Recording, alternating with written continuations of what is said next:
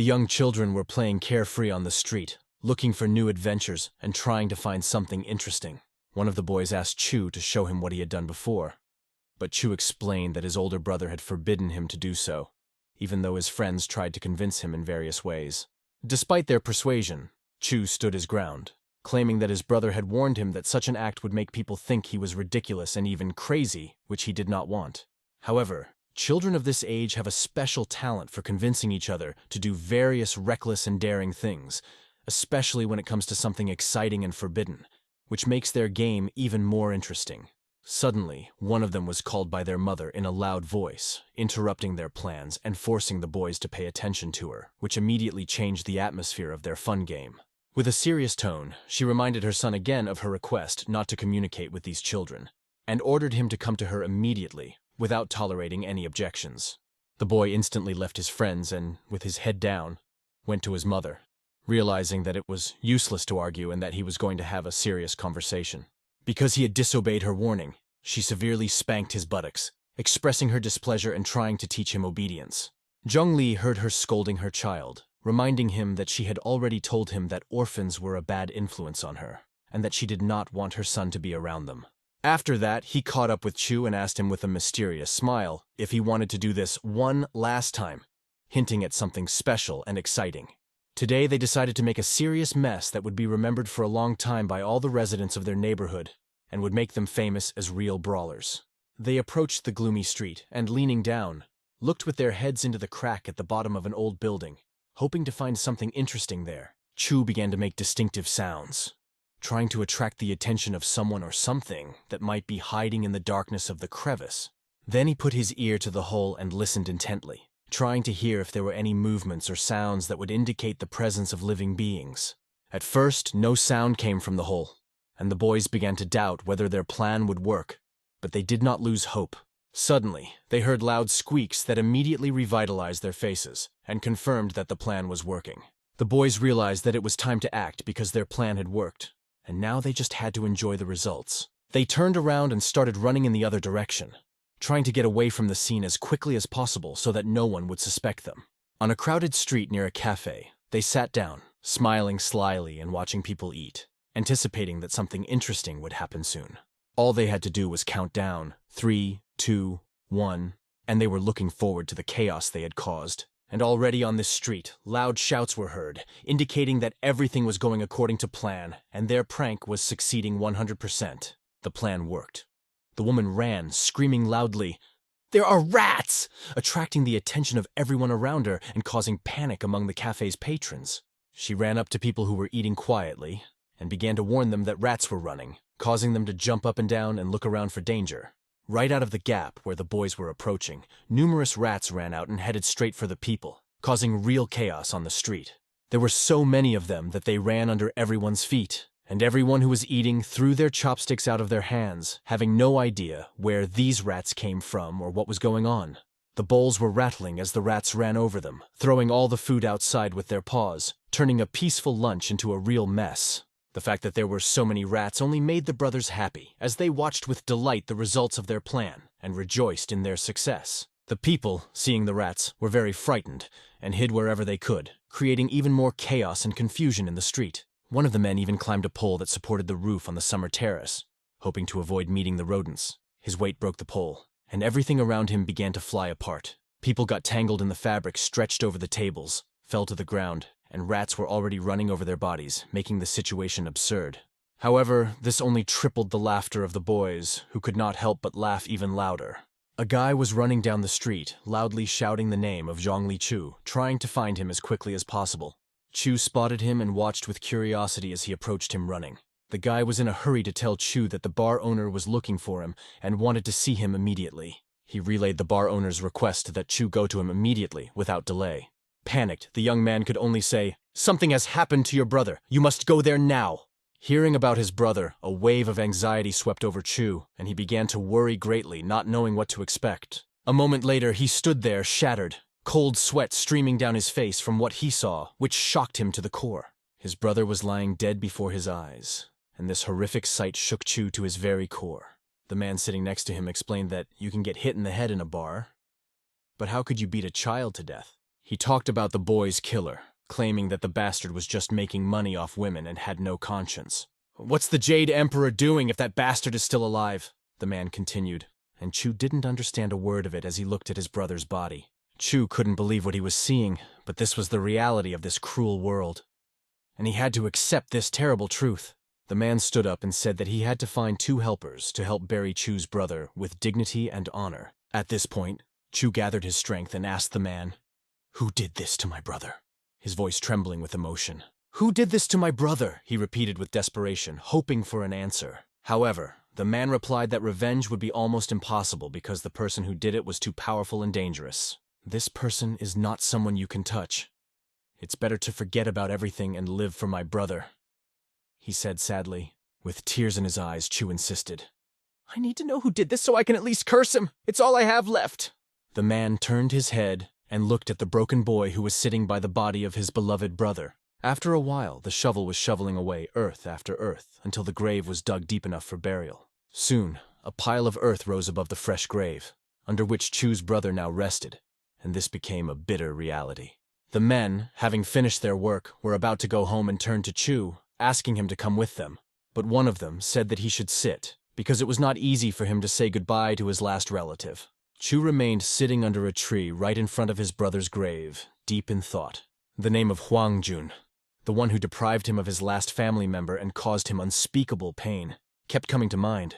Huang belonged to the Heavenly Death Sect, an organization known for its cruelty and impunity in this world. Chu's desire for revenge was understandable, because now he had no one left, and he was ready to do anything. Meanwhile, Huang was drinking alcohol in a diner, getting drunk and not thinking about the consequences. After drinking, he just threw up his hands and shouted loudly, standing in the middle of the street, as if the whole world belonged to him alone. His face alone testified that he was a vile scoundrel, and no one wanted to have anything to do with him. He approached defenseless girls with threats, joking that he would eat them to scare and mock them. After that, they would run away from him, thinking he was crazy, which was quite understandable, looking at such a man. He picked on ordinary men just because they looked in his direction, provoking conflicts. Waving his arms in the middle of the street, he shouted to everyone that they would die if they dared to joke with him. And again he drank alcohol in gulps, becoming more and more uncontrollable and aggressive. But when he entered one of the streets, he noticed a mess. Someone had spilled buckets of waste, which also smelled terrible. He leaned his back against the wall, trying to pass by the place without getting dirty. It was so disgusting that he instantly sobered up, realizing the unpleasantness of the situation. A stick was tied above his head, and on the other side of the fence stood Chu, hidden in the shadows. Standing in the dark, he was counting down, preparing for the decisive moment of his plan. He would pass under the wall to get around the waist, unaware of the trap. He was approaching the trap that Chu had set, unaware of the danger. The countdown reached the number 2, and the tension reached its peak. The kid was just waiting for the moment when he could say 1 to activate the trap. And so, when he said 1, the stick hit the shovel and the trap went off. Immediately, the boy started running in the same direction to finish the job. His speed was too fast to do everything clearly and without mistakes. All he had to do was to put an end to the story, completing his plan. To do this, he had to kick the blade to extend a sharp stick on the other side of the fence. Kicking hard, he heard a sound from the other side. It was the sound of a man breathing his last breath of life, evidence that the plan had worked. The guy kicked so hard that he bounced off and fell backwards to the ground. And on the other side, his brother's assailant lay with his chest pierced. Chu created a perfect plan and was able to avenge his brother's death. Now this scoundrel who dared to kill a child and had been doing mean things all his life died where he belonged, among a pile of waste, becoming the same kind of scum. At that moment, Pukli was walking carefree down the street, completely unaware of what was waiting for him. Suddenly, Chu looked out from behind a straw fence, waved and asked him to come closer. Puffy had brought some kinkali with him to treat Chu and share some goodies with him. When Chubby asked why Chu was hiding, he replied with a smile that he was just playing hide-and-seek. When Puffy asked who he was playing with, Chu simply replied that he was walking alone and enjoying his solitude. This, of course, surprised Puffy, but he remarked that it sounded like fun. Chu then asked what had happened in the neighborhood since he had been hiding here for so long. Puffy told him that a lot had happened. Chun-san was punished for urinating on his blanket, but Chu was referring to other news. Puffy also mentioned that some boys had been found dead in an alley, which was a real sensation in their neighborhood. After hearing this, Chu just ate his hinkily in silence, and then suddenly announced that he was leaving. He explained that, without his brother, there was no point in staying here, and he decided to move on. He said he was going to travel the world to see how big this world is. Puffy admitted that he also dreamed of traveling, but realized that his mother would not allow him to go. Puffy then advised Chu to make sure to see the bar owner before he left, as he had been looking for him, fearing that after his brother's death, Chu might commit suicide. They decided to try to sneak into the bar unnoticed to avoid unnecessary questions. Choosing the most remote streets where there were almost no people, they quietly approached the bar, trying to remain unnoticed. Where they came across people, they hid behind barrels and walls so that no one would notice them. For Puffy, it was just a fun game, but for Chu, it was more serious. The last point of their plan had been successfully completed. Nevertheless, Puffy was still wondering if Chu would come back, and he assured him that he would. With that, they said goodbye. Puffy ran home, waving and asking Chu to come back. The boy followed Puffy with his eyes, watching him go away and feeling a little sad. Then he summoned up the courage to walk up to the door of the bar, ready to go inside and meet the owner. Opening the door enough to stick his head in, he said, "I'm here, it's Chu," trying to attract attention inside. However, when he got inside, he saw that the bar owner was being held by thugs with guns. The big guy standing next to him turned sharply in Chu's direction, noticing his presence. He saw a little boy standing right next to the door, looking at them in surprise. The bar owner panicked, shouted at Chu to run away immediately to save himself. It was as if an invisible force picked him up, and he was literally thrown out the bar door and into the street. Immediately, he started running, getting away from the dangerous place as quickly as possible. However, the villains with guns noticed Chu and began to chase him, not going to let him go. However, in a moment, the kid managed to get lost in the crowd, dissolving among numerous passers-by and complicating the chase. He deliberately ran into crowded places to make it easier to disappear and escape from the pursuers. There were more and more people, and he skillfully made his way between them, which was much easier for him than for big adults. The pursuers had to push people out of the way, causing indignation in the crowd. They stopped and looked around, trying to figure out where the short young man had gone. Finally, one of them spotted the boy at the end of the street and shouted to his partner, "We need to go there!" But the boy knew these streets like the back of his hand and knew exactly which gap to crawl into to escape. When the big guys ran up to the gap, they just called him a damn rat. However, they quickly made a plan. One of them would go back and the other would run forward to intercept him. The guy, meanwhile, was rapidly crawling through the narrow passage, moving forward. It was creepy. Rats were scurrying around, but he didn't care. On the other side of the fence, he climbed out of a similar gap. Turning his head to the left, he saw one of his pursuers. He immediately noticed him and rushed forward. But the guy's agility was incredible. He pushed off the boxes and jumped onto the roof. The pursuer, running up, grabbed a bucket of greens that was in his way. He decided not to catch up, but to throw the bucket at the boy, hoping to knock him down because the distance was short. The bucket hit the edge of the roof and ricocheted and flew right over the boy's head. He successfully jumped onto the roof and quickly ran forward. Meanwhile, the robber ran down the street following the boy. To his left, he saw the boy jumping from roof to roof. The boy's jumps were impressive, especially for someone so young. The tiles crunched under his feet. Jumping to another roof, he accelerated even more. But because he was so fast, he tripped over the top of the roof. And like rain, he began to slide down.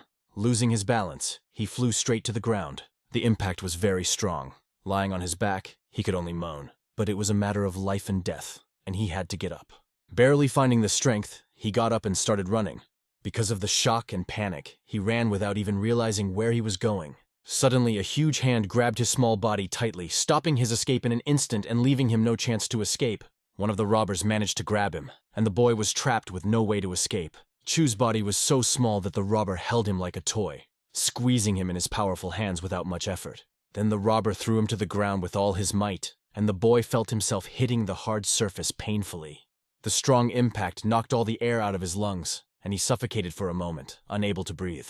The robber knew that this kid had killed Huang Jun, and they had come to the bar to find him and get even. Crawling on the ground, the boy replied that the scoundrel had killed his brother, trying to justify his actions. "Yes, he killed your brother, and you killed Huang.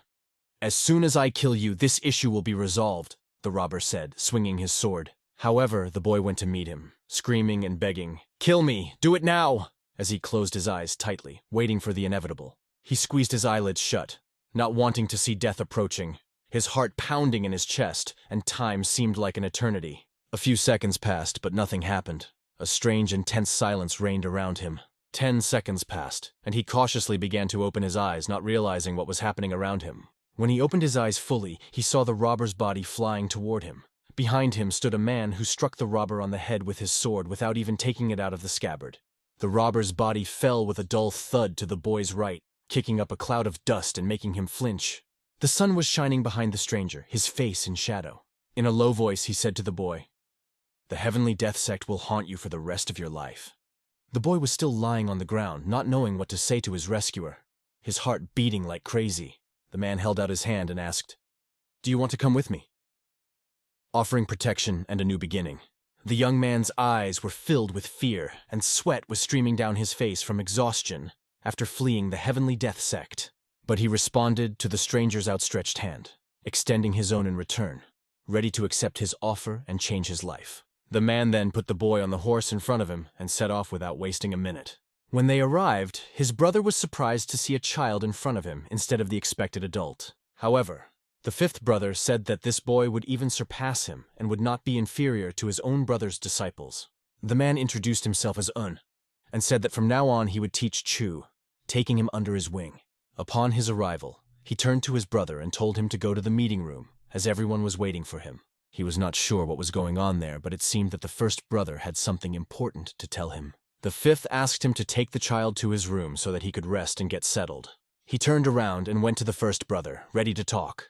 Once inside the room, the man introduced Chu to everyone, showing them the newest member of the family. He also told them to get to know him, because from now on he would be their brother and they should accept him. He asked Chu to come closer and not to be shy. He approached step by step, a little nervous. From outside the door, he peered inside the room, trying to understand what awaited him. There were 3 children his age, which was a surprise and aroused his interest. He did not expect to see this, but realized that they would now be his new family. The 5th one also joined in, opening the door and asking how long they had been waiting for him. All 4 brothers sat at the table, waiting for the 5th. When he arrived, they said they hadn't been waiting long and invited him to sit at the table, starting a conversation about what they had heard about his meeting with the new student and asking how it went, and if he liked him. Compared to the questioner's students, Chu still lacked a lot, but the 5th was confident that he would be valuable if they taught him. Next, they asked who he was.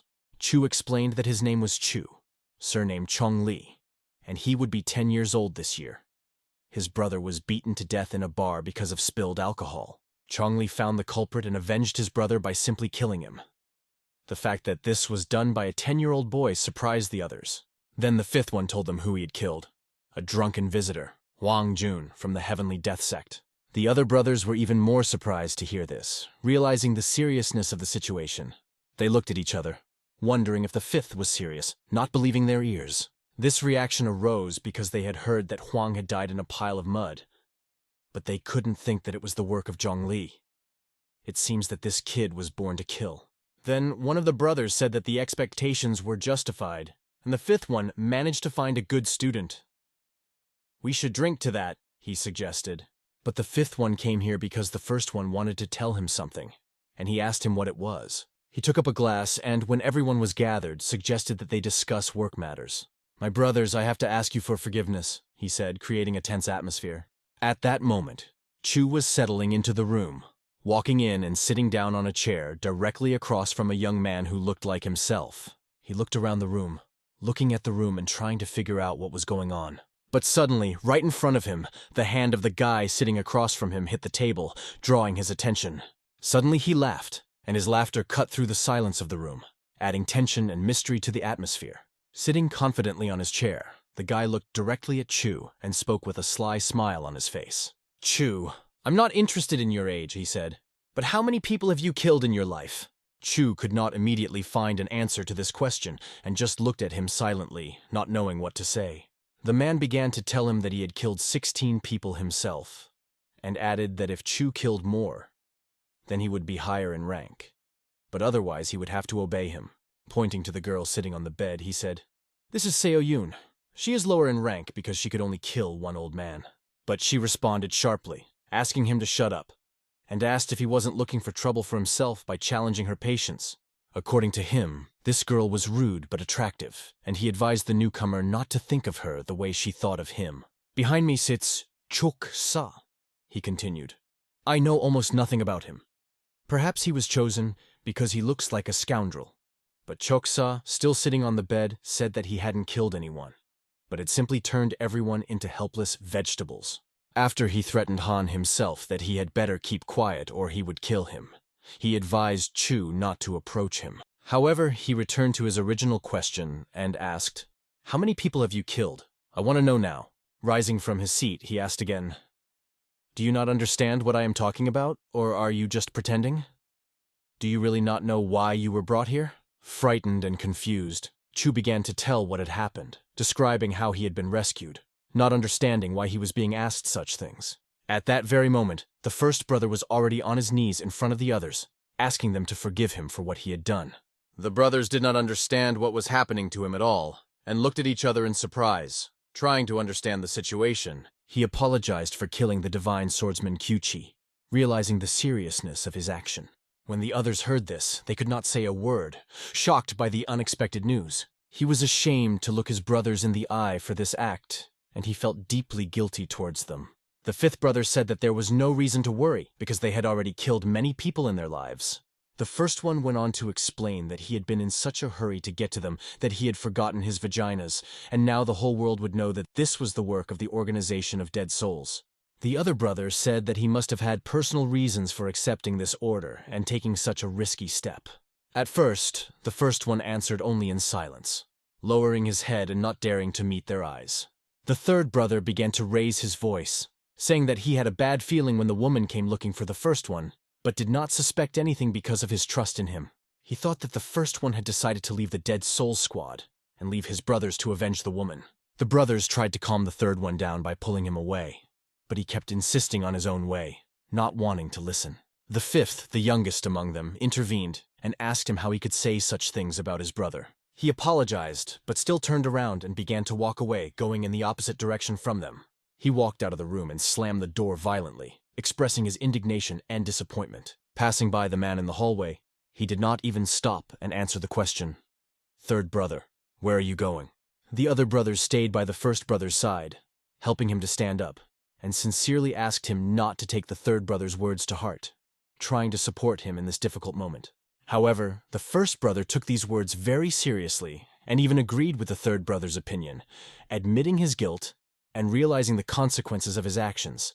He said that now they should not think about offenses, but about the fact that the 10 great sects would accuse them and try to destroy them, and this was a real problem that needed their attention. The first one had no choice but to ask his brothers to help him confront the 10 great sects and find a way to resolve this dangerous situation. Then the first brother announced even more startling news. Tomorrow he would accept their destruction, ready to sacrifice himself for the sake of others, which shocked the brothers to the core. The fifth brother believed that it was impossible to give up, and that they had to fight to the end. He tried to convince the first brother not to give up and fight for their future. The other brothers supported the fifth, believing that it was better to die in battle with honor than to live in constant flight and fear of enemies. They decided to seriously consider the future of the Organization of Dead Souls and find a way to salvation that would preserve their legacy. The first began to explain that even if they died, the Organization of Dead Souls would live on as long as Xiaogo lived, and that everything possible should be done to protect it. "And if there's a chance to save him, why don't we try?" he added, instilling hope in the brothers' hearts and encouraging them to act. At the same moment, a loud snoring sound came from another house, breaking the night's silence and attracting attention. The commander of the unit was sleeping in that building, and a man was standing next to him, trying to wake him up, urgently needing his attention. The commander slowly opened his eyes, not yet fully understanding what had woken him, and began to look around. Getting up, he asked what was wrong, and heard that Shaolin monks were looking for him, which aroused his interest. The commander had anticipated that this might happen, and was mentally prepared for this meeting, expecting important news. Meanwhile, 3 monks were standing outside. The one in front was holding a tray, waiting to meet the commander. The commander of the Nanyang Lower Division, who introduced himself as Chun, greeted the monks. They explained the reason for their visit. An important decision had been made at the meeting of the 10 great sects. The assembly of the 10 great sects had announced the destruction of the killer of the divine swordsman, Kyuchi Asura, and they had come to report it. In the name of the emperor, they were asked to exterminate Asura's assassin from the Dead Soul Organization before dawn, which added to the urgency of the matter. On the tray held by the monk were documents about the extermination and portraits of the assassins from the Dead Souls organization, which emphasized the seriousness of the mission. When the commander read the information, the monk left the tray in front of him, handing over all the necessary documents to complete the task. After that, the monks turned around and calmly left, leaving the commander alone with the news in his thoughts. As soon as the monks left, there was talk about whether the unit leader would be executed, and everyone agreed that it was quite possible under the circumstances. However, the commander could not understand what extermination actually meant and what consequences it would have for them all, which caused him concern. After some time, the third brother was asked to return to discuss important matters and to settle the misunderstanding. However, he was looking at the moon and thinking that it must be very difficult for the first brother. Suddenly, another brother appeared behind them, the first one who had come to them. As he approached them, he first of all apologized for his recklessness and mistakes. He believed that all the disorder that now reigns in their family was due to him.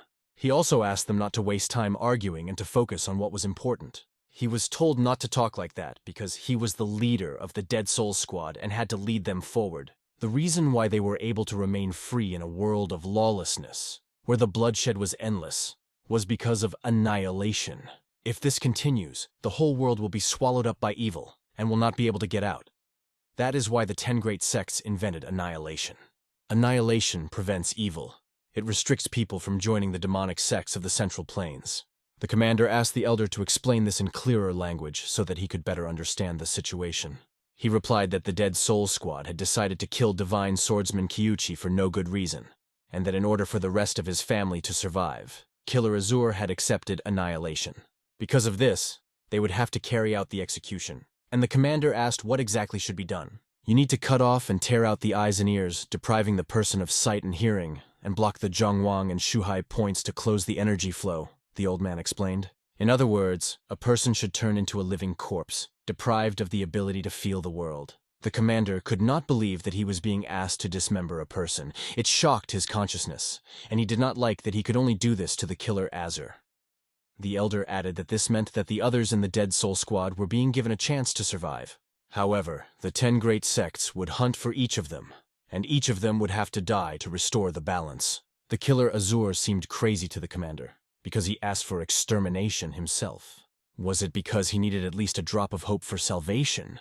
At that moment, Chu saw the top tier of a bunk bed where he was trying to sleep.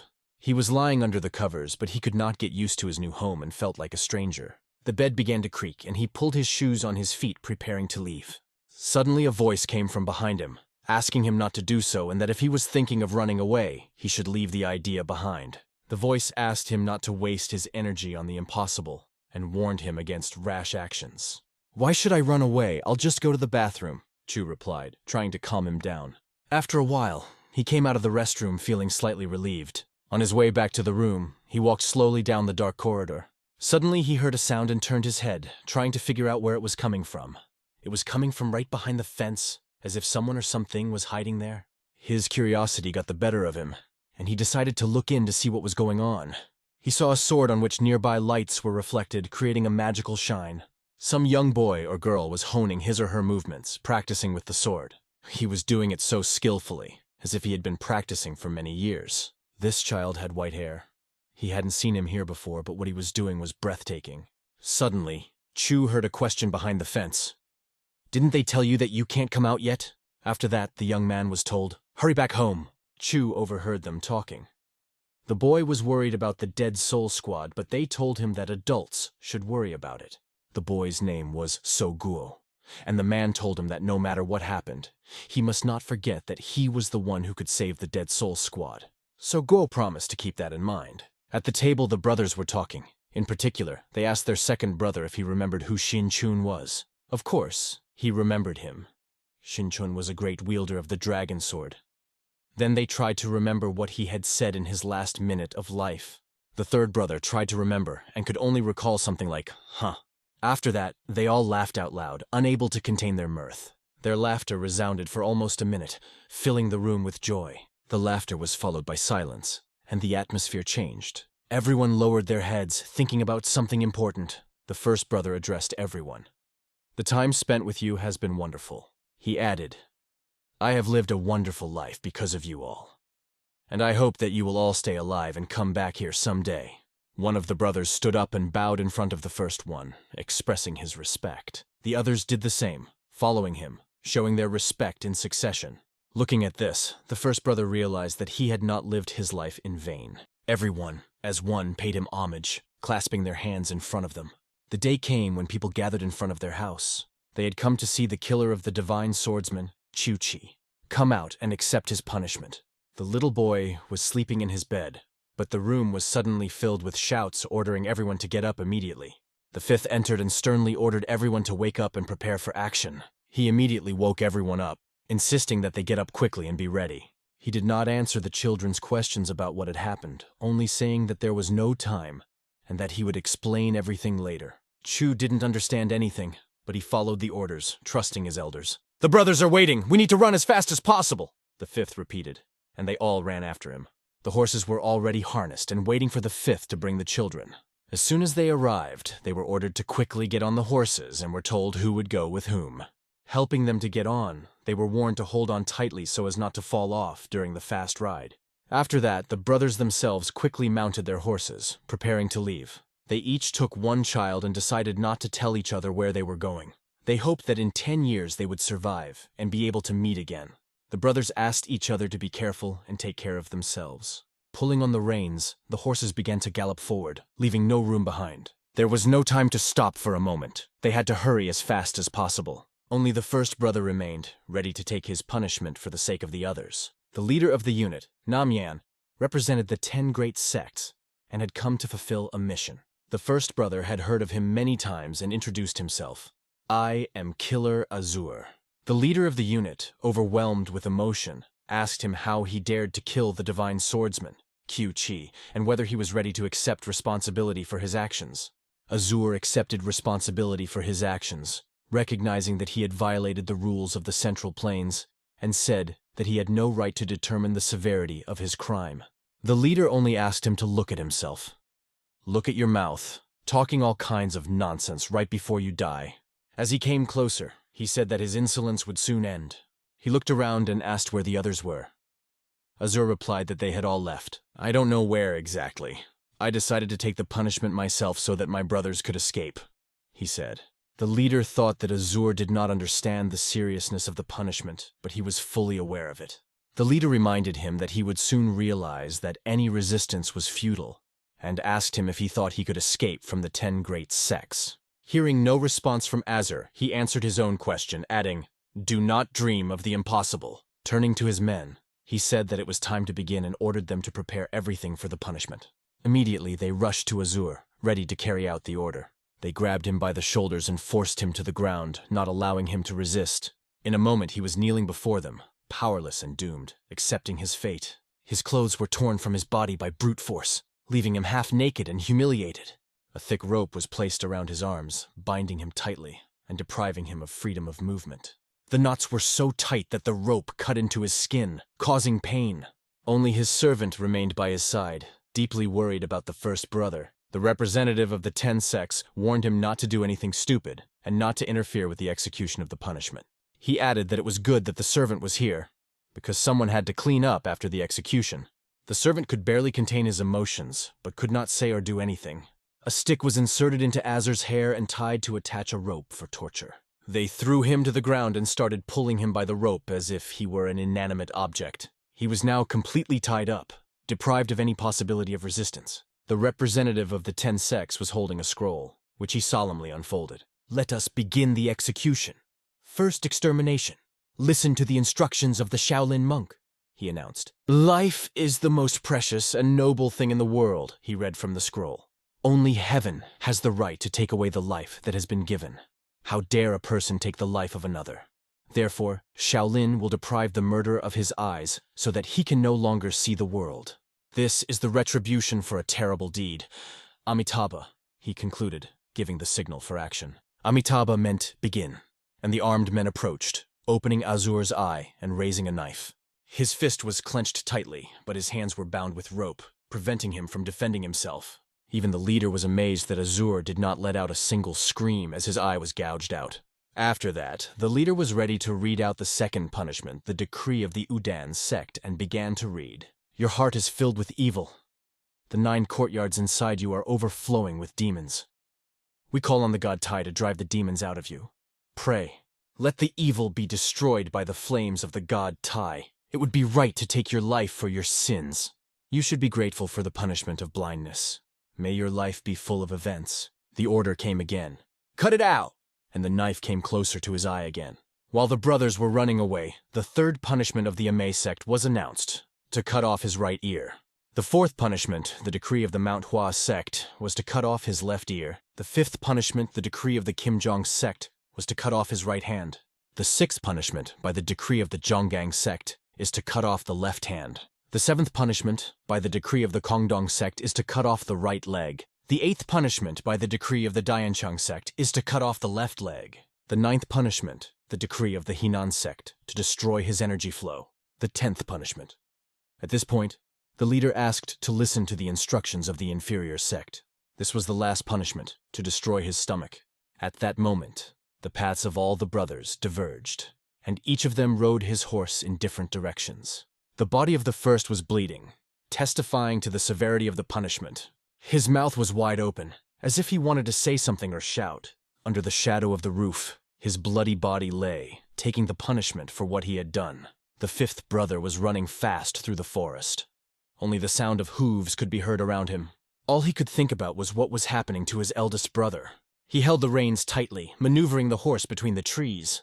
Suddenly he had to stop because of an unexpected obstacle. On the way, he met 2 people with sticks in their hands who were coming toward him. His horse almost ran them over, and he asked them to step aside. They looked terrible.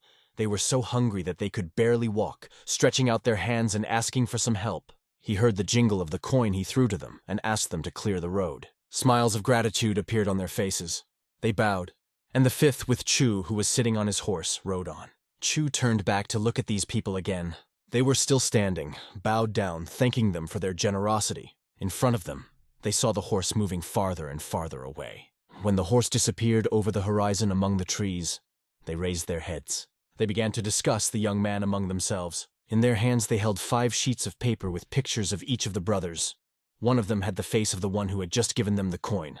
They decided to immediately send out a signal, saying that one of the members of the Dead Soul Squad had just passed through Mount Oach, considering it his duty. They started setting up a flare by sticking it in the ground. Then they tried to extract a spark from a stone to ignite it. But there were difficulties. It did not ignite because the stone was wet. Suddenly they heard a strange sound behind them. Turning around, they saw a horse rushing back to them. The 5th one was holding a sword. It seemed that he had decided to deal with these people. As payment for the coin they had taken, the head of one of them flew off. The one who tried to light the flare just watched his comrade fall down beside him. Then he grabbed a stick, preparing to fight. But would a stick help him against a rider with a sword and a horse under his saddle? Turning around, the rider rushed at him again, swinging his sword. The man stood with his stick pointed at them, calling them scoundrels for the death of his comrade, ready to fight. But in a second, his body and stick were cut, and he fell, never finishing his scream. Upon arrival, when they were already sitting in the room, the 5th asked the guy why he was silent and did not ask any questions. Wasn't he curious about what was happening around him? Chu knew that if he needed to know something, the 5th would tell him, so he didn't ask. The 5th began to explain that he was planning to escape outside of the Central Plains, where the influence of the 10 great sects did not extend. Although the Heavenly Death Sect had said that they would not pursue him, he was once again on the run. The 10 great sects are much more dangerous than the Heavenly Death Sect. They can destroy it completely in one night, so the situation is extremely serious. He and his brothers were in an extremely dangerous situation that required immediate action and caution. But suddenly the boy said that he still had one question that bothered him, and to which he would like an answer. His question was simple. How should he address the 5th, because he still did not know how to call him correctly. The 5th thought for a moment about whether he should tell his name, or whether it would be better to keep it a secret for safety's sake. In the end he decided, "Call me teacher, because if we survive, I will teach you," he said with a slight smile. The door to their room suddenly opened, and a man entered, saying that he had made it back safely. When the teacher asked if he had managed to get the boat, he replied, "It is now in the harbor of Beka. It has an iron knot sign on it, so it will be easy to find." The 5th man thanked him, but the man waved his hand and said that it was nothing and that he shouldn't be thanked. He explained that it was his gratitude for 5th avenging his parents' deaths. and that what he had done did not even cover half of what Fifth had done for him. The fifth put his hand on his shoulder and thanked him again, and the man responded by asking him to take care of himself and be careful. In gratitude, the fifth said that he could take their horse, because they would no longer need it and it would be useful to him.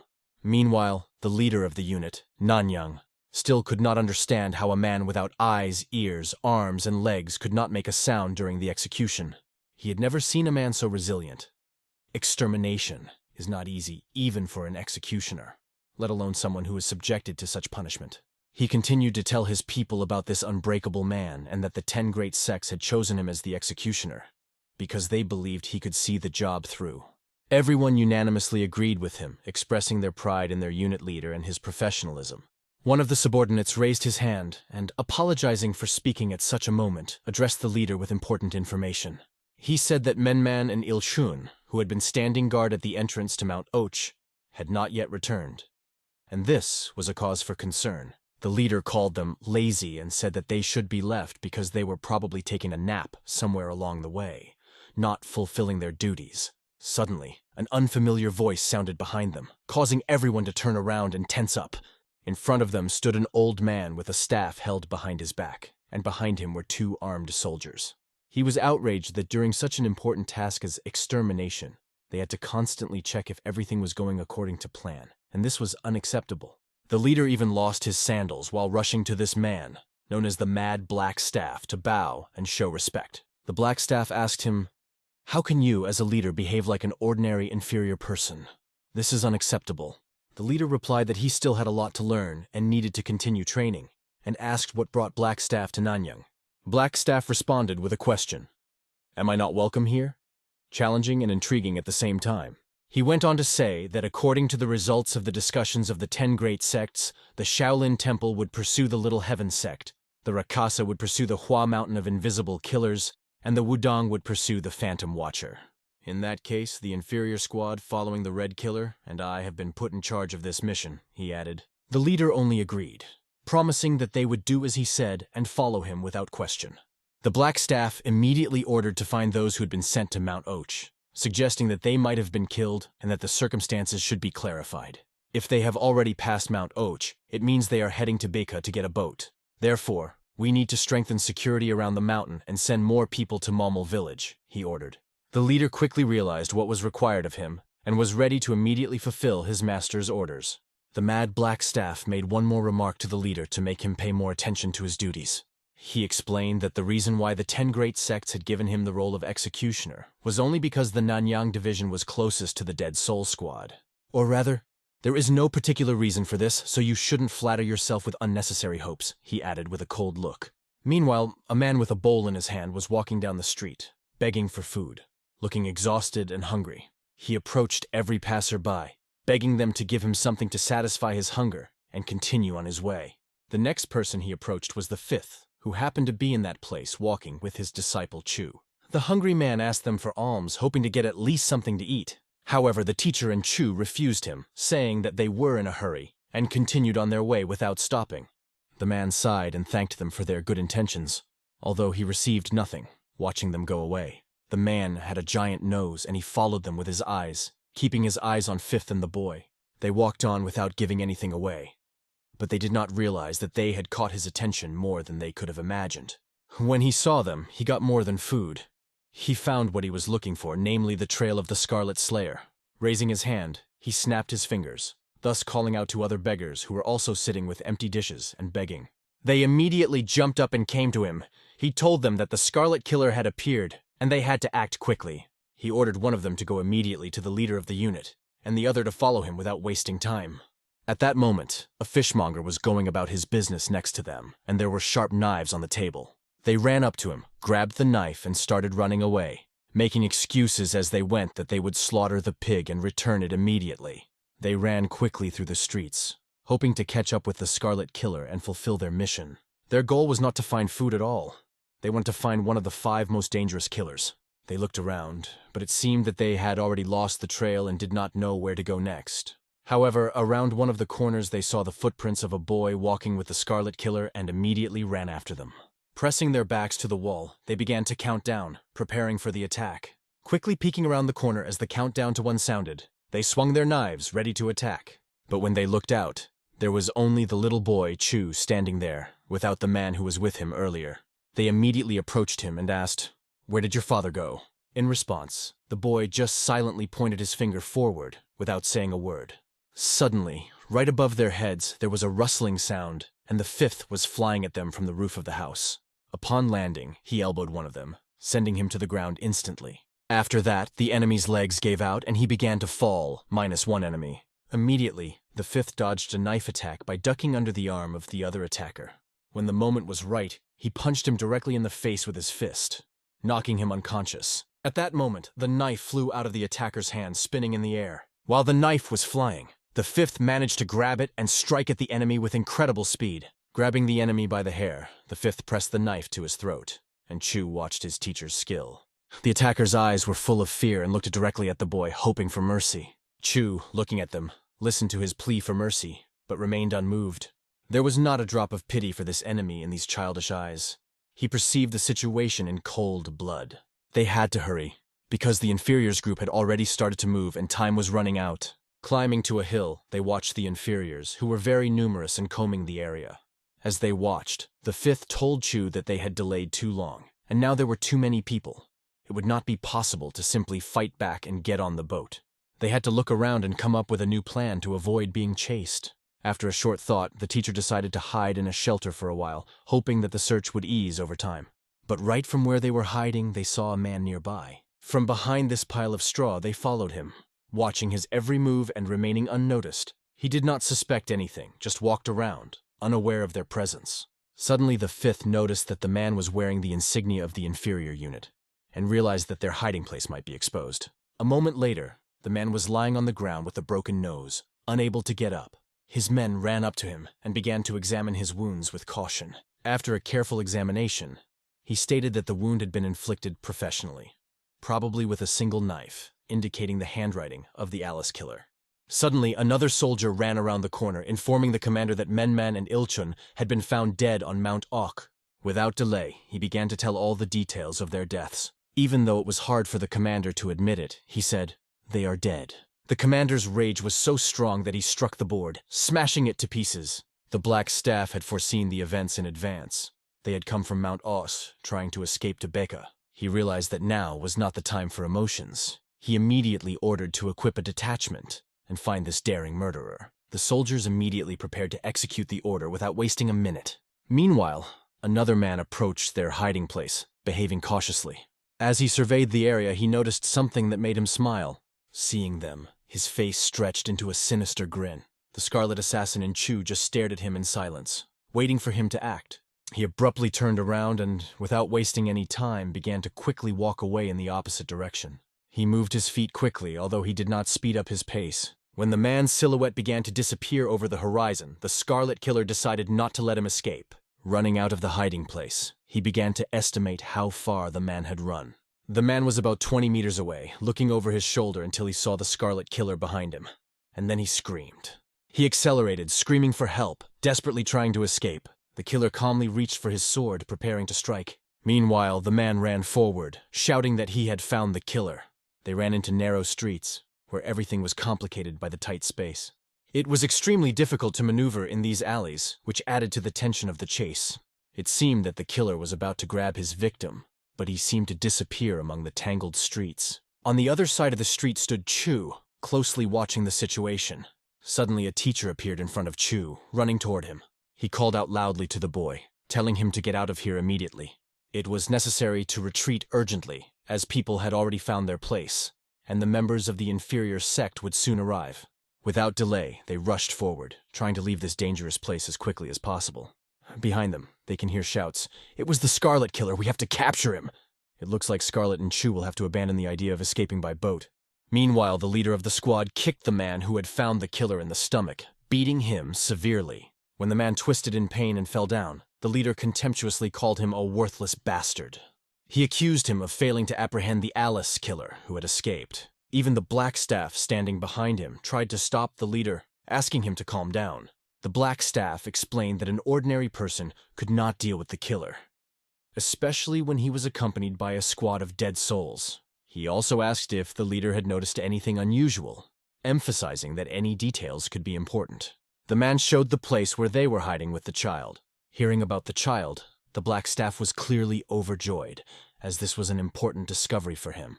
He knew that among the fugitives were the heavenly Rakshasa, the invisible killer, the phantom watcher, and children. The leader did not understand why they would take an extra burden with them if it was difficult to escape.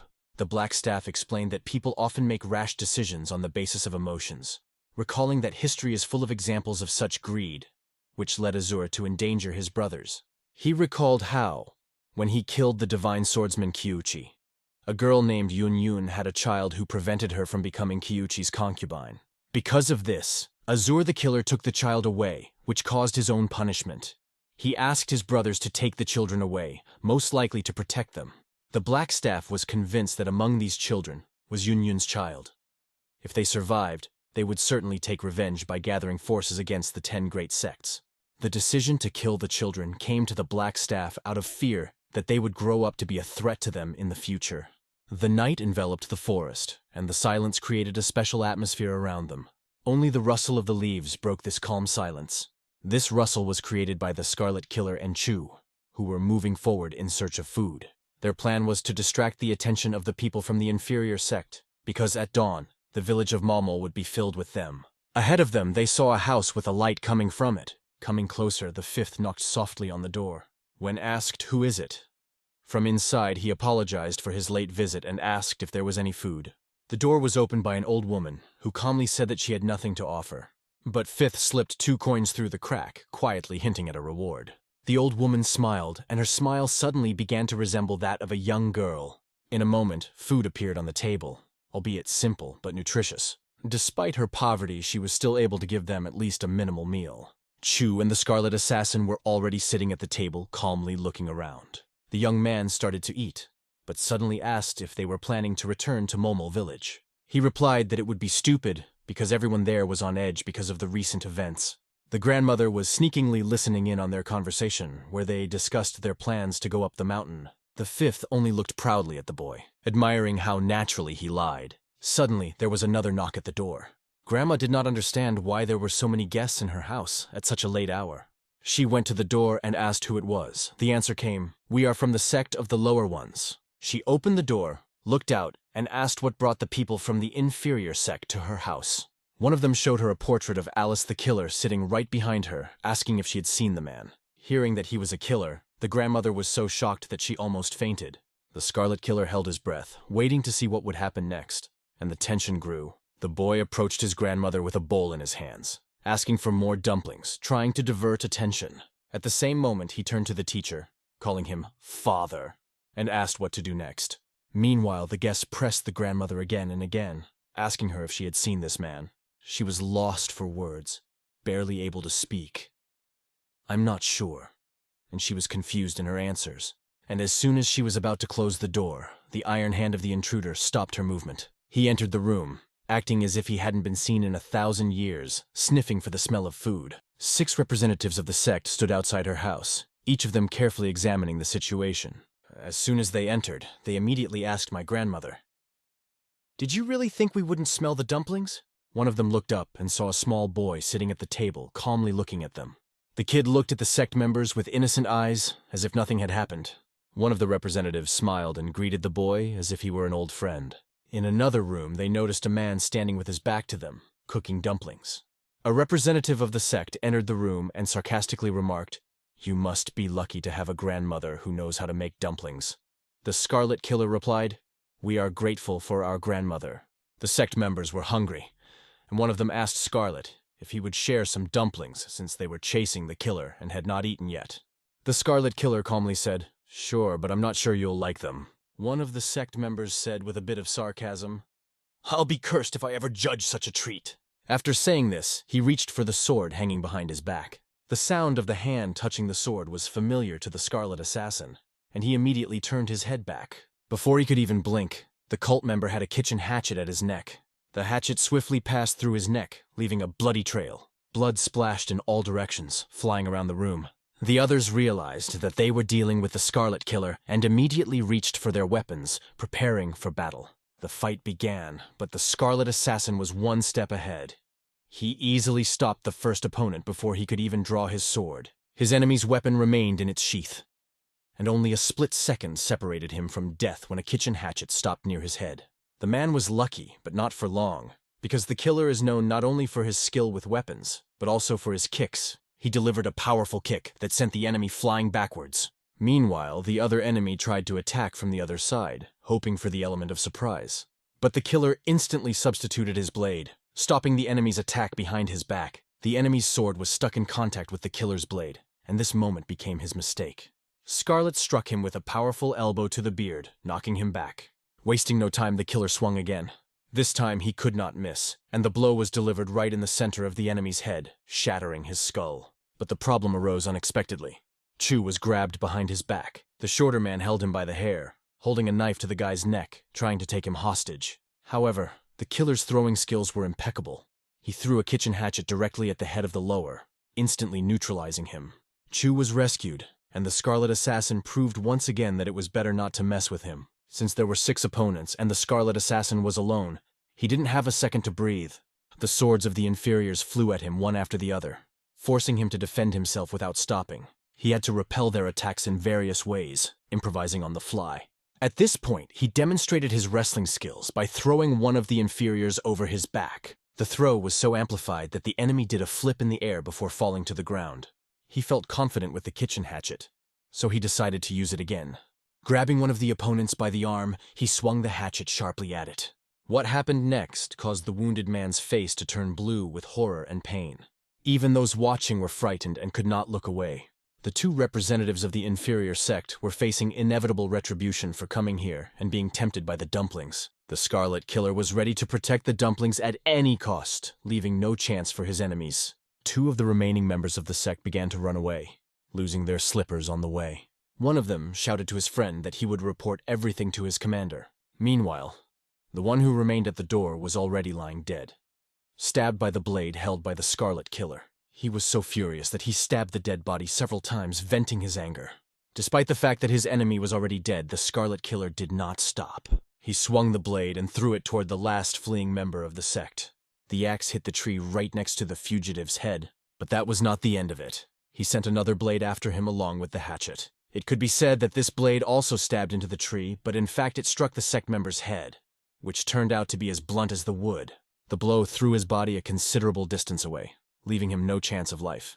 The Scarlet Slayer, like a shadowy ghost, destroyed all the enemies in his path. The room was full of chaos, littered with bodies. They lay everywhere, on the floor, on the bed. Blood left traces on every corner of the room. My grandmother, huddled in a corner, was trembling with fear as she watched everything that was happening.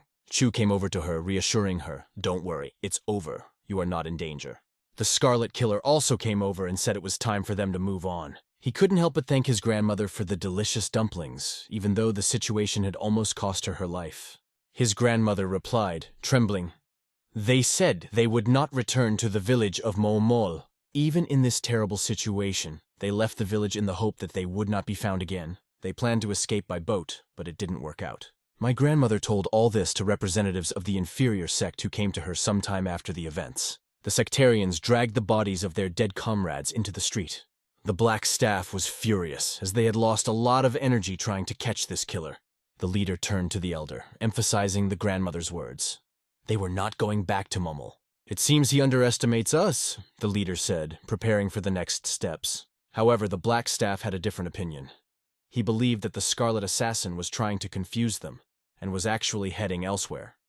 In any case, it was necessary to split up and concentrate their forces in the village of Mummel. All of the Black Staff's hopes were pinned on the numerical advantage of their unification. They decided to return to Mummel and send the unit commander to Nanyang as soon as possible. At this time, Scarlet Assassin and Chu were sitting on the roof watching the village. They noticed that the number of inferiors had decreased, but that didn't mean it was safe to move around. The teacher decided to wait until nightfall, when it would be safer to act. While they had nothing to do, he suggested that they rest and get some sleep. Looking at the clouds floating by, the sky seemed so calm. Not at all like what you feel when you are being chased. His thoughts were filled with anxiety about his brothers. Were they okay? He tried not to ask too many questions, keeping his curiosity to himself. But suddenly he began to crawl forward to the edge of the roof, hearing something strange. Under the roof, He heard someone begging him not to do so, and a conversation. "Sunhua, if you don't accept my feelings, I have no other choice." The man held a knife to the girl, threatening her not to move, or they would both die. The girl begged for mercy. The teacher turned to Chu, who had also heard this conversation and was watching the events unfold. He asked not to worry about them, because now they were not in a position to help others. However, when the teacher stood up, he noticed that the boy was no longer on the roof. He had jumped down. Without speaking, Chu turned to the big man and asked, "What the hell are you doing?" He even began to threaten, saying that if the big man did not stop, he would report everything to the authorities. But the man, confident in his strength, sat on the girl and threatened Chu with his fist, not responding to his words. The teacher appeared behind Chu, watching the situation. He turned to the big man, saying that he had better listen to the kid if he wanted to stay alive. Approaching Chu, the teacher explained to him that in this world one should not interfere in situations where someone is dying. It is better to pass by. Chu asked the teacher why he had helped the man who had given them the boat, for he had said that the teacher had avenged the death of his parents. The teacher replied that it was not help, but just business. He received money for it. At that moment, the big man decided to take up the knife again, preparing for a dangerous step. The big man pointed the knife in the direction of the killer and Chu, threatening them and ordering them to get out. The kid, choosing the right moment, quietly turned to the girl, saying that they needed to run away right now. The girl quickly got up and started running as fast as she could. "You're not going anywhere!" the offender shouted after her, trying to grab her by the hair. But at that moment, the teacher knocked him down with his shoulder, not giving him a chance. The blow was so strong that the man crashed into the rack behind him, smashing it to pieces. He was left lying under the rubble of the broken wood, unable to get up immediately. However, this blow did not stop him completely. He began to slowly rise on his hands. "If you dare to threaten this girl again, we will really report you to the authorities, just like that guy said. Do you understand?" The stern voice of the teacher sounded. Hearing this, the man finally recognized the face of the teacher. It was on the wanted poster. This frightened him greatly, and he decided to shut up, not daring to speak anymore. The teacher said to him with a smile, "You just made a mistake in recognizing me." The poster clearly showed the faces of both the killer and Chu.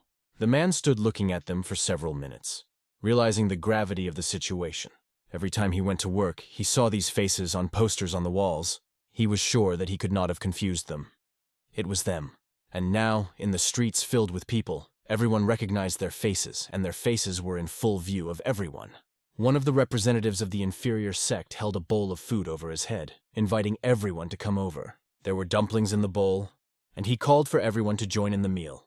A man who had recently been looking at the photos of the wanted men approached the place where they were eating. He looked around, looking to the right and left. On the right, his eyes rested on the boats that were standing near the shore. His name was Lee, and as he was untying the boat, suddenly someone shouted his name loudly. Lee's name was repeated over and over again until he turned around. When he turned his head, he saw a man raising his hand and beckoning him over. The man asked Lee what he was doing and added that the boat was leaving soon. He asked Lee to hurry up because there was still a lot to load. Lee looked back at those sitting behind him eating for a moment. Then he quickly ran to the man to help. Meanwhile, while eating dumplings, people began to discuss the fact that 6 people had been killed on Mount Dongha. Most were inclined to believe that it was the work of the Alice killer. Meanwhile, Lee continued to load things onto the boat, carrying them on his shoulders. After several such packages, only the last ones remained.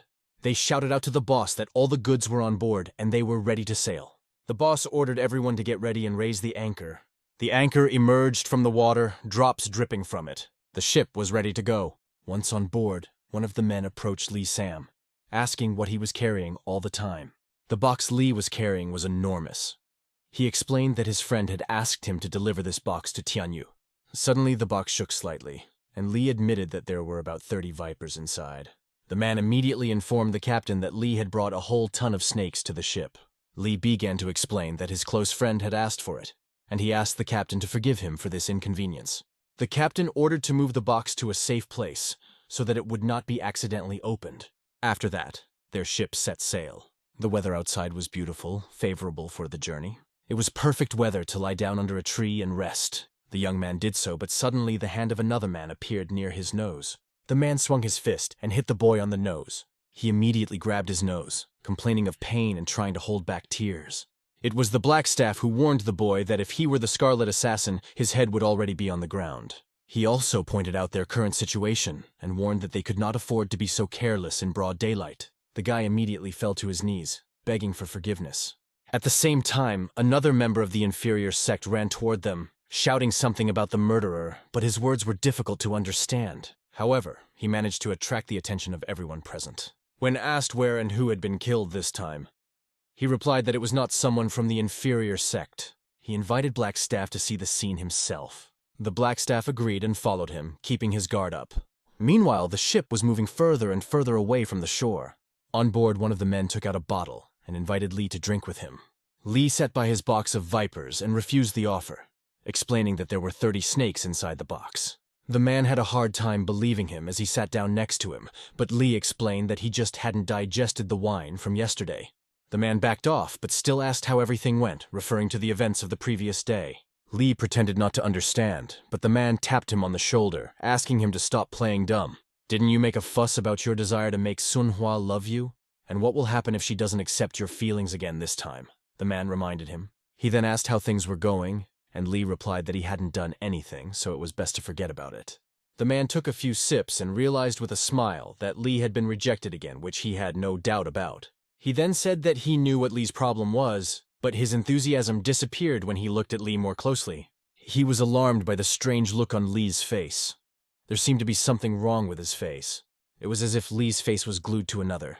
Realizing that it was not Lee at all under the mask, the man was frozen in speculation. At that moment, the Scarlet Killer, who was hiding behind the mask, instantly knocked him out. The flask with the drink fell out of the man's hands and he fell to the floor, unconscious. The fifth decided it was time to take off his mask. He quickly pulled the glued mask off his face, revealing his real face. The mask was not well glued because he was in a hurry, so it was not very secure. Deciding that he didn't need the mask anymore, he threw it right into the sea. At that moment, the Black Staff came to examine the corpse, as the boy had told him to. When the Black Staff saw what was in front of him, he was so surprised that he could not find words. He hadn't thought that the Scarlet Killer was so skilled at making human masks. The Black Staff asked the audience if any of them knew who the man was. According to the old man, he worked on a shipping vessel called the Brave Cargo. The old man was sure of this because only this man had a mole on his palm. The Black Staff immediately ordered the stop of the Brave Cargo ship, which was docked in Baeka Harbor, but was told that it had sailed 4 hours earlier. When Black Staff asked if the vessel had an intermediate stopping point, he learned that the ship was stopping at Nanyang Wharf. Sending the commander and his unit to Nanyang was the right decision. He decided to fire a flare and send a carrier pigeon with a message for the commander to stop the Brave Cargo at the pier. The commander had to get to the dock before the ship arrived. In the meantime, the sounds of a flare were heard on the Brave Cargo. The Scarlet Killer noticed these signals and realized that it could mean that he was being waited for in Nanyang. He decided to act quickly and began to open the box. He took the kid out of the box and ordered him to climb back in. The little boy looked out of the box and asked if they were safe, and the master answered with a question. Do you know how to swim? The teacher picked the boy up and he confessed that he had never tried swimming. Then you should try it, the teacher replied. After saying that, he suddenly threw the boy off the boat and into the water. The boy fell into the water with a splash, splashing it all around. Immediately afterward, the teacher pushed off the side and jumped into the water. As he plunged into the depths, he began to swim deeper to look around. The teacher tried to find the boy under the water by looking around. He began to swim around looking for him with his eyes. After swimming deep enough, he finally saw the boy in front of him. As expected, the kid was unable to swim the first time. He started gulping water and desperately trying to breathe in air which was not available underwater. When the ship came to a stop, they were already waiting for them. People immediately boarded the ship and ordered everyone to stay in their seats. Each representative of the inferior sect was instructed to search every corner of the ship. They checked the faces of every passenger, looking for anyone suspicious. The ship's captain appeared, and angrily calling them bastards, asked how they dared to board someone else's ship without permission. The sect commander explained to the captain that the Scarlet Slayer was on board. This was an emergency, so he hoped the captain would understand, even though they had not asked for permission in advance. The captain replied that if this was the man they were thinking of, they were too late. The commander ordered them to show the captain a portrait of Allison the Killer. In a moment, the captain had the photo of the killer in front of him. The captain, not having seen him in person, admitted that it was difficult for him to recognize the man only from his portrait. However, The captain pointed to the side and said that the man had recently thrown a child overboard and jumped in after him. He should have reached the other side by now. The sect leader approached the captain and threatened him that he would face the death penalty of 10 mutilations if he helped the killer. The captain immediately turned to one of the crew members and ordered him to tell the leader what he had seen. The man, holding his neck with excitement, said that the man was not really Lee Sam. He was wearing a mask that imitated Lee's face. He was even able to fake his voice, which made the deception even more believable. At the same time, the Scarlet Killer was swimming toward the shore, approaching land. He pulled the unconscious boy out of the water, holding him carefully in his arms. As soon as he stepped on the shore, he put the boy on the ground and fell down beside him, exhausted. But he had to somehow bring the boy back to life. So he pressed 2 points on his chest with 2 fingers. Then he hit him hard with his palm right in the chest. Having repeated this procedure several times, he did not stop trying. Watching the guy, he hoped for the best, waiting for him to regain consciousness. He began to remove the bandana from his head, preparing for the next steps. Then he just sat down next to the kid, thinking about the mess they were in. Gathering his strength, he decided to stand up and look around. He wanted to understand what was happening, but suddenly he heard a cough behind him. He turned his head and saw the kid start to rise, coughing up water on the ground. With each cough, more water came out of his lungs, which he swallowed. "Master, since I didn't die, I learned to swim," he said through his tears. The Scarlet Assassin just smiled, seeing that the boy had finally regained consciousness. A smile appeared on the teacher's face when he saw that his student was alive and safe. However, at that moment, the boat was already sailing to the same shore.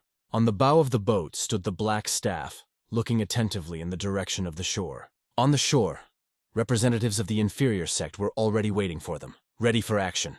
As the boat approached the shore, the black staff pushed off the bow and jumped over the water, landing easily on land. The captain already knew the situation and that the Scarlet Assassin had escaped from the brave cargo ship. Now they were sure that the captain had not lied about his escape. The leader, however, asked the captain to look at one more thing: the vomit marks that seemed to have gone unnoticed. These traces indicated that they had not been able to completely cover their tracks. Blackstaff asked the commander, "If we follow these tracks, where will they lead us?" The commander replied, "To Wanyang. If the Scarlet Killer and Chu get there, they will be hard to find. We'll have to expand our search to Guchen, Lushu, and Dongcheng, so we need to catch them in Wanyang." As they thought about what the killer and the kid might do, they tried to imagine themselves in their shoes. They were sure that he would be easily recognizable if he didn't hide his face under a mask again. Or if he didn't find a place where he didn't have to hide his face. "The cemetery," Blackstaff said quietly, hinting at a possible hiding place. The other man also realized what Blackstaff meant. The Blackstaff immediately decided to climb up on a large stone nearby to look around. Standing on the stone, he asked where the mountain used as a cemetery was in Nanyang. The other only said that they were already on their way to Wanyang, and they should run non-stop to catch up with the killer. The other warned that they would only waste time looking for a cemetery, but Blackstaff insisted, "Answer my question. Where is it?" "It is Tianyin Mountain and Huangcheng Mountain. The cemetery on Tianyin is quite famous among the rich, and the cemetery on Huangcheng is where the poor are buried," the elder replied. The elder decided to go to Mount Huangcheng and ordered the commander to go to Tianyin. Jumping down from a rock, the Blackstaff warned them, "If the killer spots you, the pursuit will end. Just watch and wait for me to contact him." The commander understood the elder's orders, and they immediately set off on their missions. The elder quickly walked forward, and the dumbass followed him with his eyes. Then he smiled slyly after the elder. The commander led the whole group of cultists behind him, trying to keep up. Their conversation centered on the elder's smile, which was mysterious, and how he looked at the dumbass as if not paying attention to his nonsense. The commander stopped the conversation, telling the dumbass that he needed to think about the Alice killer, who was extremely dangerous, not discuss someone's smile. The dumbass replied that if he were in the killer's shoes, he would run away without even looking back. "How can you even steal someone's face?" he asked, wondering about the situation they were in. After that, the commander told dumbass that he did not notice obvious things and that the elder was wrong. Finally, they reached Mount Tianyin and found themselves in front of the entrance to a cemetery. The dumbass suggested that they surround the mountain, but the commander refused, confident that the killer was not here and that the elder would soon give the order to go to Wanyang. He ordered everyone to rest because soon they would have to run again and they needed a break. Obeying the order, they all lay down to rest, exhausted from fatigue and muscle pain, looking for some relief. One cultist asked the other how he could complain about being tired when they were chasing a murderer and upholding the justice of the Central Plains. The latter replied that it was hard not only for the one who was running away, but also for those who were chasing. The commander did not say much. He only asked who was unhappy with having to carry out the 10 plagues. After these words, everyone became quiet, realizing that it was better not to express their dissatisfaction. In their conversations, they discussed that the world was becoming lawless, and people cared only about their own safety. Suddenly, Zubati received an unexpected blow to the head which made him feel dizzy. Losing his balance, he flew backwards and fell to the ground with a dull thud, kicking up a cloud of dust. The others only laughed as they watched, for this was the way the inferior sect communicated. It was a common thing to make fun of each other, but this time the offender did not calculate his strength and threw Zubati right into the cliff behind him. Looking into the cliff, the offender apologized in fright, saying that he had not expected such an outcome. Zubati looked up and called the cultist a fool and said that as soon as he got out of there, they would talk again. But as soon as he looked down, Chu was sitting in front of him, and the Scarlet Killer was standing behind him. Before he knew it, a rope was around his neck. He was strictly ordered to be silent and not to make a sound. The fifth, in a quiet voice, warned him that if he did something stupid, his head would fly off. Zubati had no idea how to act in this situation. At this time, the Black Staff and his group were inspecting the hole in the ground, discussing the cruelty of Alia, who bathed in the graves that were supposed to be the last resting place of the dead. However, the corpse was untouched, possibly due to the condition of the skin, as the person had died only a few days ago, and it would have been difficult to make a mask out of such rough skin. After looking at several other graves, they saw that all the bodies remained untouched. The Black Staff realized that all the corpses belonged to people who had died of starvation, so the condition of their skin did not suit Alia. He dug up a few graves, gave up, and left. Then he decided to head to Mount Tianyin and ordered to light a flare, so that the commander of the detachment would surround the mountain so that no one could get out. However, the cultists made a mistake and forgot to bring the flare. The dumbass said that he would report to the commander himself, come down the mountain and mount his horse. As sunset was approaching, he was ordered to act faster. Meanwhile, another group of sectarians peered out into the darkness and addressed Toothy, asking if he was still alive or dead. The killer allowed him to answer, but pressing the blade to his neck, he warned him not to say anything stupid. He exclaimed that everything was fine. However, the next question confused him. "Why don't you climb back down?" Zubati did not know what to say. The other cultist just looked down without saying a word. At this point, Chu began to take off his shoes. He held the shoes up to Zubati's face, hinting at something. Then the dog shouted that he could not find his paw because it had fallen and was lost. The logical answer was not long in coming. He was told from above that the shoe could not be lost by itself, and he had to look harder. After that, one of them got up and said it was time to go. The captain ordered them to go to Vanyan, and the guy looking for the shoes to stay put. From the mountain, they shouted to him that they were leaving and he should stay here. He was ordered to wait for a letter from the elder and bring it to him if he received it. He could not say a word, only listened as they assured him that they relied on him. After that, the killer nodded at Zubati. Zubati could not stand it and told the cultists that the killer was standing right in front of him. At this point, his life was cut short. His throat was slit. However, no one paid attention to his last words. They thought they had wasted their time coming here and now had to hurry. One of them, looking back, looked at the abyss but did not say anything. The killer dragged the body of the toothy killer under the bushes to hide it. It was heavy, but there was no other way out. After dragging the body, they began to climb up. Hurriedly moving their feet, they started running up. Finally, they almost reached the top of the mountain. When they looked back, they realized that the sect of the Inferiors had not only caught up with them, but had overtaken them. All they could do was wait until they moved away. When the young man asked him if he would continue to make masks out of human skin, he replied that there was no reason to make them now. Then the boy asked if he could inspect the graves. The boy wanted to do it just like his teacher had done on Mount Huangchen. The teacher, after some thought, allowed him to try. In the meantime, Dumbass was already riding his horse with all his might. After a while, he was right at the entrance. Looking around, he could not see his men. He could only guess that they had eventually gone to Wanyang. Turning around, he began to rush there. Meanwhile, the teacher and the kids smelled the damp earth and decided to follow him. The plants had been watered recently, so they looked full of life. Unlike Huangchen Mountain, the graves at Tianyin were covered with green grass, even though they were quite fresh. The little boy was frightened by the large size of these graves, and he realized how long it would take to dig them out. He said he would try, but the teacher assured him that he could get inside without digging them up. He approached the concrete slab and began to push it. There was supposed to be an entrance right under the slab. With a little more effort, the slab began to move. Gradually, an entrance appeared through which they could go inside. To light the way, they lit a torch. Taking it in their hands, they began to climb down. It was cold and eerie around them, but they kept going without stopping. The boy was holding his breath, looking back, but he did not feel afraid. After a while, they were standing right in front of the grave. Meanwhile, the squad leader and his group were rushing forward. Behind him, someone asked him to stop. Again and again, someone called out, "Wait!" A stupid man, riding a horse in the middle of the sectarians, tried to stop the squad leader. Riding closer, he asked where they were going, and the commander replied, "We are going to catch a murderer." The dumbass tried to remind the commander that the elder had ordered otherwise, but the commander replied that he had no choice. The dumbass once again reminded him that the responsibility for killing Alai lay with the elder, and he had no say in the matter. He added that now was not the time to find out who was right and who was wrong. He asked the commander to immediately go to Mount Tianyin.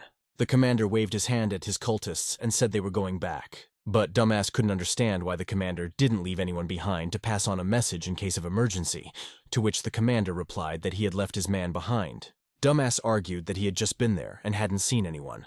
This surprised the commander. Meanwhile, the Scarlet Killer held a knife in his hand. They were both sitting in front of the grave. The killer was making a mask out of a corpse and asked the kid if he was disgusted. The boy said he was disgusted, but continued to watch anyway. The kid just said that he had to learn how to do it and see how to remove the skin without damaging it.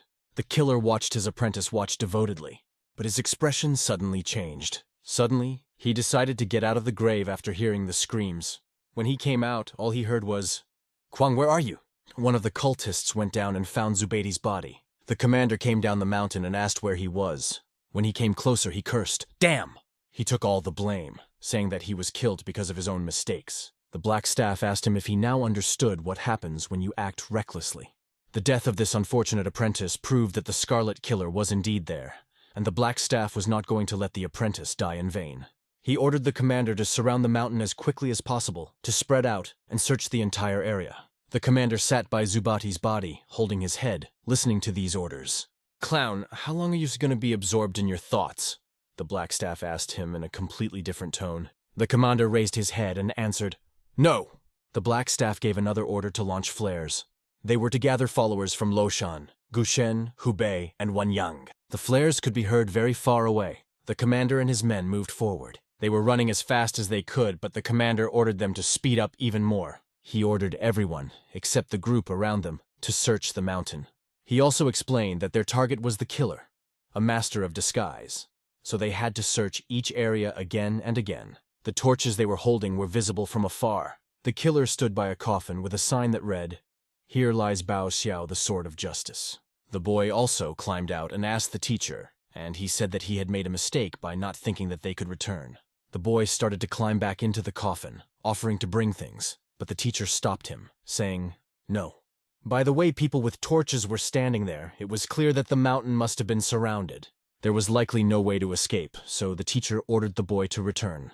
After that, he began to move the concrete slab. He realized that if there was no way out, they could only hide. He moved the slab so that it was easier to move it with his back. He positioned it so that no one would realize that there was someone in the grave. It was incredibly heavy, but he kept pulling it. The gap almost closed, and in a moment, the slab completely closed the entrance, as if no one had ever approached this coffin. The cultists were actively searching, armed to the teeth. They cut through the bushes, hoping that someone was hiding behind them. Every corner was thoroughly searched, but nothing was found. At that moment, Black Staff approached the commander and asked if he had found anyone yet. The commander pointed to the cultists and said that they were searching every corner, confident that they would not miss anything. The Black Staff was interested in another question. Why are the tombs on this mountain so large? The commander explained that the mountain is known as a favorable place for burial. Rich and high-ranking people who know about feng shui compete by building huge tombs.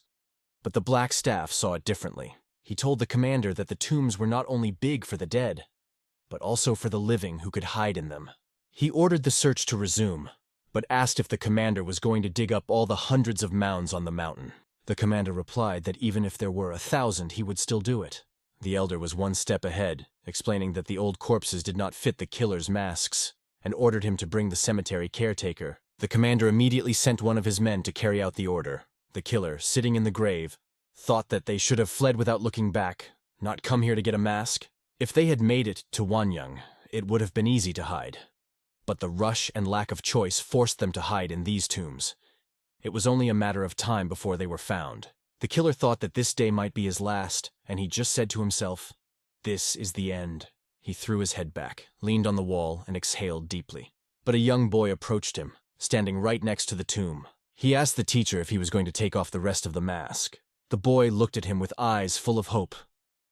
But the teacher began to explain that after these few days, he realized that the boy was extremely intelligent for his age and already realized the situation they were in.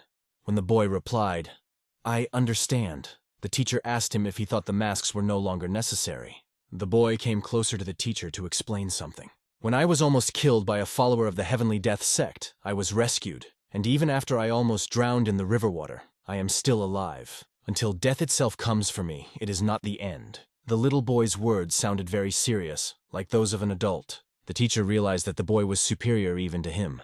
Meanwhile, the people had already reached the tomb.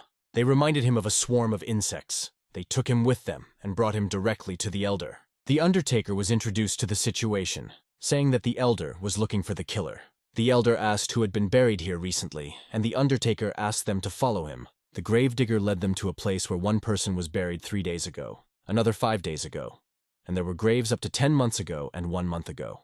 The black staff asked him to show them the closest burials that had taken place in the last 2 weeks. So the undertaker led them to the grave of Xiao Xiao, a descendant of a bureaucrat who had been buried 3 days ago. He was about 70 years old, and the undertaker spoke in detail about him. He also mentioned that the tombstone cost 30 silver liang. The undertaker even joked that he wouldn't be surprised if the money was embedded in the walls of the tomb. He did not stop talking, so the elder asked him to be quiet for a while. The elder began to walk around the tomb, trying to figure out where the entrance was, but the undertaker said, "Let's continue," and began to lead them to the next tomb, which was nearby, halfway up the mountain slope. However, the elder asked him to stop because he noticed that the grass under his feet was crushed. He realized that the tombstone had been moved. The elder announced that the Scarlet Killer was hiding right there. He immediately ordered to move the tombstone and be ready for a surprise attack by the killer. There was a clanging of metal as the cultists drew their weapons. The headstone was almost completely pulled back. And then, in a moment, the tombstone was completely pulled away. All that remained was to go inside. The undertaker just watched what they would do next. The commander held a torch at the entrance to the tomb and said he would go down first to inspect it. To be sure, one of the cultists threw him a hatchet. He took it with him and began to carefully climb down. Holding the torch in front of him, the commander kept the hatchet in combat readiness. He went down very carefully, step by step. His movements were slow. He barely moved forward. Finally, the torch was inside the tomb. The commander followed and was immediately surprised by what he saw. Overcoming his surprise, he called the elder, thinking that he should also see it. The elder immediately rushed to the tomb, hoping to meet the Scarlet Killer there. However, when he descended, he saw an open tomb and 3 tunnels dug into the walls. It seems that the boy's words inspired the Scarlet Killer, and he decided not to give up without a fight. The commander and the black staff began to examine the dug tunnel. However, the commander could not understand why they had to dig 3 tunnels, although it was obvious to the elder that the Slayer was just trying to confuse them. The commander, without a clear plan, decided to crawl into one of the tunnels. He shouted from the tunnel that he would soon catch up with them. But less than a minute later, he reported that it was a dead end. After inspecting the other 2 tunnels, they also found that they were dead ends. The elder suggested that they might be digging a 4th tunnel and throwing it behind them. When a person is cornered, and the sword is practically touching their neck, there is no time to think. They are ready to use any means to prevent this guy from doing what he wants. The elder was ready to tear his teeth, but achieve his goal. He immediately got out of the grave and ordered them to bring all the gunpowder they had. One of the sectarians tried to ask where the elder was going to use it, but the elder quickly calmed him down, explaining that there was no time for questions. He ordered him to bring the gunpowder immediately. Meanwhile, he started walking, counting each step. When he reached 16 to 17 steps, he stopped at a certain distance. The elder stopped on the spot and said, "Here." He assumed that if the tunnel was dug by a strong man and a child, they should have reached this point. Meanwhile, underground, the killer was digging as fast as he could, and the boy was throwing earth behind him. The killer explained to the boy that if he did not bury the tunnel behind him, they would not be able to move forward. The boy replied that he understood, and did so with even greater care. Although he was small, he tried his best, tamping the earth with both his hands and feet. It was very hard, but there was no other way out. Meanwhile, the sectarians brought gunpowder, as ordered by the Black Staff. The commander informed the elder that the gunpowder had been delivered and asked what to do next. The elder ordered to bury the gunpowder in the ground around the tombstone and not to spare it, even using gunpowder from flares. The undertaker, watching, realized that something was not going according to plan. He became worried and asked the elder what they were going to do. The undertaker ran towards him, begging him to stop and not to do it, because after the explosion, nothing would be left of the cemetery. He also reminded him that the families of those buried here would be furious. But the Black Staff just hit him on the head with his staff. After that, the Black Staff said that instead of complaining, the gravedigger should spend this time taking the corpse out of the grave. Meanwhile, the killer continued to dig further and further. It was very cramped and uncomfortable to work in such conditions. There was more and more dirt, and at this rate they could cut each other off from the exit. The boy was barely holding on, and it was clear that his strength was almost gone. The teacher turned to the boy, trying to wake him up. At that time, the situation outside was becoming increasingly tense and hot. The elder ordered them to move faster because they would soon enter. The killer asked the boy if he wanted to surrender, but the boy just sniffled with his eyes closed and was very tired. The teacher put his hand on his head and asked him to pull himself together. He asked, "What happened to the brave spirit you showed in the tomb?" Then the teacher reminded him of his brother, asking if he wanted to live a long life for his older brother. These words made the boy open his eyes. Meanwhile, on the surface, the gunpowder was already being buried in the ground. A wick for the explosion was also laid out. The boy underground opened his eyes after the teacher's words. Meanwhile, on the surface, the gunpowder was ready, and the elder had no doubt. He ordered the explosion. In the tunnel, the killer told the boy that he was still going, and the boy had to decide whether to follow him or be buried alive. The gunpowder was about to explode, and the commander ordered everyone to move as far away as possible and hide. The boy was gnawing at the ground with his teeth and was ready to follow his teacher further. But at that moment, the wick was already lit. A moment later, there was a loud explosion, the echo of which spread far and wide. Underground, it was heard much stronger. They held their breath for a few seconds. The boy didn't even have time to say a word when the teacher abruptly interrupted him, feeling the earthquake begin to pull them in, and the picture before his eyes blurred. The explosion was so powerful that it engulfed the entire cemetery. In the morning, when it started to dawn, people were digging all night long. Suddenly, one of the cultists told the elder that they had found the bodies. The elder immediately ran to them. Mixed with the ground were the bodies of an adult man and a child. "It's too early to say it's the Scarlet Killer," the elder said. The commander asked, "And if it's not his face, are there any other signs?" Then another cultist raised his hand and shouted that he had found the body. Looking at him, the elder said that it was not him either. The commander threw up his hands, wondering why there were so many corpses, since they had only blown up one tomb. Suddenly, another cultist raised his hand and announced that he had found another body. They barely had time to turn in different directions, because there were more and more corpses. The Black Staff realized what the problem was. There was a belief that burial on this mountain brings good luck to descendants. Poor people, wishing for good luck, buried their relatives here illegally because they could not afford official funerals. It was painful to realize this, but the Black Staff told the commander that he should probably stop searching. The commander did not know what to say to that. However, the elder continued to instruct him, explaining that he needed to take followers and block the roads to Gaochun, Wanyang, and Hubei to drive the killer to Tianping. He warned the commander that if he made another mistake, the consequences would be serious. The elder ordered to end the search and come down from the mountain. Suddenly, a hand emerged from the ground, scattering clods around it. Behind the hand appeared the face of the Scarlet Killer. He began to crawl out of the ground, completely covered by it. He gasped for air because there was not enough underground. He immediately began to look around and call out loudly for Chu. He shouted his name, moving around on the ground, but he couldn't find him until he heard a noise to his right. He thought that the boy was underground, so he began to dig up the ground around him. Soon a small hand appeared from the ground, clenched into a fist. He grabbed it in the boy's clothes and began to pull him out of the ground. The boy opened his mouth wide and eagerly inhaled the air with a full chest. When the teacher asked him if he was okay, he answered in the affirmative, explaining that a large stone had held the ground above him. He also added that he wanted to get to the surface as soon as possible, but decided to wait until Nanyang's group left. The teacher praised him, calling him a good boy, and said that he thought so too. Afterwards, the boy asked the teacher if he had done a good job, and the teacher replied that he had done very well. But suddenly they saw people behind them. It was the black staff with the sectarians. And next to it stood the elder, who again had foreseen a few steps ahead and decided not to go far. Immediately upon his appearance, he was greeted with the question of whether he was the Scarlet Killer. In response, the killer only cryptically told them to guess for themselves. Dumbass intervened, accusing the killer of the death of the divine swordsman Kyuchi, which had shaken Muram's justice and caused the Nanyang Association to carry out the will of the union of the 10 great sects. The killer ordered the boy to run away and not look back. He himself slowly turned to face his enemies. Their questions continued to pour in, and they asked if he had any last words.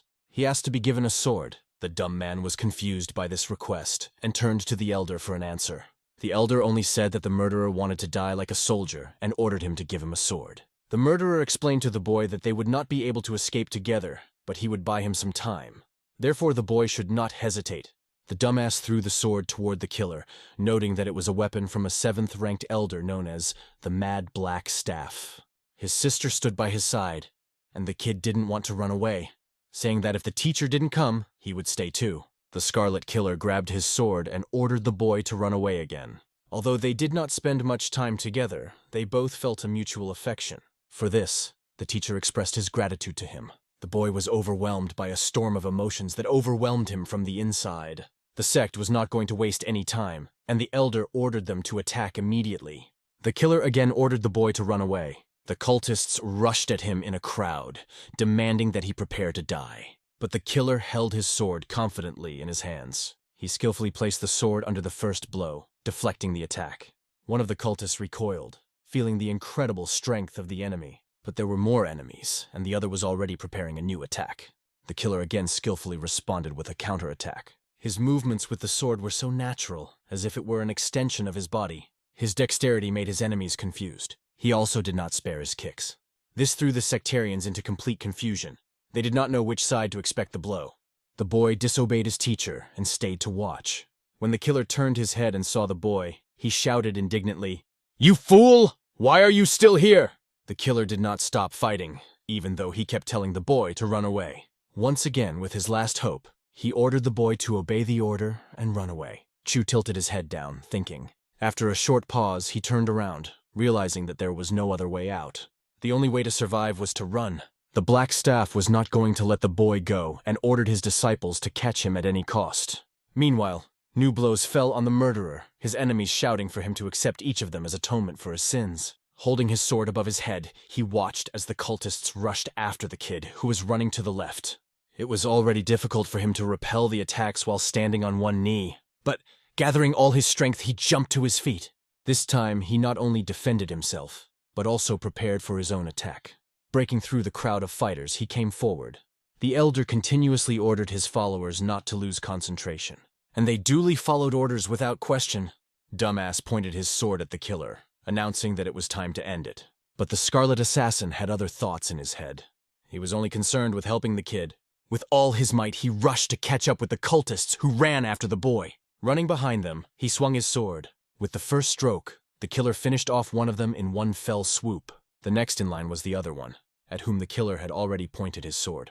He tried to strike, but the cultist deftly dodged. After retreating a few steps back, the cultist finally fell. The Scarlet Assassin was about to swing to finish the job, but just as he was about to deliver the final blow, a black staff flew at him. It was a blow from an elder who gave his men an advantage. He ordered them to grab the boy as quickly as possible if they wanted to survive. Meanwhile, Dumbass listened to the elder's angry accusations. The elder blamed him for the death of another disciple because of his foolishness.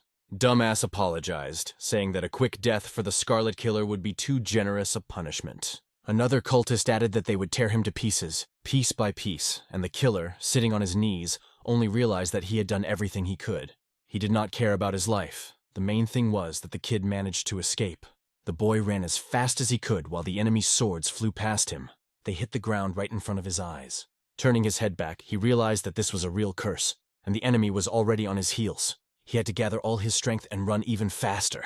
And that's exactly what the guy did, running away from the pursuer. However, he was very nimble, jumping even over large bushes. Already out of breath, the boy could only hear the heavy breathing of the pursuer behind him. The man had a sword in his hands, which he held with incredible strength. The boy tried to get ahead by grabbing a tree branch. He pulled on it, dragging it along. Then he let go, and the branch bounced off, hitting his pursuer in the face. This slowed him down a bit when the sharp branch hurt him right in the eyes. To the cultist, all members of the Dead Souls squad, whether adult or child, were equally disgusting. He was even horrified by the thought that such a child could become a murderer. Now he understood why the elder was so concerned. He ran faster and faster, trying to catch up with the kid. The boy managed to hide in one of the cliffs, and the cultist lost sight of him. The boy could barely breathe from fatigue, trying not to breathe loudly so that the enemy would not hear him. Suddenly, he heard a sound to his left. There were a few rats in the shadows eating something, but it was hard to see because of the darkness. When he looked closely, he saw that the rats were eating a man's severed arm. This, of course, scared the kid, but he could not afford to make a sound. Sweat was pouring down his face, and he just hoped that the rats would not notice him. However, rats have a very developed sense of smell, and they noticed him immediately. All of them turned their heads directly toward him. There was another threat on the right side. It was a cultist. He jumped down from the cliff, guessing that the kid could be hiding here. The cultist instantly pointed his sword at the boy, intending to punish him for his association with such a diabolical organization. He brought the sword closer and closer, reminding him that everyone wants to be buried on this mountain, and the boy was lucky. He promised to bury him where there was a lot of light and asked him not to be angry. But suddenly he heard a loud squeak from the side. He didn't realize that there were so many hungry rats. The rats, incredibly hungry, started running in his direction. He stomped his feet, not understanding where so many rats came from. A few rats even climbed on the boy's body. The cultist got angry and started hitting them with his sword. He also tried to knock them down by hitting the rats. He thought he was big and could handle a large number of these animals. He fought them off, but only annoyed them more. However, the teeth of the rats were infected with various bacteria that they carried. One of the rats jumped up and bit him right on the nose, confusing the cultist. The cultist grabbed the rat with his hand and began to pull it away. When he pulled the rat away from his nose, several others were already sitting on his neck, arms, and head. The kid had a great opportunity to escape while the cultist was being devoured. He took advantage of this opportunity by climbing down a cliff near the road. Looking back, he heard only the loud screams of the cultist and the squeaks of the rats, happy to have so much food. It was impossible to stay here, so he ran forward along the trail, taking his feet in his hands. Meanwhile, the Scarlet Killer was faced with a choice. Should he surrender and receive a fatal blow? The cultist swung his sword, but did not expect the killer to hit him in the stomach with his shoulder. With this blow, he knocked the enemy off balance. Then he pulled his body back. The cultist, sword in hand, fell to the ground, knocking down another fighter. The dumbass realized that the killer was not going to give up. He decided to act on his own and end the battle. He immediately rushed at the killer, swinging his sword. But the killer deftly ducked under the attacks. The killer dodged, leaving the enemy with no chance of success. This drove the killer so far that he was forced to fall to the ground. In front of his eyes, the dumbass's sword was flying straight at him. At the last moment, he quickly turned his head to the side and managed to dodge it. The sword stuck in the ground right next to his ear. Now he had to roll over immediately to regain his balance. Getting to his feet, he quickly began to run away. His target was the sword lying on the ground right in front of him, which he wanted to grab. Taking the sword in his hands, the killer warned his enemies that they would die with him if he failed to escape. He would take at least one of them with him. The black staff addressed him, reminding him that execution was inevitable. But the killer asked who gave him the right to pass judgment, emphasizing that execution was only a weapon to preserve their power. At this point, the elder realized that his assumption about the killer's imminent death was wrong and said, "We are here to execute you, but that doesn't mean you can't die right now." The Scarlet Killer agreed only on one condition, that the Black Staff would keep him company in the afterlife. These words enraged the Black Staff, and he called the killer an idiot. The killer did not hesitate to attack the elder. He ran at him as fast as he could, his sword at the ready. The elder jumped up and kneed him right in the head. The blow was so strong that even the sword fell out of his hands. Landing on one leg, the Black Staff said defiantly, "How arrogant!" He emphasized that his speed was incredibly fast. The killer lay on the ground, his head resting on the ground, barely finding the strength to raise his arms. But he heard the voice of a little boy shouting, "Teacher!" He ran out of the bushes, also worried about his teacher. The killer saw the boy and was ready to ask him if he had heard his teacher's order. But the boy was filled with concern for him and hoped that he would make it. Dumbfounder and the elder asked themselves how this boy could run around freely, and where the student who had been chasing him had gone. Of course, Dumbass could not answer any of these questions, but he confidently told the elder that he would kill them both. Suddenly they heard strange sounds. They all turned their heads to the left and began to peer into the trees. The little boy told his teacher that they had to run away immediately, but the teacher objected, saying that they could not run away. However, the boy had a different idea. He asked the teacher when he would give the signal. He would immediately run after him. This was his request as a student. Thousands of rats were already coming down from above. The dumb guy put his hand to his forehead to get a better look at what was going on. When he looked, he saw an endless stream of rats. There was only one thing in their eyes: hunger, and they were running like mad. The rats were hungry for a delicious feast. For them, Dumbass was like a dessert, and his flat chin was the cherry on top. The rats came closer and closer.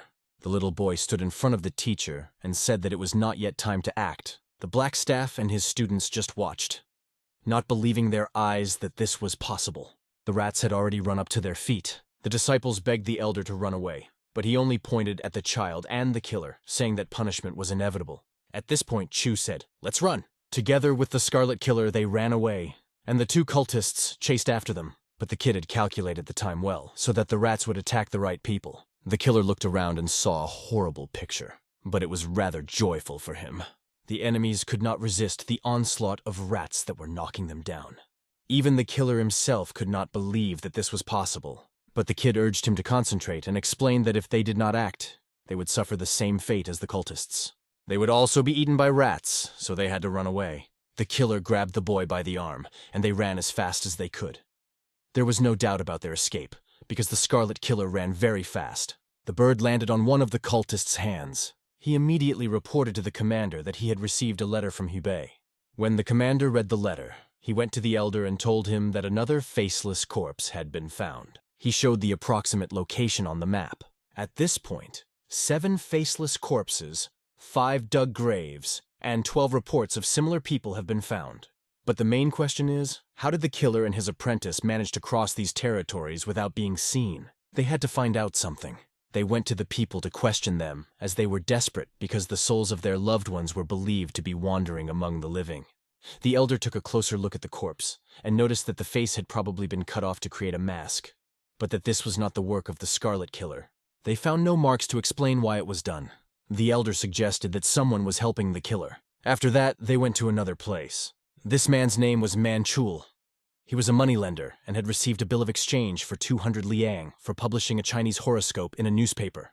The commander immediately started asking him about the person who gave him the bill, but the moneylender didn't really know where he had gone.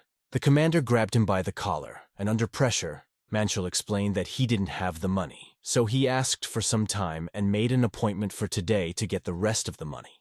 When the elder asked why he was sure he would return, the loan shark replied, "What kind of a madman would disappear after paying 10 liang for something worth 200? During the conversation, a flare went off and exploded in Dongchang. The dumbass said that reinforcements were probably needed in Dongchang. The elder asked the moneylender how they could meet that person, but the moneylender just kept repeating that he was not lying. Although the moneylender was afraid that the man would come after him after he denounced him, he showed up anyway. He had done his job, and now it was up to the sect to decide whether to believe him or not.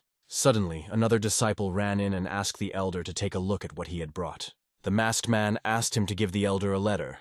The letter stated that a man, who was probably the Scarlet Killer, had paid for 2 to get on a ship for stowaways. The commander asked if the words of this unknown person could be trusted, and the elder replied that he was an intermediary in a scheme to escape from the area. At the moment, it is difficult for them to weed out false information, which is exactly what the Scarlet Killer is trying to achieve. Even if they have hundreds of clues, they have to check each one to find the one that will really lead to him.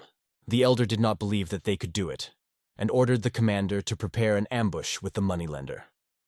He ordered Su Cheng and Su Dong to go to the ship for the stowaways, and he went to Dongchang. The time came, and they set off. The black staff struck the back of a man who was running through the forest. The elder hit the mark, and they thought it was the Scarlet Killer. As they got closer, they began to pull at the skin on his face. The man did not understand and assured them that it was not a mask. The elder asked him why he had run away when he saw the Inferiors united. He replied that in his village he was known for his agility, and many people challenged him. He was promised 5 liang if he could make the association of lower beings chase him for 2 days. However, he had never seen the man before. The black staff kicked him right in the face. At that moment, the ship was floating on the water. The killer and his disciple were sitting among the passengers, talking about how the disciple managed to bring so many rats. He replied that he could skillfully imitate the sounds of animals. Once upon a time, all the rats in the neighborhood made the same sounds, which created panic, and soon there was a landslide. Since then, every time Chu makes this sound, the rats go crazy. He thinks it means beware of the landslide to them. Sometimes the Scarlet Assassin could not understand who was protecting whom.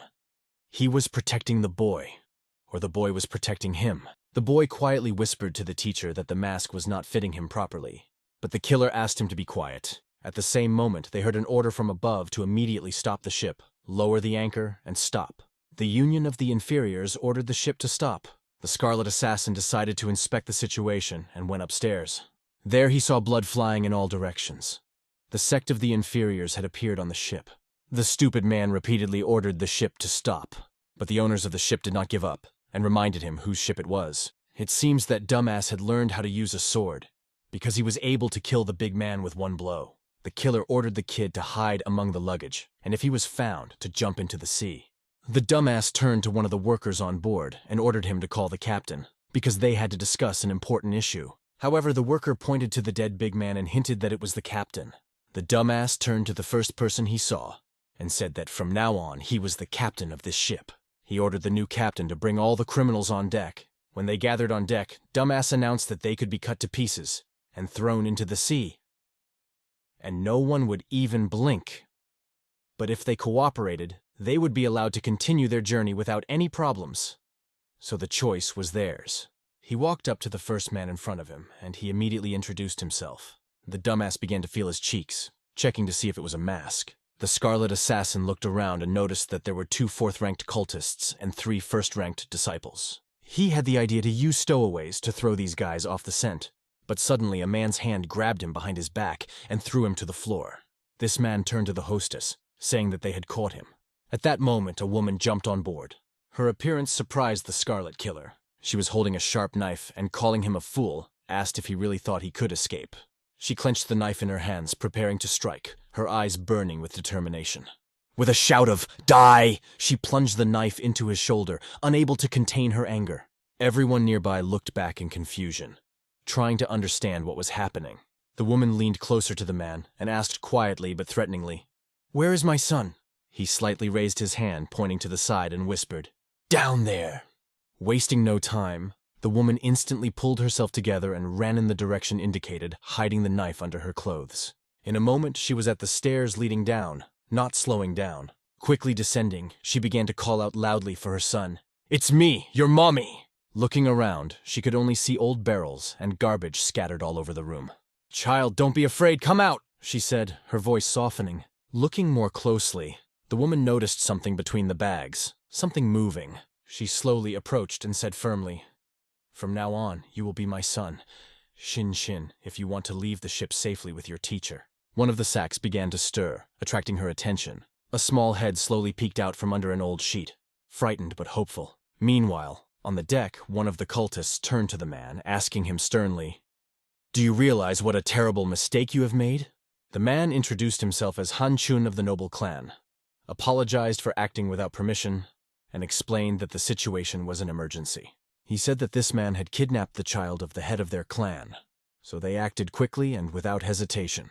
The stupid man looked around and realized that everyone around him was as weak and worthless as he was. Soon, a woman came forward, introducing herself as Bae Kim Hyun, the head of the ignoble clan, and thanked them, saying that if they hadn't stopped the ship, she would have lost her child. "Don't bother," replied the dumbass, explaining that they were just doing their job and didn't expect thanks. But to show her gratitude, she said she wanted to reward them, and invited them to visit the Heavenly House of Harmony if they had time. The Khan made the man stand up and warned him that the head of his clan would certainly punish him for this crime. After that, they went down to the boat, taking the little boy and the sinister killer with them. The boy sat silently, completely unaware of what was happening around him. He approached his teacher, pointing to the blood on his shoulder, and tried to cover the wound with his hand.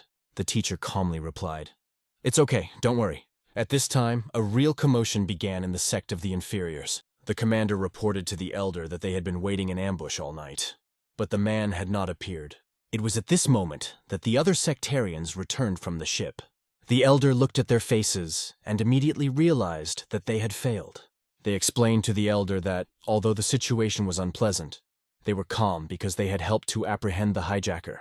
They went on to describe in detail how they had stopped the criminal who was trying to kidnap the child of the head of the ignoble clan, and how the head of the clan had been reunited with her son. The question was asked if the elder had received any message, and one of the sectarians standing behind the dumbass said that a man from the ignoble clan had come to the elder. The man handed the elder a letter from the clan leader that was very important. The elder took the letter in his hands, feeling increasingly anxious. He began to read it carefully, frowning at each line. His hands clutched the letter tighter and tighter, and a question swirled in his mind.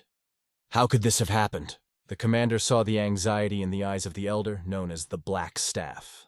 The Black Staff turned furiously pale as he realized that a woman from the ignoble clan seemed to have helped the Scarlet Killer escape, for she herself had been expelled from the clan. It turned out that Kim Hyun was the wife of the Scarlet Assassin, and this explained her actions. At that moment, the dumbass realized what a critical mistake they had made by not understanding the situation earlier. They found themselves in a catastrophic situation, because if the Scarlet Killer managed to get on the boat, he would leave the Central Plains forever, and everything was already ready to sail at the Dulin Wharf. Because of the rush, the woman could only quickly bandage the wound on the Scarlet Assassin's arm, stopping the bleeding. He thanked her, saying that thanks to her, he had saved his hand, which he uses to eat.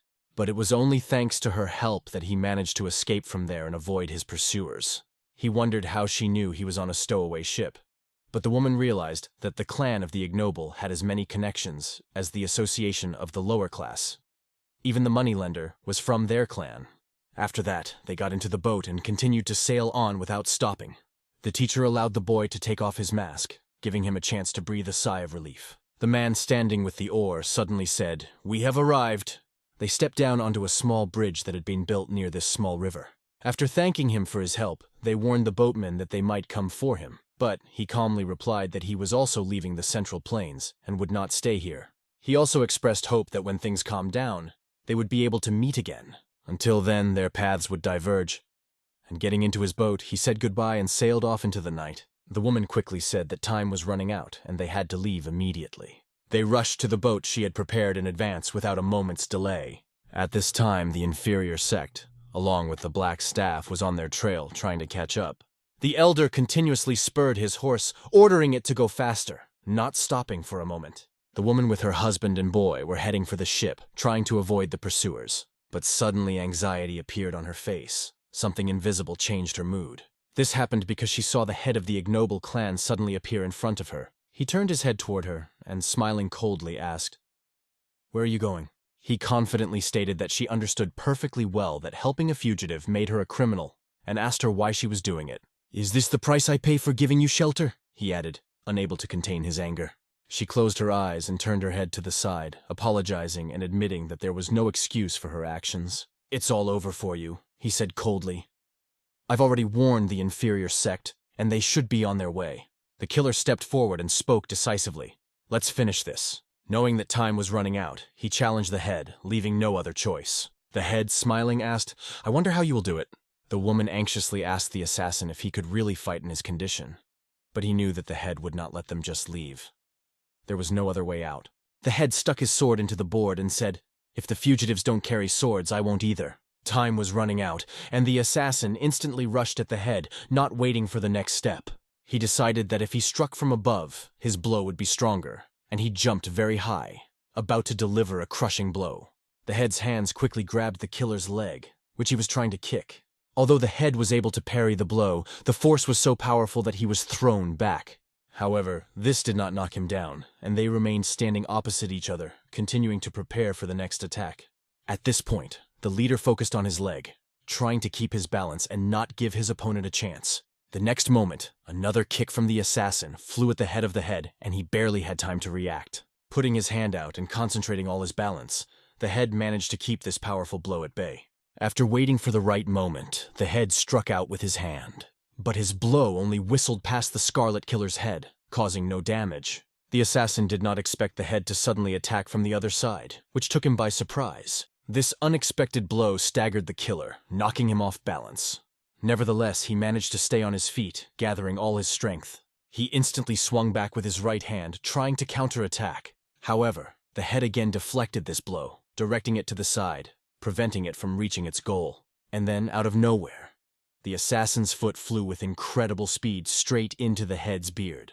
At that moment, when one of his heels was in the air, the assassin remained on his supporting leg, balancing riskily. The head had no trouble cutting his supporting leg, causing the assassin to lose his footing. When the killer's body was already in the air, the leader raised his leg to the level of his body, preparing the final blow. Putting his foot on the killer's throat, the leader stomped him to the floor with incredible force. Meili and Bei just watched this scene, helplessly watching everything happen, unable to do anything. The head's foot was squeezing the Scarlet Killer's neck tighter and tighter, and he could barely breathe. The head coldly asked the assassin to let Bei leave, hinting that if he left her here, it would not prevent him from getting on a boat and escaping. "If you leave Ms. Bei here, I won't stop you," the leader added, realizing that this might be their only chance. But the decision was not so simple, and the killer remained silent as he considered the situation. He explained to the head that she was considered his accomplice and that changed everything. The head knew this, and that was why he planned to leave his post and hide with Bei and Murim if it became necessary. Bei suddenly ran to them, pleading with the head, asking him not to do this. She was aware of her situation and realized that the head's heart loved her. But because of the man lying under his foot, she could not reciprocate. She was tormented by an internal struggle for having destroyed their marriage. But she had always waited for a chance to redeem herself, and this situation forced her to act. Although they had been divorced for 15 years, she was still the wife of the Scarlet Killer Song Yeon. She went on to explain to the head that if she went with him, he would only be living with a shell of a person whose heart belonged to someone else. The head quietly asked, "So it's not because you don't like me?" Bei, with tears in her eyes, replied, "How could you think that? You have been a light in the darkness for me." She remained kneeling next to Song Yeon, unable to make a choice. Song Yeon turned his head and said quietly to them, "Go. Go quickly," Song Yeon whispered. "The union of the lower ones will return soon." The girl bowed low before the leader, sincerely thanking him for everything he had done for her. She promised to pray for his health and well-being, even if they never met again. The head slowly walked over to his sword and took it firmly in his hands. Then he calmly tucked the sword under his left arm, thinking about what had happened. As he ran his hand along the blade, a thin trail of blood remained on the sword, glistening in the sun. Meanwhile, the Sect of the Inferiors approached, sitting on horseback, ready for any encounter. The first to arrive reported to the elder, "It seems we are not too late." The elder immediately jumped down from his horse, not wasting a second. He ran rapidly forward, shouting, "Clan leader!" He knelt down with his sword by his side and explained that due to his lack of skills he was unable to stop them. His hand lay helplessly beside him, indicating a failed attempt to intervene. Blackstaff laughed out loud, emphasizing the ridiculousness of the situation. "The pursuit of the Scarlet Assassin by the Nanyang Union forces has failed," he said, a mixture of disappointment and sarcasm in his voice. On the ship, she treated his wounds, which were not healing well because Song had not received proper treatment. Only when they reached land would she be able to find a cure. But there were other questions in Sun's mind. Why was she constantly blaming herself? He thought about their marriage and what she had said to the leader of the ignoble clan. She began to explain that she had failed to fulfill her role as a woman and a mother, and that was why she felt unhappy. "If I hadn't drunk the potion back then, our So-So wouldn't have been born so sick," she said, her voice sad. But Sun believed it was because of him. He was not the kind of man who could give her a decent life. His constant running away left her living in anxiety and broke her heart over and over again. Yet, despite everything, she still followed him, not even thinking about the future. But Sung thought she deserved better. And even now he realized that he was responsible for her, knowing what awaited them. Seeing that they no longer blamed each other, Sun realized only one thing. They had grown old. He compared their lives to a book. No matter how many times you read it, the plot will not change. Life is full of problems that we will never solve until we experience them ourselves. In the end, time decides everything. After these words, he asked her not to mention the problems of the past anymore. "We were too young to truly understand each other's feelings," he said with a bitter smile. At that moment, tears appeared on her face, and she began to wipe them away. Sung hugged her and asked her to forgive young, inexperienced Sung Yeon and Bae Kim Hyun, and to start living in the present. She could no longer hold back her tears and hugged him, finally letting go of her emotions. But at that moment, a young boy ran up to them, calling out loudly for his teacher. When the boy ran in, he saw them hugging and went back out in embarrassment. trying not to interfere. Sun asked him, "What happened?" The boy pointed to the horizon and said, "Land, we have finally arrived." They saw the land beyond the horizon they were heading for, hoping that the 10 great sects would not reach it, but they decided to prepare themselves. It seemed to Bei that Sun was scaring the little boy, but he assured her that everything was fine, and that as long as he was with his teacher, he had nothing to fear. Then Bei said that Sun was very lucky to have such a student, and he repeated her words, smiling. "She's right, teacher. You are very lucky to have me." Then Bei took the boy's hand and asked him to sit next to her. She did not like his disheveled hair because it was not neat at all. She took his head in her hands and began to fix his hair, tidying it up. In a few minutes, the boy's hair was neatly arranged. She tied a red ribbon in the back of his ponytail, giving it a finished look. She turned the boy around to look at him and make sure everything was fine. Tears began to appear in the boy's eyes, and he could not hold them back. She thought he was crying because he didn't like his hairstyle. But that was not the case. Every time he saw Chonsang's mom tie her hair up, he always wanted to feel the same way. And only now did he realize how warm it felt. He couldn't hold back his emotions and burst into tears, and even Bei could hardly hold back her tears as she listened to him. She instantly hugged him, trying to calm him down with warmth and care. During the hug, she turned to Sun and offered to raise him as their own child, to which he replied, "This is my apprentice, and he will become part of the Dead Souls squad." Her husband was a killer, so the thought of her student becoming a killer didn't scare her. She just wanted to give the child the love they had been unable to give their daughter So-So. Meanwhile, elsewhere, a man's hand was reaching for the chest of another lying man who was only interested in Sun's success. The man explained that he had managed to master the first level of the triple blood kick, a technique that was impressive in its power. He also brought good news. All of their brothers had successfully escaped, which gave them confidence in their actions. "I would not expect anything else from my brothers," he said proudly. Yak, in a festive mood, announced that he had prepared beef soup to please everyone on this happy day. This news brought joy to his older brother, who was looking forward to the meal. After cooking the soup, Yak went outside, but suddenly, looking to his right, something surprised him. He dropped the dishes from his hands, and they fell to the ground with a dull thud. Yak rushed forward, swinging at the woman who suddenly appeared next to him. He almost hit her, but at the last moment he stopped his hand right in front of her face. She stood silently, hiding the pain in her soul, and looked him straight in the eye without saying a word. The man didn't know whether to continue hitting her or stop, and he was at a loss as to what to do next. After a few seconds of hesitation, he fell to his knees and began to scream loudly in pain and despair. The woman approached the man and apologized with tears in her eyes, admitting that she had never expected such a development. The lying man calmly replied that he had made the decision himself and that she had nothing to apologize for. But if she was really sorry, he wanted to ask her to fulfill his last request, to which she agreed, ready to do whatever he wanted. "Sogo is dead," he said, "and you must never look for him again." At the top of the mountain stood a stone with the word Yunnan engraved on it, silently indicating the place where they now found themselves. Sun, the kid, and Bei climbed up to this mountain, looking at the surrounding scenery. Sun considered it a real miracle that they had survived and made it here, and now he hoped that no one would recognize them. He had planned to settle here because Yunnan was inaccessible to the 10 great sects. Although it was part of the Great Ming Dynasty, if they walked for another month, they would reach the southern desert, where they could fully rest. The little man, joyful and full of energy, rushed forward and exclaimed, "Then we must go!" He was as happy as ever and begged them to go faster, promising to show them the way and calling them Mom and Dad. He slept for a long time. A lot of time had passed, and even his beard had grown a little. But the sunlight entering the room made him wake up. He began to slowly get out of bed, feeling tired in his body. After that, he went out of the small house they had decided to settle in, and saw his wife doing her chores in the yard. She couldn't help but notice how long he had been sleeping, and remarked on it with a smile. After preparing some food for him, she held out a plate with care. In conversation, she brought up the fact that he had been dreaming about his brothers again. Noticing his anxiety, Sun only briefly agreed, adding nothing to her words. To reassure him, she confidently told him that his brothers would be fine, and she sincerely believed it. She also couldn't help but ask how long he planned to keep Chu on the run. Referring to his student, she asked if he disagreed with her opinion, and Sun asked if she disagreed with his teaching methods. The boy had indeed spent the last 3 years running around with his teacher, and she thought it might look strange. However, Sung explained that even in this area that seems safe, there is desperation, and for Chu, even just being here is great training. "You're scared, aren't you?" she asked, and added, The kid is much more capable than we could have ever imagined.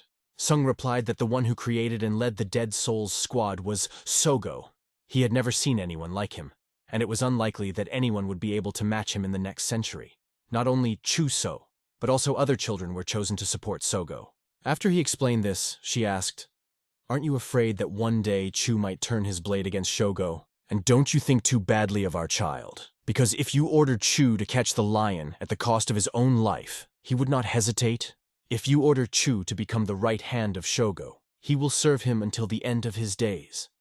And all because of his loyalty to our well-being." However, she did not want Sun to give such an order to Chu, even though she knew that he would do it anyway. After this dialogue, Sun rose from his seat. He looked off into the distance, thinking about what she had said. It seemed that Bei thought he didn't know Chu and his capabilities well. At that moment, the kid was in the woods, looking for food, which was scarce, but still there. The boar he was hunting was being chased by other hunters. They threw spears at him, trying to knock him down. The boar, with several arrows in its back, did not pay attention to the wounds, and the spears flew by and got stuck in the ground. People ran after him in a group, trying not to lose his trail. The boar tried to escape from the pursuers as much as he could, moving quickly and jerkily. One of the hunters was already tucking an arrow into his bow, preparing for the decisive shot. He took aim, concentrating all his strength to hit the prey. The hunter stood behind the boar and aimed at its back, about to shoot. But at that moment, he was interrupted. Someone hit his bow with a stick, pushing the arrow aside. The big man who stopped the shot ordered everyone to wait. He explained that the wild boar had escaped to the territory of the Scarlet Forest Cemetery, and if they hunted on this land, their sleeping ancestors might wake up. Although it was unfortunate, all the hunters showed respect and returned, bowing at the entrance to the cemetery. They bowed before the ribbons that were hung over the gate, symbolizing the border between the world of the living and the dead. But suddenly they all heard a noise coming from the cemetery, which made them wary. The chief hunter asked if any of them had followed the boar to the cemetery. He was told that all 5 men who had participated in the hunt were now present. "Then who could it be?" he asked in surprise, not understanding what was happening.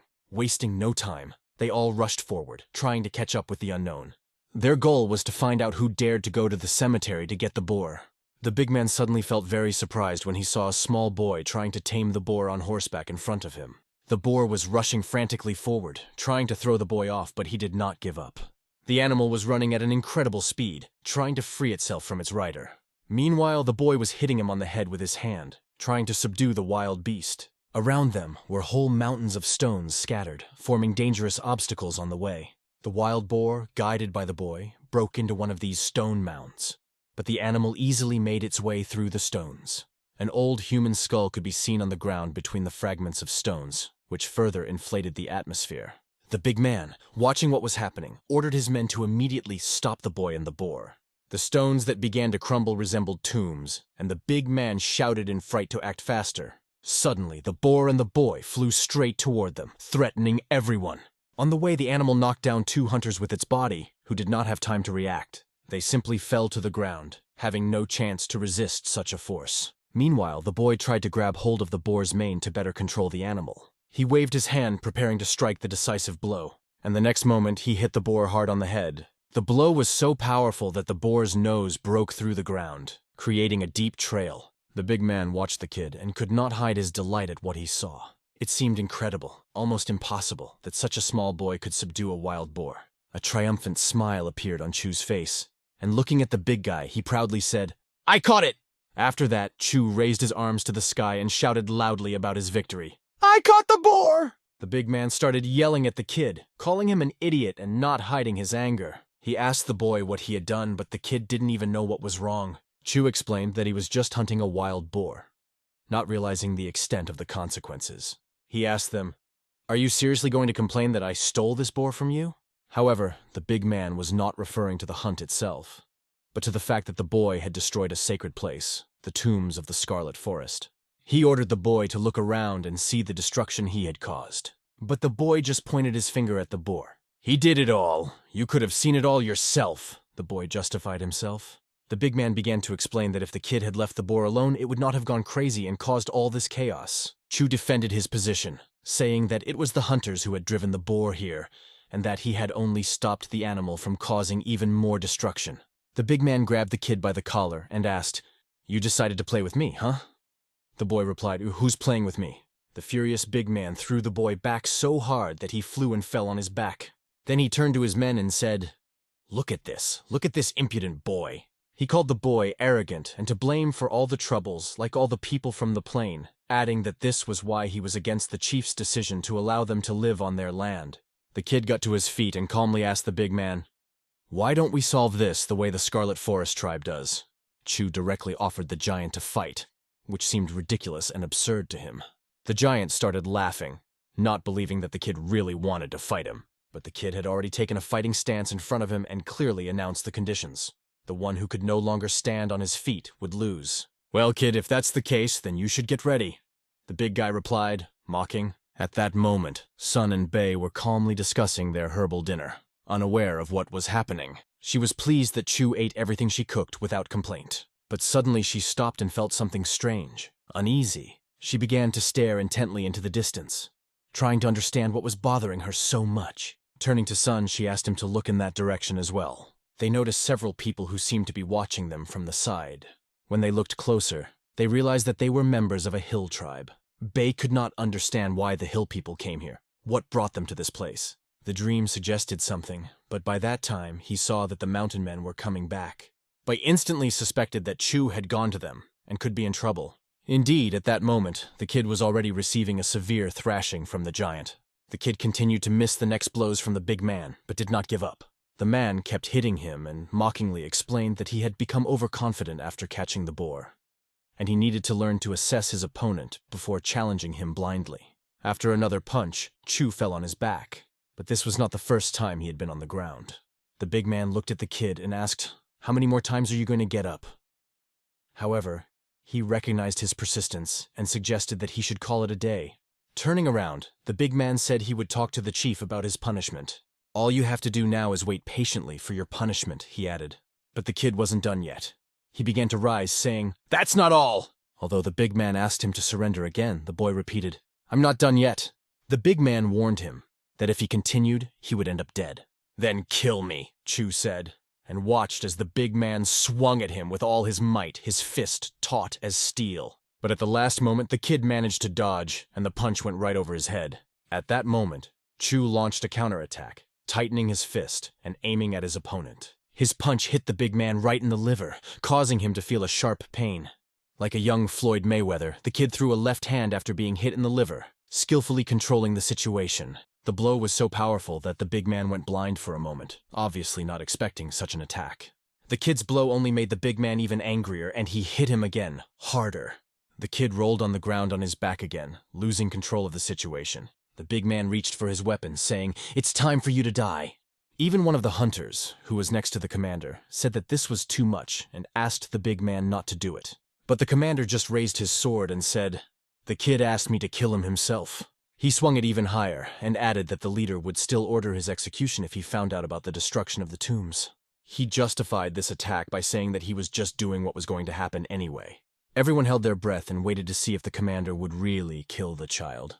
The kid covered his face with his hand, but after a few seconds nothing happened, and he slowly opened his eyes. He saw that the commander had his eyes wide open and was breathing heavily and slowly. It was all because of the sword that was sticking out of his back. It was thrown by Sun, who appeared from behind. With a single glance, Sun challenged the commander, whom he had already killed. The people who were with the commander began to shout his name loudly, not believing their eyes. Later at home, the kid apologized to Sun, explaining that it was all his fault. But Sun understood that it was the commander's mistake. He had broken the rules by taking the sword during the fight. They began to gather their belongings, which were few, so it didn't take long to pack. They reassured the kid, saying that they would find a better place, and set off. When they got to the door, they started to open it. But behind the door was a large group of armed men ready to act. They surrounded the building, standing around it in a tight ring, ready for any action. We had to decide immediately what to do next. There was almost no time to think. They had to act quickly. Sun picked up his sword, put it in front of him, and ordered everyone to stand still, asking them not to complicate the situation. He explained that their family was already leaving the place, and if they were allowed to leave in peace, there would be no problems. But people started speaking in an incomprehensible language, addressing him. A woman came from the other side and said something in her dialect. The kid translated her words and said that she was explaining that they were not here to fight. They just wanted to say something. The woman continued to speak in her language, and the boy acted as an interpreter for them. She said that the commander had found peace in the arms of his ancestors, and she was sorry for what had happened to him. Sun asked the kid to tell her that when a child is in danger, you have to act decisively. He only wants to live without conflict with the Scarlet Forest tribe. The boy went on to translate that a warning signal had been sent from the peaks of Mount Huangshan, and that the mountain tribe was about to invade the Green Plains. The Scarlet Forest tribe had already lost their mountains, waterfalls, and peaks of Huangshan, and if they lost this land, they would have nowhere else to live, so they would be forced to migrate. Sun did not understand why she was telling him this, because it did not concern him directly. The woman wanted to remind them that they should be grateful that they were allowed to stay on this land when they had nowhere else to go. She also wanted them to apologize for destroying the tombs. Sun was always grateful that they were allowed to live on this land, but he wanted to explain the tomb situation to avoid misunderstandings. The young man continued to translate and said that it seemed the commander was the best warrior in the tribe. Since Sun had killed the commander, they wanted him to take his place and lead the Scarlet Forest tribe into battle against the forces of the Mountain tribe. Sun didn't know how to react to this, but considered that maybe it was time to leave. Bei interjected and pointed out that the people of the Central Plains had always invaded the Southern Desert since the Han Emperor, and she doubted that the people of the Southern Desert would treat people from the mainland well. She also realized that other places that she thought were better places for Chu to live might not be, because they didn't even know if they would be accepted there. In other words, they couldn't be sure that other tribes would be as kind as the Scarlet Forest tribe. Bei wanted to tell Sun that the chief's request was reasonable, but Sun reminded her that he could not hold a sword in his left hand, and it was a bad idea to go to war in that condition. The woman suggested coming up with a trick, such as concentrating the tribe's forces and attacking the enemies with fire. The tribal leader and the kid just watched as Sun and Bei argued about the options. In the end, Song firmly stated that he had no reason to interfere in the affairs of the Scarlet Forest tribe and the Mountain tribe, and he emphasized that they were leaving immediately. The kid just remained silent as Sun approached him. Dawn asked him to finally say something. Then the boy turned to the head and began to speak in a language that everyone did not understand. Everyone wondered how he knew this language, and the tribal leader folded her hands in front of her face to show respect. She continued to show her respect for others with this gesture. When the boy finished speaking, they turned around and walked in the other direction, leaving the tribe behind. Despite the fact that Sun had refused their request, they didn't seem too upset about it. But it wasn't that simple. The boy explained to Sun that he had told them not to worry because they would get help. He went on to explain that the Mountain tribe was oppressing the Scarlet Forest tribe, and they had a duty to help the weaker ones. Sun was angry and could not understand how the boy could go against his father's decision. The boy explained that he was responsible for the commander's death, and that he had provoked him a bit. He said that in the fight with the commander, he had not even been able to strike him a single blow, and so he decided that if he made him worry, he could find a weakness. In the end, the commander could not stand the provocations, and his movements became scattered and careless, allowing the kid to strike him several times. Of course, the kid did not anticipate that the commander would get so angry that he would draw his sword. Sun wondered why the boy thought of fighting the commander in the first place. He explained that he wanted to fight a man because for the past 3 years, he had only been running around in meadows and wilderness, fighting animals such as monkeys, wild boars, and snakes. He also reminded his mother not to go to the lake behind the hill he pointed to, because there was a nest of green vipers there. In any case, he realized that his father was not training him to become an animal hunter, so he wanted to fight a human, and that is why he provoked the commander. After listening to this story, Sung just rolled his eyes and put his hand on his face, sighing deeply. Bei just repeated to her husband what she had said earlier, namely, that the time had come, and his father had realized it himself. Sun told the young man that after this war was over, they would begin serious training. The boy said that he would be his father's left hand and fight alongside him in the war, but Sun asked him to stay out of it and defend the village with his mother. When Sun and his family arrived at the Scarlet Forest tribe, the people immediately began to shout that they were newcomers from the Central Plains who had killed their commander. However, the tribal leader greeted them by bowing to show his respect. Sun also bowed, and the boy translated his father's words, in which he expressed his gratitude for being accepted.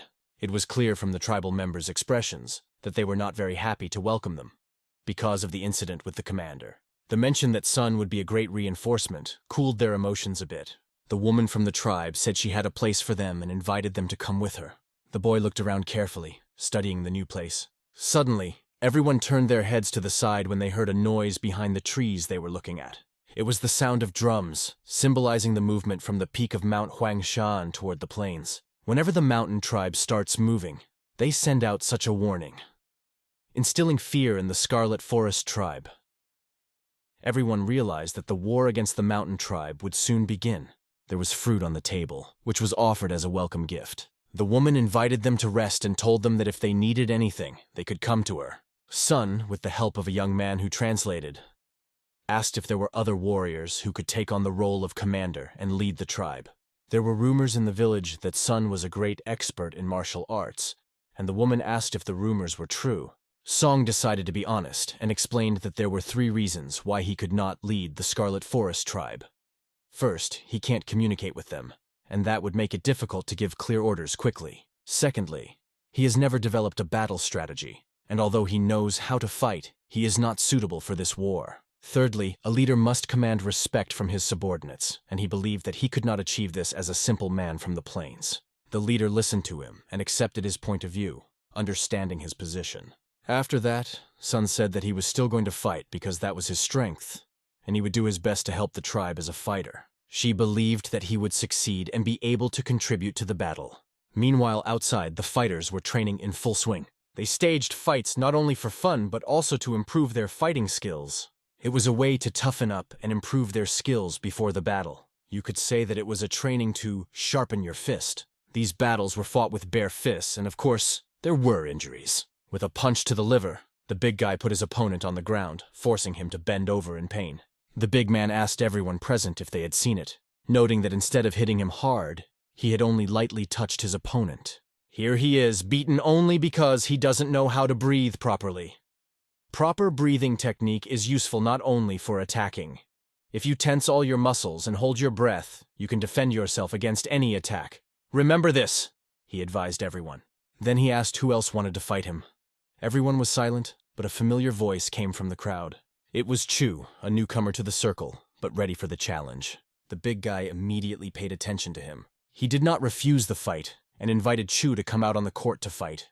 The big guy's first punch sent the kid flying, not even giving him time to react. After that, Chu fell to the ground and felt the full force of his opponent's punch. Lying on the ground, Chu tried to assess the blow, and it seemed to him that this blow was only slightly different from the one his commander had dealt him. Suddenly, a cute girl appeared above his head and explained that this big guy was the kick king of the Scarlet Forest tribe. But Chu was more interested in who she was, and he stood up and asked her about it. While talking, he suddenly began to run and tried to stab the king right in the stomach, concealing his intention. However, the big man had steel abs under his clothes, and he easily withstood the blow. In response, the big man struck Chu with a strong punch, causing him to fly backwards. Everyone watched the scene with stony faces and listened to Chu moaning as he lay on the ground. He asked the girl who asked him if he appreciated the king's blows to stop annoying him and go somewhere else. She, putting her dark skin against his light skin, wondered why he was so light, and Chu in turn wondered why she was so dark. In the end, they never solved this mystery, but when he called her dark, it made her angry, and she kicked him right in the face. Chu stood up, called her little, and, without thinking twice, hit her back. Everyone around him became alarmed and indignant, saying that this brat from the Central Plains dared to hit Eorin, the daughter of the chief. Chu pointed his finger at the girl, who had already begun to cry, and said that she had started it first. A quarrel started between them, in which they could not decide who was to blame. Suddenly, Sun appeared behind him. Chu quickly began to make excuses, saying that the girl was laughing at him, so he slapped her. Sun quickly explained to the kid that he was only causing more chaos in the village, which was already tense because of the upcoming battle. He reminded Chu that he was the one who had promised to help the Scarlet Forest tribe. Sun then asked him again, "Did you really want to do that?" In the end, he made Chu apologize to the girl. At first, Chu didn't want to do it, but when his father raised his voice and said, "Now," he reluctantly agreed. Chu immediately apologized to the girl, who raised her chin high to show her pride. He added that she should accept his apology because otherwise his father would not forgive him. Eorin was ready to accept the apology, but not for nothing, and said that if he did what she wanted, she would forgive him. Soon they found themselves near the monkeys, whom she fed with bananas and called cuties. Chu was surprised that this was all she really wanted. But Eorin explained that she had always wanted to see monkeys up close. It was a no-brainer for him, and he pointed out that she could have asked any of the boys in the tribe. She explained that she was not very popular because she was the daughter of the chief, and she would never be allowed to come here because of the danger near the village. Suddenly, the monkeys began to scatter in panic in different directions. Chu instantly realized everything, grabbed the girl and started running with her. After running a few steps, they both fell to the ground. Chu lay down on top of Eorin, putting his hand over her mouth, and asked her to be quiet. Right next to them were people who, as was clear, would not be happy to see them here. They held their breath, trying to remain unnoticed as people passed by. After a while, the leader received word that they had reached the Green Plains and seemed to be launching an offensive. She ordered everyone else to prepare for the battle, which was approaching every minute. Raising his hand, the man solemnly proclaimed that the time had come and ordered the warriors of the Scarlet Forest tribe to prepare. At this moment, Sun was carefully tying his tail at the back of his head, preparing for the upcoming battle. He tied it tightly with a ribbon so that it would not get in the way during the battle. Bei opened the door and told him that all the men of the tribe were gathering right now. He warned her that if the Scarlet Forest tribe was defeated or something went wrong, she should take Chu and return to the Central Plains. She had to return to the head of the noble clan, who was supposed to help them survive. At the same moment, she rushed to him to feel his warmth and strength. She knew she would miss those feelings while he was in battle. Hugging him tightly, she asked him not to talk like that anymore. And she reminded him who he was, Sun, the Scarlet Slayer, who had managed to escape from his pursuers from the lower lands. She believed in him with all her heart, and in the meantime, the tribe from the mountain decided to wait in the forest and set up camp. Chu watched them carefully from the bushes. Rin didn't understand why they had traveled so far. Chu was unsure, but he knew for sure that they had to keep going and warn the villagers. A huge warrior stood over Chu's head and mockingly asked him what he wanted to warn them about. He turned to the other soldiers, pointing to the prisoners, and proudly proclaimed who he had captured. Holding them in his arms, he said with contempt that these kids were eavesdropping on their conversation. Their commander did not hesitate to order the children to be disposed of, as they were too young to be used even as slaves. However, the giant took a closer look and recognized the girl as the daughter of the chief of the Scarlet Forest tribe. They couldn't decide whether to keep her as a valuable hostage or whether it would be an extra burden for them, because they would have to carry her around all the time. When the girl heard that they were going to kill her, a cold sweat broke out on her body. The boy gathered all his strength, clenched his fist, and decided to act. He punched the giant right between the legs. He twisted in pain, fell to his knees, and let the children out of his arms. The other warriors just laughed as they watched this big guy get it from some boy. At this point, Chu and Rin did not hesitate and ran as fast as they could. The commander quickly realized that these children could give away their location, and that was unacceptable. If the Scarlet Forest tribe found out that they were here, all their plans would come to naught. The giant, feeling a burning pain between his legs, was furious, and most of all wanted to kill this impudent boy himself. Chu ran as fast as he could, concentrating on making his way forward without looking back. He was running so fast that even Rin couldn't keep up with him, staying behind. Her legs were shaking with fatigue, and she couldn't move anymore. Realizing that there was no other way out, Chu ran up to her, sat down, and quickly told her to climb on his back. Meanwhile, their pursuer ran out from behind the bushes and scrutinized the area. Sensing their presence, he immediately reached for his weapon, preparing to attack. Chu was already carrying Rin on his back, running as fast as he could, and asked her to hold on tight. As they ran, he asked her if she trusted him. At first, Rin did not understand the question, but Chu repeated it, expecting a clear answer. The elder of the Scarlet Forest tribe stood on one of the thatched roofs and prayed to the gods for punishment for those who planned to flood the land with blood. He also appealed to the ancestors to fill the warriors with energy, giving them the strength to defeat their enemies. The elder reminded all the warriors that they were under the protection of the God of Life, and urged them to believe in their invincibility and immortality.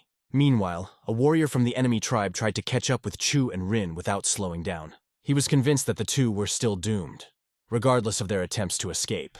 Suddenly, he turned his head to the left and saw Rin. She stood there completely defenseless, as if Chu had abandoned her to her fate and fled alone. The huge warrior, not having received any answer to his question, thought the same thing. This boy had definitely run away, leaving the girl to her fate. The girl stood with her head down, breathing heavily as if she had already lost all hope. The big guy slowly approached her, mocking her and saying that she was out of luck. All boys are like him, selfish and cowardly cowards. But when the leaves rustled under his foot, he suddenly looked down. What he saw made him freeze. A huge pit filled with snakes was right in front of him. The warrior realized that the children had decided to outwit him and trap him. He assumed that they hoped he would chase the girl and fall into the pit. But he looked a little disappointed. The plan didn't work. Just as he was beginning to think that the children had failed, he heard a sound behind him. It was the sound of a boy jumping on him and kicking him with both feet right in the back. The blow was so strong that the giant flew straight into a pit filled with dangerous snakes.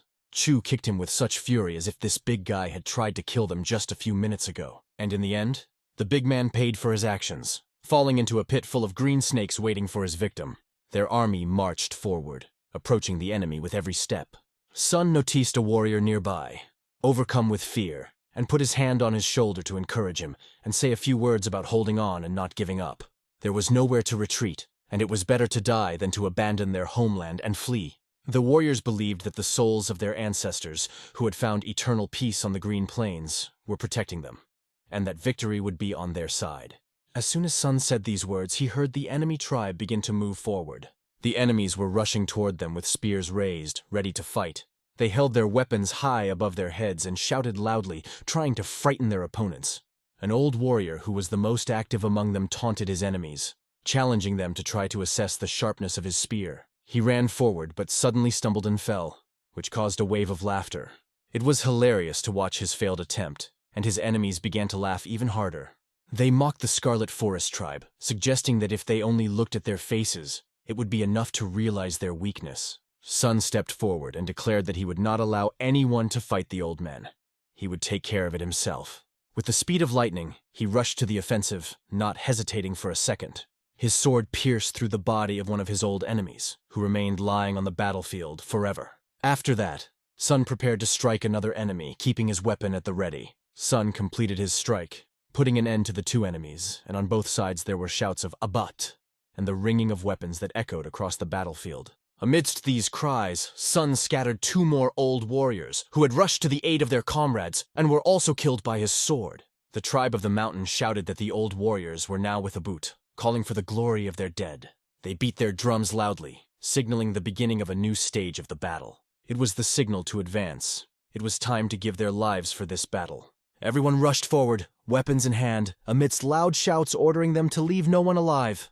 The goal of both sides was the same: to kill all enemies, no matter what the cost, but to do so by any means necessary. Their feet were running on the ground, which was about to be covered with blood.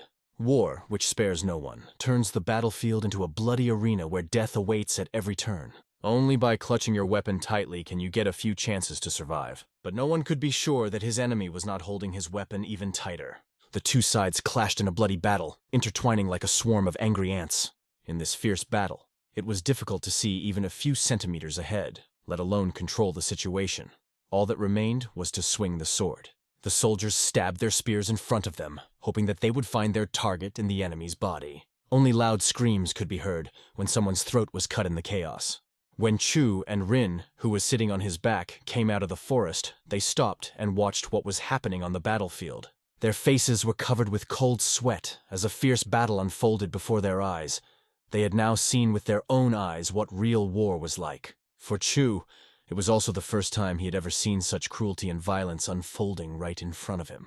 Looking at this horror and hearing the sound of metal cutting through the air, Chu felt genuine fear. He quietly told her that he had realized something important, to which Rin asked, "What exactly did you realize?" Chu explained that the people they had seen hiding in the forest were going to ambush and attack the Scarlet Forest tribe from behind, stealthily. Realizing this, he rushed forward to stop the enemy's insidious plan. Running to the body of a dead man who had been bitten by snakes, Chu asked Rin to take off his apron. Tearing the apron into strips, he began to wrap it around his arm, preparing for something serious. After that, he began to take off his pants, and Rin, embarrassed, immediately turned away. Rin asked what he was doing, not understanding his intentions. Chu didn't answer, but seriously asked her to hide in the bushes, explaining that she would be unsafe with him, and ordered her to be quiet. He promised to return as soon as it was over, although he knew how difficult it would be. At this time, the tribe of the mountain was patiently waiting for the signal to act, ready to attack. Suddenly, a sound was heard, and they realized that this was the signal they had been waiting for. The commander ordered them to get up, but one of the men, looking in the other direction, warned everyone to look there. A kid suddenly ran out from behind the soldiers holding something wrapped in a cloth. Waving a homemade sack, he mockingly urged them to catch the gift from the green plains. He carefully put the bag on the ground, and green snakes began to crawl out of it. He untied the sack, made from his trouser leg, and shook it sharply, and the snakes rushed straight toward the stunned warriors. The flock of venomous snakes flew rapidly toward the soldiers. In a moment, they had already coiled around every body, creating panic among the people. Cries that the snakes were poisonous began to come from the crowd, mixed with pain. The snakes were continuously biting everyone, injecting venom into their wounds. It was terribly exciting to watch from the outside, especially when the man who had recently threatened to kill them was furious. It was even more interesting to see his eyes turning white and rolling back in pain and fear. His veins were swollen and almost bursting, and the skin around his eyes was turning blue from lack of oxygen. The observer stood by, listening to the soldiers screaming that they could not move. He watched as they fell, clutching their throats, gasping for air. He watched all this without a single drop of pity for his enemies. The commander shouted fiercely, ordering the soldiers to kill the snakes. They tried to cut them with their swords, but in vain. The snakes quickly crawled into the bushes, disappearing into the shadows. Only 3 warriors remained on their feet, but their eyes were directed at the bodies of their comrades lying under their feet. This enraged them so much that they were ready to kill the child. However, when they turned around, they did not see anyone nearby. The commander pointed to the signals of their tribe, which meant that it was time to ambush them. But there were only 3 of them left, and they realized that they could not help, so they made it their new goal to find the boy. Meanwhile, he was already preparing a plan, interacting perfectly with the snakes. He hid under a tree in the bushes, and the soldiers were walking nearby, convinced that the boy could not have gotten far. Holding the snake in his hands, he slowly got out from under the bushes. Once he was behind the soldiers, he threw the snake in their direction. The snake bit into the neck of one of the soldiers, instantly absorbing the venom. One soldier was neutralized, but the other 2 noticed the kid. The boy without pants ran in the opposite direction, trying to escape. The warrior, struck by the snake, fell to his knees, his body bent in pain, while the other 2 rushed in pursuit of the boy. They decided to go around him from different sides to block all escape routes. Searching carefully, they prepared for any surprise. However, they were not smart enough to get even 1 step ahead of the boy. One of the warriors pierced the bushes with his sword, hoping to find the boy. He did not realize that the boy was hiding in a tree right above his head. And then the snake fell right on his back. The other warrior was already nearby, and managed to throw his sword directly in the boy's direction. The blade hit his hands, forcing him to let go of the tree and fall down. The warrior was sure that he had finally caught the boy. The boy fell on his back, feeling unbearable pain, and the snake was crawling out of his pants. Barely getting to his knees, he gathered his last strength and reached for the snakes that had fallen out of his hands. The warrior first approached his comrade, asking if he was still alive. He did not expect the guy to suddenly throw a snake at him. However, this warrior was faster than the others and quickly cut the snake with his sword. Meanwhile, the boy, shaking out his trouser leg, noticed that all the snakes had disappeared. Only 1 warrior remained, and he felt terribly humiliated. He could not figure out what to say to the others, because their tribe had suffered losses because of a small, seemingly helpless boy. This was the main reason why the warrior was ready to cut off the boy's head. He dreamed of wearing his skull on his belt as a trophy for the rest of his life. Throwing his sword behind his back, the warrior began to swing and shout at the top of his voice, preparing to strike. He noticed the sword of his fallen enemy nearby and decided to use it. He skillfully deflected the attack with grace and agility. Instead of hitting the sword, he aimed a little higher, right at the enemy's hand, cutting the bone. He followed this up with another precise strike. The sword blade pierced the warrior's chest, piercing him through and through.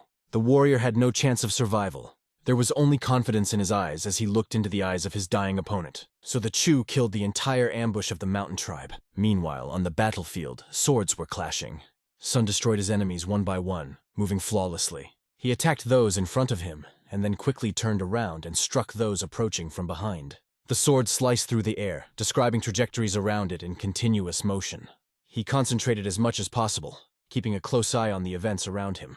However, the situation on the field was a complete disaster. The enemy forces far outnumbered the tribe, and the people from the Red Forest tribe were suffering numerous casualties. If things continued at the same pace, the tribe would be completely destroyed. About 50 meters away from the battlefield, the elders of the mountain tribe were watching the events unfold. They were patiently waiting for the group in the forest, sitting in ambush, to act. The drums were beating loudly, signaling to the group in the forest. but the elder raised his hand and ordered them to stop. The lack of response indicated that there was no point in signaling further. He ordered one of the warriors to personally check what was happening to the squad. Sun noticed two people 50 meters away and realized that one of them was Mo Jin himself, the head of the mountain tribe. However, when he looked closely, an enemy attack was already coming from the left. He managed to draw his sword, defending himself against the attack, and then he cut the attacker's throat with a sharp movement. In this chaos, there was no time to rest, not even for a second. One wrong move and the maelstrom of warriors could easily swallow him up and leave him no chance of survival. Sun realized that the only way out of this situation was to kill their leader Jin. He began to fight his way through the crowd to get to him. Gradually stepping aside, he looked for an opportunity to get closer to Jin. But the warriors were keeping a close eye on what was happening to their leader. One of them took a few steps forward. Then he abruptly ran towards Sun. They were closing in, ready for a deadly fight, weapons at the ready. Sun shouted out a battle cry, energizing himself for the battle. He was the first to swing his sword, trying to strike. Their swords collided with such force that they were both thrown back a little. Sun prepared for a counterattack, holding his sword above his head. He needed to deflect the blow and strike back. With a skillful movement, he slashed his sword across his opponent's body, inflicting a serious wound. After that, Sun began to move forward without stopping. He went straight to the place where the elder was standing. Sun's sword whistled near the enemy's head, flying a few centimeters away. The blade sank into the ground only a few centimeters from the enemy's body. Sun did not understand why the sword did not follow the trajectory he had planned. The man was only muttering something in his own language, as if summoning forces. When Sun tried to attack again, the man deftly jumped back, avoiding the blow. Each time he dodged the attacks with such grace that it was mesmerizing. It seemed that the sword blade did not even touch him, as if it was obeying his command. His face remained calm, as if he did not feel any threat. Then he suddenly kicked him right in the chest of Sun. The force of this kick was so powerful that Sun was knocked backwards. He fell on his back and slowly began to get to his feet. At the same time, Sun heard strange, incomprehensible sounds coming from his opponent. He shouted at him to shut up because he still didn't understand, and rushed forward. Sun again tried to attack with his sword, but the enemy dodged with the same ease. This time, the enemy reached for his sword, which was hanging on his belt behind his back. Pulling out his sword, the warrior easily repelled Sun's first attack. However, he forgot that Sun is also skilled in fighting with his feet and hands. With a swing of his leg, Sun struck the enemy right in the face. However, this blow did not cause a serious problem for the enemy. His eyes showed disappointment, as if he expected more from Sun. "Is that all you can do?" he said. "Is that the best you can do?" he repeated. And it seemed that he understood Sun's language.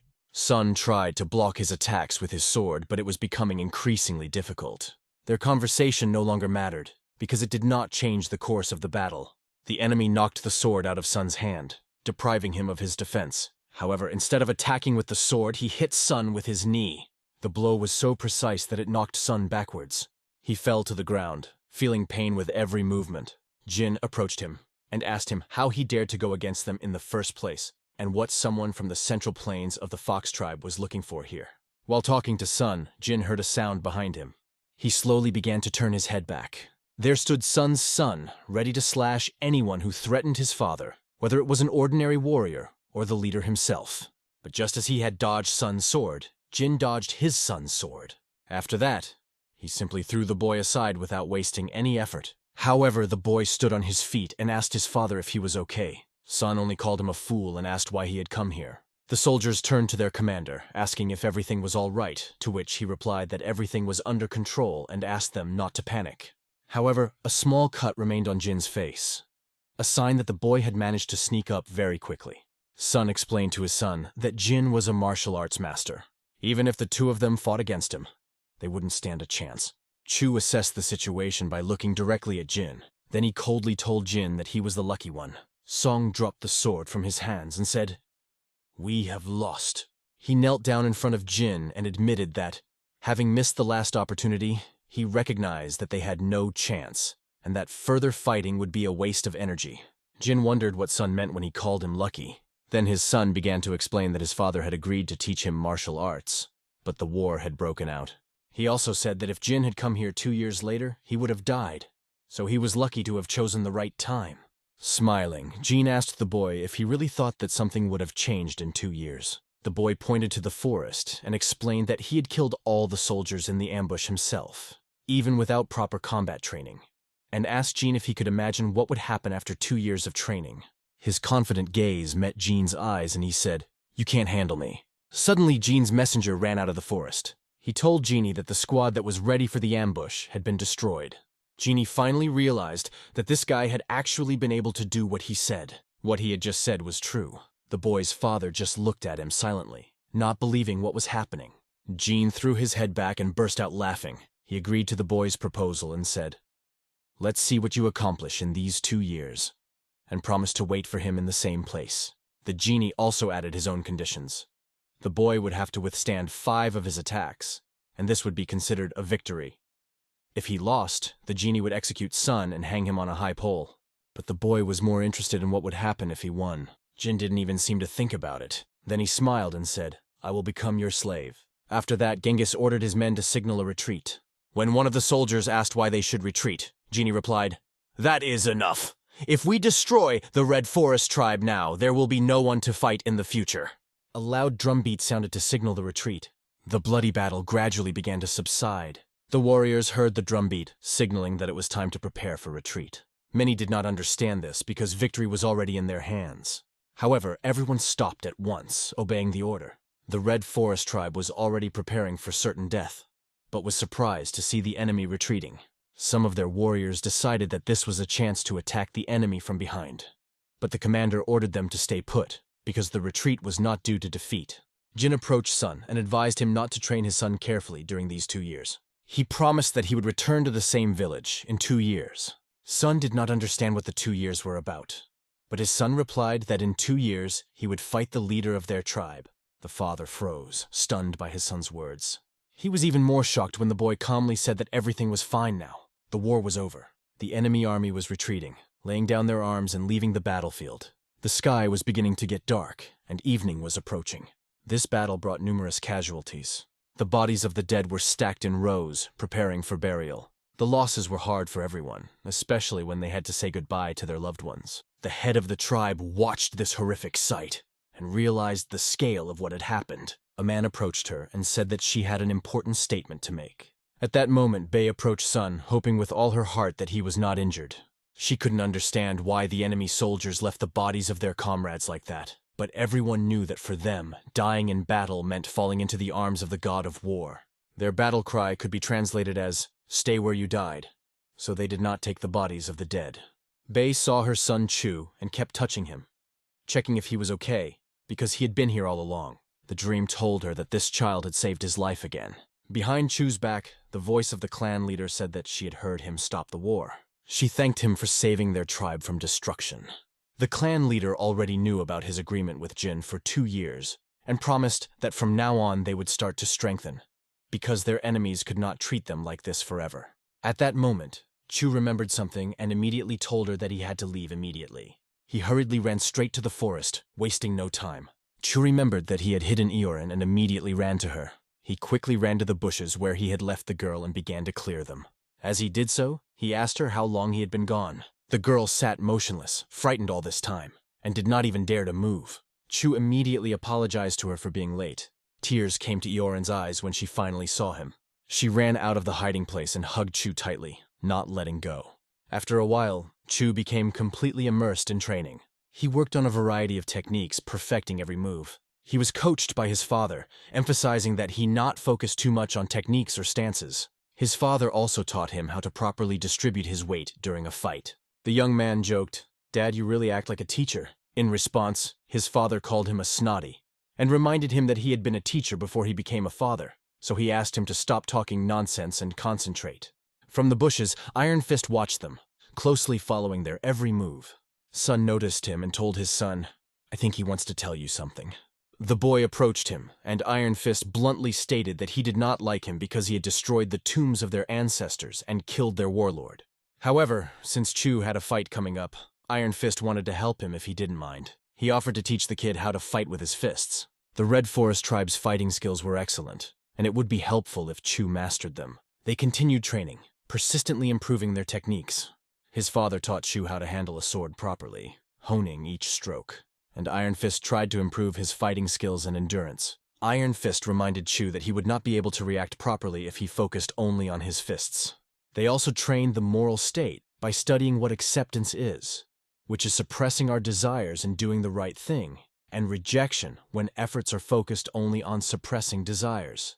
The most important thing in martial arts is to bring the body to an ideal state, starting with basic training such as running. This was followed by work with a sword. Here, every millimeter of the stroke had to be honed. Chu had to maintain the correct balance in his body and never take his eyes off the target. The targets for strikes were stones thrown by his teacher. During the training, one of the members of the mountain tribe appearing on his left hand. He wanted to see the boy who had challenged their commander, and as he came closer, he told Chu that he was lucky that he had not participated in the last war. He also told the boy that he should be glad for their commander's mercy, because if the warrior had made up his mind, Chu would have been dead by now. The boy smiled and asked, "Why don't you try to kill me?" He was absolutely sure that he would not succeed. At first, the warrior wondered why their commander was so interested in a boy, but now he began to understand.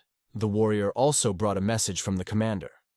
Chu can enter their lands, where there is a great place to train internal energy, chi, and the commander has allowed him to train there as long as he wants. Why the commander did not make this offer on the battlefield remained a mystery to everyone. In the warrior's opinion, it was because the commander believed that the upcoming fight would not be as boring as it seemed at first glance. Turning around, the warrior began to walk back to the tribe, muttering about how he wanted to tear the guy to pieces. Sun was completely devoted to his work, carefully honing his sword. He told Chu how dangerous his opponent was, because he never used the same techniques, and even his evasion techniques were different from others. Sun also believed that the enemy was skilled in the martial arts of the plains, as he even knew their language. His father told Chu to go to the place the soldiers had told him about, because if the commander wanted to kill him, he would do it on the battlefield, and this place was perfect for training. Chu sat under the waterfall, meditating, and breathed in the cold air that surrounded him in the icy water. Warriors from the enemy tribe were constantly watching him. They watched him practice his fist-fighting techniques. They watched him dodge the spear his father used to attack him. And they watched him teach him that if the enemy can predict your actions, the battle is already lost. From morning to evening, Chu ran around, trying to feel the energy of the earth at every step. Each clan and sect has its own secret techniques, but whether you become strong or weak depends on how quickly and accurately you master them. Chu trained day and night, despite the difficulties that stood in his way. He didn't care if it was raining or scorching hot. He continued his training, but he had to train with all his heart, giving himself completely. His only desire was to achieve his goal. It was night outside, and torches were lit in every house.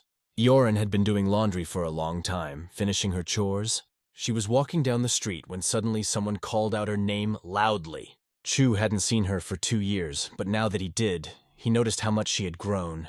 Yoren did not even recognize him and asked who he was. He laughed and said, "You must be really angry. I'm sorry. I was too busy training and didn't have time to think about anything else. Look, I finally thought about someone other than myself all day," he added jokingly. He also asked if she knew he had a fight tomorrow. "This may be the last time we see each other," Chu said, the thought looming over them both. This short conversation with her was enough for him to feel supported. She didn't know what to say. She was overwhelmed with excitement. A tear rolled down her cheek that she could not hold back. Suddenly, Yoren called out his name and asked him to wait, and then she said what Chu had been waiting for. "I believe in you." Chu turned his head back and looked at her, feeling the warmth of her words. Then he jokingly asked, "How dare you say that to your brother?" After that, he turned around and walked confidently toward his enemy. The tribe of the forest was eagerly waiting for the boy, expecting him to appear every minute. After a while, the Red Forest tribe appeared on the horizon. However, they could not see where the boy was. Jin ordered that if he did not appear before the full moon, he should inform them that they would resume the war that had been suspended 2 years ago. The message was relayed, and the tribal warrior hurried to deliver the news. Jin personally came forward and repeated, if the child did not appear by dawn, they would have to prepare for destruction. The boy's parents, mother and son, wondered where their child was. Had he forgotten about this day? But Sun realized that this was impossible, and suggested that perhaps the boy had been practicing all night under the waterfall. Tension among the tribesmen began to build. Iron Fist urged them to calm down, emphasizing that Chu was not the type to be irresponsible. They also remembered that the mountain tribe could not be trusted, and even if Chu came, they could not be counted on not to do something terrible. In a moment, Chu appeared. He was told that the enemy had threatened to resume the war if he did not appear. Chu just turned his head toward the enemy and estimated their numbers. The commander of the mountain tribe received a message that the boy was already there. Chu saw his mother and could not understand how his father could bring her here to the battlefield. His mother was worried because he was supposed to come to eat, and it was hard for her to accept that he did not come. Chu explained that he was not hungry, and he liked the feeling of lightness in his body, but asked her to cook something tasty after the battle was over. She immediately agreed, promising to cook the most delicious food. His father encouraged him by throwing down his sword and said that his son could not leave this world before his parents, so he asked him to take up arms and fight. Chu grabbed the sword and his father told him not to worry. He also promised that he would take care of them until they were so old that they would even forget who he was. Chu confidently walked forward, promising to return. Jin also asked for a weapon. He received katanas made of chains, preparing for battle. They faced each other, and his mother believed that Chu would win because he always trained with perseverance. Sun tried to reassure her, saying that their son was talented, but he also emphasized that 2 years of training was not enough. The mother hoped that the fight would be without consequences, and that Chu would come out unscathed. And his father was sure that even in desperate situations, their son always found a way to do the impossible. And he believed that this time he would surprise them again. Jin immediately pointed out to Chu that a martial artist must be able to keep his word, be responsible for his words, and be on time. Chu only thanked him for being considered a master, and assumed that Jin was praising him on purpose, so that he would not be ashamed of his defeat. These words enraged Jin, and he prepared his weapon to attack. Chu calmly advised him to prepare better, pointing his sword in his direction. Like lightning, Jin rushed forward on the ground, ready to attack. Chu was expecting it, and prepared to block the blow. Jin's chains were incredibly dangerous, and the sharpened metal shone at their ends. Chu easily repelled the first attack. He didn't even use his sword, but rather used his scabbard to deflect the blow. Immediately after defending himself, he launched a counterattack. From the vertical position of the sword, Chu smoothly moved it to a horizontal position, preparing to strike. He swung his sword so that Jin was forced to dodge, but Jin was incredibly strong and fast. His chains allowed him to attack even from behind, making his attacks unpredictable. After using the chains, Jin suddenly kicked. He hit Chu's body directly, knocking him off balance. It was difficult to stay on his feet after such a blow, but Chu managed to keep his balance. Chu looked confident, although it was extremely difficult for him to withstand the tension of the fight. Meanwhile, Jin began to spin his weapon, preparing a new attack. He praised Chu for being able to stay on his feet after being hit by him and asked, "Is that all you've learned in 2 years?" In response, Chu only asked, "Why are you so impatient?" Jin was convinced that the kid was being too cocky, thinking he could continue the fight. He threw a punch, which Chu began to deflect with the scabbard of his sword. Chu then dodged again, moving to the side. His plan was to get behind Jin's back and strike from there. He quickly began to swing his sword, preparing to attack. However, Jin reacted in time, jumped up, and even managed to step on Chu's back. Then Jin pushed him back with his foot. While in the air, Jin threw his chains toward Chu. The chains wrapped around Chu's neck, and Jin began to squeeze them with great force. All he had to do was pull the chains to end the fight. Chu's parents were watching, worried for their son, with anxiety in their eyes.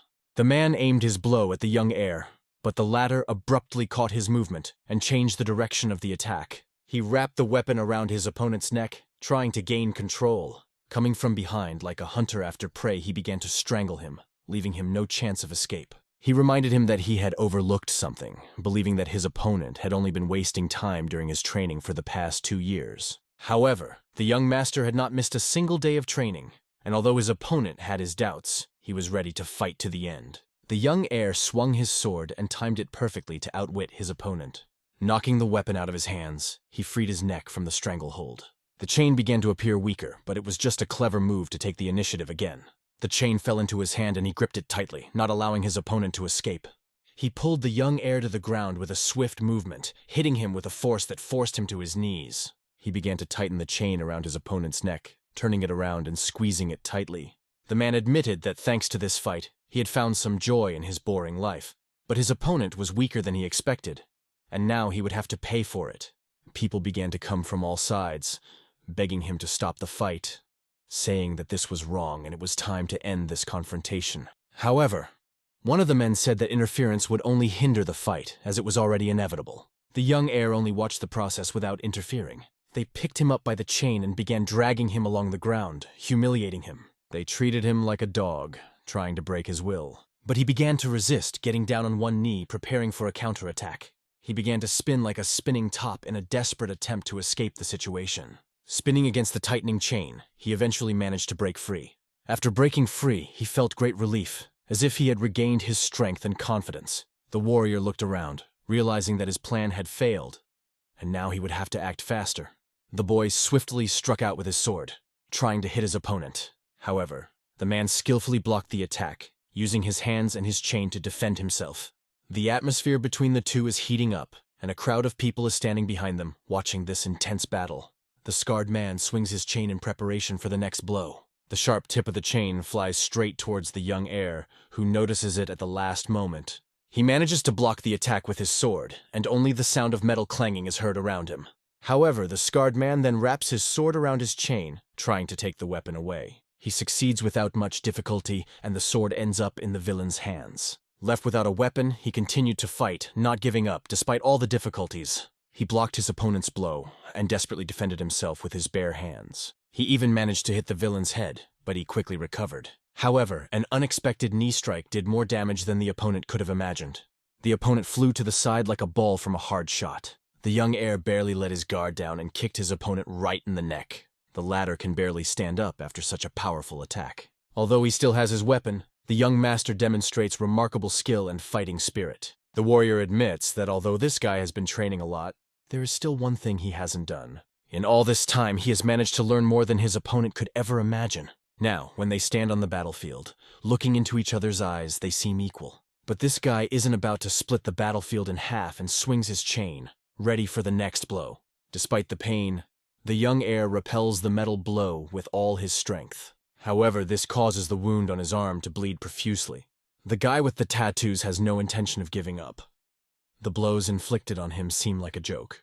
He pushes his opponent away with his foot, creating distance for a new attack. The young heir is forced to retreat like a falling rack, trying to maintain his balance. The chain flies in his direction again, destroying everything in its path, leaving no room for error. But the young owner again skillfully dodges this powerful blow. He continues to turn around, avoiding all attacks, preparing to make one important, decisive step.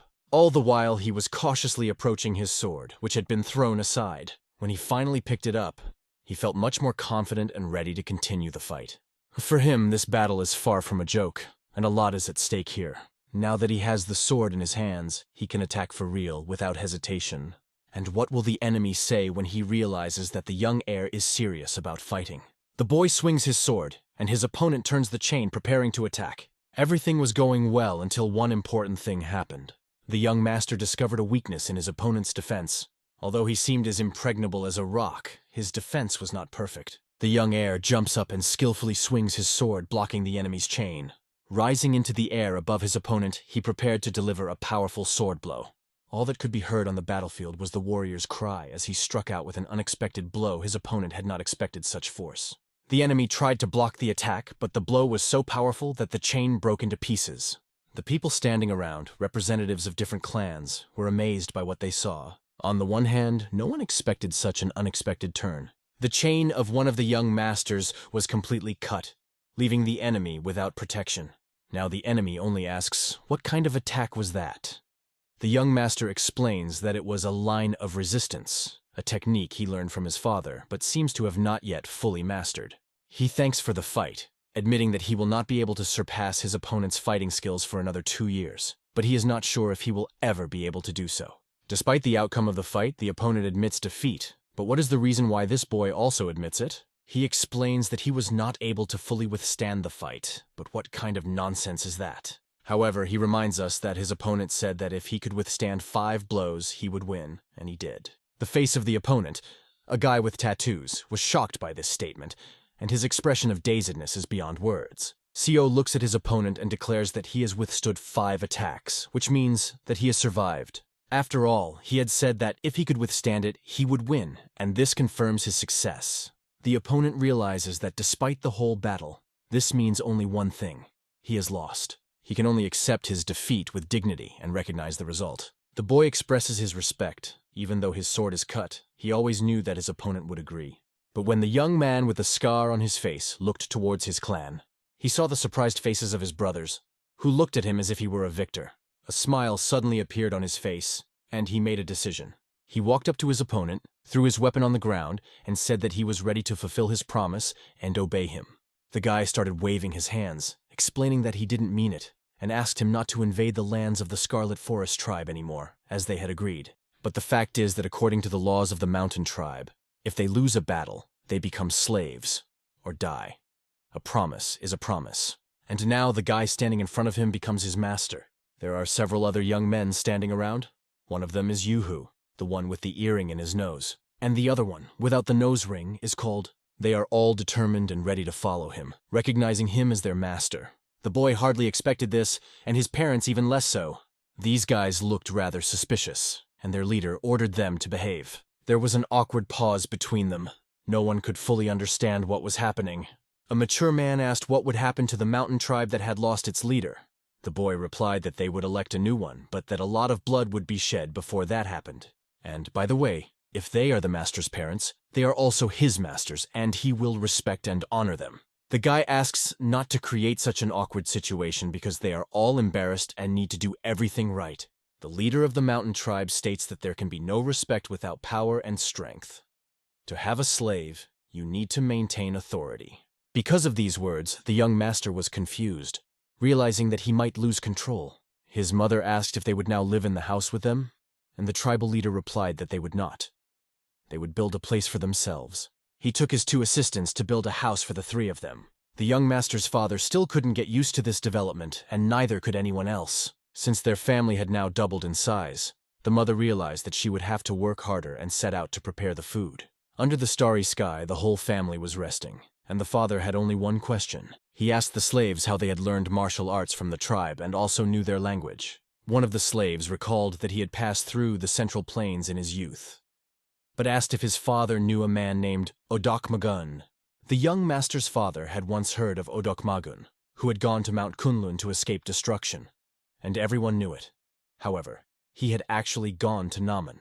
This guy was their teacher, including his personal teacher, and now everything was falling into place. All the pieces of the puzzle were coming together. The teacher had taught them various martial arts and martial combat for 10 years, and then trained himself for another 10 years, mastering complex techniques. Now, however, the slave is ready to pass this knowledge on to his master, to teach him the techniques that the teacher taught him. Now the master no longer needs to train himself. It would be foolish not to take advantage of this opportunity and learn from his slave. This is great, of course, but time is short. 5 years at most, because they promised to return to the Central Plains. The slave doesn't quite understand why they want to go back there. However, after a long silence, he realized that he should not ask this question. He only wants to teach his master and soon arrives at his room early in the morning, ready for his lessons. He realizes that he needs to practice before breakfast, and so he goes to his master again. Without knocking, the slave enters the room because no one answered, and the young master was sound asleep, not even hearing his footsteps. When the slave wakes him up, the young master turns to his father and asks why he no longer teaches him, because he is tired of this boy. The father jokingly replies that he doesn't know anything. The slave is not his. Gritting his teeth at the joke, the young heir begins to get angry and becomes even more irritated. Soon the slave comes to him again, ready for his morning training. His mother, however, thinks that this is too rude and that her son has a hard time with this slave. However, the father does not feel any regret. He believes that his son needs additional motivation to train. He says that this is his destiny and he must follow this path without compromise. The mother can't understand why the father is so calm, because this is their son. The father stands up and reminds her that the day before the mahjong match, he gave his son 10 lethal knives to use, but he didn't even touch them. When his mother asks him why this happened, the father also replies that he had the same question when the leader of the Scarlet Forest tribe asked for help in the war. He said that one should help the weak. Chu follows the path of nobility, but his father has to make him a real killer. This means that he has to train non-stop, sparing neither his arms nor his legs. Every day he must not miss a single training session and always be ready for a fight. He has to practice the blows, no matter how strong they are, and no matter how many of them are delivered. Looking at his slave training him, he feels afraid. The slave's attacks are not only thought out, they are full of tricks. The attacks contain various tricks, such as deception. The slave emphasizes that it is important not just to put all the force into the blow, but to make the opponent believe that the blow will go elsewhere. This technique is called deception, and if used wisely, you can achieve great success. A smile appeared on the young master's face, and the slave asked what had happened to him. But when he turned back, he saw the young master grimacing with exertion. Then the slave suggested that he get some rest, at least for a while. The mistress suddenly broke into their dialogue. She decided that she would not interfere with their mahjong game, but since they finished quickly, she offers to play with her. The young owner doesn't understand why she showed up at all and what happened. She, holding her hands at her sides, starts complaining about her mom, who has been bothering her. The guy didn't want to hear it again, about how she ran away to the wedding secretly from her parents. The girl is outraged that this is the only thing they talk about all the time. She curiously asks if it is customary to get married at their age, and turns to the host. The girl shyly replies that it is a normal practice for the tribe of the Scarlet Forest. Her friends are all married, but the guy sees no problem with it. He only jokingly emphasizes that perhaps the only problem is that no one wants to marry her. She feels a pain in her chest and says that there is a whole line of men lined up for her. But the guy ironically says that he doesn't see any candidates because no one wants to marry a girl as cooing as her. Without hesitation, she punches the young man in the side. Angry, the girl ends the dialogue and walks away into the bushes. His slave, who was nearby, watched everything and noticed that Humek's daughter was in love with him. The young master actually knew this, but the slave could not understand why he pretended not to notice. It was simple. He would have to change his plans because he had to return to the Central Plains. That would make it impossible, and he didn't want to do that. However, the slave asks if he plans to leave him here and return to the plains himself. The young master believes that the slave should jump into the fire after his master. The slave agrees, and something like a friendship begins to emerge between them. The pace of one of the slave warriors accelerated sharply. He was running somewhere. Running through the leaves and forests, one after another, he was suddenly stopped by something. He was very nervous and stopped instantly, not realizing what had happened. Hearing the sudden sounds, he decided it was better to hide. The first tree that came across his path became his hiding place. He hid behind it. Peeking out with one eye to see what was happening, he tried to unravel the situation. From a distance, he could hear dangerous sounds from the approaching bushes. He pulled his dagger out of its sheath, ready to fight. But suddenly his master grabbed him, pressing his own dagger to the slave's throat. The master ordered him to lower his hands, warning him that if he resisted, he would cut his throat. With a stern look, he looks at Yugu and tells him that he is already dead.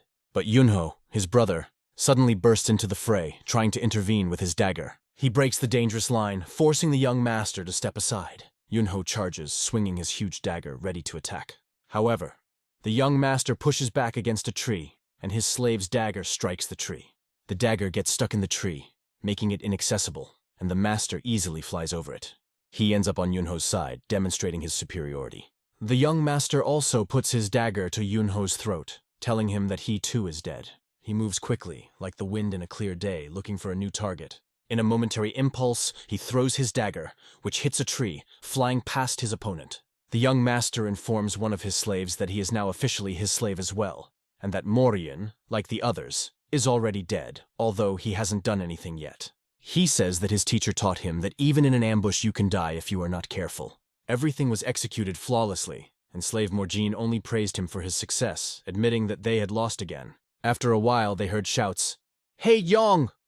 The girl Lichu was calling him and wanted to talk to him, saying that he was a fool if he had not yet understood her feelings. She came straight to his house and said this on the doorstep. Zhong was not prepared for this development. He quickly covered her mouth so that her parents wouldn't hear and, unable to stand it, took her to a quiet place to talk. The girl did not hesitate and said directly that Zhong was a real fool, and she had to say it now. She wanted to marry him and would bring her dowry tomorrow. She asked him again if he understood her, as if commanding him, which he could barely contain. Zhong remained silent for a long time, and the girl asked him again why he didn't want to marry her. He admitted that he liked her, and she knew it. But why didn't he share his feelings? Every night, Jeong thinks about how they will get married, have children, and live happily ever after. He goes to sleep with these thoughts every day. He is well aware that this dream will never come true. The girl's expression changed. She was confused and asked why this would not happen. They want the same thing, but the young master is going to go south because he needs to return to John 1. This news stunned her, and she felt as if she had fallen into the abyss. She said that she would go with him and they would go to John 1 together. But the boyfriend did not support this idea. For him, this is a completely different world, where it is considered normal that people die all the time. The thought that she, as a woman, would endure all this day after day was destroying him from the inside. Despite the young master's tears, Eorin, the young master only wants her to forget him forever, and she runs away in tears. Soon the young man was sitting at lunch with his slaves when a man approached him.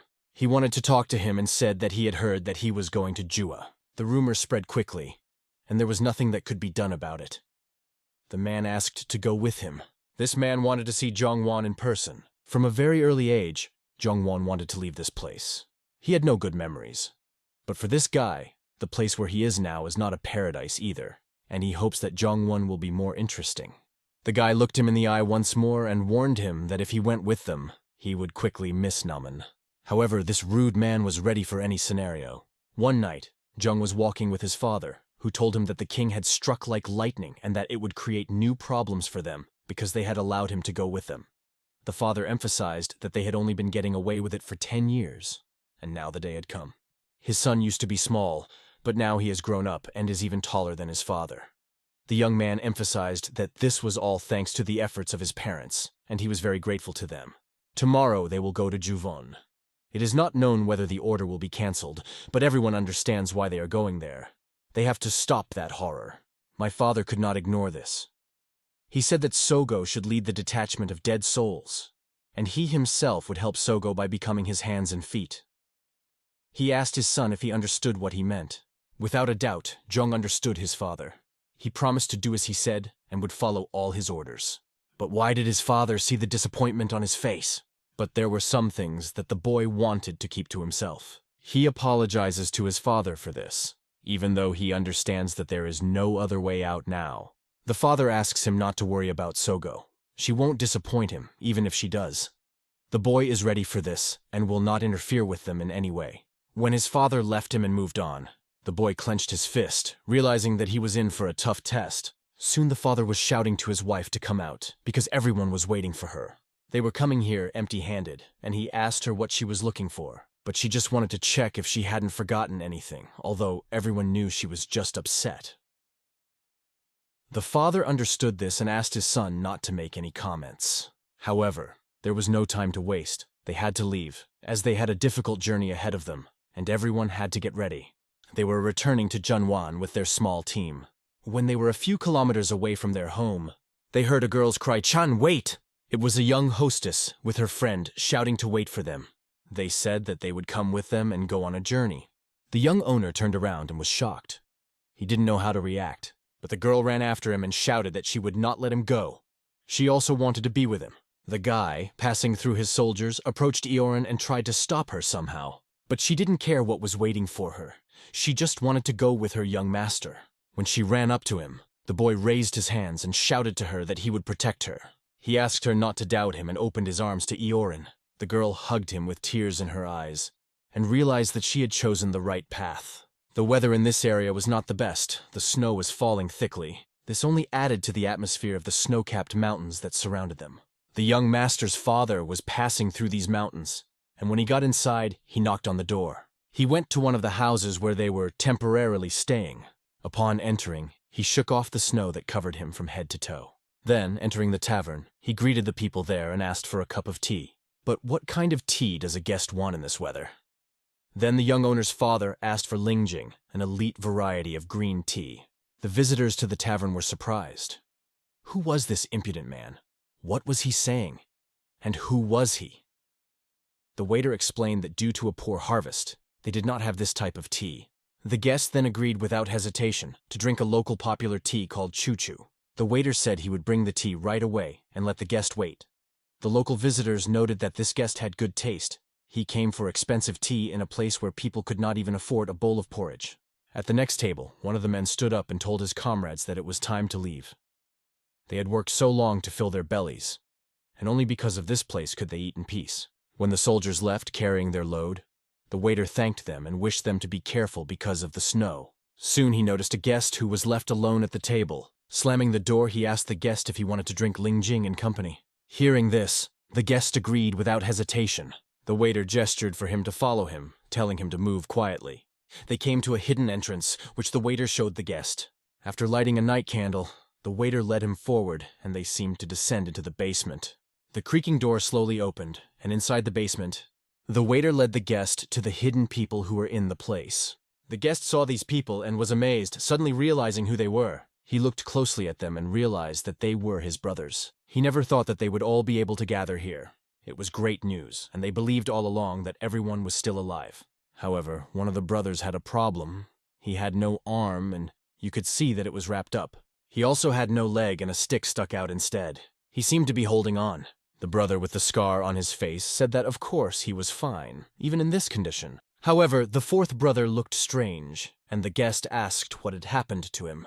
However, everyone decided to leave out the details because the main thing is that they are all alive, and now they have to go for what they want. Yukchi expressed his disappointment that his brothers were going to do all this without him. Just as he entered the facility, he asked how his older brother was doing, and everyone was happy that he was healthy and that everyone was eating well. They saw that it was Shogo himself in person. No one could understand whether he had completed his martial training and skill, but this moment deeply affected the brothers to their very souls. Meanwhile, the young master and his bride were walking among the snowy landscapes. The girl could never have imagined that something like this could fall from the sky, and she loved it. Everyone was sitting at home, afraid of freezing to death. But the young bride, as the guy noticed, was perfectly tolerating the cold, as if this local weather was created for her. Soon, the girl noticed a very familiar face behind the young gentleman. Looking closely, she realized that it was her father. She ran to him to hug him. However, as she ran, she slipped and fell, hitting the ground. When asked if she was all right, the girl replied that she was fine. The young owner asked his father if he had seen the masters, but everything was fine. They were all alive. Jong was glad that everything was fine and that heaven had heard their prayers. However, his father stunned him with the news that he had to go to Samido. It was there that Yug had asked to meet him, and it was there that he would be able to see Seo and the other brothers. Everyone should be involved in the revived Dead Soul Squad, not just them. His son should also join. But if he doesn't like something, he can fight with them to decide who will be in charge. The older brother said that such issues are resolved without outside interference. Not only his father, but all his brothers agreed. All they had to do was go. His father asked him to be careful because Chok-san had studied the 8 sword techniques in Mongolia, and his brother Gan had trained in the Kunlun school. The young master looked at his father with a stern look and told him not to worry, because he was his son. After that, they went to the river, where they saw an old man and asked if he could lend them a boat. When the old man asked if they wanted to cross the river, the young man replied that he needed to get to Samido. The old man did not understand why a young man would want to go to a place where no one lived, but he warned him that it would cost him 5 nyang. Having unwound the boat, the old man began to lead it through the cold waters of the river. The young owner gave the old man even more 10 nyang and asked him to pick him up tomorrow morning. The old man promised that he would do so, and if he didn't, the young man could go without him, as he warned him. The old man hoped that tomorrow, when he arrived at the place, he would see the boy. The young man thanked him for his kindness and went on his way. A few meters later, he saw a tent flapping in the wind on an uninhabited island. As he approached it, he heard a man's voice. The man was standing and looking at him from a distance, about 10 meters away. He asked how many people this guy had killed in the last 10 years. The young man replied, "To be honest, I didn't count. But there was one important reason he had come here." The man looked at him with crazy eyes that seemed ominous at first. The guy did not feel sympathy for him and said with cold determination that the list of those killed was likely to be replenished with one more person. The man noticed that the stupid boy he had once seen had grown up and now knew how to respond to his words. As he approached him, he asked the young master if he knew what his foolish teacher had been saying day and night for the past 10 years. That he should follow Sogo's example and become her assistant no matter what. The man did not understand how he could be made her henchman if he had never met her. Judging by the expression on the face of the young master he had met in the area, it was not easy for him either, but Jung was sure that the old man didn't know what he was doing yet, and the man was only sure that they would now see this guy and see him from a different perspective. It seemed that they had trained him well, and the uncle should thank them for the way they had trained this boy like a hunting dog. When they went inside, they saw all the representatives who had come to participate in this meeting. Han noticed a girl. She was a beautiful girl with gray hair and a charming appearance. The man opened his eyes wide in surprise. "Who is this?" The warrior next to him looked at him carefully, controlling his reaction and strength. The man approached her, not expecting this, but saw that she had grown up and become 10 times more beautiful. Sogo told him to shut his mouth and move away, emphasizing that he should not act as if he knew her. The man emphasized that, whether it was a detachment of dead souls or something else, she did not belong here. He offered her to live together, do household chores, and create comfort. This looked absolutely ridiculous to Sogo, and she quickly put a dagger to the throat of this impudent man. She asked him if he wanted a breathing hole, and if not, he should get lost. The man laughed, saying that he was only trying to defuse the situation, but the warrior standing opposite said firmly, "Shut up, you noisy bastard!" No one had given him the right to speak, so he'd better sit down and shut his mouth. The guy saw a familiar face. He reached for his sword, saying that his uncle had done the right thing by choosing this place. They looked into each other's eyes like two angry dogs, ready to sort things out before continuing. But the man declared that he was no longer the Han they knew before. Sogo, looking at the two aggressive opponents, told them to get out of here and settle this outside. If they wanted to kill each other, that was their business. In the distance, one of the observers sat watching this scene, while the two scoundrels continued to stare at each other, ready to tear each other apart. Gan was looking forward to the day when he could tear this guy apart, and his opponent said that Gan was not worthy of respect and would crawl on his knees for the rest of his life after this encounter. However, their mouths fell shut when they heard someone approaching. They didn't understand what was happening and realized that they had to be quiet. Running outside together, they saw her approaching. The woman came in a closed hooded robe and started talking to them. She explained that she had asked to meet them here and didn't know if they doubted her, but she also didn't like that they were forced to act because of their uncle's order. Today is their only chance to draw a blade on her, so let them waste no time and attack. The warriors looked at her and asked what would happen if they won. Sogo replied that in that case she would submit to them. The warriors reached for their sheaths where they kept their weapons. It sounded too tempting to them. And the first to run forward was the girl sitting in the tent. The soldiers even enjoyed her hot temper a little bit when they looked at her. The girl with gray hair was running at Sogo-san, holding her sword with the sharp end forward. Sogo calmly watched everything, not making any movements until the girl was very close. And at the last moment, Sogo simply ducked, and the girl's sword missed. With a slight movement, she avoided the attack, forcing the girl to stop. Realizing that the first strike had failed, the girl prepared to make another attack. The sword swept through the air, cutting it with a sound. Ms. Shogo skillfully dodged all of her blows, but when she drew her sword, there was silence. With a single blow, she deflected her opponent's attack, showing her superiority. When the girl swung again, her sword stabbed so hard and fast, but Ms. Sogo skillfully sidestepped her attack and destroyed her belief in victory. After deflecting the blow, Sogo smiled and said that her opponent was indeed beautiful. She noted that her younger sister was a real beauty with a great character, and if Sogo were a man, she would die for her. When Sogo asked if she would help her, her sister replied that she wanted Sogo to show her what she was really capable of. The battle turned into a furious dance of blows that swirled around the perimeter. Strong attacks came at Sogo, but she easily deflected them. Her sister encouraged her. "Come on, show me what you can do because I want to become the leader of the Dead Souls squad." But Ms. Sogo only felt sorry for her sister, deflecting her light blows. Finally, Sogo decided to seriously test her sister's abilities and swung her sword. Sogo pierces through her sister's entire defense, striking her attention and concentration. The battle on this perimeter ends, and the younger sister falls into the snow. Ms. Sogo only lightly touches her hair, letting her know that her sister could have been dead if the fight had continued. At this pause, Sogo stated that her younger sister had acted very carefully, leaving no scars on her body. But if she demonstrated a more brilliant and spectacular attack, it could lead to her death. Sensing the danger, the younger sister retreated. She hid her sword, admitting her defeat. From now on, Yayun, the younger sister, would serve under Sogo, who thanked her and was happy to have such a young and beautiful sister on her side. Sogo turned to the rest of the warriors, asking who would be the next opponent. Soon, a brazen boy rushed toward her, trying to catch her off guard. Swinging his sword, he tried to use the effect of surprise to seize the initiative. Sogo noticed that the great warrior Lan was rushing toward her. She confronted him with equal force, deflecting his blow. Looking him straight in the eye, she saw no danger in him.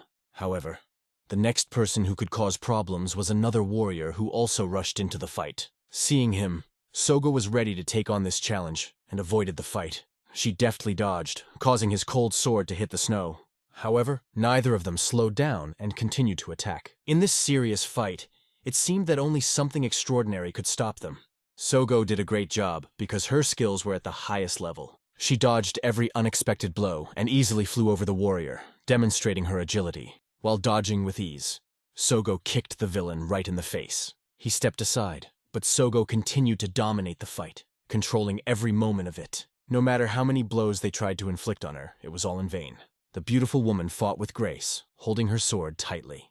No matter how strong their blow was, it was useless for her. She dodged blow after blow, decorating her movements with grace. Even her opponent's movements were skillful enough to be called strong. However, no matter what techniques they used, Sogo remained steadfast. When one of the soldiers decided to kick, Sogo deftly dodged it. She used the scabbard of her sword to strike him hard in the stomach, so that the warrior flew away. And when it seemed that he had lost his guard, the girl spun like a whirlwind. She flew past him like the wind, barely touching him. Her sword was filled with energy, and she continued to fight. She went around him and cornered him. She brought her sword down on him, but he did not have time to react. Missing the strike, the blade stopped right at his neck. Now he would be under her command, and because of that, she could not wound him anymore. The next warrior admitted defeat by lowering his sword. From now on, he would obey her orders without question. The girl recognized him as a boy named Choksa. He would be a great support for her, and she was glad he joined. Behind her was Han, whom she did not recognize at first. He was coming closer and closer with every step. The lady thought he was going to draw his swords and spin in a dance of battle, but instead, he simply bowed before her, declaring that his skills were better than those of all these guys. And so he quickly realized that the belly teaches humility, and the mind teaches obedience. Gritting his teeth, he humbled himself and recognized her as his commander. This was well said for Han, but the girl was only interested in another representative who was in the tent. Her servants reported that he had arrived on the island and was acting quieter than water, below the grass. The girl went inside the tent and noticed that this guy was just sleeping. She ordered him to wake up, and the servants immediately set about it, as Sogo's elder sister was on hand. The guy had been sleeping well all this time while the others were fighting. When he heard her come inside, he paid his respects and introduced himself as Nam Lee. Now she noticed that everyone had decided to become her assistants, but she was confused about Nam Lee. However, he would no doubt also join them. He accepted her as the leader without question. After all, he knew that fighting her was a futile exercise. Now that she had taken the position of leader, she wanted to tell them something very important. She declared that she would become the god of death, and everyone should know it. Hearing these words, her soldiers were stunned by this statement. After all, it was not just a statement. It was the dream of all murderers. The girl was sure that not only the master wanted this, but she also wanted it. There are many martial artists in Marima who have become famous as the best in the world, but no one has ever become the god of death. A small addition from the author.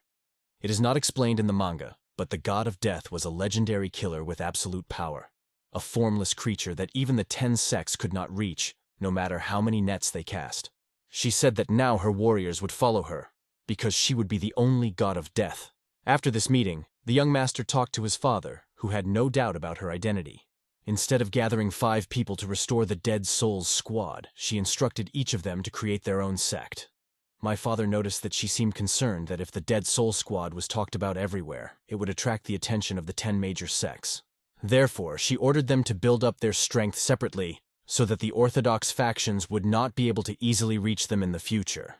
Later, they could unite as one. Zhang also agreed that this was the best plan.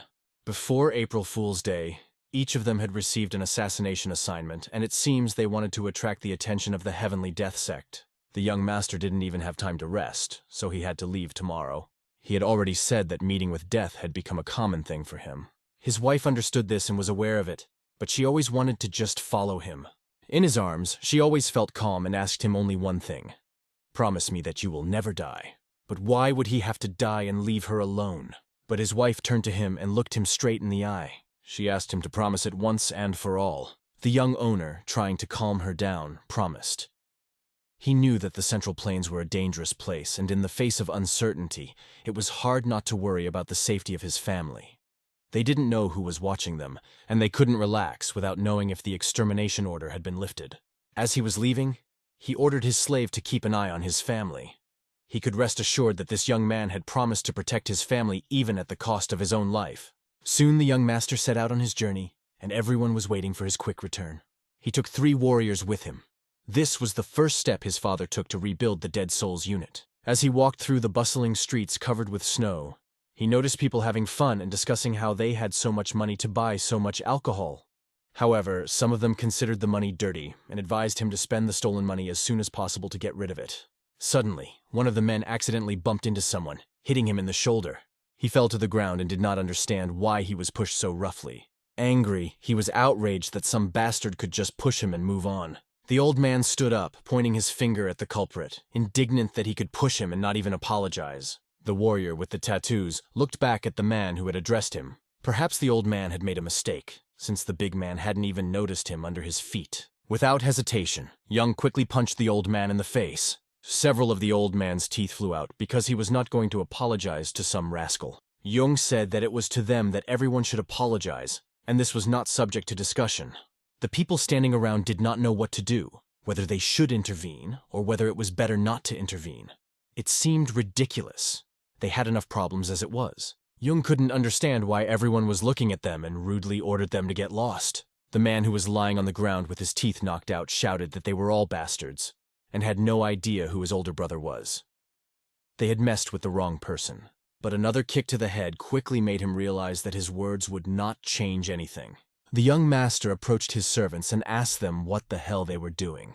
If they continue this shameful behavior, people will start dying. They explained that they were making a fuss because these guys had forced them to take such a step. The master took his servants away from these people, and Jung finally said that they were lucky. If it wasn't for the master, they would have been killed.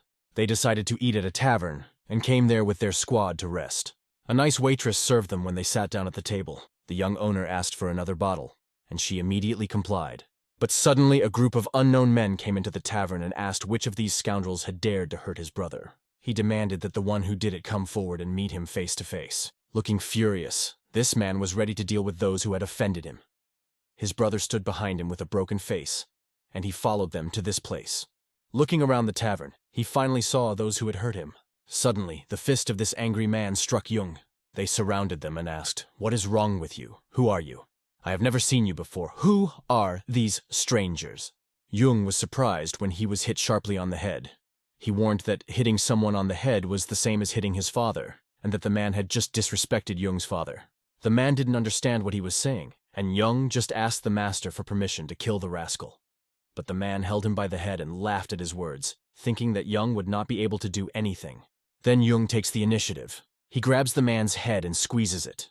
With a sharp movement, he slams his face into the table. The people around him watch their brother being beaten and order their beaten brother to defend himself. But Jung's elbow instantly flies right into the face of his opponent. Jung's fist meets the next soldier. Powerful blows fell one after another on the scoundrels who decided to surround the young master's unit, and they beat everyone who came within reach.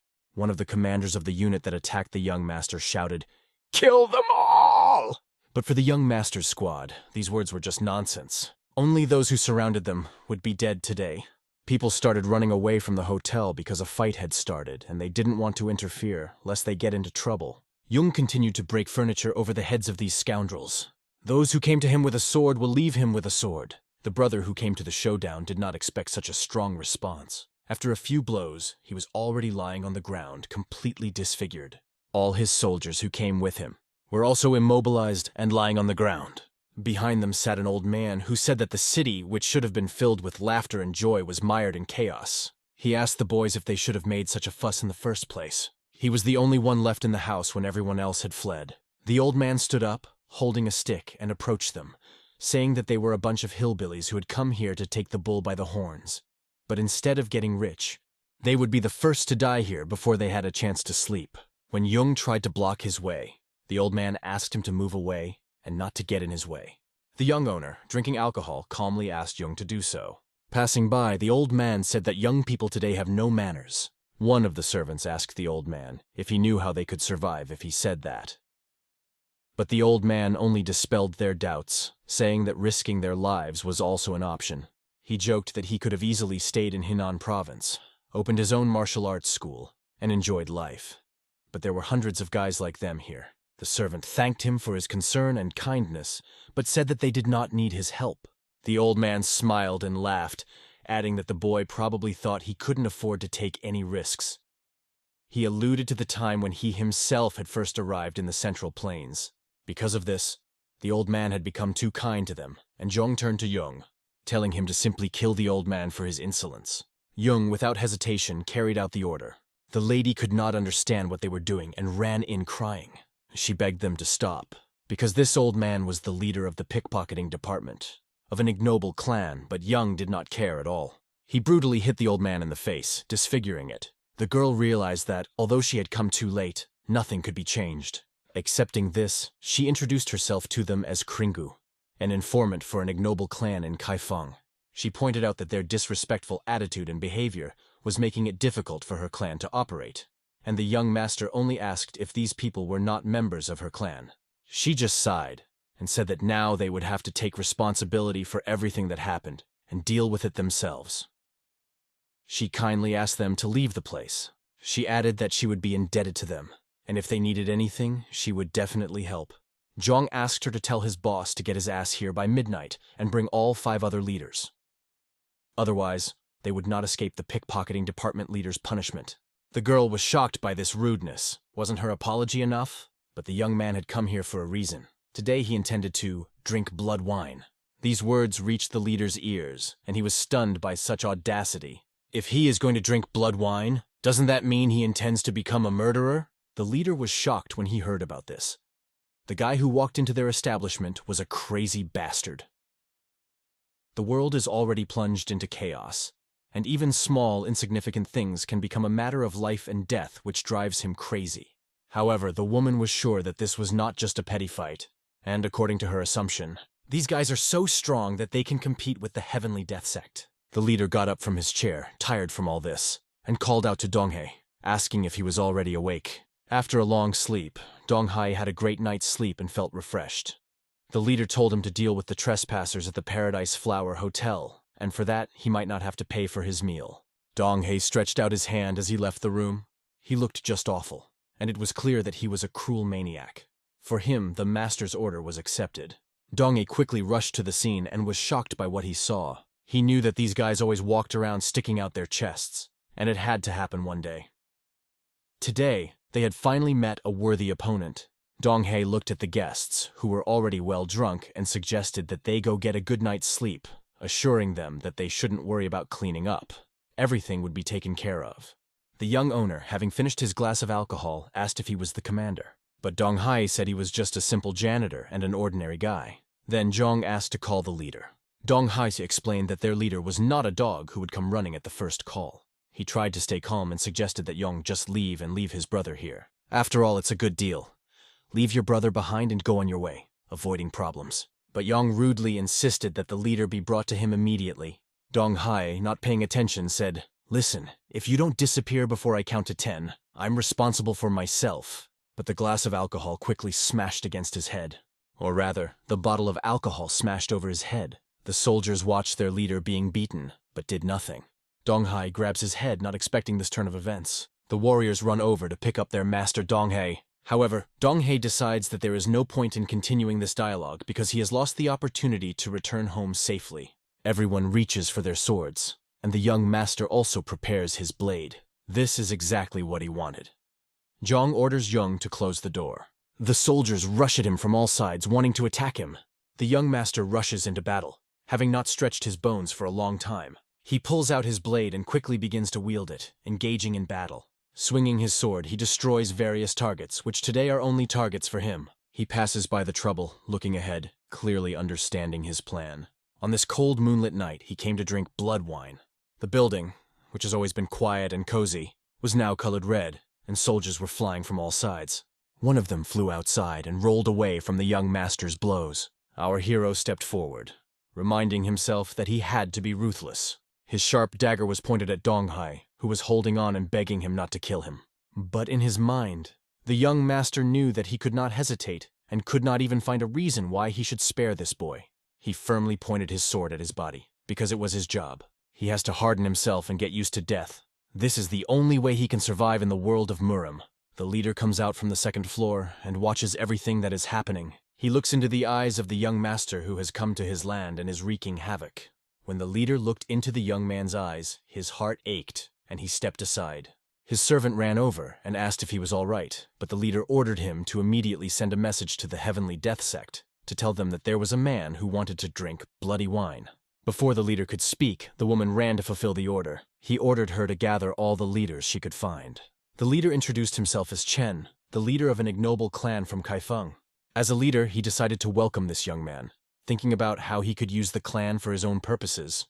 Hearing these words, the head did not understand what he was talking about. But the young man mentioned that it was his goal to test the blood wine on the Heavenly Death Sect. He needs to find out everything he can about the members of the Heavenly Death Sect who live in the territories of this particular ignoble clan. The head does not understand why he should agree to such conditions, because they do not even know what they will receive in return. However, the young man promises only one thing: to save their lives. After all, anyone who prevents him from drinking the bloody wine will be killed without hesitation, regardless of whether they are the Heavenly Death Sect, a beggar's unit, or a clan of nobles. The head realizes that it is useless to communicate with this guy. He steps forward and simply asks to be killed because he doesn't want to suffer anymore. Despite the fact that they belong to a notoriously ignoble clan, they are all martial artists. Why shouldn't they accept death, or why should they be afraid of it? In any case, they will all be killed as soon as they divulge information about the Heavenly Death Sect. If he has to die anyway, doesn't it make more sense to put his life on the line, to gain something meaningful? But he doesn't understand what kind of deal he's being offered. The head decides to do whatever the young man wants in exchange for one condition: he asks to be killed. This turn of events was unexpected and went beyond the young man's plans. The people standing in front of the head did not understand why he was saying such things. The young owner looked at the head carefully, realizing how cunning he was. Jung put his glass down on the table, clinking it loudly, and called out to Yoo-hoo. Yoo-hoo was already on the alert because he had been given the task of getting rid of the head, and his job was to fulfill this order. At the moment when Yoo-hoo's big mace swung over the head of the head, he did not even resist, just closed his eyes, waiting for the inevitable. But as always, women were involved. Her cry of "Stop!" stopped the blow. She begged him not to do it, explaining that they needed information about the ignoble clan. All their plans would fall apart if they killed their leader. Yoo-hoo only asked his master if he should start with this woman. Jung stopped for a moment but didn't say anything. He was just silent, and Yoo-hoo even started to worry about his master. He asked the woman why she didn't want their leader to be killed. She began to defend him, explaining that the current clan leader had used extreme methods to overthrow the previous one, but that most of the ignoble clan did not support either the new leader or the old one. "And what were those disgusting methods?" asked Yoo-hoo. The head continued that 2 years ago, the previous leader was overthrown by the current one, with the help of hired assassins who completed the task. He spoke of it as a natural course of events, ups and downs. He saw no reason not to kill the head of the ignoble clan. Shortly after these words, the head came forward, outside the woman's protection. Making a gesture of respect, he said that he would provide all the information about the Heavenly Death Sect. Jong noted that the leader was quite intelligent, but emphasized that this was the last time he would agree to such a deal. The head asked to allow the Heavenly Flower to continue its work, offering to arrange for them to be housed in another building where they could meet. Soon all the leaders gathered in the hall. The head, taking advantage of the opportunity, ordered to gather the boys and bring them to the Garden of Eden. And from now on, discussing the incident that happened before their eyes is strictly forbidden. Anyone who opens his mouth will lose his head. Starting today, all clan members will be focused on investigating the activities of the Heavenly Death Sect, and their task is to collect all the information and pass it on to the leader of the Incense Squad. However, the other leaders and the head did not understand why they should trust these guys. Their leader could not give an answer, because they had no choice but to trust them. The master and his crew moved to a new building that was much different from the previous one. Around the corner, women were watching them, analyzing their skin and behavior, and they appeared to have come from somewhere else. They looked brutal, and their tattoos suggested they came from the tropics. Their tanned skin looked very attractive, and it immediately caught the eye. Her friend warned her, "Pull yourself together. These are not ordinary guys. These are killers who just recently killed 6 members of our clan. Don't even think about approaching them." Beck walked by and noticed the women doing strange things. She reminded them that this was a no-go zone and asked if they had forgotten the leader's order. The women explained that it was an accident. Beck said they were being too noisy and ordered them to get ready to receive guests before the hotel opened. The girls ran off to fulfill their task. Soon after, Jongna came to the master and brought important information they had received from the straw men in the stables and gambling business. These scrolls contained information about the Heavenly Death Sect. The young master opened the scrolls and began to read the information carefully. Beck watched his facial expressions and gestures closely, not knowing what to expect from him. He spread all the documents on the table and began to study them intently. Recently, there had been rumors that the Heavenly Death Sect was on edge because of the recent clash. To Master Chong, this was not surprising, since the disturbance had occurred on their territory. The leader could try to portray it as a conflict between barbarians, but it was unclear how long that would work. Beck suggested conducting an undercover operation to convince the public that everything was controlled by other organizations or states. But this is a rather rash plan. It would only make the suspicions of such a large organization as the Heavenly Death Sect worse. Everyone was silent, realizing that they needed to come up with something to avoid further complications. Beck asked her host when he was going to start the blood wine process, but he replied that it would happen when the time was right. The answers were stern and reserved, emphasizing the seriousness of the situation. The young woman did not know what else to ask, feeling the tension in the air. Zhong suddenly shouted, "Guys, you can come in!" Loud footsteps echoed across the floor as the soldiers entered the room. They greeted the master and arrived immediately on his orders. Zhong immediately gave them orders. Yuhu, go to the 5-Mile Valley, Suisi, go to the 4D Heavenly Power District. Yug to the district, and Ning to the Divine Azure District. Xeok went to the Nine Streams region as a traveling fisherman. All these tasks were distributed among his warriors. They sounded quite harsh, and ordered them to kill everyone on their way. Everyone had their own goal. If someone interfered with their plan, everything would fail. They had to act quietly and unnoticed as their master had ordered. The soldiers immediately set off on their missions, not doubting their leader's orders. The streets of the city were full of life. One man, talking to the others, stated decisively that no meant no, and forbade them to go any further. However, the old man replied that these were just empty words, because he was the leader of the Beggars' Hall, and there were no prohibitions for him in this area. The man replied that he didn't care whether he was a beggar or a noble, because this was not the Hall of Beggars, but the Court of the Pit. Therefore, the old man should quickly take his feet and disappear if he cared about his own skin. The old man snapped back that he didn't care about the pit yard. He also asked me to tell that boy, Chongli Chu, that he had received an order from Mistress Sogo. The boy read the order thoughtfully, and it was clear that it was some kind of building plan. He had thought it through, but he couldn't decide where to start. The old man stood next to him and did not understand why the young master was taking so long to think. He appreciated Chong's acting skills, even though he was only pretending to do something. And Madame Sogo said that until she became the god of death, they had to attract attention in Marima. But to the old man, Chon looked like a parasite, having fun and bathing in luxury. And yet, Mistress Shogo herself, who was aiming for great things, had a subordinate like him. This really bothered the old man. The old man, in his usual manner, asked the boy to sit down next to him, promising something important and interesting. Suddenly, a metal object hit the glass from which the old man was drinking. The glass shattered into pieces, hitting the walls and the floor. The young owner could no longer tolerate the old man. He spared this rascal only because he had been sent by Sogo. But if the old man opens his mouth again, the owner cannot guarantee that he will leave here in one piece. Chon's cold gaze was directed at the old man, and he was shocked by this decisive maneuver. It was obvious that the young master was not joking and was fully responsible for his words. And why did this rascal come here? He thought, as this question became more and more interesting. The old man pulled a scroll out of his pocket and handed it to the owner. When asked what it was, the old man simply asked him to open it. It was a bill of exchange for 10,000 nyang, but the owner did not understand why he needed it. The old man decided to explain everything. It was the capital invested by the Dead Soul Squad. The owner said that he would need a lot of money to enter the territory of the Heavenly Death Sect. She also gave the same checks to his colleagues, Choksei, Yigang, and Seo Ayun. And it was completely true. The young master looked at the old man and realized that he might need it. But he decided that he didn't need such handouts. So he gave the bill back to the old man. He said, "Give this to Mrs. Sogo. The things that remain in the Dead Soul Corral belong to the older generation. If he really wants to become the god of death, he should not rely on what belongs to others." Hearing this wisdom from the young master, the old man was shocked to the core.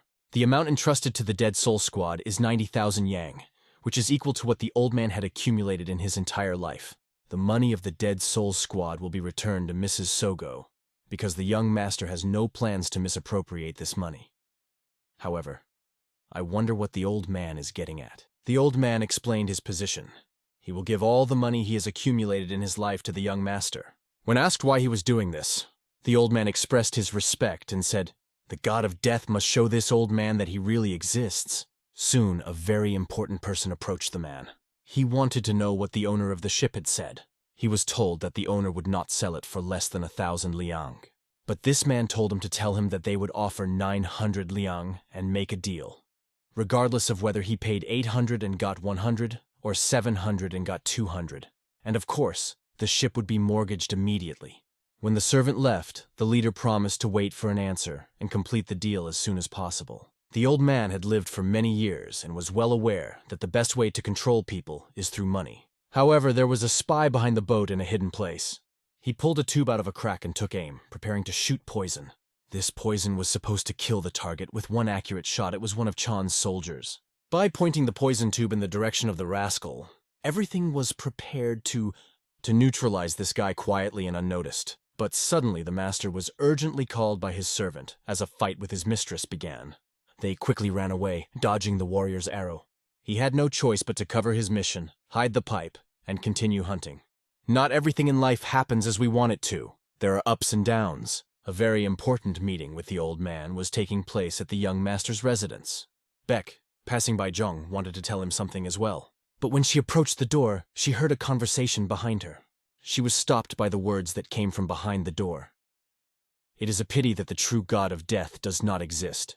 Anyone who wants to become the god of death must first pass through the Yellow Springs. If he cannot be resurrected, he will never become a god of death. The old man, noticing that young Master Zhong was still alive, continued to think, in that case, he should definitely agree to this test. The mistress listened attentively, remaining unnoticed. Suddenly, the old man opens the door abruptly, almost hitting her. Seeing Ms. Beck outside the door, he did not say a word. Coughing, he walked forward, not paying attention to anything. Beck noticed that the old man looked nervous, or something was wrong with him. He was thinking of only one thing, whether the boy would agree to all this and what else they were up to. No one knew for sure whether money could save them from death. Beck came for a reason. She had important information about Lord Massey of the Heavenly Death Sect. She immediately passed it on to the young master. She also noticed that the old man who had just been with him was familiar to her. She had heard of him before. He was known as a miser who had not even married, because he believed that it was a waste of money to feed a wife and children. She couldn't believe that someone like him would give up all his possessions for a legend. But Beck realized that she had blurted it out. She had overheard their conversation.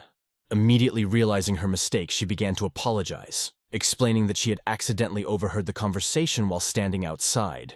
Zhong remained calm and said, everyone wants something. For example, this old man wants to see the god of death. Beck had heard of the god of death before. He was a killer who fulfilled the dream of all killers, walking freely on a path without obedience to anyone. But she hesitated. Is it possible that such a man really exists? Zhong interrupted her, saying that she needed to pick out clothes that would suit a young master from a wealthy family. Soon after, a young master approached the gate of one of the clans, and the guard asked him what brought him here. The young man replied that he had come to meet the head of the clan. The guard wondered why he needed to meet with the clan leader and what this guy was looking for. But he had a specific request. The guard asked why they should let him through if there was no appointment. If there is no appointment, he said, then we cannot let you in. I'm sorry, but when you make an appointment, then come. Zhong turned his back on them, saying that if they decided so, there was nothing he could do. On his way out, he threw in a line. I have an important errand, for which I'm willing to pay 20,000 naira. Well, you'll have to go to someone else. This was a huge amount of money in that world, and the guards realized that if they lost such an important client, they would be in trouble. They quickly stopped him with a hand on his shoulder and said, Wait a minute, boy!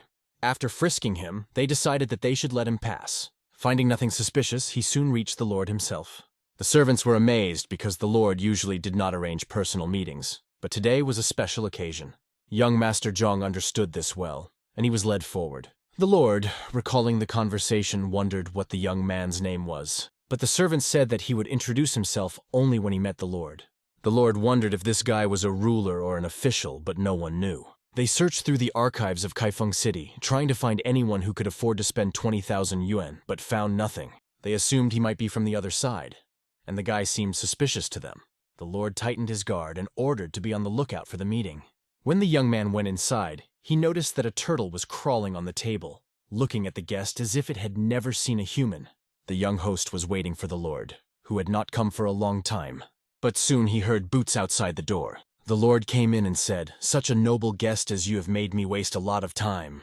He apologized for his tardiness, explaining that he had to deal with several important matters. Anyway, to get back to our conversation, the Lord began, but the young man interrupted him, saying that he had come on an errand for which he was willing to pay 20,000. The young master asked the Lord to kill an important man.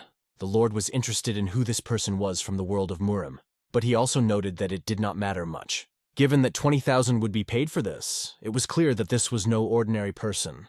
However, the Lord warned that if this person posed a threat to him, the price would increase. Chan explained that he would give him anything he wanted as soon as he gnawed on his throat. The Lord realized that he was sitting next to a man who clearly did not have the guts. He had only one question.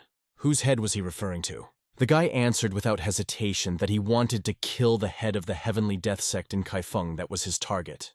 The Lord was furious, exclaiming, "You son of a bitch! You've come to destroy me!" Realizing the danger, the boy abruptly pushes off the table. He flies away as if it had all been planned in advance. Flying up to the guard standing behind him, he snatches his weapon from him. On the move, he takes the sword, leaving the enemy no chance. He quickly pulls the sword out of its sheath, as if he had already foreseen this. He jumps onto the table, surrounded by guards on all sides. He starts running in the direction of the leader, who can't understand who this impudent boy is. It was a daring and dangerous stunt, and the leader realizes that he cannot let him get away with it. The guards couldn't afford to mess with such a brazen rascal who decided to destroy their leader. Their cold swords clashed, but the boy managed to block the blow. He twisted over the back of one of the guards and maneuvered himself forward. He saw only one goal in front of him, the destruction of the leader. The leader grabbed the table by the edge with his own hands and threw it at the young assassin, who decided to destroy him by smashing his head. Throwing him aside, the young man crashed into the wall but escaped serious injury. The leader shouts, "Who the hell are you? Who sent you?" Our hero stands up and says, "I am Zhang Lichu," although no one in these lands has ever heard of him before. The leader asks who he thinks he is, that he dares to come after him. But the guard was already taking him aside to protect him from further threat. The young master continued, announcing that he was Zhang Lichu and had come to destroy the head of the heavenly sect in Kaifeng. To the leader, this sounded like the ravings of a sick psychopath, so he immediately ordered his soldiers to destroy him. The soldiers from all sides began to attack furiously, making great efforts. However, the boy, using improvised means, blocked their attacks. He saw nothing but his targets, which he intended to destroy. Ruthlessly moving forward, he destroyed the soldiers with his sword. But there were too many of them. When the sword got stuck in the body of one of the enemies, he decided to act differently. He pinned one of the villains, and he fell to the ground. The warrior fell under the pressure and hit his head. The guy did not hesitate to finish him off with a dagger, leaving him no chance of survival. Suddenly, a chopping blow flew directly at the young master's head, but he quickly crouched down, dodging the fatal blow. The next blow also passed him by without causing any damage. Holding his chopped sword, he decisively pierces another enemy. The sword penetrates the enemy's body, and another falls down, destroyed by the ruthless attack. The warriors were falling like nuts, one by one, in front of him. One of them, seeing this, decided to call for help and warn everyone about the danger. But a dagger flying in his direction struck his body, and he felt the full force of the blow. After that, he fell silent forever, and the guy successfully completed his attack. Looking around, he realized that he was left face to face with the leader. The leader quickly raised his sword and began to resist in this unequal battle. For him, this young brat was a real scourge and a serious threat.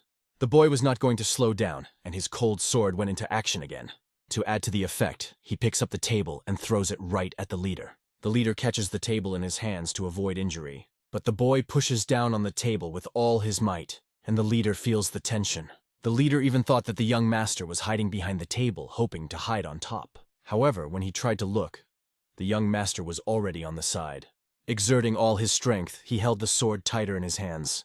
Suddenly, the sword pierces through the leader of the organization, leaving him no chance. Red liquid fills the space around him, sprinkling everything around him. The leader's arms fall down powerlessly, and he bids farewell to his life forever. Thanks to his cunning and ingenuity, the young master was able to successfully complete this difficult mission. The warriors who had been running to help the master all this time hoped that he was safe. From the very beginning, they did not like this guy, but when they arrived, they saw him in the center of the action. They surrounded him from all sides, and the guy didn't even know where to look. But he was not going to give up. He continued to fight as he had done all his life. One of the warriors was hiding all this time, waiting for the right moment to destroy his target.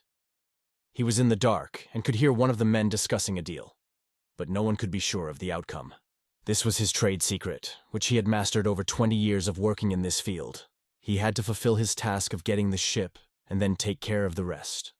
The servant informed him that everything would be ready by morning as soon as he went, and paid the balance for the ship.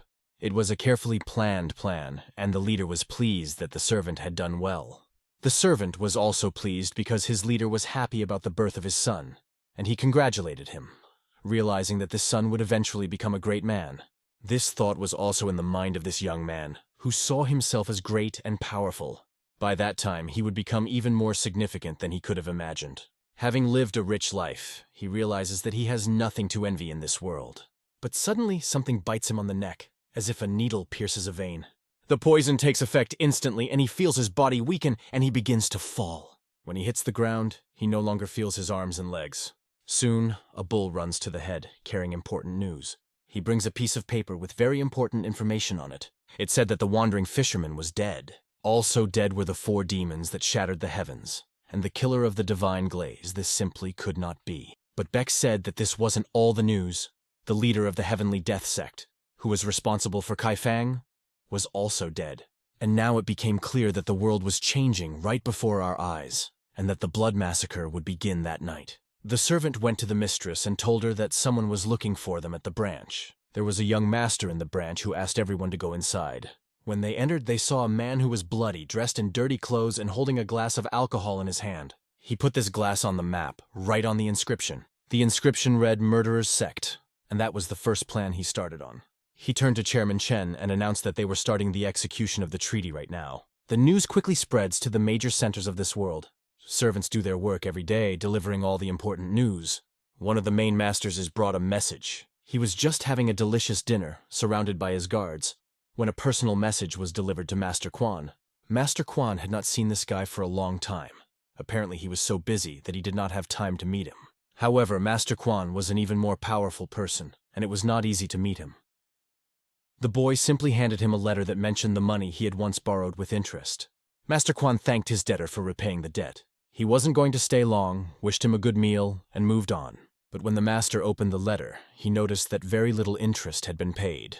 The master wondered why, since the letter contained exactly the amount they had agreed on, even though not 1 but 3 months had passed. The man explained that he had asked for the money 2 months ago to pay off the debt, but then the master said he was going on a trip and so he did not pay back the debt. Master Quan replied that the trip was complete madness, but his gatekeeper had clearly said that the master had left, and that he did not know when he would return. However, the master had no gatekeeper, but someone was standing in his house, speaking confidently and clearly. The master did not understand what kind of gatekeeper he was talking about, because he had not left Kaifeng and had not gone anywhere at all. In general, the debtor had not given him enough, and now he had to bring another 300 grams of silver. The master was irritated and did not know how else to describe the situation. The debtor called the master a swindler, which made him angry. The master emphasized that he had waited quietly for several months, did not look for it, and did not demand its return. And now he received such insulting accusations. However, the debtor insisted that perhaps the master was a real liar who had not waited for the debt at all. The man tried to explain that he had deliberately delayed so that additional interest could accumulate, but this only made the master even angrier. The guard forcefully threw him aside, hitting him on the head. He fell to the ground and began to spin in pain. The master came closer, and noticing that the man was seriously injured, ordered him to bring the documents for his house or other property within a week. He threatened that if the debtor delayed for another month, not only the house, but also his wife and daughter would become part of the deal. The master warned him to think carefully before making the same mistake again. The people in the bar began to whisper among themselves, calling the master a real scoundrel and a cruel man. They even felt sorry for the man who had been abused by the master. The man, leaving behind bloody marks from the blow, walked down the road, barely able to stand. He suddenly fell down and lost consciousness, shocking all the witnesses of the scene. One of the passers-by ran up to the victim to help him. He tried to ask him if he was okay, but the guy did not answer. The victim was only crying and saying that he had no money, and now he would lose his land house and children. The one who picked him up fully understood this. Even he himself wanted to pay someone to get rid of that rascal master. But it was hard to know who to turn to. They lived in a cruel world, and getting rid of such a tyrant would be a good idea. But where to get the money? However, if everything this peasant had was going to be taken away from him, it might be better to use it to destroy the villains. The man who helped him mentioned that he had good contacts with professional killers. He soon contacted one of the gentlemen to arrange a meeting. They agreed on a neutral territory, where both met and exchanged contacts. Their conversation was covert, and they passed each other documents and the name of the person to be killed. They warned each other about the need to be careful on slippery slopes so as not to leave any traces. It was a list of debtors who had to pay this month, and the servant was given the task of passing it on to the mistress. Soon, the list was handed to the mistress, and she began to look through it. When she opened the list, she was struck by one important detail. It turned out that there was a small, difficult piece of information on the list. A contact.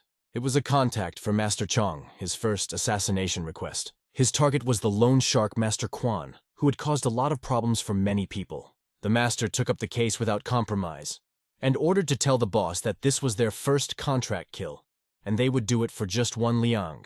Master Quan continued to bully his debtors, and no matter how many times they begged for a delay, he remained relentless. He explained his position by saying that he was living on this money, and no idiot could stop him, and his family could simply rot.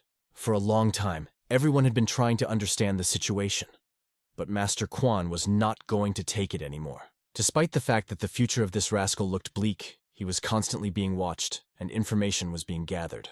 All the information gathered was passed on to young Master Chong's master, who was always interested in new details. He found out that Master Chuan was always followed by 2 guards, even when he went to the toilet. Yue Hui decided to approach the master and ask about the next steps. Keeping in mind that the guards were also a problem, he suggested that the best way was to kill Quan, along with his bodyguards. This meant that Yue Hui would be responsible for fulfilling the first contract. The young master liked the idea, and he ordered him to go and execute Master Quan's murder. Entering the toilet doesn't always mean you'll come out in one piece, and Yue Hui knew how to capitalize on this moment. Just as debtors initially call Quan their benefactor when they need money, they can easily start treating him like garbage when it's time to pay. The guards sensed something suspicious and warned the master to wait and be careful. The silhouette of an unfamiliar man suddenly appeared in their path, arousing suspicion. The guards began to shout, ordering him to get out of there, but the silhouette continued to approach. One of the guards threatened him again, saying that this guy was doomed if he did not leave. The stranger did not react and just kept approaching, pulling out his knife. The guards decided to attack, as there were 2 of them against 1.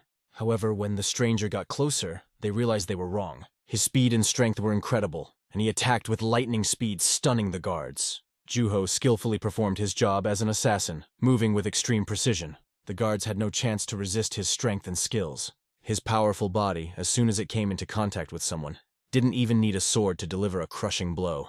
In just 1 minute, the guards were lying on the ground, ruthlessly destroyed. Only the master remained, and he had only a few seconds to live. Juho violently jumped over one of the guards, and he finished him off with his cold sword, without any requests. He was a true killer who knew no pity. The master fell to the ground, not understanding why he was being punished so cruelly. He asked how much Juho was paid for his head, and offered much more, as much money as he wanted. But Juho approached the master with each step and coldly replied, 1 liang. The master could not understand what 1 meant, perhaps 1,000,000, but Juho clarified that his life was worth only 1 liang. The next day, rumors began to spread throughout the city. One man who was working hard heard from a friend that Master Quan had died last night. It was said that he and his bodyguard had been killed on the eastern outskirts of the city. Their bodies so mutilated that they were hardly even recognizable, and then thrown into a pit. But no one was going to mourn for such a man.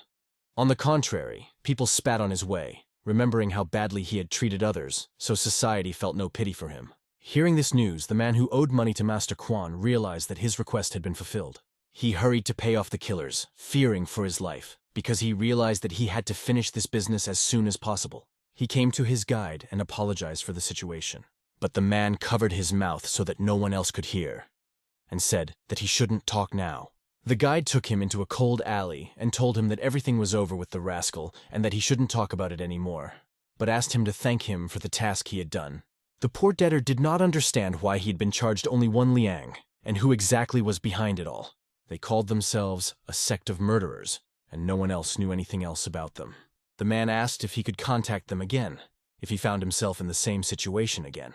The guide replied that he could, of course, but that in the future, he would not be able to do it alone, and warned him that he should never talk about it to anyone. After the first order was fulfilled, the killer sect began to receive more requests and appeals from people.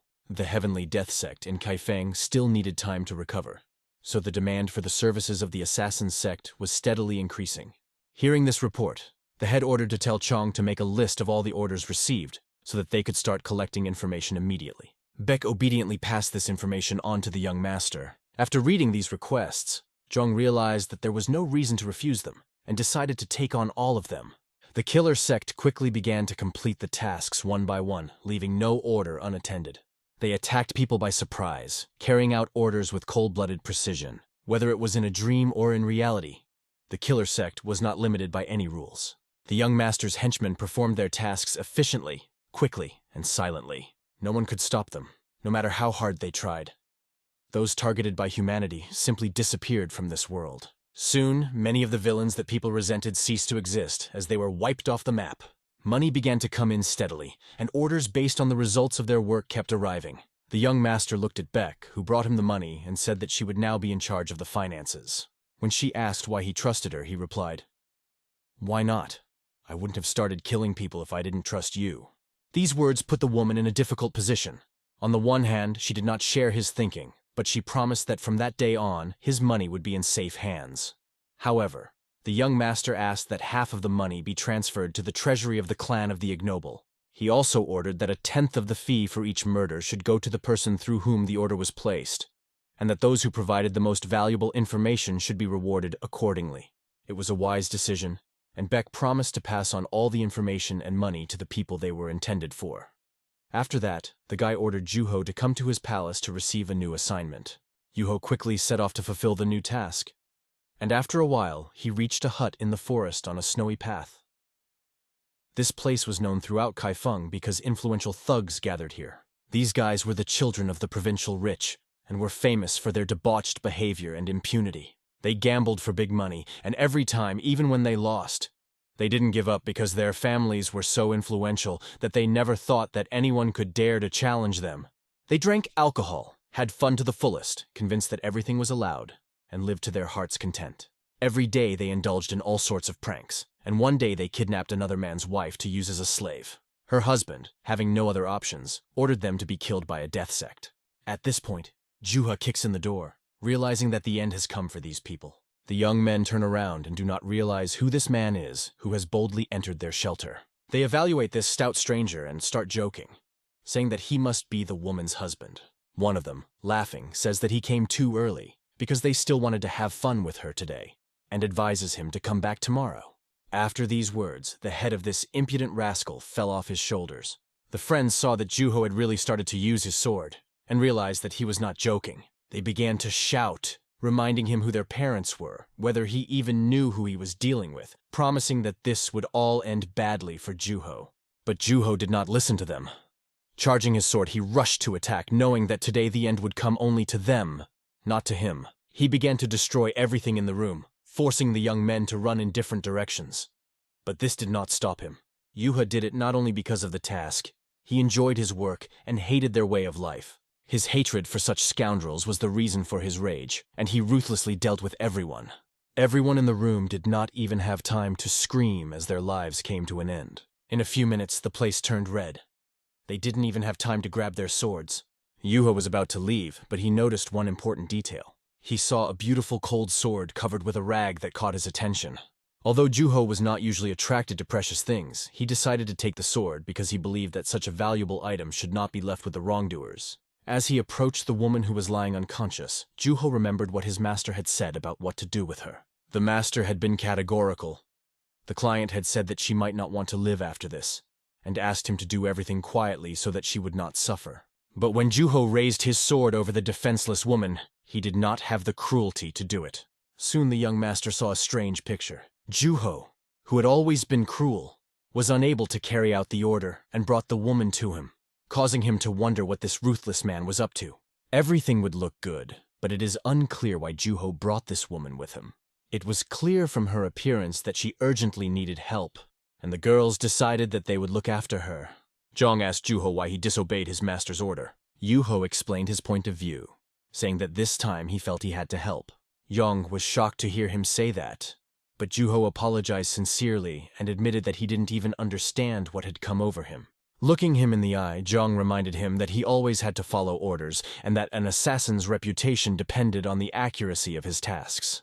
Hired killers are not trusted if they don't follow orders, and Juho must remember that. Zhang was categorical. Disobeying orders was unacceptable. He let Yuho go, saying that he could return to his family, but that the young master would not work with him again. As for the girl, he could kill her or take her with him. It didn't matter to Chan. Yuho fell to his knees, begging the master for forgiveness. He was ready to do anything to stay working under him. But Zhang was unyielding. Juho had crossed the line, and he was no longer a hired killer. Yuho did not know what to say, and only asked his master not to be angry with him. To calm Chan down, he took out the valuable sword he had brought from the mountain hut where the criminals were hiding, and thought that the master would like this object. Yuho promised that as soon as the girl regained consciousness, he would immediately send her away. The young master hesitated what to do, and decided to leave the matter open for a while. The Fist King saw that Zhang was worried about the situation, and decided to stand up for his good friend. He entered the room and began to tell how he and Yuho used to be at loggerheads with their colleagues. But after living under the same roof and eating from the same bowl, they became close. Yuho had a girlfriend named Aichu. She was kidnapped during an attack on another tribe. Yugo really had strong feelings for her, but she could not stand her position as a slave. In the end, Aichu committed suicide, and Yugo still blames himself for not being able to save her. The King of the Fist admitted that for the first time in his life, he saw tears streaming down his face from a hardened warrior, known for his cruelty. And now Yugo saw in this girl he saved a reflection of his lost beloved Aichu. Zhang understood the situation perfectly well, but if he let Yuho stay, it could destroy the killer sect. Now it might be the first mistake, but later the situation could get out of hand, and they would all be in danger if they didn't follow the strict rules. The King of the Fist followed Chong not because he wanted to become a hired killer, but because he decided to live the rest of his life under his guidance. However, Chan made it clear to his soldiers that if they disagreed with him, they could leave at any time. The King of the Fist stated that he would never do that and would stay with Chan until the end of his days. He expressed his opinion and did not want to teach his master in any way, but wanted to ask for leniency for his friend. He felt that Yuho and Mojin were following the young master for the same reasons as himself, so he asked not to be too hard on them. These words were very serious, and Zhang would have to think about them carefully. Soon after, a doctor came to see the girl brought by Juho and told her that, fortunately, she was only exhausted. Despite the abuse she had suffered, there were no serious injuries, and if she rested for a few days, she would recover quickly. Juho stood over her and thanked Beck for her help. Looking at the girl, he was filled with strange feelings that he could not understand. The young master entered the room and addressed Juho, saying that he would forgive him only once. But if this happened again, he would never forgive him again. Yuho looked at the girl and promised that as soon as she could walk, she would leave this place immediately. But Zhang interrupted him, saying that her husband had already left her, so now she has nowhere to go and let Yuho take care of her. Zhang added that this woman now knows what a hell their world can be, and that Juho should take responsibility for her. For the sword that Juho gave him, Zhang expressed his gratitude. Yuho was happy to be pardoned and allowed to continue his journey. Meanwhile, at the Heavenly Death Sect's branch in Henan Province, Mr. Ye Sun received an important call. He did not understand why he was disturbed so early, but he was told that 15 people had been kidnapped. Among them was his daughter, and he did not know who did it, but they seemed to be persecuting his daughter-in-law. Ye Sun mentioned that if it was the disappearance of a few people, it could be tolerated, but 15 people were the work of villains. He went out to the community and asked the men to go to the officials, but after they examined the scene, the result was startling. The officials explained that they had examined everything, but found no evidence of the girl's disappearance, and that no one living in the area had anything to do with it. If they are accused again without evidence, they will all be punished. They added that a few days ago they saw officials visiting the brothel during an investigation, and now it seems that they were bribed. This is how bureaucrats ensure their existence. The relatives of the abducted women have collected 3,000 Nayang and are asking to kill the perpetrators. There is only one question. Who is this rich man who has recently appeared in the district and bought the house and land? The only thing known about him is that he doesn't keep a guard, which raises suspicions. Ye Sun thinks that the first step is to send someone on a scouting mission to gather information about this man. His servant decides to act independently and without his master's permission, sending 3 second-class assassins to scout. However, the 3 assassins sent out last night have not yet returned. This news shocked Ye Sun, and he realized that a very dangerous enemy had appeared on their territory. He decides to send his best assassin, the Sword of the Dawn Star, who can destroy any enemy, on this task. Soon, his servant runs to the master with the news that the mission has begun. A lot of time had passed, and the master hoped that the Sword of the Rising Star had already returned, but it did not. It was clear that something had gone wrong, and the servant began to think that it would be better for them to abandon the task. He wanted to inform them that they were canceling the contract. However, this could not be done because it would damage the reputation of the Heavenly Death Sect. The master decides to call all the first-class assassins together. The assassins finally gathered, and their terrifying appearance showed their seriousness. Yasun said that 6 second-class assassins had already disappeared into that person's domain, and the Dawnstar sword had also disappeared. They don't have enough information about the man himself or his estate, so the 3 assassins will go together, protecting each other, and they must kill him at all costs. However, after a few days, even the first-class assassins did not return. This meant that now the head of the sect would have to personally check on this scoundrel. The servant began to realize that the situation had become catastrophic and wanted to ask for help from the central headquarters. But the head of the regional branch had already sent all his subordinates ahead, so he could not ask for help. The master ordered that if he didn't return by morning, the servant should contact the headquarters. And if he didn't show up even after 3 days, the servant should simply evacuate. The leader went to this legendary house from which no one had ever returned.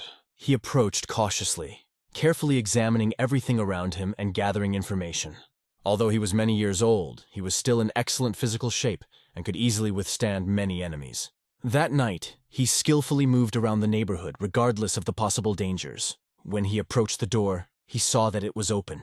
He went inside, drawing his sword, ready for any danger. As he walked down the empty corridor, he noticed a candle flickering in the distance. But this house was filled with traps, and one of them was under the master's foot. Unfortunately, he stepped on it, realizing that this would inform the enemy of his presence. Realizing that the situation was becoming critical, he only had time to exclaim, "That bitch!" A huge number of arrows flew in his direction. Thousands of arrows pelted him. They nailed him to the wall, piercing his body like a target. He was like a trapped mouse, unable to move, and the culprit of this terrible sight was walking nearby. He approached the leader and said that everyone he had sent here did not return. Wouldn't it be better for him to just leave it in the past? But they all stubbornly climbed to him like flies to honey. This famous guy started laughing at these hapless rascals, calling them real idiots. Henan Province, located in the south, welcomes us with its calm atmosphere. In this snow-covered city, time seems to have frozen. Nothing serious happens here. An elderly man goes to work every day just to sleep, because no one comes to see him. But one day someone did disturb his sleep, which surprised him. The old man immediately felt the incredible aura of the stranger, and realized that if he'd come later, disaster would have been unavoidable. The visitor came with a serious business. He needed a hired killer. However, the old man assured him that only madmen take on such cases, and he would definitely not be able to help him. But the stranger was well informed, and knew that the old man could cleanse the aura. He didn't let him waste time talking, and went in. The visitor had a serious offer.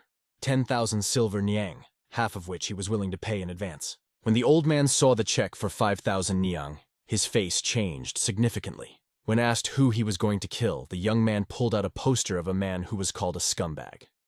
The man had abused the daughter of the head of their clan and fled with the family treasures. The clan head wants his head, and the old man promised that they would send the best killers. This means that he is already effectively dead. We move on to the Heavenly Death Sect, based in Henan Province. It is said that all the guards are now closely guarded by 10 warriors. However, sooner or later the perfect moment to attack will come. They just have to wait for that day. The contract provides for a generous reward, and if the warriors succeed, they will be rewarded accordingly. They were promised to return after the order was fulfilled.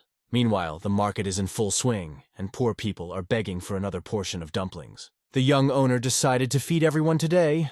Let them eat as much as they want. I'll take care of it, he promised. Soon everyone was full and sincerely thanked this generous man. On the 3rd day, the killers watched the man, who was surrounded by a crowd of guards. They knew that the moment for action would come as soon as the master gave the signal. Suddenly, they noticed that the soldiers began to disperse. This meant that the guards were saying goodbye to him and were about to leave. Indeed, 8 men separated from the group and moved in an unknown direction.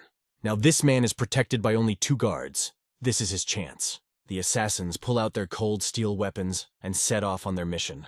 During this time, Chaksa knew he was being followed. The killers behaved very obviously, which made him realize everything. They ran from one house to another, planning to ambush him. But suddenly they saw him entering an old, dilapidated building. His bodyguards defiantly closed the door behind him. As soon as the door slammed loudly, something changed. Soldiers began to appear from all sides, preparing to kill him. They surrounded all the entrances and exits of the building, listening carefully to what he was saying inside. It was clear from the conversation that he was going to go to bed.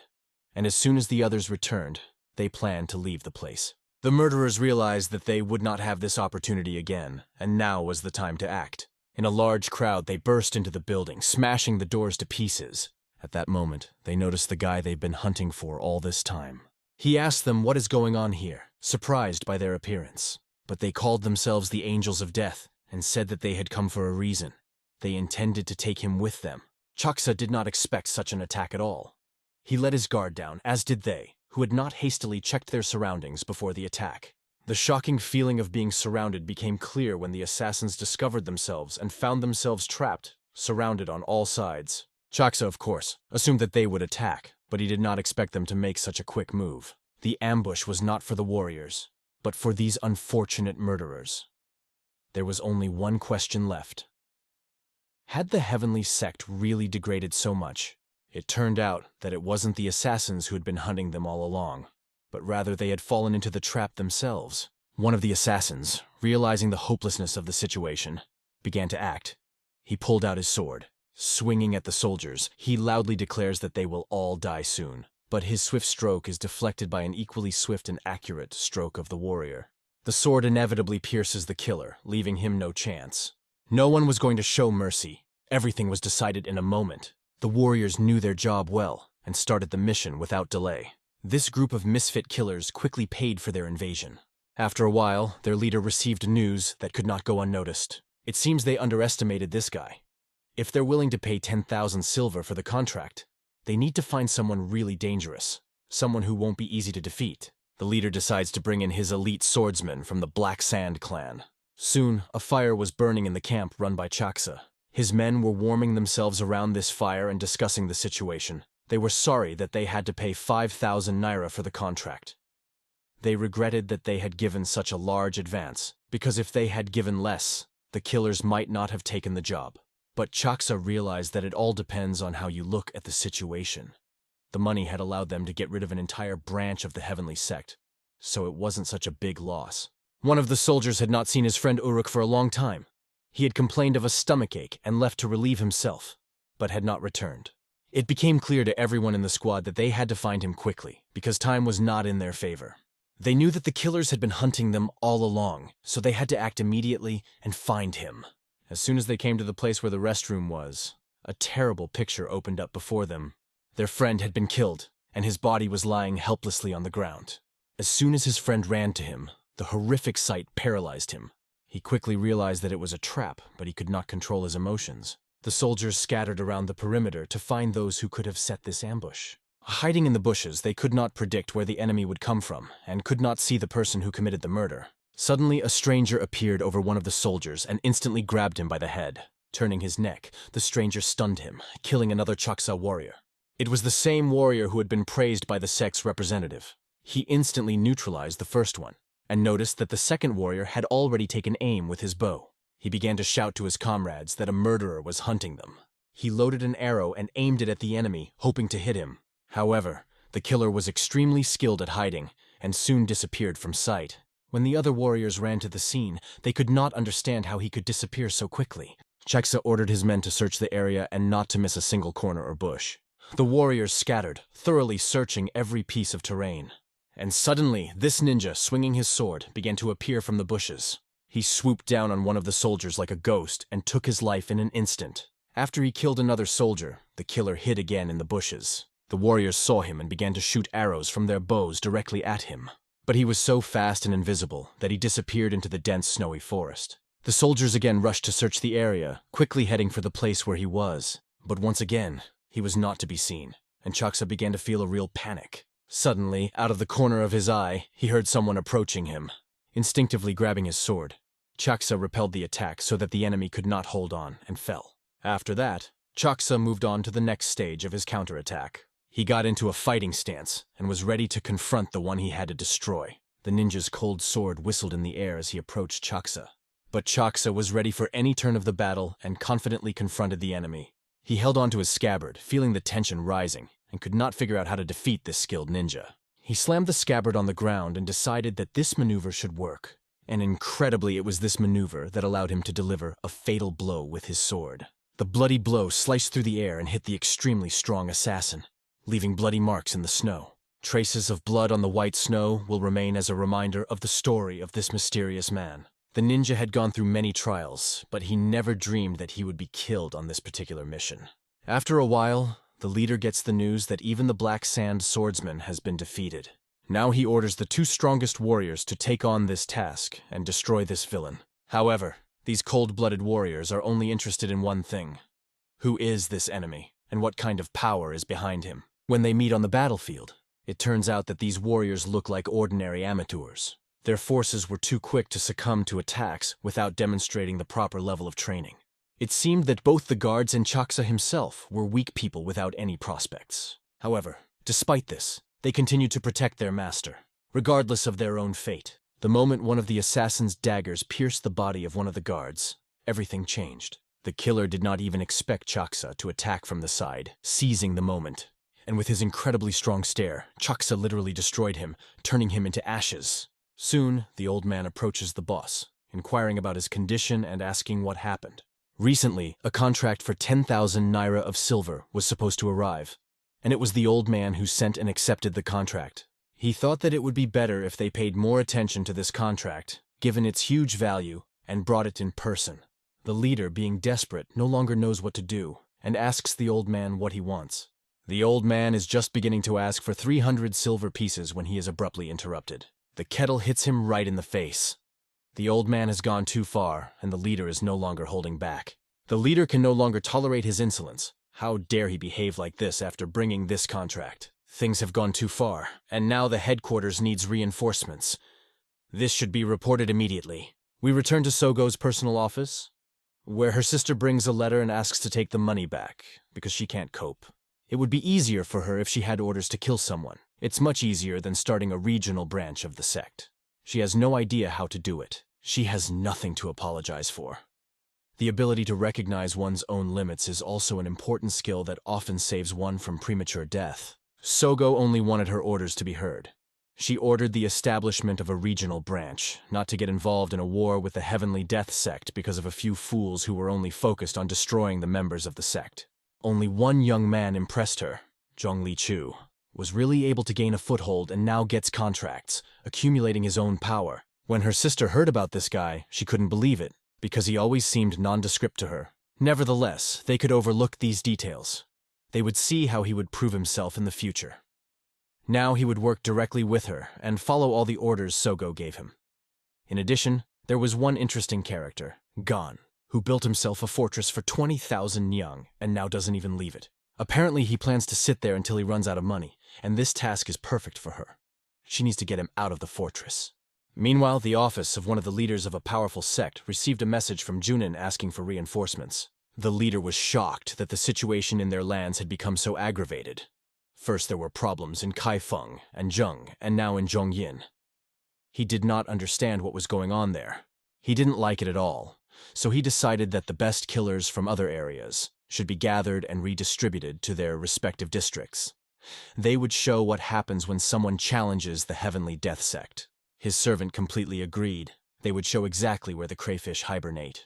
Soon, a new player appeared on the streets of the beautiful city. A stranger approached one of the intermediaries and asked him a favor. He wanted to be connected to the killers, but the intermediary refused the idea.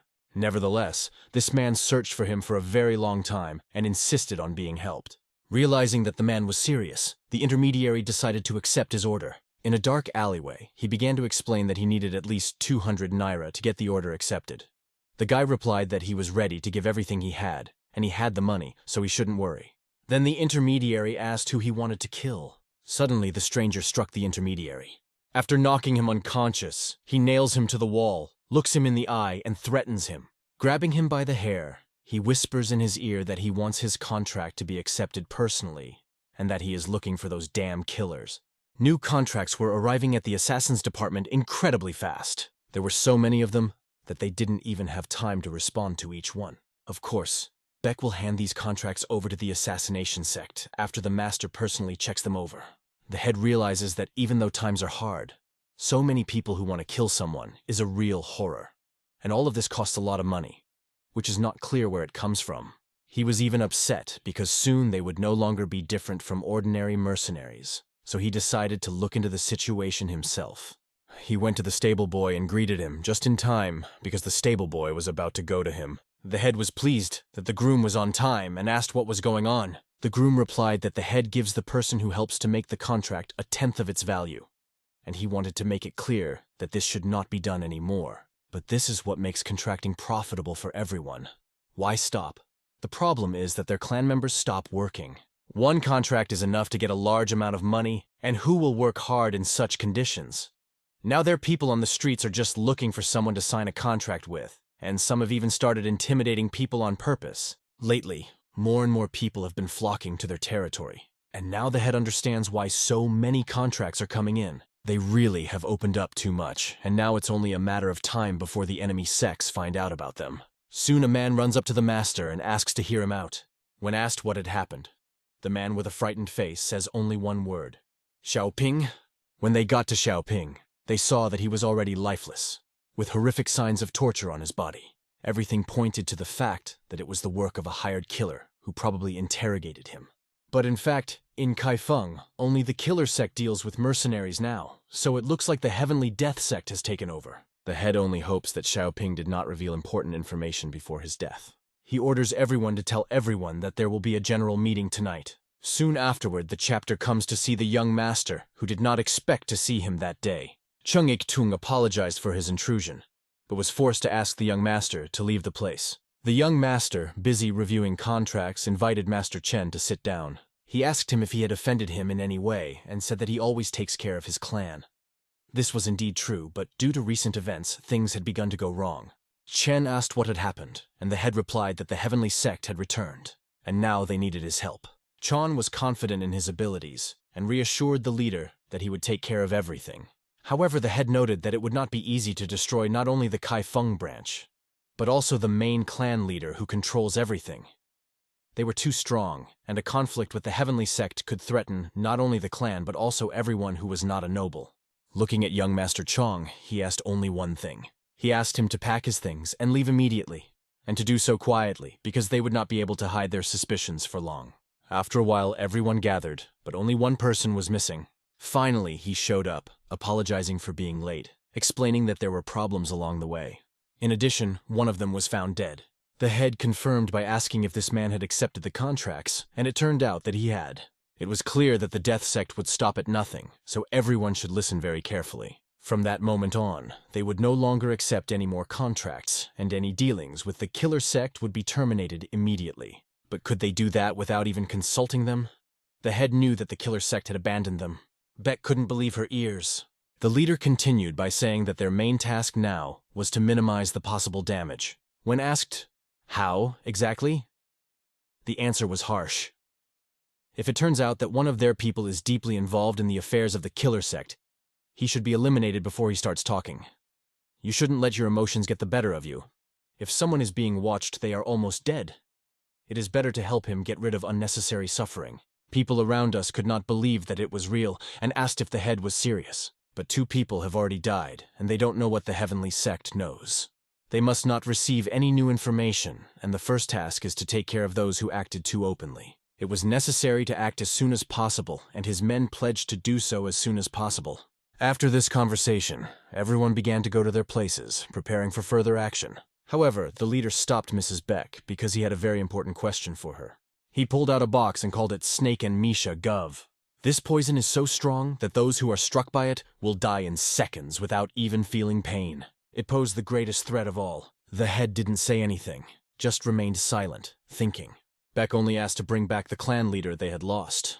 The girl went to the room where the Death Sect was located. When she opened the door, she was horrified to see that Zhong had disappeared with his men. She brought the box into the room and was shocked to find that everyone had already left. Everything was neatly cleaned, things were folded, and only a note was left on the table. The note read, "Thank you for everything." She read it and her heart warmed. She could not believe that she was really thanked. Who asked for this gratitude at all? Probably no one. She sat down in the place where the young owner had once sat. She touched the box and put her hand on it. It was so trapped that if you put your finger inside, you could die. The moment she touched the box, it was smashed to pieces by a sudden blow from the side. A man they had seen before entered the room and said that this would not do. She has to do something before she dies, especially if she is going to kill herself, because apparently she knows much more.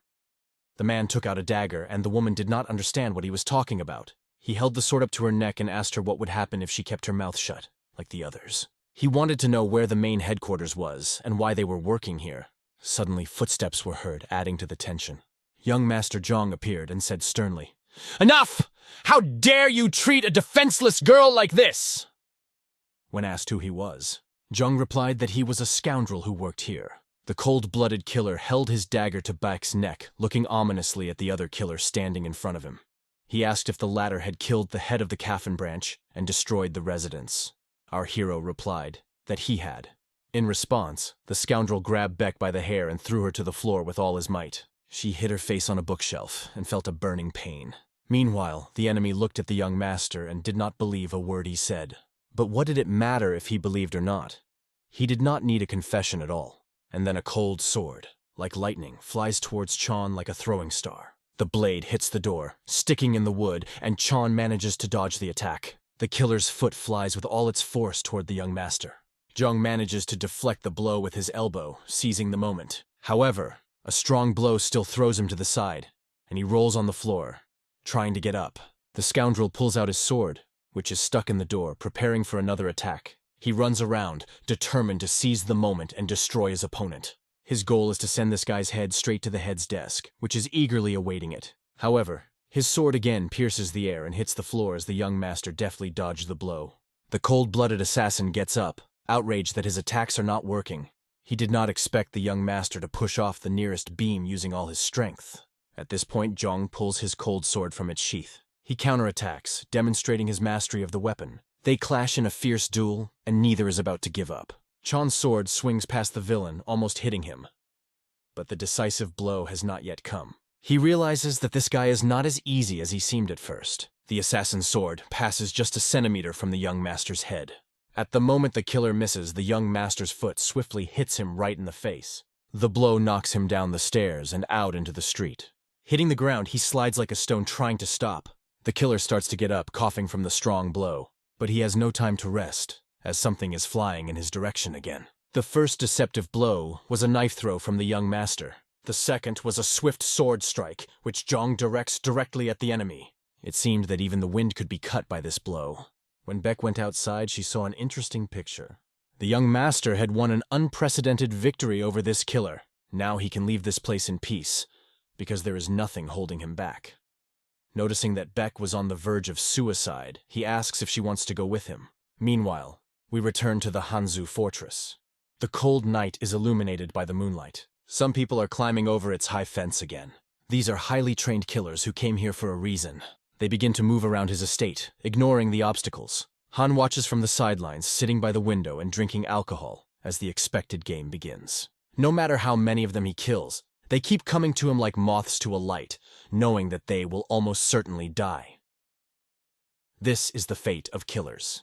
He raises a bottle of alcohol to them and drinks for their rest, wishing peace to the souls of the 7 warriors who are about to meet their deaths.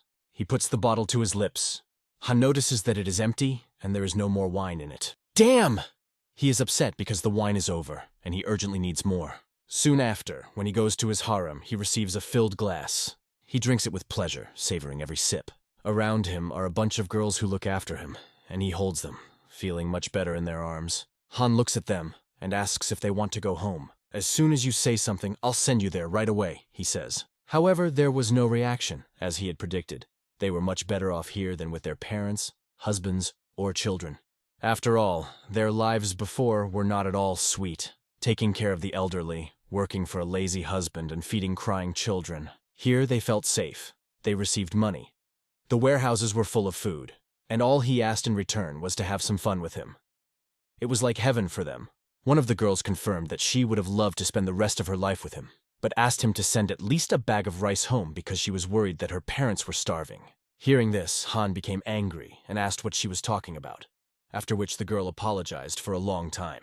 However, he suddenly felt that something was wrong. The traps should have been set long ago and stopped these villains. He expected to hear the screams of those trapped in the traps and immediately ran to check what was happening. Running ahead, he saw that nothing had happened. The killers had successfully bypassed all the traps. He was shocked because he realized that these villains had learned about the traps in advance. It was a real fakin' shit.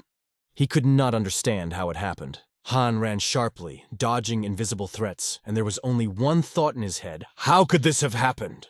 It was obvious that he was worried, but who had told them about the traps? Han realized that he had to leave the house. Quickly grabbing his sword, he feels regret, but realizes that there is no other way out. He abruptly closes the door, slamming it loudly. The girls ask why the master is acting so strangely and if he is going to leave them. The young master's eyes slid to the side, thinking. He almost left, forgetting the most important thing. Having almost left the potential informants alive, he realizes that he cannot let them become the source of his future problems. The frightened girls watched in horror at what this scoundrel was going to do. They were panicked, but could do nothing as Han set about doing his dirty work. The dark forest had always frightened everyone who dared to walk through it with its deafening silence. Suddenly, a silhouette that looked like a hatch began to appear from under the snow. The wooden hatch slowly opens, and Han comes out of it. He took only the most necessary things with him, having prepared this escape route in advance. He looks back at the building he built with his own hands, and he is very sorry to leave the house that cost 10,000 naira. But even though he is sorry, he has to save himself in order not to die. Now his task is to find out who set it all up and forced him to flee. Meanwhile, Chan and his team arrived at an old friend's house, only to find out that the Heavenly Death Sect was after him. He was glad to see his allies here, and now that they are with him, he should worry about the old man. He is in danger. But he should not worry about him. After all, such situations were not new to him, and yet he had lived to this age, having had considerable experience in such matters. And this was the truth for the young master. He was worrying about the old man in vain. The old man kindly invited them in. He lived alone, and the house was not very spacious, but they could be patient for a while he found a suitable place for them. They were most hungry after the journey, and soon the old man brought them something to eat. Yoo-hoo diligently fed his new companion, trying to take care of her. The boys ate happily, not realizing how the old man, who seemed to be a beggar, had set such a rich table for them. Their meal was interrupted by Sogo, who suddenly appeared. She was amazed at what had happened to them because everything had gone according to plan. The young owner expressed his respectful attitude to his leader. He also asked his team to show respect to the hostess. Everyone stood up and unanimously expressed their respect for Sogo. The young man began to say that he expected the Heavenly Death Sect to want to strike back, and he was not afraid to engage in conflict they could have withstood them. However, this would only have dragged them into a long war that would have weakened them as well as the assassins. He therefore decided that the best course of action was to retreat, and apologized if he had done anything wrong. Sogo saw in his eyes a wise strategic move and appreciated that the ability to retreat at the right time requires not only courage, but also great insight. It was the right decision, as some actions would have only wasted their strength. When asked who she was talking about, the girl replied that she was referring to Choksa. The situation is really dangerous, but maybe this will bring him to his senses. In any case, the young master had worked hard and deserved a rest. Sogo suggested that he stay here and catch his breath, and the young man obeyed his commander. One of the soldiers was going about his business that night. He went to the nearest store and bought some food. Walking through the streets, he went into his workshop and started unpacking parcels. Suddenly, he heard the voices of officials inspecting his house. They didn't notice the installed mechanisms, and the guy was seriously scared. But Han began to say that this meant that they could not have transmitted the information, and the suspicion fell on the person who had installed these mechanisms. Only he could have known about them. The man, not understanding what he was talking about, did not know how to respond. Gan continued, expressing his indignation that some scoundrel from the Heavenly Death Sect had somehow found out about the hidden traps, and now he was looking for the one who had revealed the information. Gan was serious and instantly pulled his sword out of his pocket, and the man explained that he hadn't said anything, but Gan had his suspicions, and he wasn't going to ignore them. The man had been working with the Dead Soul Squad for over 30 years, and even when he had orders to kill someone, he hadn't cooperated with anyone for 10 years, waiting for the squad to be revived, and he never shared information except with members of the squad. 3 days ago, if Han remembers, a guy or girl came to him for new blueprints, explaining that the old ones were lost and new ones were needed. The master did not tell anyone else about it, but Han denied that he had sent anyone or given such orders. Damn, this is a terrible situation for the master. Han was shocked, not understanding what was happening. Let's go back to the location where Lady Sogo is staying. The old man came to her, asking if she was awake yet. When he went inside, he brought news. Beggars from the streets of Kaifeng reported that the Heavenly Death Sect was hunting Mongolian soldiers. But she already knew about it, and she was sure that Choksa would handle it. The old man agrees, but this time the situation is much more complicated. The Heavenly Death headquarters has sent 10 top-notch assassins at once. He doubts that Choksa will be able to resist them this time. Shogo realizes that her friend might be killed and immediately runs to Zhongli's house. At the entrance, she is met by Beck, who doesn't quite understand why there is such a panic. Sogo unceremoniously asks where Zhongli is, but it turns out that he left before dawn. When asked where exactly he went, Beck replied that he only said he had to take care of some business. This is a real curse, Sogo thought. She needs him right now. Sogo looked at Zhongli's squad and saw that all the assassins were assembled. She called out to them, telling them that she needed their help and urged them to get ready quickly. However, the men of Zhongli's squad did not respond to her words at all. She knew very well that they only listened to their leader, Zhongli. But now they are a family, and they cannot stand aside when their big brother is in danger. However, these guys still ignored her requests. No reaction. She realizes that there is no loyalty on their part, and they are just a bunch of thugs who are not going to help her. Sogo realized that there was no way to do business with them and went in search of the old man. She searched for him for a long time, but he disappeared somewhere. The old man quickly returned to her call because he was busy, but he saw that Sogo had already saddled up and was about to ride somewhere.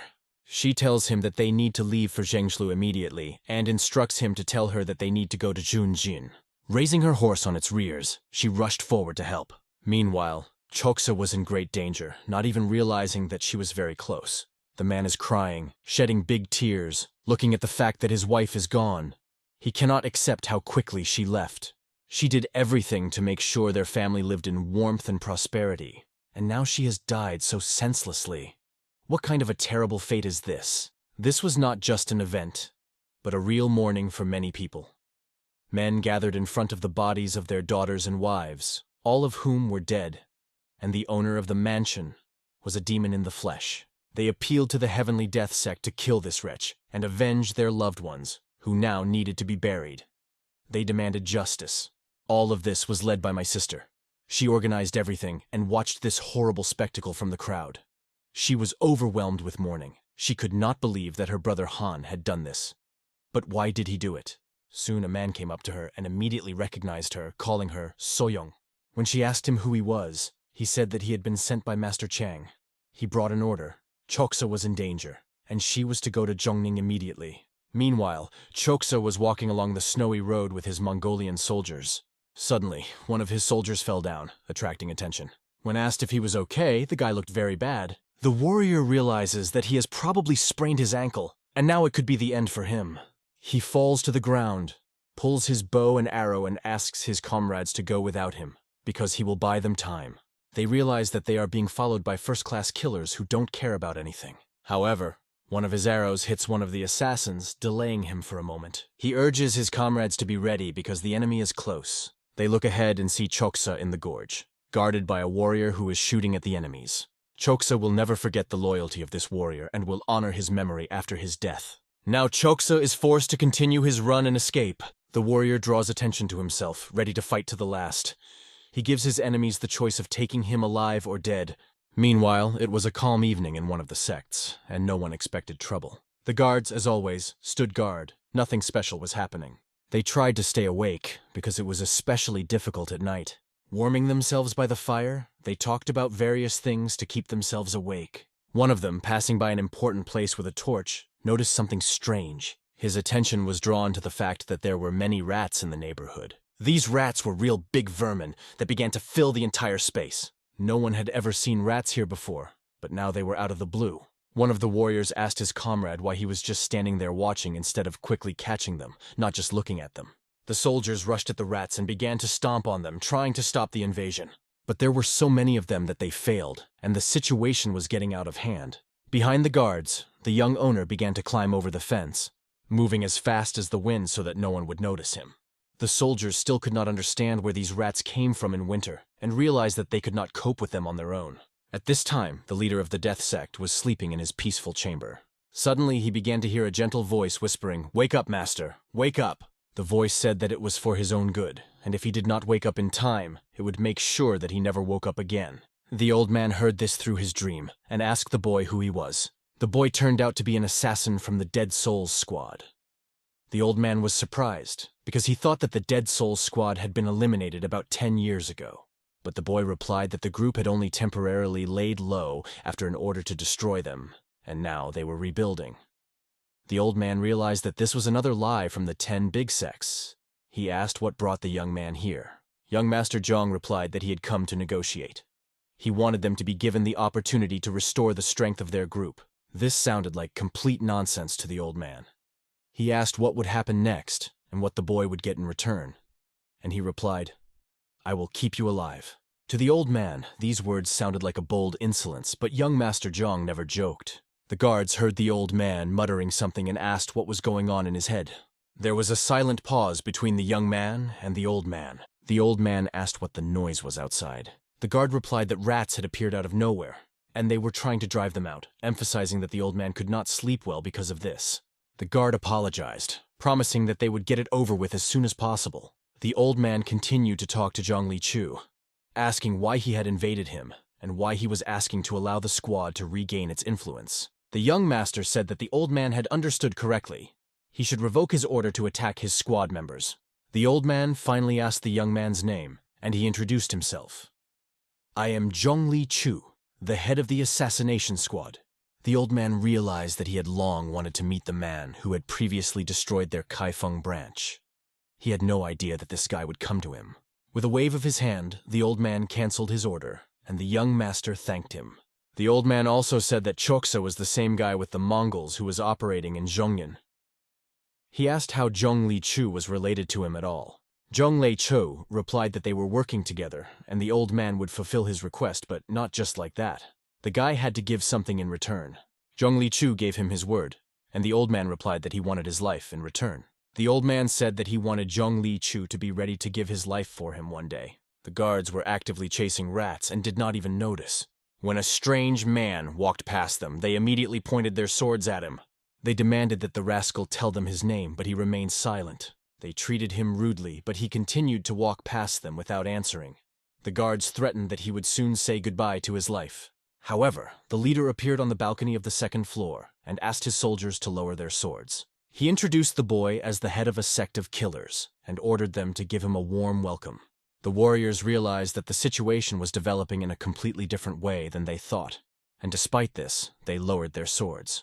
They created a corridor through which the young master walked forward, and from that day on, he made a deal with the old man without any obstacles. John was at a complete loss as to how she could be here and kept asking her about it, but she didn't just appear out of the blue. She had been following his every move this whole time. She explained that she thought the experience would benefit him. However, how could she just watch when her brother was one step away from death? So suddenly appears, worried if she is late.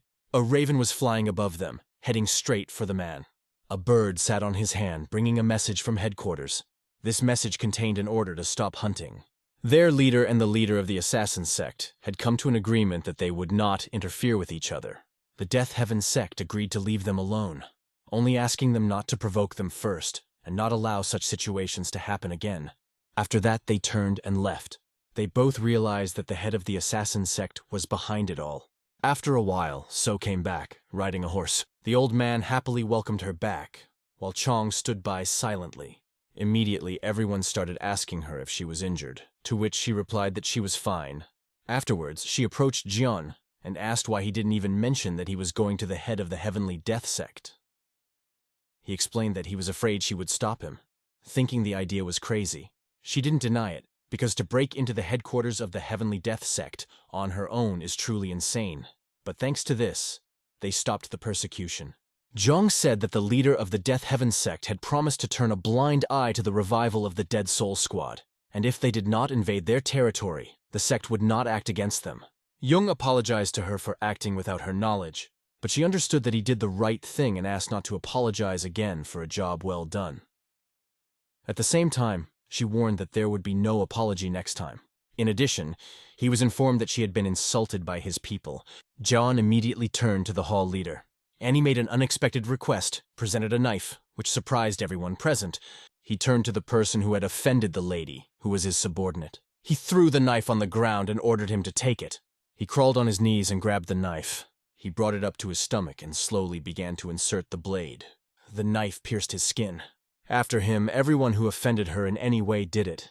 Jong realized that the fault of the subordinates was also his fault as the master. He promised to see to it that such a thing never happened again, and took the knife in his hand. Jong then plunged the knife into his own body, showing his devotion. So silently watched what was happening. The owner proved his seriousness with actions, not just words. He assured her that he would serve her and never break his promise until his death. Jung was sitting at the table with Seo across from him, and he told her that coming back alive made him feel miserable instead of happy. And she tried to comfort him, saying that if he just accepted, it would be easier. However, he begged her to put herself in his shoes and understand why he felt such an inner struggle. She added that envy is not necessarily bad. It can become a driving force for its development. Suddenly, Lips flew into the room, loudly opening the door and began to look for Seo Yoon. He immediately saw that she was sitting at the table directly in front of him, rudely asked her if she was tired of living, and she didn't even understand what was going on. When she asked, "What's wrong with you?" he asked her not to act stupid. He stated that he knew that she had given the trap blueprints to the Heavenly Death Sect, and because of that, he thought that she had decided to kill him. Seo replied defiantly, looking him straight in the eyes. "It's a shame that the soul killer who can kill innocent women without hesitation returned safe and sound." He leaned closer to her and said that he used to think she was beautiful. But now he sees that she is a real bitch, adding that if it wasn't for her intervention, no woman would have died. John couldn't stand it and started pulling him away, asking him to stop this madness. Goobity continued to create a scandal for a few more minutes, but gradually calmed down. Everything continued until the moment when the older sister entered the room. He immediately stated that So herself confessed to conspiring with the Heavenly Sect. But at these words, the sister rudely stopped him and told him to shut up. She explained that Seo was acting on her orders, and she reminded Gubatom that she ordered him to found his own sect, and not to set traps and hunt. Something didn't go according to plan with Gubatoy, and he began to make excuses, claiming that he just wanted to separate himself from all the killers of the Heavenly Sect. He must have hoped that everyone in the Death Heaven Sect were idiots who would fall into his traps. But when Sue started to explain the situation to him, he couldn't even find the words. At the end, the sister asked him to think about his actions and practice self-discipline. Gubatoy's arguments ended, and he fell silent. Saying, "I obey," he left the room. So suggested to her older sister to get rid of him because one day he would vent all his anger on them. But the sister did not think so, claiming that Gubati is one of those people who is ready to stick a knife in when others hesitate. New life made its way through the cold earth, reminding us of the indomitability of nature even in the harshest conditions. The main character, walking with his sister under the blossoming trees in this incredibly beautiful place, thought about the fact that he too had to get back on his feet. She wondered if he had recovered enough to work, keeping her hand on his waist, and he replied with a smile, "Thank you for your concern." She no longer doubted his loyalty, but asked him not to try to prove it again by such risky actions. In addition, she had another task for him, which she immediately informed him. After listening to her, Chong and his men wished her to be safe, and then prepared to leave. Sogo asked him to repeat his words again, and assured him that she was not going to get rid of him. To which he answered without the slightest doubt, realizing that he no longer needed to prove his loyalty. On that note, they said goodbye and moved on, leaving the meeting place.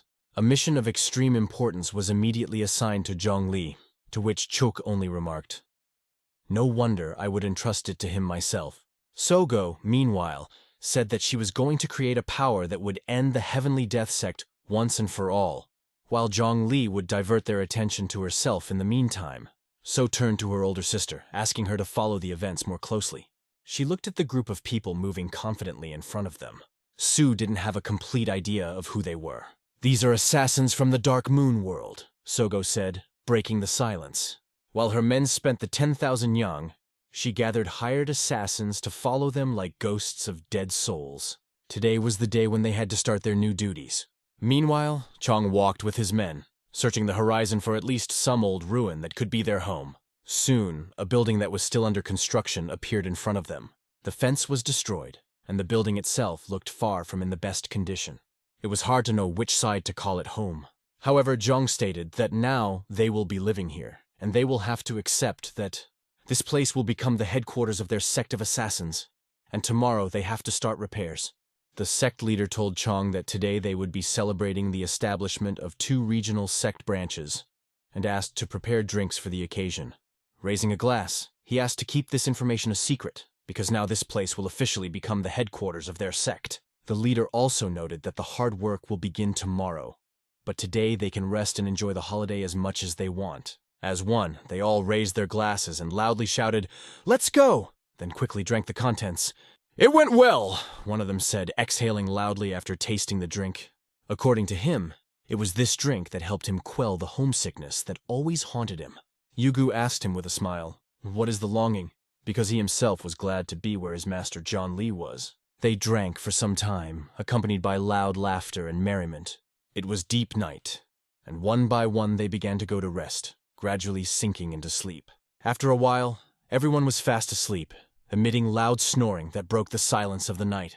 They slept simply on sheets spread on the floor, covering themselves with whatever was at hand.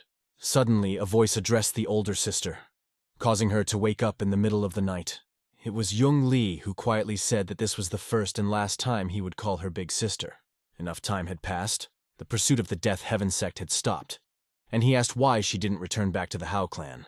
At first she didn't know what to say, but she asked her master if he wanted it himself. He said he didn't like a world that smelled of blood all the time, but she pointed out that the hall leader already had an appointed heir and she didn't think there would be anything to do there. She asked permission to stay here because she likes the place and would like to stay. Young Lee didn't answer right away, lost in his own thoughts, breathing in the freshness of the dark night. The next morning, Chong Li was talking to the master, asking how long it would take to rebuild this place. The master replied that they should be able to do it in 3 months, but Jiang asked to gather more masters to do it in a month. Soon the sounds of a hammer began to resound in the air, indicating that work had begun. Each of the employees was busy with his task for which he was responsible. Fatty, running around, asked Chong if this house was too big for 6 people. Jiang reminded him once again that this was the headquarters of the assassin sect, and that their family would soon be greatly expanded. He addressed Yugu, calling him a pig, even though he looked more like a pig himself, and added that he would finally become a father. Yugu didn't get the joke, but laughed back. A command was sounded for everyone to gather, because they had to perform an important task. The owner handed out postcards to each of them. These postcards turned out to be invitations. He ordered them to deliver these invitation letters to the opening ceremony of the assassin sect. The letters were to be delivered to all the small and large regional sects in Henan province. And so they set off, delivering invitations, approaching the sects, and explaining that they had come to deliver something for the head. After that, the heads were handed an invitation, which read, "Sect of Assassins." Some of them simply rolled this invitation into a ball, not paying attention. They thought the host had completely lost his mind with this idea. Subsequently, the founding of the Sect of Assassins was officially announced. After a while, 3 men stood in front of the entrance to the assassin sect, congratulating the master on his success. The problem was that these were the same people from the killer sect who delivered the invitations. That is, members of the same sect. The fact that no one would come was expected, although one girl expected a large number of guests. So she prepared a lot of food. Chong explained that there was no point in throwing everything away and said that it was a great opportunity to have a good meal. He suggested inviting the villagers to a feast. One of the men shouted at the top of his voice to the villagers to listen carefully. In no time, it was announced that a party was being held at the new estate in the outer mountains, and everyone was invited, young and old. Having gathered everyone they could, the villagers went to the feast. Some of them were barely making ends meet, interrupting themselves with food, so such a chance to eat to their heart's content was unexpected. Approaching the sect of killers, some of the villagers did not understand what kind of place this was, where killers gather. They had doubts about whether they would be asked for the food they would eat here. Zhang Li came out to meet them and explained that he was the master of the estate and invited them to feast and eat to their heart's content and to take the food with them on the way back. The peasants sat down at the tables sincerely thanking, and did not expect that they would end up on such a holiday. As Sister Chona passed by, Some raised their hands and asked for her forgiveness. An old man asked her where the toilet was, and she explained that it was behind the fence, pointing with her hand where it was. He immediately went there without hesitation. Having done all his chores, the old man left the toilet. He began to look around suspiciously, as if looking for something or someone. Walking slowly down the street, he carefully looked at every corner, as if he was hiding something. He looked into the windows of houses, behaved quite strangely, drawing attention to himself. Behind him came a voice that asked, "Are you looking for something, or are you perhaps lost?" It was young Lee, and the old man replied with a smile, "This is such a big place that you can really get lost." He explained that he just decided to take a walk. The old man added that he knew this place as abandoned, and did not expect that it would be restored in this form. The hastily built fortress looked shaky, but, in his opinion, if the head was competent, it might not fall. Zhong Li thanked him for his kind words and invited the guest to enjoy the meal. But the guest replied that he was already full and noted that the reception was decent. After these words, the old man said goodbye, turned and went on his way. Some time later, Soa Lamwing received an order to kill, in payment for which a box of valuables was sent. The sister asked if it was really an order to kill, to which she received an affirmative answer, and wondered if they had mistaken the place. "Oh no, you are not mistaken," answered the woman, and wanted to know the reason for her desire to order the murder. However, the customer did not want to voice her motives, believing that the contract works simply: she pays, and they perform. The nurse explained that the host asked not to accept the order if the reason was not justified. "You're not the only one who takes orders like this," were the woman's last words before she turned and walked away with a displeased look on her face. The sister immediately started running to the head, trying to find him. When she opened the door, she didn't see Chong there. She turned to the man who was sitting sharpening his sword, asking if he knew where the head was now. The man replied that Yung Li and Yu Wei had gone somewhere, but he did not say when they would return. The sister immediately asked him for help. She ordered him to follow the woman who had just left the estate because she suspected she was headed for the Heavenly Death Sect, and find out who Lam Wing was and why she wanted to kill him. The man instantly put aside his affairs and ran to fulfill her errands. Got to the point where even killers have to follow people. "Probably need someone more suitable," he muttered as he moved on. Meanwhile, the sister came to the master. The master, seeing her serious expression, didn't know how to react. She said that she didn't want to disturb him, but now she needed the Hao clan's influence. She explained the whole situation. The head of the assassin sect, Chong Li, could facilitate the restoration, which is why she asked for his help. But the master replied that the Heavenly Death Sect was still suspicious of their clan, and these also defiantly invite to the official opening of the Sect of Killers. "Do they not understand what they are doing at all?" he asked. She understood him, although the master's actions also seemed illogical to her. "They are actually blind. They only know how to kill, but they do not know how to gather information." That is why she continued to ask for his help. However, the master explained that their hands were also tied now and he couldn't help. But he reassured her by saying that Zhong Li was not the type to act without a plan. Meanwhile, the man she had sent to follow him returned with information. Lam Wing is a 6-year-old child, the son of the owner of the Qing Manor. The head of the estate had no children from the main wife, so he took several concubines, and only about 50 years old did he manage to give birth to an heir, Lam Wing. The woman who came with the order was a second concubine named Suhua. She has 4 sons, but that doesn't matter, because the main wife's son, Lam Wing, will inherit the estate. Just think, she doesn't even take into account that the child is only 6 years old. It's good that her sister refused her, the man thought. He added that he saw a woman walk back out with a bundle filled with money. Probably the Death Heaven sect didn't accept her order either. Be that as it may, the sister thanked him for his work and promised to feed him for it. However, he refused, said goodbye, and said that at the moment he was busy with small matters. The sister was left with the idea that they needed to create a place where they could get information, because taking orders blindly was very dangerous. Meanwhile, Chong Li was heading towards the sound of dogs barking. The dogs seemed ready to tear apart the cages they were sitting in, protecting the important place where Chong Li was headed. They were guarding one place that Chong Li was getting closer and closer to. Who was there came from the straw tent. The head of the assassin sect, Yang Li, introduced himself calmly. A voice rang out from the tent. "Why is the head of the assassin sect here?" Yang Li replied, "Why do you think the killer is coming? To kill a person, The old man unfolded the reed and asked if it was him he wanted to kill, keeping a calm tone. "Who paid for my head in gold?" asked the old man. Not understanding who he was talking about, Chong Li only asked again, "Is the head of an inferior worth gold?" The old man immediately ordered the dogs to shut up. The dogs immediately lowered their heads and fell silent, listening to their master. The old man spread his hands and said to Chong Li, "Since you have come to kill, don't delay. Start." It was the second elder of the lower association, known as the Cloud Dispeller. Young Li replied that he saw no point in killing him just like that, as he had achieved fame in the art of lightness. John suggested that he die not just like that, but in a race for speed, in the art of lightness. The distance from here to the chance is 39 steps. "Are you ready to run this distance?" Young Li asked. Throughout his life, the old man never refused the competition offered by his rivals. Realizing that he would not be able to overcome the elder in the normal art of lightness, Young Li added that he would not avoid other methods to catch up with him.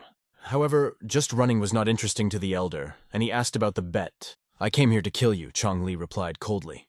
The elder, smiling, said in response, "Then let's put life on the map. The loser will offer his own neck." As a sign of respect to the elder, Chong Li bowed his head and asked the elder to begin. "You will regret it," said the old man, and instantly rushed forward.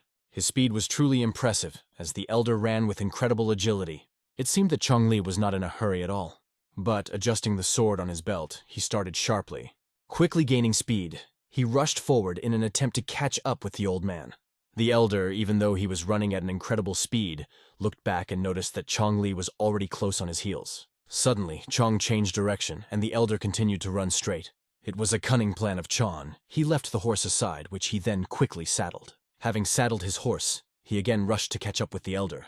Of course, on horseback, his speed increased several times. The horse was galloping at breakneck speed, and Chong felt confident of victory. But everything can go wrong, because the horse can stumble and the rider risks falling. This is exactly what happened to Chong. The horse tripped and he fell, but quickly got up. Without delay, he continued to run, only increasing the speed of his body. He entered the turns as skillfully as if he had been practicing these movements since he was 3 years old. Chong took the perfect trajectory and ran faster and faster. There was already a hill in front of him, behind which there seemed to be nothing. About himself, Chong Li said quietly, "This is my victory." The elder's bald head began to appear behind the hill. The old man continued to taunt him, calling him that pizza and making fun of his skills, while claiming victory. If the elder won, it means that Chong Li's life now belongs to him. The old man didn't seem tired at all, while Chong stood there breathing heavily. The elder began to ask the boy why he came to him. Because he understood that Chong's goal was not to kill. The killer's view is always different. He noticed that Jian used to be more talkative, but now he's noticeably quieter. So he asks him to talk and promises not to kill. For the past 10 years, every day of my life has started and ended with a run. So I was confident that I would get here faster. Even when I was riding a horse, defeat seemed impossible. "How did you get here before?" asked Chong. Young Li explained his defeat, but the elder insisted that the first question was his. Chong then replied that he had come to help, and asked the old man to lend him the eyes of the Association of the Lower. "Monster!" the old man yelled angrily, his mouth dripping with indignation at Chong's asking for help and killing people. Chong Li explained that he was asking for help to save lives, and without information, they couldn't judge who deserved to die and who didn't. He once again asked the elder to help him become a brutal killer. Then the old man decided to ask another question. Was that series of murders that happened in the winter his work? Chong Li answered without hesitation, "Yes." The old man waved his hand and told Chong to go away, but the boy added, 6 months more, I wanted to ask you to be my eyes." He thought that this time would be enough, and thanked the old man for saving his life. Noticing that the old man showed no reaction, Chong decided to leave. But suddenly the old man said, "The way, and is it not possible for the old man to yield to the young man, with his hot blood?" Regardless, the real reason Chong was able to outrun him was his understanding of the path and the ability and skill to follow it. Chong listened carefully to these words and understood their deep meaning. He silently bowed, turned, and left. The elder sighed heavily and thought, "This is the boy who is following the path of the dangerous new moon killer. He must be watched and kept an eye on." At the same moment, new orders for killings began to arrive. But when asked to explain their request in more detail, customers only answered, "Yes, this is a request for murder." They brought family heirlooms handed down from generation to generation because they had no money. The nurse explained that it would take time to decide if they would accept their order and asked if they were willing to wait. She couldn't say exactly how long it would take, but she promised to answer as soon as she was ready. The man agreed to wait, turned and left. She remained where she was, sighing heavily as she contemplated the future. Suddenly, a man turned to her, exclaiming, "Madam! The leader of the hall!" She was on her way to him, and he appeared in front of her and asked what business she had come to him with. "I'm sorry to keep bothering you with the same thing, but I have no choice until I have new people to serve as my eyes," she explained. She needed his help again, and he replied that he was ready to help as much as needed. Besides, he had a letter, which he handed over to the lady. She opened it and began to read. After reading a few lines, her eyes widened in surprise. She immediately ran to the head to show him this. The customer Wang Dukun left his 14-year-old daughter as a concubine to cloth shop owner Li Yuanji in exchange for the promise of 3 silver nyang. However, Li gave only 100 copper coins and constantly delayed the payment of the rest. And after 5 months, he returned his daughter. Explaining this by her young age, which supposedly makes it difficult to enter the palace. After reading this request, Chongli said that this case should not be thought about for a long time. The lady did not understand who exactly sent this letter. "A shadow seems to have appeared behind the hall leader," Zhongli said, adding that it would be easier for her to make decisions about orders from now on. "Cloud disperser. Please be the eyes of the assassin sect," young Li thought to himself as he said these words silently. The hostess once again asked her husband if she did not hear him when he mentioned the threefold dragon of the Celestial. He just looked at them seriously and asked if they could complete the task. An awkward silence reigned between them, which only emphasized the seriousness of the situation. It already seemed that he had come in vain, so he got up and started to leave, but she asked him to wait. She explained that the assassination request needed to be discussed with the head first, and asked him to stay put. Closing his eyes, Zhongli ran over the words about the path of mastery in his head. Mastery always followed him. He was sitting at his desk in his office deep in thought when he heard a knock at the door and invited him in.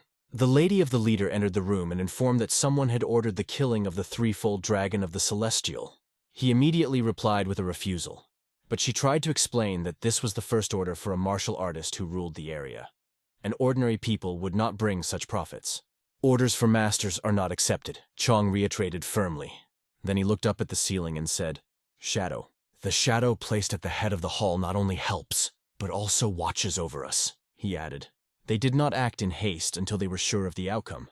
After that, one of his men raced down the corridor as if he was being chased. The chief, standing at a distance, called him loudly, trying to attract his attention.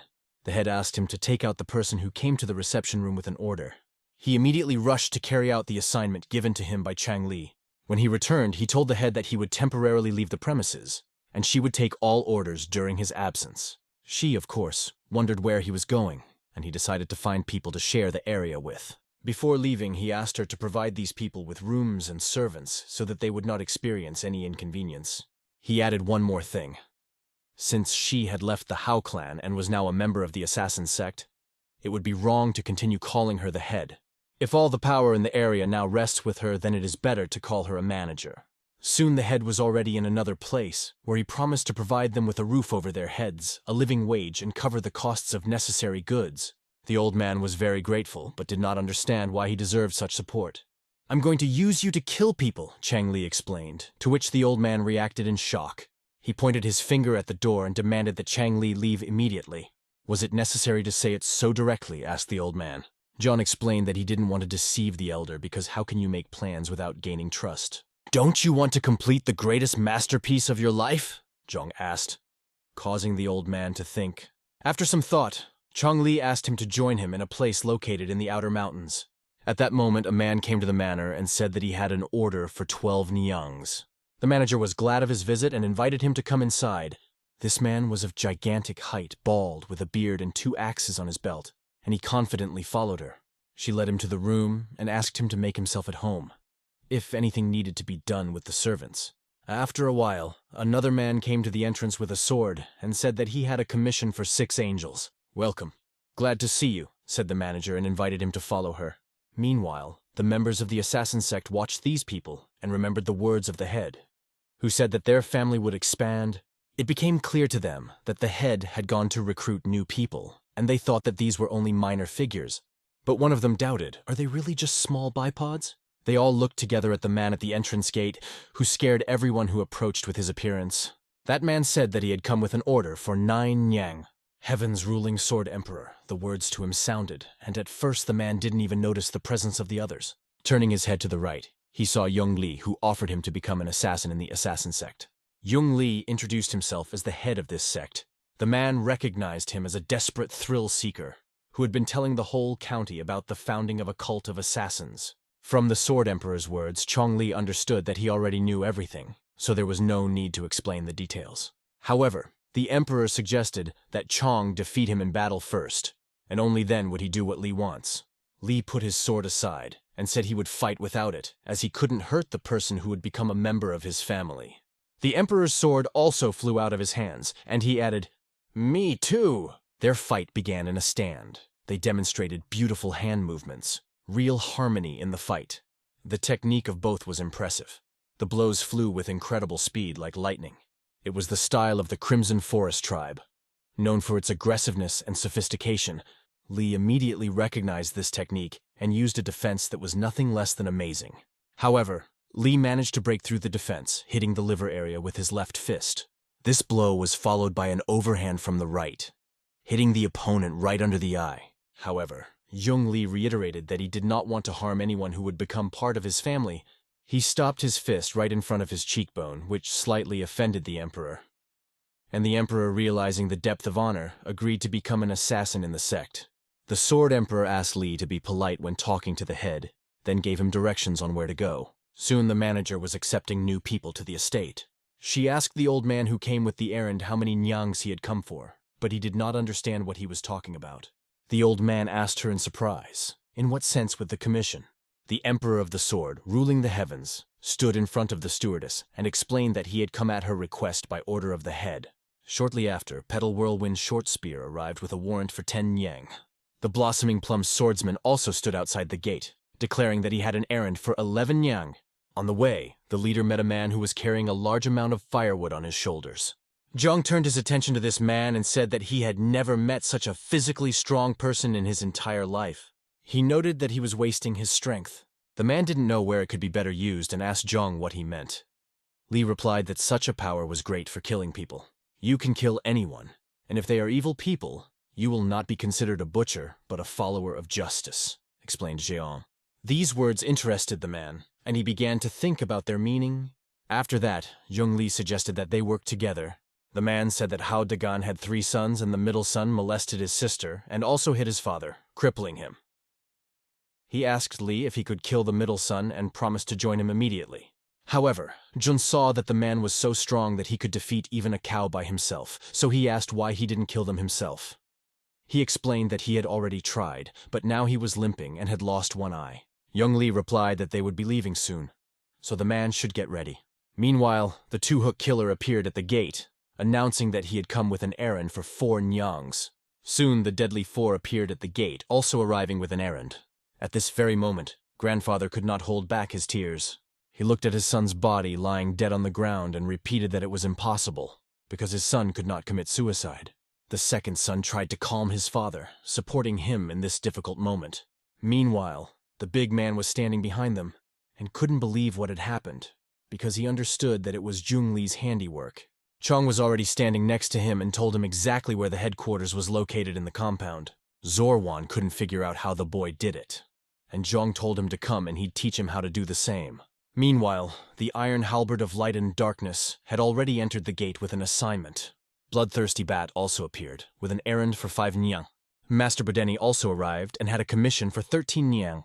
Now they were all gathered together under Chong's leadership. Zhang was extremely happy that he now had so many brothers, and raised his glass, inviting everyone to drink to it. The old man was walking with a bag, and asked Chong if he had forgotten about things in the area. Chong replied that he checked everything. On the way, Chong met them and asked the old man if things were going well. The old man had something to show and invited Chong to follow him to see everything. Li asked if there was any shortage of materials, but the old man said no. The only problem was the pain in his knees that prevented him from working. When he arrived, the old man showed Chong a huge map of Henan province that he had drawn with his own hand. Although it was a difficult job, the old man put in all his efforts and performed it to glory. Buildings are constantly being built or destroyed, so these changes need to be regularly reflected on the map. Zhang mentioned it, but it was already obvious to the old man.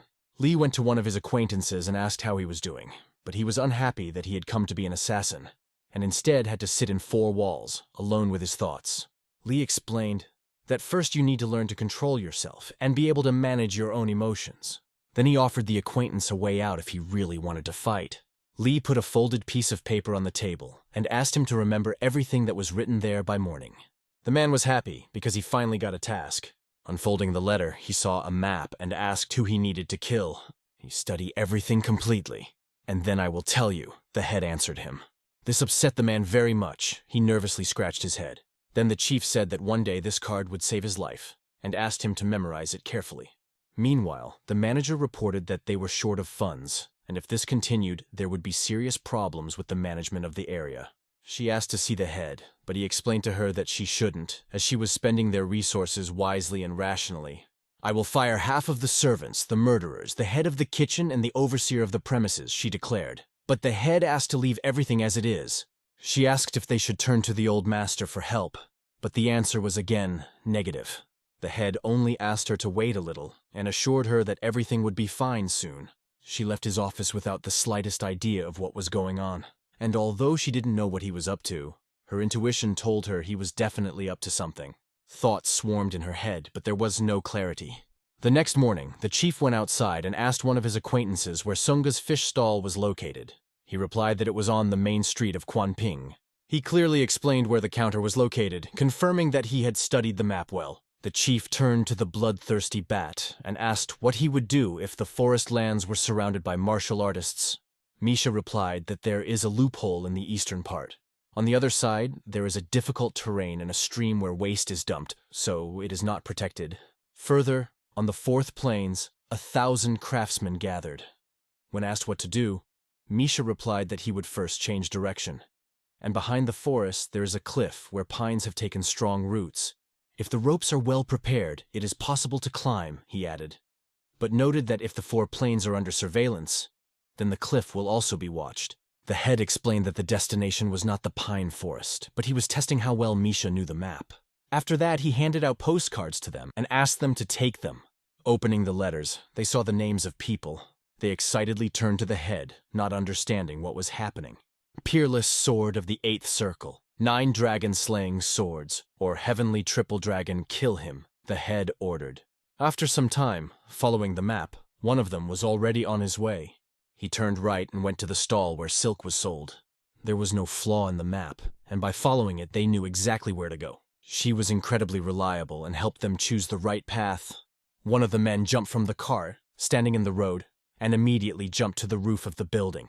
Once on the roof, he stopped for a moment to take in everything before him. In the distance, he saw a warrior honing his skills in training. He expertly swung his sword in different directions. It was Li Zhongming's peerless sword. Li Zhongming was known to train from the hour of the boar to the hour of the bull, without a break. He hadn't missed a day of training in 20 years, rain or snow, and he didn't get his nickname Peerless Sword for a reason, as Li had explained to them when he sent them out on missions. He was so confident in himself that he did not resort to protective techniques, and did not allow anyone to be near him during training, as it distracted him. When one of them pointed out that this was a great opportunity to face him in battle, Li reminded them that their task was not to fight, but to kill the Peerless Sword. Li also gave everyone a little bit of a layer of silent world bombs that could come in handy at a critical moment. 2 hooks 1. Kill asked the head if he didn't trust him, but the head only made it clear that failure was unacceptable, and reminded that he was now a hired killer. Watching Li Zhongming, 2 hooks remembered the chapter's words. He understood that he had chosen the path of a hired assassin, but he wanted to kill the Peerless Sword with his own strength. Wasting no time, he dashed forward, leaping over the ridge of the roof to get closer to his target. At that very moment, he drew his weapon, ready for battle. Jumping off the roof, he loudly shouted the name of the Peerless Sword. Li Zhongming turned his head after hearing his challenge. At the same moment, he readied his swords for defense. 2 hooks did several somersaults in the air, showing his skill and speed. Barely having time to find support under his feet, he kept his balance and did not fall. When Peerless Sword asked, "Who are you?" 2 hooks replied, "Angel of Death who came to take your life." Ming smiled as he waited for his opponent's true strength. Without delay, he himself began to attack, giving no time to think. In response, Min's every attack was met with defenses and counterattacks from the two hooks. A fierce battle began between them, in which every blow was aimed at killing. Weapons clanged, hooks clung to swords, creating a chain of strikes and blocks where each fought for the upper hand. Two hooks tried with all his might to grab Minya by the neck, only to cut it immediately. But Min's movements were incredible. He skillfully avoided attacks. He was light on his feet and knew how to place his sword precisely to stop the hook and prevent it from reaching its target. Then, two hooks decided to go to a new level. He threw one hook up and grabbed it by the edge with the other. This gave him the ability to make his weapon significantly longer. He decided to use the blade that was near the handle of the hook to cut off Minya's head. But he did not take into account that Ming effortlessly sat on the splits and dodged the blow. Ming was even impressed and complimented Two Hooks on his Shugangu prowess. Two Hooks only replied that he accepted the compliment as his dying words. At this moment, Min decided to go on the offensive himself. Calling him a pitiful scoundrel, he jumped into the air and began swinging his sword. Two Hook put his weapon down and was able to repulse the attack. But smoke was already beginning to gather around them from the red-hot metal. Min wanted to check how much strength his opponent had. And the fight only dragged on. With each blow, the tension between them grew. The fight became more and more intense, until suddenly Min knocked the weapon out of the Two Hook's hands. Immediately after that, he delivered a powerful kick directly into the enemy's stomach. The force of the blow sent Two Hook flying back, his body as if pushed back by a wave. Ming decided to finish him off by swinging his sword to deliver the finishing blow. Two Hook took a deep breath, the air escaping from his mouth, and he was breathing heavily. He fell to the ground gasping as Ming stood with his back to him and said the cut wasn't deep enough to kill him. Min wasn't going to kill Two Hooks until he had satisfied his curiosity. "Who are you and who ordered my murder?" was his first question. Two Hooks understood that he was no match for Minyu and lost this battle. Min raised the sword to him and said that if he answered, he would be able to stay alive, insisting on answers. Two Hooks slowly reached into the inside pocket of his clothes. Then in a low voice he said, "This is where my life as a martial artist ends." Ming noticed something suspicious when he saw Two Hook raise his hand. And suddenly, Two Hooks threw a layer of light on the ground. There was a bright light, and Two Hook covered his eyes with his hand to keep from being blinded. A bright flash of light completely blinded Min. His sword strike went through the air without touching the Two Hooks. Ming continued to swing his weapon with his eyes closed, trying to find the enemy. But suddenly, he felt the metal pass through his stomach and out the back. It was one of the hooks that Two Hooks' one kill possessed. He lost in martial arts but managed to kill Min with his cunning. The task was to eliminate the target by any means possible. Being exhausted, Two Hooks barely walked forward, leaning against the walls, because he did not have enough strength to stand firmly on his feet.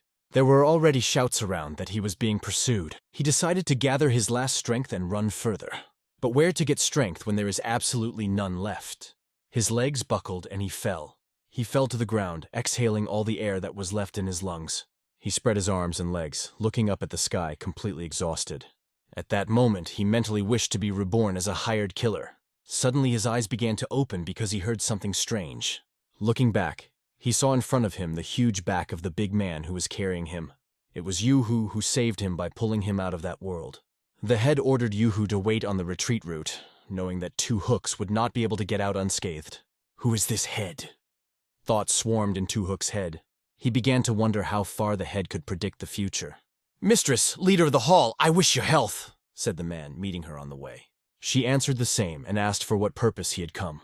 The man held a note in his hands and explained that the master instructed him to pass it on. The note read, "The peerless sword is dead. The 8 circles of hell are dead. The 9 swords of dragon destruction are dead."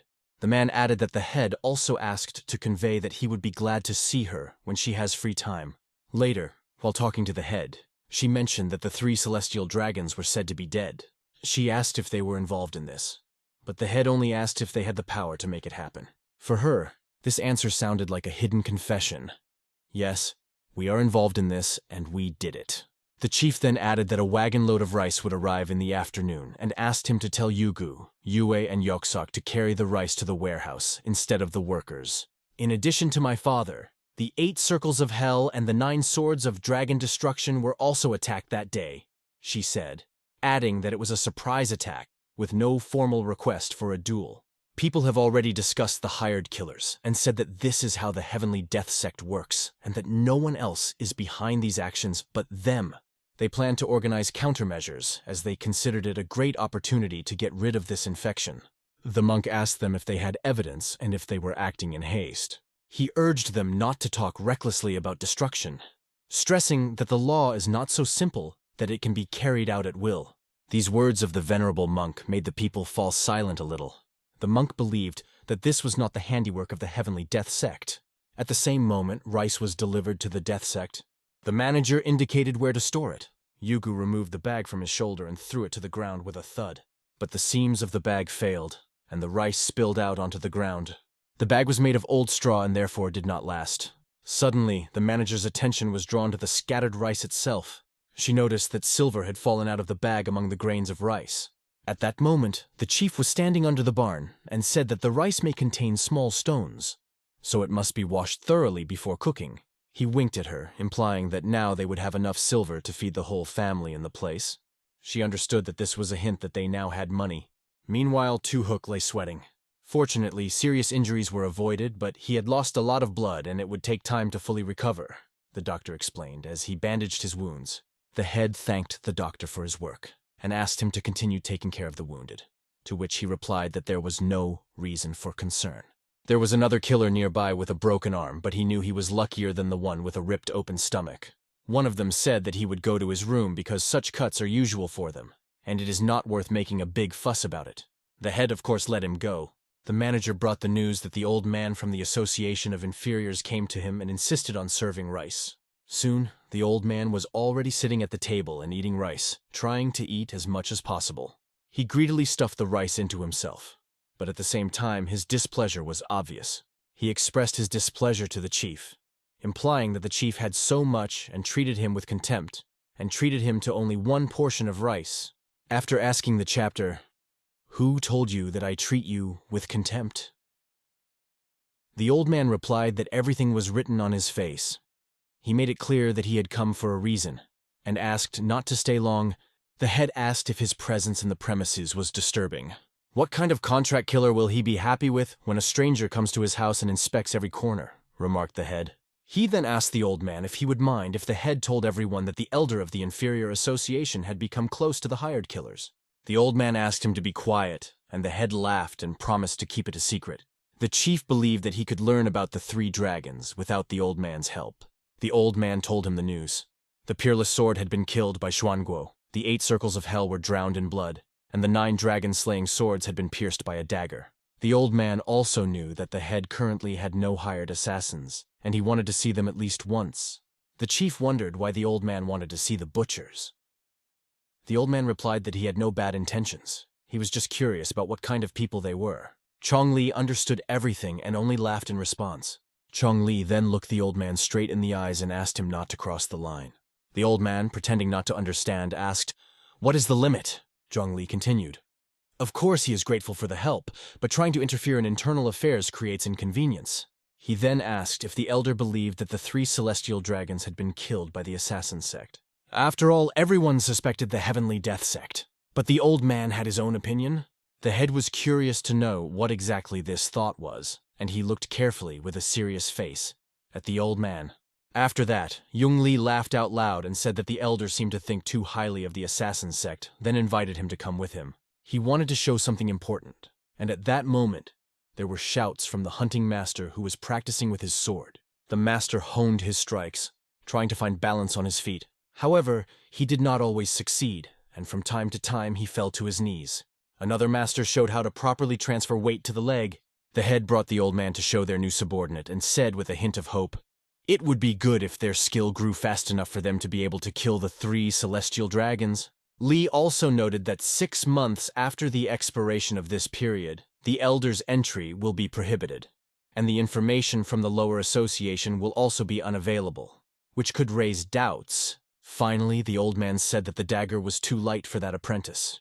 He should learn to wield a heavier blade, and then he would master this art. Before leaving, he added that the rice was delicious, and left the Sect gate. After walking 50 meters, he started talking to the bushes. It turned out that his men were hiding in the bushes, and he ordered them to make sure that no assassins left the area without his knowledge. The manager talked to the man, explaining that there was no good time to bring up the subject, which is why all this time was spent on preparing for the main sect. Did he at least not forget? The man asked curiously. But the administrator assured that the head is not one of those who forgets. She also added that the head asked her to find an opportunity to talk about it, and she promised to do so. Meanwhile, a young man ran up to the head holding a leaflet. This message was transmitted from the Hall of Greed. The soul-slicing demon's sword is dead, the card read. 3 days ago, the abode of the Jade Blood demon also died. They feared that they would witness destruction again if the situation did not normalize. The young man asked to pass it on to Young Lee to be more careful, because they are hired killers, not martial artists. He also explained that there were rumors that the newly formed group of hired assassins had sinister intentions towards their sect. They couldn't touch the Heavenly Death sect, but the assassin sect was a different matter. Soon the manager was already at home. The head asked her where she was going, to which she replied that she was coming back from a meeting with Head Chen. She explained that there was nothing to worry about based on their conversation with Chen. The warden had shared as much information as possible while hiding from the eyes of the Death Heaven sect. And now, they would be helping them at least until the head of the ignoble clan was eliminated. The order for the head of the ignoble clan is still not forgotten, said Chong Li, adding that he always keeps his word. The manager never doubted that Zhong Li was going to visit the chapter on Santa Mountain, as he had been away from home for a long time and wanted to see their faces. During his absence, he left the estate in the care of the housekeeper. But before he mounted his horse, she informed him that there were rumors that some people wanted to carry out a massacre and drink the bloody wine of the assassin sect. In response, Yung Li asked Yu Hui to gather all the hired killers. They had received information about a force targeting their sect, and it was time to greatly increase the security of the premises, he explained to the mercenaries standing before him. He ordered that weapons be always carried with him, and also ordered that all hired killers, except for the wounded, be on duty, 2 by day and 4 by night. In the event of an attack, they needed to immediately contact Mount Santa. Finally, Chong Li loudly declared, "This place belongs to our assassin sect, and no one should set foot here," he ordered. They wished him a safe journey. Seeing him off, Chong Li mounted his horse and rode forward with his men. According to his instructions, the manager closed the gate. The little girl sighed heavily. "What happened? Why are you sighing like that?" asked the woman who was cutting the grass with her sickle. The girl thought about Zhong Li, but replied, "Why do you think so?" She replied with a certain detachment. She complained that there had been no news from him for a long time, and was worried about whether he was alive at all, and what had happened to him. But turning her head, she saw Young Li nearby. She shouted to her mother, "Mother, he is here. Young Li has arrived." Dropping the sickle, she ran to meet him. Zhong Li, sitting on the horse, immediately saw Yorin. He immediately started to dismount to run towards her. Here they were already just a few steps away from each other. She rushed to him in a warm embrace, pressing tightly to her. So much so that they even knocked him off his feet. She punched him and asked him why he came back after making her feel forgotten. He, of course, apologized to her. Meanwhile, they did not have time to blink an eye, as it was already dark outside. Young Li talked to her father about being given an important job, which means she is trusted a lot. It was also important for him to know if he himself was okay. Zhang asked not to worry and replied that he was perfectly fine. At that moment, my mother peeked out from behind the door and announced that dinner was ready. Having eaten their fill, everyone thanked her for the delicious food. After a hard journey, it was a great reason to have a good rest. Yuka and his friends wanted to drink more and asked the head for permission. The head answered that on such a day one should forget about worries, and allowed them. Only ask not to sit like that until the morning. The sky was filled with beautiful stars, and there were a lot of them. A real beauty of the night. Today they remembered the moments spent on the green plains. "Around this time every year we used to hunt wild boar and roast the meat by the waterfall," Yuhu said, reminiscing. There was a warm atmosphere between them. They supported each other with jokes. Everyone remembered some interesting stories from joint adventures. Suddenly, one of them grabbed the table and began to lift it. This was because he heard the whistling of shuriken flying nearby. One of them hit Yuka directly in the shoulder. Yuhu slowly began to draw the shuriken from his shoulder, but at the same moment they were attacked from the bushes by armed men who jumped out of nowhere. They began to repel the attackers with tables, smashing them on the heads of their enemies. A fierce battle began between them. The chief heard these sounds of battle while in the room with the girl. He immediately grabbed his sword. He quickly ran to the door, ordering the girl not to go out and to sit quietly. The head pushed the door hard with his hand. Outside the door, he saw a fierce battle unfolding right around the table. Suddenly behind him, he heard a noise, as if someone was approaching. Turning around, he quickly placed his sword under the impact of the enemy's weapon. This enemy did not pose any difficulties for him. No one had the slightest idea who these attackers were. The chief asked his father to guard the exit, and he and Yuhu rushed to the attack. He was already preparing for sleep, but the attackers forced him to join the battle. He decided to show them where the crayfish hibernate, cutting off their hands with ease. Yuhu was also adept at throwing enemies in different directions, showing off his mastery of the stance. His sword was so sharp that the enemies had no chance. Soon all the opponents were lying dead on the ground. One of the enemies, frightened, began to run away, barely able to stay on his feet. It was impossible to kill all of them.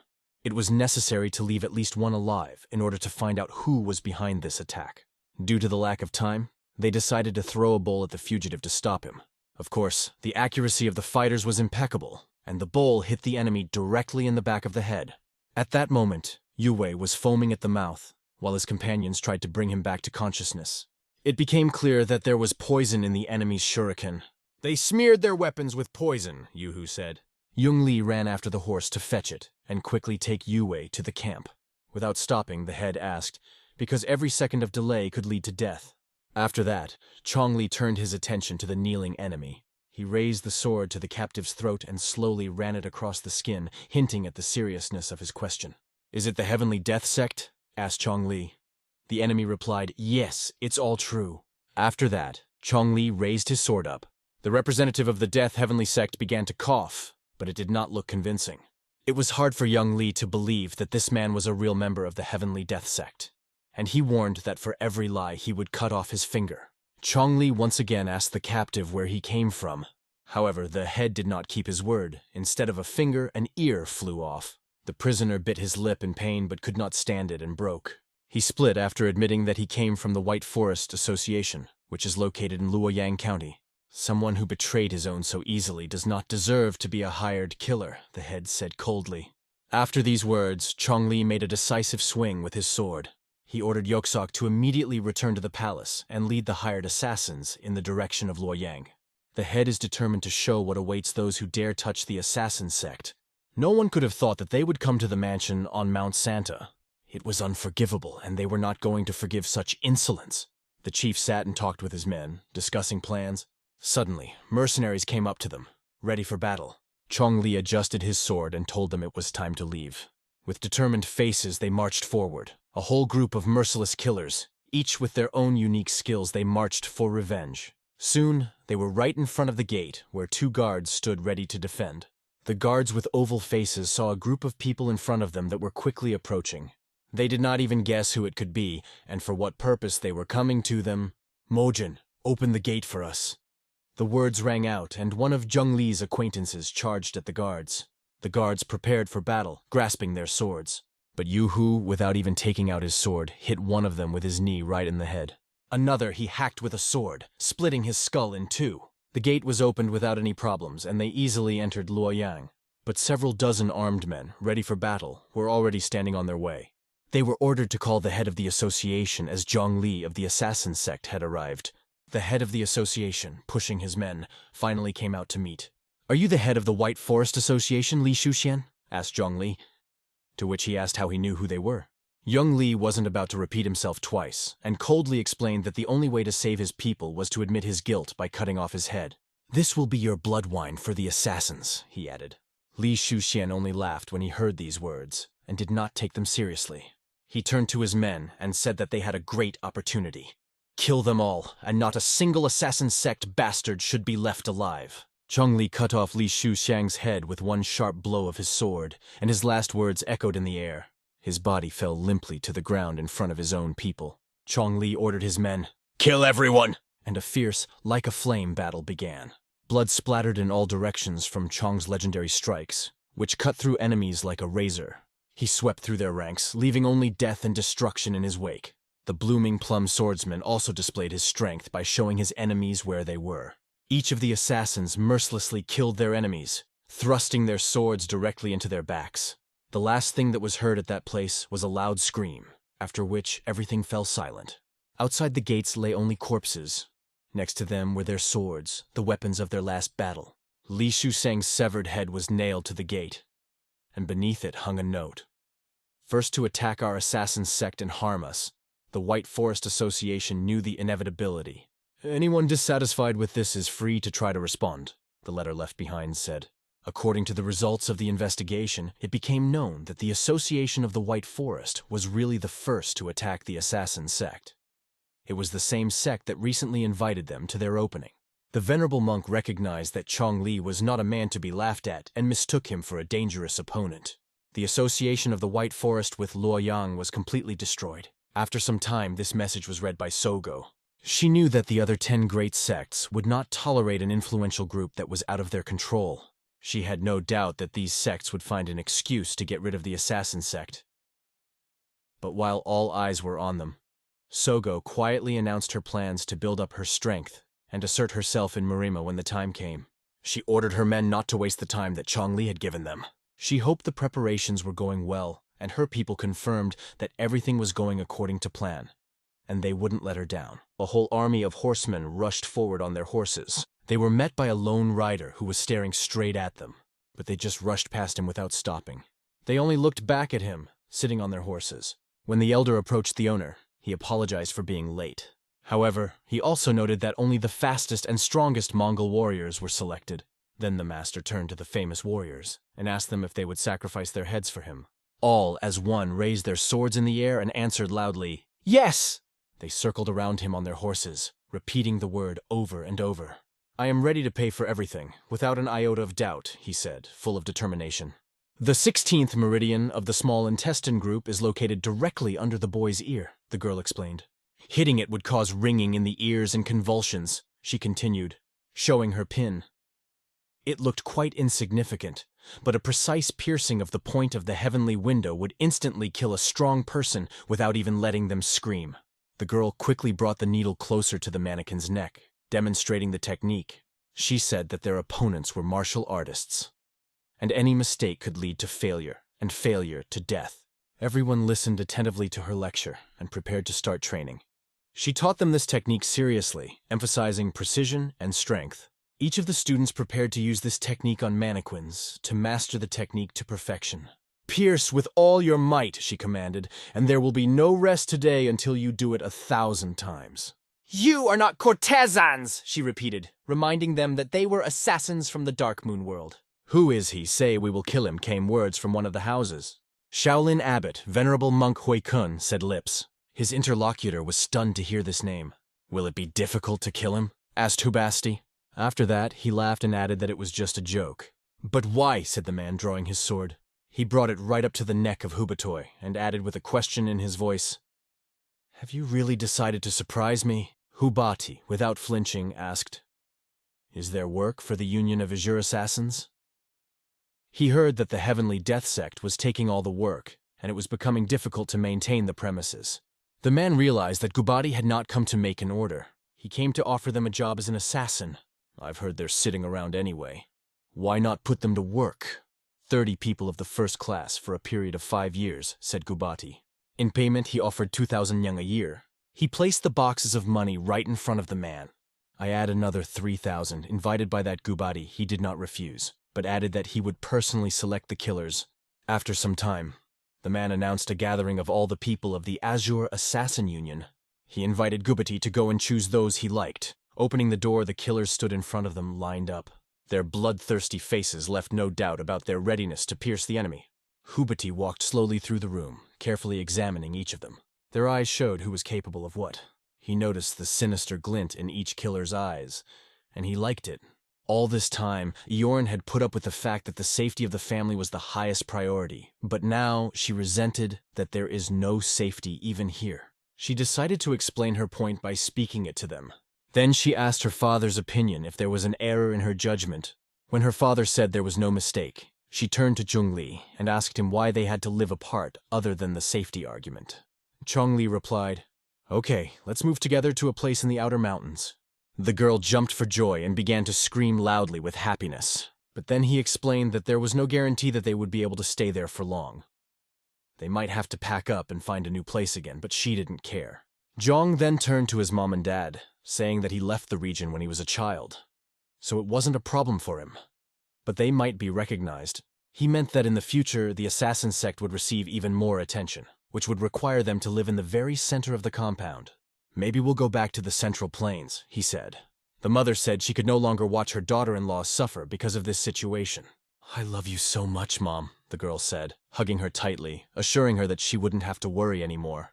Along the way, they debated which blood was the strongest in the world, agreeing that it was the blood that pushed loved ones to their deaths. She, the daughter of the leader of the ally forest tribe, assured them not to worry because her blood was really strong. Chongli turned his head back to look at the injured warrior. The warrior's face was pale and tired. It reflected great pain. It was obvious that it was very difficult for him, and he could barely stay on his feet. Yui was offered to take a short break, but he refused. Yuhui seemed to be speaking in a foreign language. He spoke words, but it was difficult to understand each of them. It was a set of sounds. The chief put his hand on his shoulder to say a few important words. He thanked Yuhua because words of gratitude are a very valuable thing. He thanked him for staying alive and continuing to fight. Yung Li asked him to hold on and encouraged him as they were almost there. They only had one more hill to go and they would be in the outer mountains. After some time, they finally arrived at the mansion. Zhang Li immediately introduced them to the stewardess who was in charge of all matters in the estate. He asked to contact her in case of any questions or problems. He also introduced his parents, whom he had brought with him, to the manager. Along the way, they learned a lot about the administrator, and it was a pleasure to meet her. Then came the words that greatly surprised the manager. "And this is my wife and mother-in-law," said Chongli. He introduced the head of Alley Forest and Yorin. After that, everyone said, "Nice to meet you." And Zheng Li remembered that he wanted to tell his mother that before helping him, the steward was a member of the non-noble clan. She was the leader of the fragrant hall in the Garden of Paradise flower. It seemed they still had a lot to talk about. "What a tight world, Mom," said Zhong Li. "That's how you met Master Incense Bay." Mom was interested in how the head was doing and asked if he was still healthy. "He's in hiding, exiled after the revolt of the Frenzied Blade of Doom." These words also surprised her greatly. She doubted that some guard could defeat the head, and asked the manager, "How could this happen?" The manager explained that he was not in the best shape because he had lost his hands, which was also shocking news. "His left arm was cut off when he tried to stop my husband 10 years ago, she added. Mom realized that he had let them go, and he himself had become a victim. Everyone thought it was the Godslayer who had dealt him such a blow. The stewardess continued. At this point, their conversation ended. After hearing everything, the mother felt very sick. She decided to go outside to get some fresh air. Her legs barely moved, moving slowly across the ground. Her husband was standing outside and noticed her leaving, telling her it was still early. He thought that the previous conversations would occupy them until the morning. But at that moment, she suddenly fell right in front of him.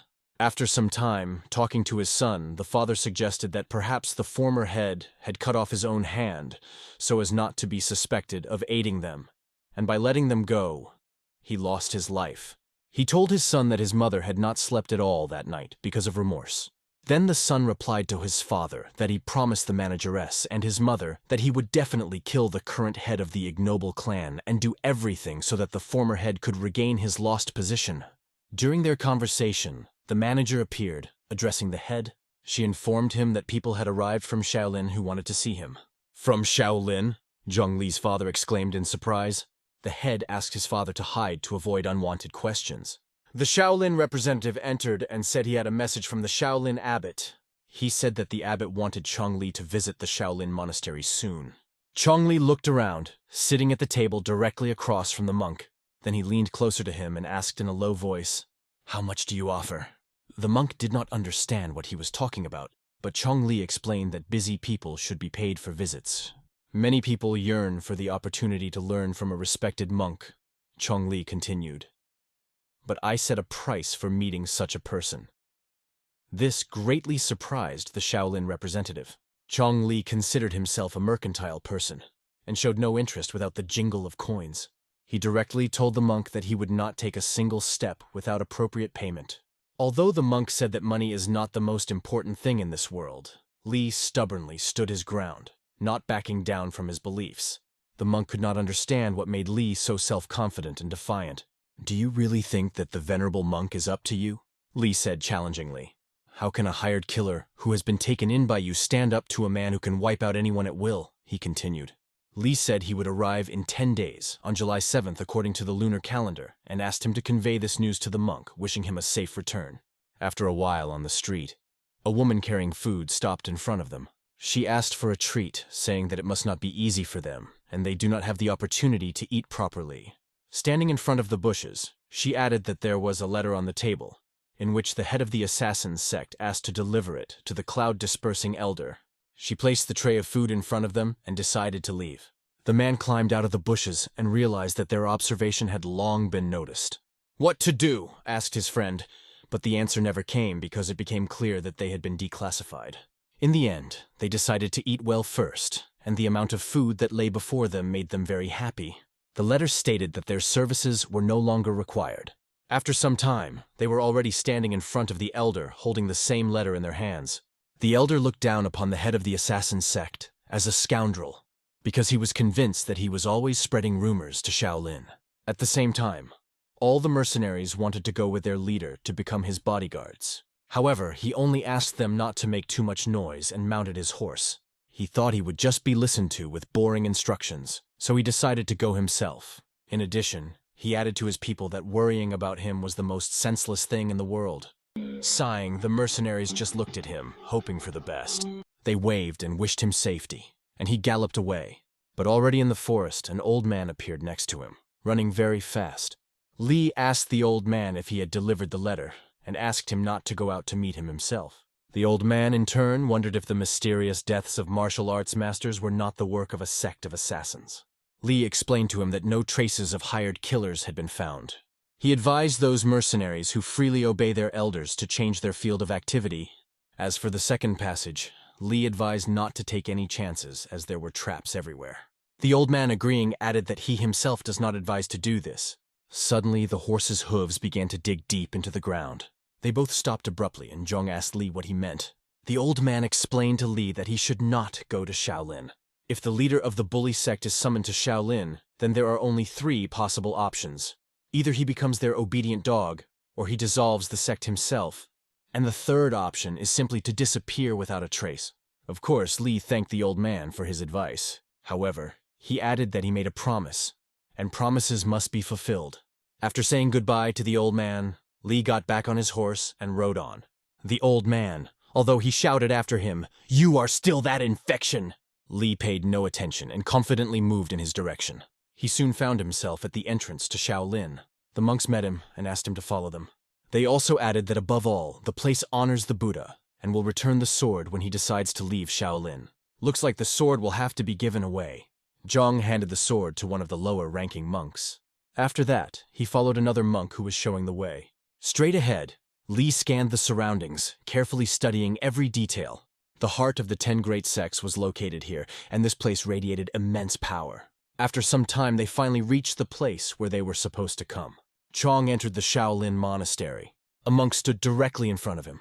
Turning his head, the monk greeted him and said that he had been waiting for a long time. Zhong continued to approach him. Coming closer, he said his name, and in response he heard that the monk's name was Yun. The venerable monk Yun suggested that Zhong cleanse his body, saturated with hot blood, of negative energy before the meeting with the abbot. However, Zhong had come at the abbot's invitation, not to worship the Buddha, and said he had limited time.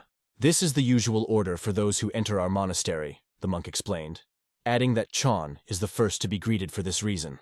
Despite these explanations, Zhong refused to undergo purification.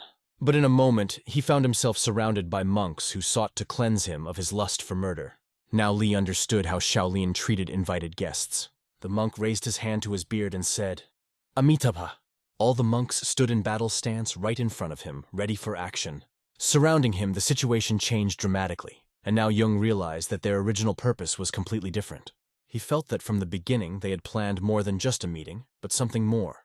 However, Zhong dodged the ball monk's first strike with grace. The second blow, although it was lightning, also missed. But Jian responded by hitting the monk's head with his fist. A huge number of monks now stood against one. If Chan had a sword, the outcome of the fight would have been obvious. However, he had to fight the violent bald monks with only his bare hands. He peppered it with his elbows, expertly working each stroke. Chong practiced his blows on the bald heads of the monks with great skill, showing great fighting skills. However, the speed of the monks was also impressive. It was only by turning his head that Chong noticed something rapidly approaching him. It was the monk's two legs that Zhong tried to block. But the blow was so powerful that even with all his strength, Chong couldn't resist and flew back. Immediately after that, he was punched in the head. The impact was strong enough to knock him several meters away. He even rolled his body across the floor, sliding several meters. Only barely having time to grab the floor with his hand, Chong stopped himself from flying to the very edge of the hall. "Did you also calm other chapters like this?" Lee asked sarcastically as he stood up. Now they tried to do the same to him. But Zhong wasn't going to shy away from a fight, and told them to go forward without retreating. After a few minutes of fierce fighting, Chong delivered a kick directly to the enemy's chest. The blow was so powerful that he somersaulted, kicked away from his opponent, and then midair kneed another monk right in the head. The knee strike was so powerful that blood spurted from the bald monk's face. It was a real initiation for the monks. However, the other monks were still eager to continue the battle, which had already been going on for over 15 minutes. "What are you doing here? Stop immediately," came a voice. Everyone turned their heads back and saw the venerable monk. Zhong was already tired, exhausted from this hard hand-to-hand combat. The venerable monk reminded his disciples of his words that he asked them to accompany Chon with respect. The monks explained that a blood emerald had been spilled on the grounds, and they were trying to cleanse it of its lust for murder. The venerable monk apologized for the misunderstanding of his students. Chong sarcastically replied that he didn't even know that Shaolin entertained its guests in this way. It was immediately ordered to take him to his destination. After some time, when they were already sitting over a cup of tea, the monk asked Chong if he planned to become an enemy of Shaolin. But there was one deterrent that kept the killers from taking action: the threat of destruction. "If Shaolin is devoid of humanity and compassion, then you are just another sect that must fight when the time comes," Chong said. The venerable monk wanted to hear more about where these conclusions about the lack of humanity and compassion came from. "There is no humanity. For when I sent the invitation, I didn't even get a novice monk to respond. And the lack of compassion is evident in your order to purge yourself of lust for murder," Zhong explained. These words made the monk ask, "Aren't you a hired killer? Do you have the right to talk about humanity and compassion?" "I believe that this is the privilege of non-noble people such as myself.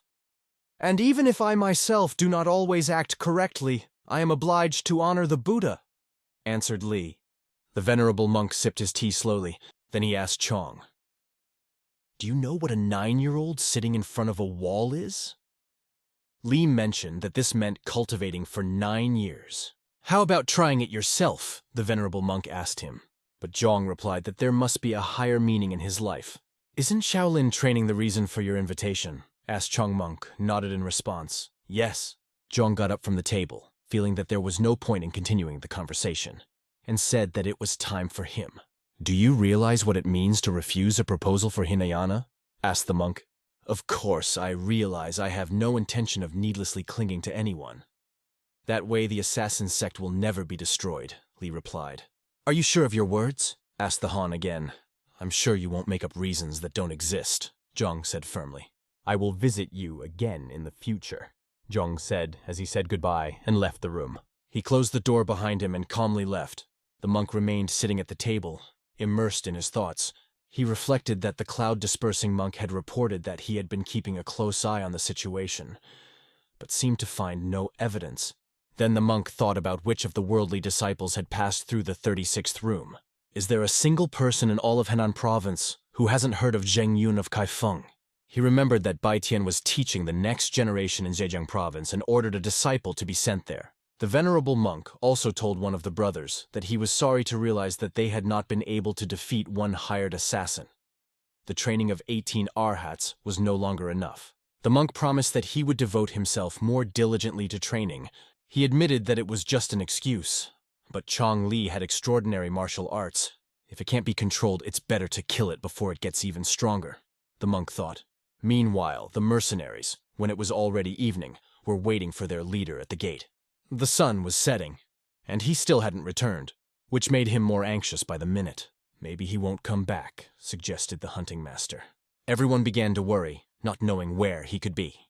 They talked among themselves about the disappearances of the heads who were summoned to Shaolin. But suddenly a figure appeared on the horizon. It was him. "The head is going!" they exclaimed joyfully. Without restraining their emotions, everyone rushed to meet him. "Were you waiting for me?" asked the head with a smile. They explained that they were afraid for his life. They thought that he would not return, and their hearts almost jumped out of their chests from anxiety. The chief repeated to them that there was no reason to worry, as they should have understood by now that he was not one to be easily broken. Although they agreed, anxiety still sat deep in their hearts. "If you didn't come back, I would leave no stone unturned from Shaolin," said one of the mercenaries. Everyone was overjoyed at his return. With the chapter being fine, they decided to finally go inside and have a boozy celebration.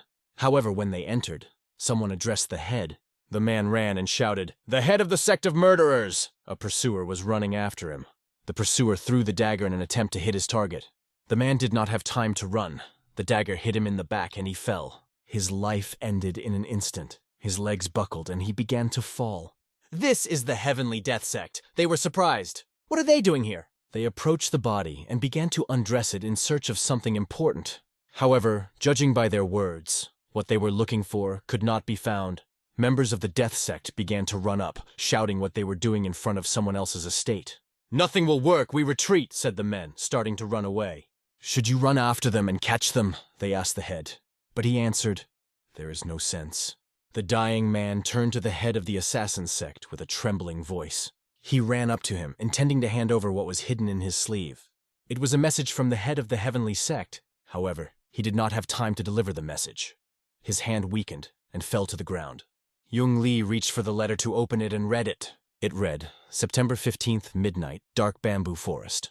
After a while, Lee was already discussing with his father the situation with the head of the Death Heavenly Sect and the danger that threatened their head. The father talked about his past, which was connected with this sect, and that its head was an impressive personality.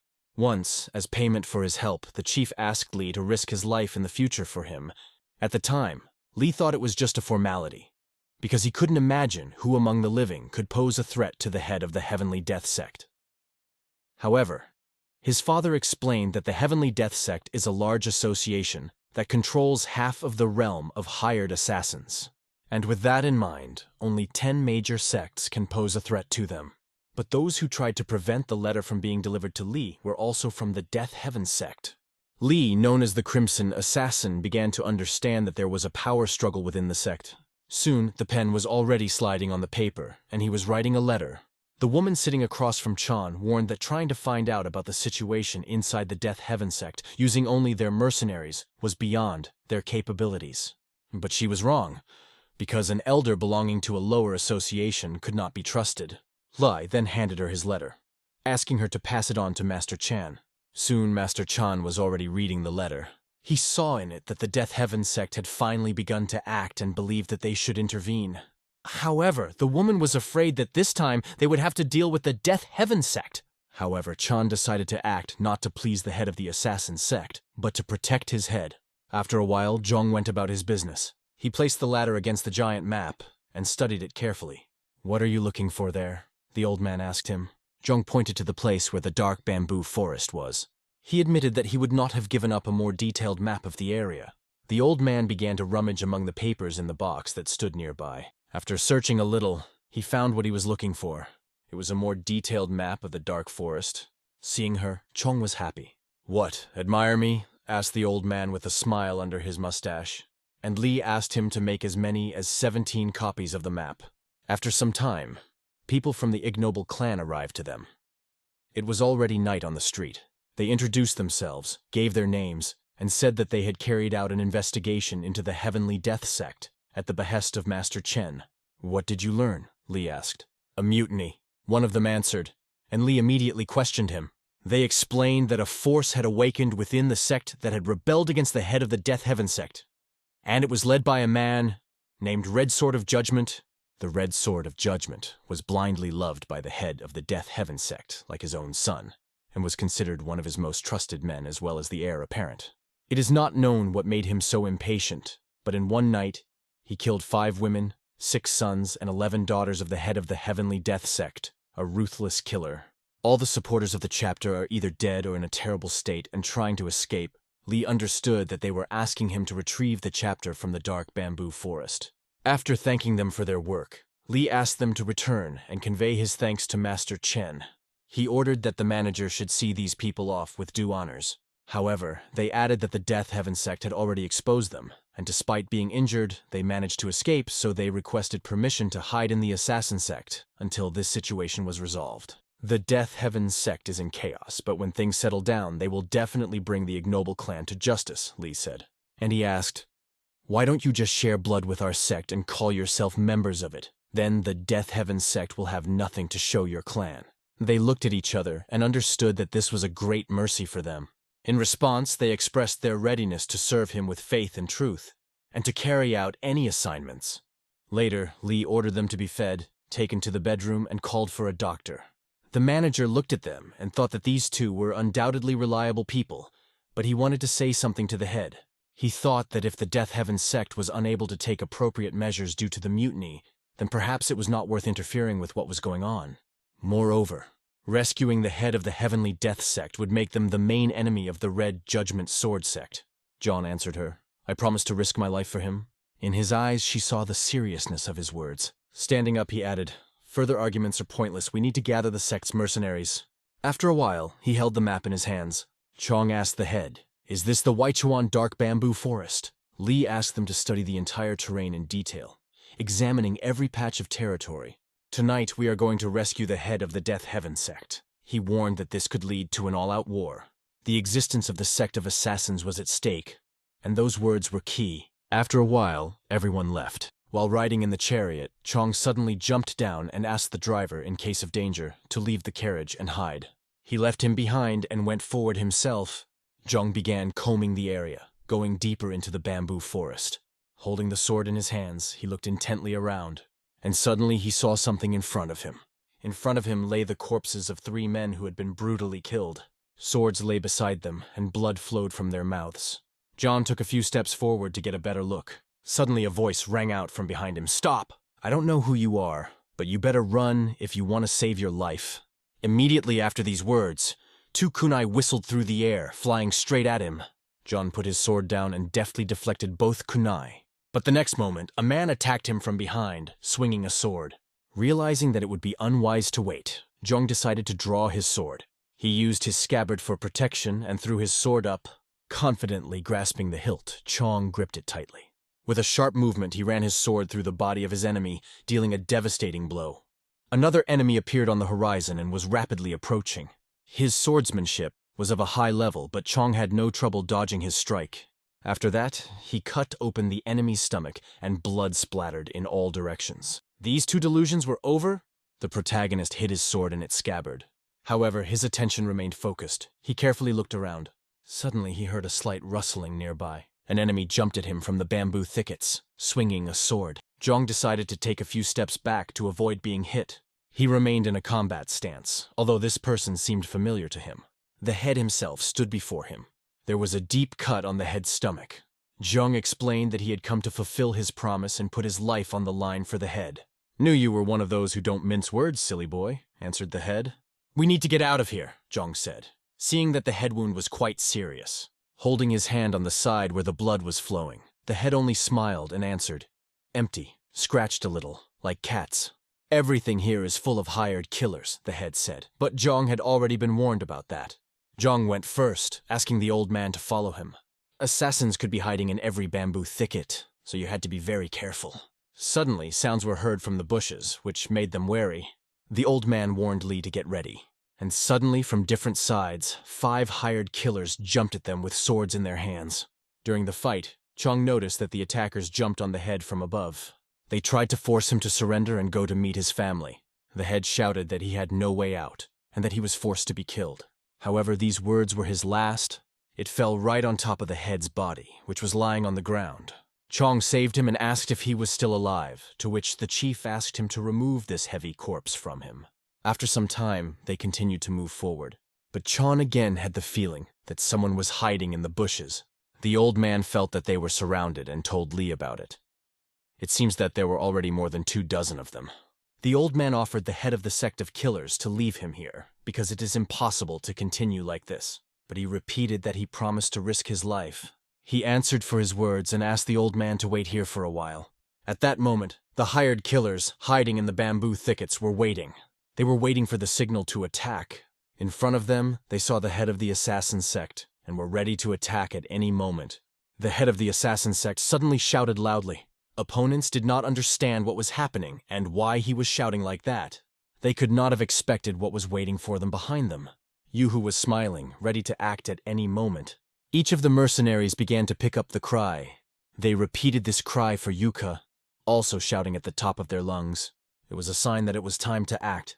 Bamboo leaves began to rustle loudly. The head of the Death Heaven sect was confused and barely understood what was happening. He only noticed how the bodies of people behind him flew out of the bamboo forest. It looked like something had gone wrong with their plan, and they were upset about something. Now they had to fend off the ambush that was waiting for them. But fending off the mercenaries of the assassin sect turned out to be a difficult task.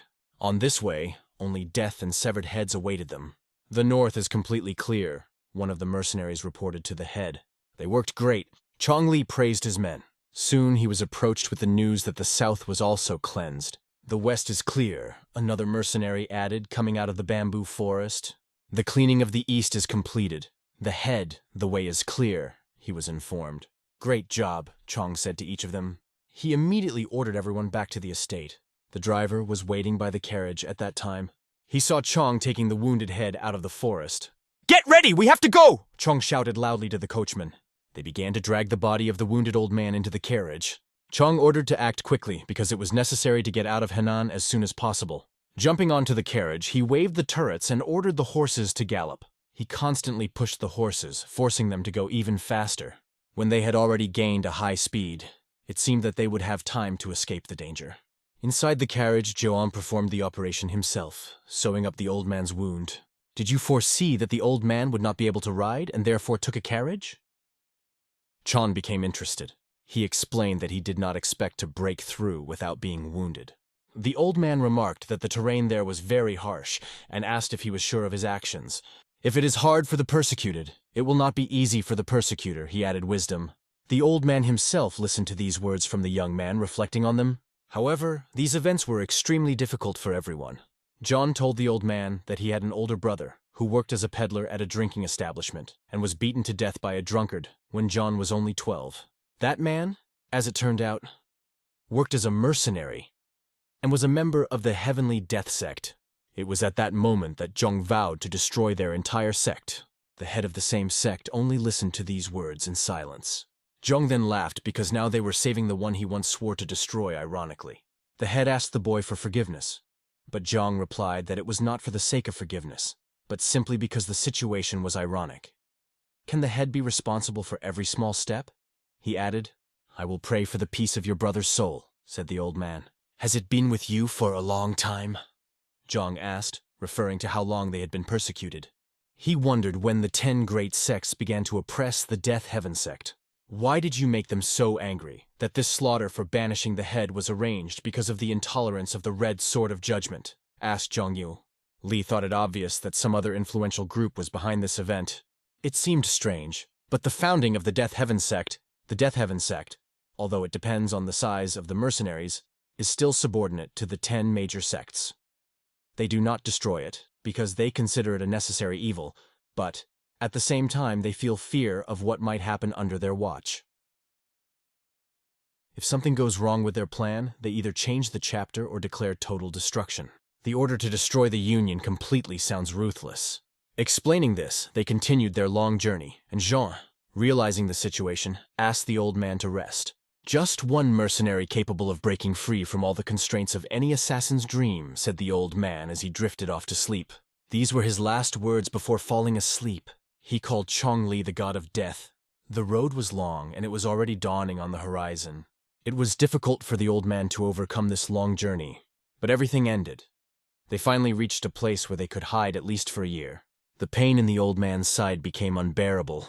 Hearing his cry, the god of death opened the carriage and asked if he was all right. "We have already arrived," said Chong, and invited the old man to come out. Giving his hand to the head, the god of death helped him get out of the carriage, but he did not even understand where they ended up. "This is the place where you will temporarily hide," the god of death explained to him. They were approached by a man who had met them on his way to the carriage. Zhong explained to him that the head had lost a lot of blood from a serious sword wound, and it was a wonder he had made it this far. "What unpredictable events await us in this world," said a man standing nearby. The head of the Heavenly Death Sect looked at him in surprise. The man continued, "The head of the Death Sect, betrayed by his own people, is forced to hide in such wilderness. And then he smiled and said, "Welcome." After some time, a doctor was already working on the old man. Jung left the room to express his thanks. He thanked the man for giving shelter to the head of the Death Heaven sect, who had nowhere else to go. However, this man was also beset by similar circumstances of unhappiness. Master Chen had already told him this, but he still didn't think the young god of death was that young. The god of death asked him how he had lived all these years and said that he had been waiting for a long time to see him again. However, the man did not recognize him. Then the god of death explained that he was the Crimson Assassin of the Dead Souls Squad, and the leader of the Incense Hall, Bae Kim Hyun, became his adoptive parents. At the same moment, the man understood who was standing in front of him. A smile immediately lit up his face. The god of death also explained that his mother was very upset when she found out about him. In front of such a respectable person, the god of death struck his fist in the palm of his hand as a sign of respect. He did not forget the mercy of the head and was grateful for it. Master Chan ordered the current head of the ignoble clan that the assassin sect would deal with the fierce blade of doom, and then the god of death could return to his post. However, the man told him that removing one frenzied blade of doom would not solve all problems. The fact is that the clan of ignobles consists of 5 divisions: pickpockets, robbers, coachmen, wrestlers, and swindlers. Each of their members is obsessed with the desire to take the post of head as soon as such an opportunity arises. There were cases when the head did not stay in the position even 3 days. To prevent endless coups, they created an organization structure different from other sects and maintained governance based on it. They are called the 10 Secrets. These are not just guardians, they can be called 10 heralds. The head continued to explain. In case of problems in the heart of the group, their task is to notify each member throughout the territory. The order to punish the organizer of the coup means its failure. A person who is not recognized by the members of the ignoble clan is eventually overthrown by force. In other words, before destroying the frenzied blade of doom, the 10 secrets must be dealt with first, because the ignoble clan values hierarchy and has created a management structure in case of coups.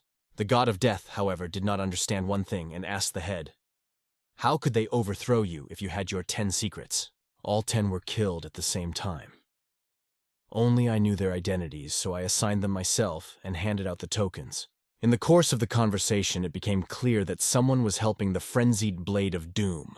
According to the information received from the lower associations, this may be one of the 10 great sects. It is probably their punishment for destroying the Dead Soul Squad. This conversation opened up many cards for the god of death. He asked Master Chen if there were many in the ignoble clan who wanted the head back, and suggested mobilizing them, as well as the outside members of the assassin sect, to search for the 10 secrets.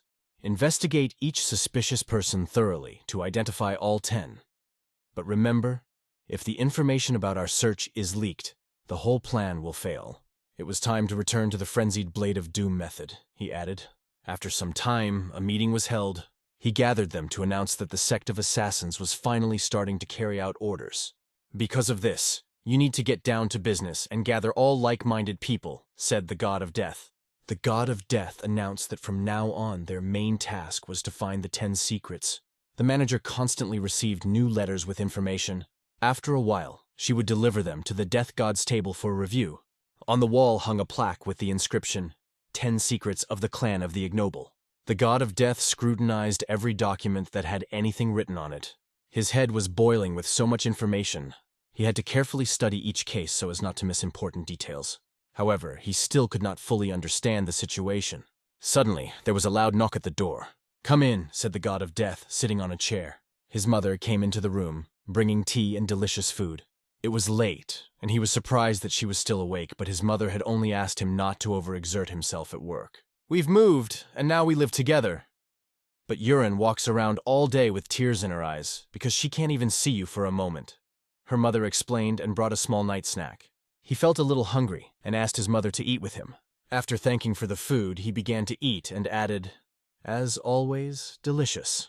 The god of death himself only looked at the table covered with papers, feeling the burden of responsibility.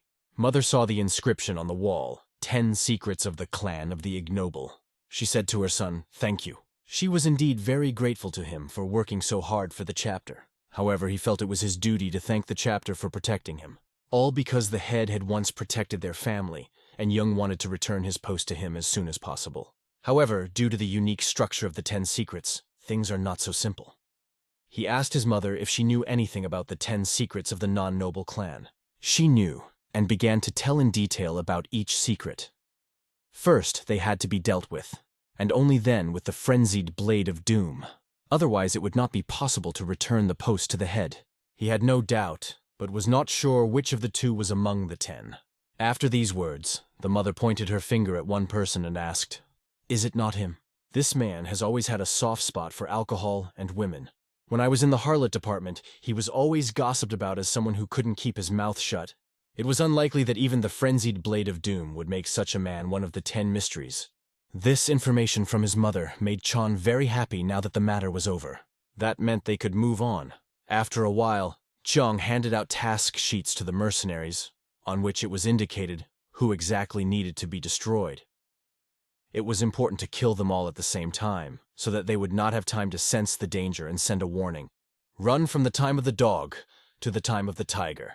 If even one survives, the plan is doomed, the mother warned, asking her to consider this. "Yes, Chief," they all said in unison, and he ordered them to move forward. Not even a moment passed, as they were already sitting on their horses and setting off. A loud crowing of a rooster broke the silence, sounding almost bloodthirsty. These were cockfights held in the arena. People gathered around the ring, each cheering for his rooster on which he had placed bets. Their favorite was called Dugai, and he beat them all. "No one will defeat Dugai!" shouted people excitedly. They quickly wanted to start the next fight and start betting again. A man came up to Bookie Jin and asked if he was a shield driver. A few seconds later, Jin was holding his throat, which had been cut by the sword. He fell, throwing his legs back, powerless to fight for his life. Jin fell under the wall itself, and no one noticed him, because everyone was busy with the pawns. Elsewhere, the axe was already in the air. Part of the jaw of one of the mercenaries was blown in different directions by a powerful blow. At the same time, the sword pierced the body of another victim, so they finished with everyone, leaving no one alive. Killing everyone at the same time, they left no chance of survival. The mission was executed perfectly at the same time. After some time, a bloodied hand loudly hit the goal. One of the guards approached the gate, not even understanding who could have come in the middle of the night. The bloody man, holding his hand, which was covered in blood, said that he urgently wanted to see the chapter. "Coop all 10 secrets killed," he said, adding that there was only one left, and that one was him. He longed to receive the last order from the head. After a few minutes, the head listened to him. The chief couldn't understand what kind of crazy bastard dared to do that.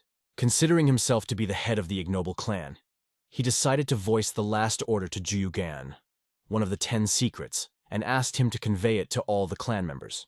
But he said no, which caused surprise on the head's face. "Frenzied blade of doom," the man whispered. After these words, he began to remove the mask from his face and added, "Your bastard order is to be followed by no one else." Tearing off the mask from his face, he declared himself with a powerful challenge, attracting the eyes of all present and changing the atmosphere in the room. Thanks to masterful pretense, this man managed to penetrate into the very heart of the organization. Deceiving everyone and gaining their complete trust, he ostentatiously revealed his true identity to them to impress them and show his strength and confidence. One of those present drew his sword, outraged that he dared to appear here without an invitation. In contrast to the opponent's sword, another shining blade appeared, and when he attacked, aiming at it, he jumped into the air and decided to neutralize one of the chief's assistants with a devastating kick. The strong blow made it clear that he had carefully prepared for this fight and was not going to back down. The servant of the head of the Tentine clan flew away with incredible force, smashing the furniture in the next room. The head himself began to laugh because he thought they were all long dead. But, as it turned out, you shouldn't believe rumors until you see the bodies with your own eyes. He asked Shuja how life has been all this time, hinting at their past. But this high position is not for a simple guard. He may boast of martial arts but no intelligence. Because of this scoundrel is only fit for the role of a pawn on the chessboard of battle. And he was always worried. Chapter 10. Mysteries walks up to where his sword lay. They had shown such generosity to such an inferior, and for him it was an old dispute. Shuju wants to know from this scoundrel if he is also a member of the ignoble clan. Then let him tell who pushed him to do this. The cold sword slips from his hand, its sharp blade flashing. He drags it across the floor, preparing for a decisive attack. If his opponent is so intelligent, then let him find out the truth himself. Shuju throws up the sword that was on his leg with incredible dexterity. Right in the air, he catches it with his hand, preparing to strike. Concentrating all his power in his palm, he directs it at the enemy. They cross swords in a battle dance, looking each other straight in the eye. Then one of the leaders asks why he came here, hammering nails into the lid of his own coffin. If he continued to hide, he would die his own death. Shu Shui replies that all those days he was thinking about this scoundrel eagerly. The chance to declare himself was not just a dream, but the goal of his whole life. One of them swings even harder, deciding not to leave the unexpected guest alive. He will show him on the battlefield who he is and why he was chosen as chief. A huge flurry of sword strikes Shu Shui blocked no matter what, showing incredible skill. And in the end, he managed to repel the enemy's sword with such skill that he was forced to retreat. The enemy retreated to the side, trying to find a new tactic. When Shu Shui wanted to step aside and take a more advantageous position, the sword of the 10 Secrets clan head started flying straight at him. He decided to use his legs to maneuver, and forced the stool to fly towards the scoundrel to take the blow on himself. When the blow was received by the stool, he points his sword forward. The sword rushes past the enemy's defenses, and impeccably pierces an unworthy opponent with his blade. He who directed his power at the stool, but not at the real enemy, was defeated. At that moment, young Master Li Chu went inside with the head and saw this picture. The scoundrel lay on the floor and did not move. They turned to the perpetrator of this fight, who successfully ended it. He ordered all the branch masters to be summoned immediately. Without delay, they reformed the non-noble clan. This man accepts his decision and is ready to move on at the behest of the new leader. In the deep dark of the night, when everyone had already slept for a long time, to the room of the mistress of the clan leader of the sect, someone began to make his way with quiet steps. She opened her eyes to a barely audible rustle, and she saw her husband, who had finally returned home. He tried not to make any noise, but he still woke her up. No matter how hard he tried, he wanted to slip away quietly. But she didn't understand why he was apologizing, because she was the one who fell asleep before he came back. She assumed that he must be very tired and invited him under the covers. He climbs up to her place to spend the night together. Looking into her eyes, she asks if he had a good day today. "Well done, no doubt," he replies, and she hugs him, happy for her husband, saying he's doing well. He is really well done, very well done, especially today. Soon, a new celebration takes place in the noble clan. The warriors welcome the new head who has resumed his position.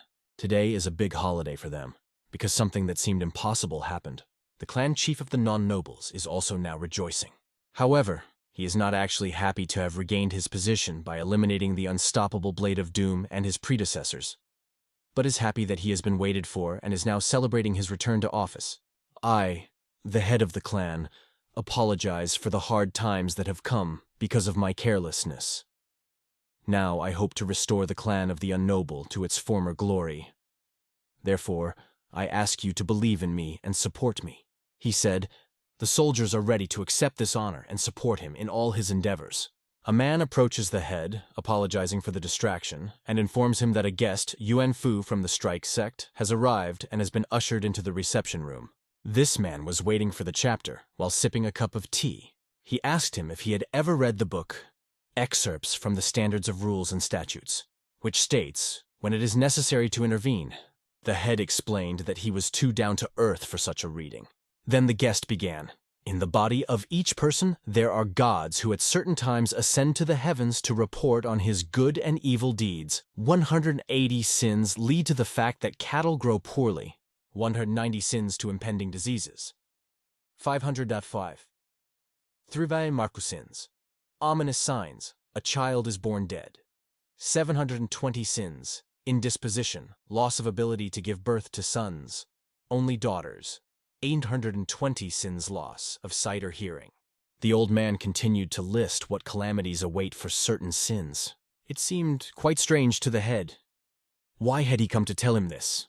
He looked at the tea that was cooling on the table, and suggested that his strange guest better drink tea before he cooled down completely. Yanfu recently heard that the head had enlisted the help of the assassin sect. "The 10 great sects are watching you. If you have close ties with this sect, I advise you to break them off as soon as possible," he advised. The head listened to this advice and gratefully accepted it. Wanfu stood up as he prepared to leave, saying that was all he wanted to say. While he added, "One day you will understand everything yourself." If the situation repeats itself, then the matter will not end on your banner alone. The threat can cover even the entire noble clan, the old man warned and asked to remember this. Leaving the door, he slammed them so loudly that the sound echoed throughout the house. Shuju was left alone, pondering the information he had just heard from this old man. One of the warriors went hunting, wanting to get away from everyday worries. He waited for a long time for some game to appear in this dense forest, listening carefully to every sound. His arrow accurately pierced the animal's body, leaving it no chance.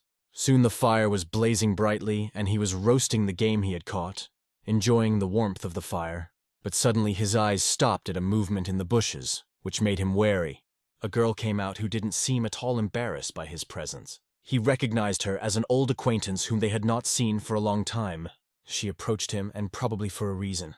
He was amazed by her appearance, and did not expect her to come to him in such a place. She asked if she could warm up with him by the fire. He was not against such a meeting, and kindly invited her to sit next to him. She thanked him for his warm welcome, and they sat in silence for a long time, staring at the fire. She remarked that she had noticed how much he enjoyed hunting. "Nothing clears my head like that," he replied, adding that the feeling after a successful hunt is indescribable, and the taste of the prey is also wonderful. He invited the girl to try if she wanted. She gladly agreed, because the pleasant aroma of food awakened her hunger. Then he opened a bottle of alcohol and offered her a drink, noting that the drink went well with meat, although it was quite strong. The girl happily drank it, regardless of its strength. Wiping her lips, she savored the taste of the drink. She admitted, "This is real life." The man offered her that he could cook as much as he wanted, but suddenly tears appeared in her eyes. It turned out that she did not come for nothing. Her goal was to kill him. He asked her, "Are you a hired killer?" She turned away, and it made him feel uneasy. It was hard to believe that a person like her was a murderer. But life had led her to this. She was not happy with such a life, where there is always blood on her hands. She was tired of it. The man saw tears on her face. However, the girl still took her sword, because it was time to get down to business. He asked her, "Is this the heavenly sect or the assassin sect? But what difference does fate make so that each of us must die?" He then assumed that the only way she could kill him was to ambush him. But if she came out so openly, then she had no intention of doing so. But the woman asked to take her sword in her hands, and it became clear that everything was serious. The man insisted that she could still change her mind and change her life, start over. But if she stopped killing, her family would die. And if she died as a hired killer, they wouldn't have to worry about food for the rest of their lives. Hearing this, the man offered his help, promising to protect not only her, but also her entire family. But the connection with her will complicate his life, and then he will unpleasantly regret it. She asked to just get it over with quickly and painlessly so he could help her. But the man shouted, "No, young lady, nothing has happened yet." However, without listening to him, she did her thing. She pierced his heart with her sword, and the man froze in shock. He couldn't believe that such a beautiful girl could kill him. She looked at him coldly without a drop of pity in her eyes. The man felt that what had happened to him was a real curse. When his life was on the line, the girl drew her sword, kicking away from his body. From such a turn of events, even the birds in the forest flew into the sky in fright. We moved to another dark forest, where one man was called the Third Blade of Destruction. He turned to see what had happened, and he saw that young man on the horizon, who did not even know how he learned about him. But this guy was confident, and someone told him everything about him so he could kill him. Sensing danger, this man began to prepare for battle. He drew his swords from their sheaths, ready to confront the scoundrel. He rapidly attacked him, not giving him time to recover. He shouted, "Do not turn up your nose and do not be proud of your actions. I have high fighting skills." But his opponent flew very quickly and skillfully past him. Climbing behind him, he decided to strike from behind. He firmly grasped his sword and directed all his strength at the enemy. He cut this guy open without giving a damn. Only a scream that night broke the silence of the moonlit sky. We returned to another location where a fierce battle was going on. The man hit his head against the wall, feeling pain and exhaustion. He was exhausted from fighting these monsters. His opponent held his water sword and attacked him using all of his techniques. This was a well-known warrior who destroyed his opponent with incredible skill. He resolved the situation by kicking this young man in the face. After knocking him down for a few seconds, he gained an advantage. He swung the tip of his sword over his head and hit so that all stupidity came out of him. The man fell to the ground, rolling across it like a sledgehammer. But I wasn't going to give up just like that. He put his hand down to get up, and he began to come to his senses, but he no longer saw his sword. He remarked that his opponent had used a martial art to kill him, and he should be ashamed of himself. Our familiar warrior replied that he was not ashamed of it, and he began to laugh like a madman, asking his opponent if he was satisfied. And then when his sword hit the ground, these were the last sighs of his victim. Soon all this mission was accomplished, and all the necessary people who were supposed to be there were present. Before being defeated, they all managed to draw their swords. Good to see they were well trained. One of the elders was outraged by this. "Is it possible to identify those scoundrels who did this to my students? I am not going to let it go unpunished. I want to take revenge personally." But his colleagues have noticed suspicious young men who have been committing atrocities lately, as if nothing in the world is afraid of them. Life on the streets of the city was boiling. The main gathering took place yesterday, and many warriors successfully completed their tasks, adding a special color to the city. Only one question remained. Why is the city full of festive atmosphere today? It turned out that today is a big holiday. Everyone who can will join as soon as possible. As soon as they are free, they will immediately gather for the celebration. The lady entered the room and informed the host, Zhongli Chu, that everything was ready for the ceremony. He got up from his chair, realizing that the moment had come to go out to meet the events. Zhongli Chu paused as he noticed the document on the table, and stared intently at it as if something had alarmed him. An unusual inscription on the paper caught his attention, as if hiding a secret. She turned, noting that the host had lingered, and met his gaze in surprise. Deciding to act, she moved closer to remind him that everyone was gathered and waiting for him to appear. But as soon as he took this letter in his hands, his face changed, and he seemed to lose his composure. An inner restlessness gripped him, and the lady's words no longer reached his consciousness. Her anxiety grew, for he did not answer. It was only when she placed a gentle hand on his shoulder that he reacted. Suddenly he started, stood up abruptly, and without saying a word, hurried to the door. Her curiosity grew. What could have been written in that letter that had caused him to change so much? The festive table was generously laid, and everyone gathered. The main members of the Yugu sect, Yuhui, Exok. "Do you remember how we first arrived here?" one of them asked. Yuha, smiling, remembered. "I thought then that the leader had lost his mind when he offered us to settle in these ruins. Now the city is bustling with life, and the sect of assassins has become so powerful that everyone in the Central Plains knows about them. Today, they gathered to celebrate the efforts of not only the 17 hired assassins, but all the members of the sects, both internal and external. After all, thanks to joint efforts, they achieved success." And he expressed deep gratitude to all those present. One of them looked up, and a little worried asked, "Chief, why are you saying that? It sounds like you plan to leave us." They believed that this was just the beginning for their sect. They would make the heavenly sect afraid and become the most powerful assassins in the world. Exultantly, they raised their fists in the air, celebrating the approach of their great goal. It was more than just a reason to raise glasses. Today they celebrated to the fullest, enjoying hearty food and drink. Late in the evening, when the city fell into silence, the lady quietly entered the leader's quarters. Carefully glancing around to make sure no one was watching, she approached the table. She was interested in what was in that letter that had so excited the leader. Carefully taking the letter, she began to examine it in the weak light of the candle. Suddenly she shuddered at the voice behind her. "What are you doing here at such a time?" asked the young master. "Do you realize that entering the head's office without permission is prohibited?" he added in a stern tone. She lowered her eyes. "I'm sorry, but I noticed how worried you were when you saw this letter, and I wanted to know what happened. I understand that I had no right to do that, but I couldn't fall asleep out of curiosity, so I decided to look," she admitted. "From now on, you will stop all orders for murders," Zhongli Chu told the manager sternly. "Your task now is to continue gathering classified information, but cease all active activities. Do not accept any more orders for assassinations." The manageress knew, and the leader himself was aware, that managing the external members of the sect and collecting information required huge funds. If she did not accept the order, there would be no money. Then the young master ordered, tomorrow to go to Mr. Qian, who has 90,000 yen from whom he previously refused. "The situation has changed, so take these funds," he said. She asked in surprise, "How should I understand this?" Zhongli Chu then noticed the report they wanted to look at. It mentioned the death of 3 disciples of the triple virtuoso. She opened the document again and saw what he was talking about. He explained that 10 years ago, the dead Soul Squad was destroyed for killing the divine swordsman Qui-Chi.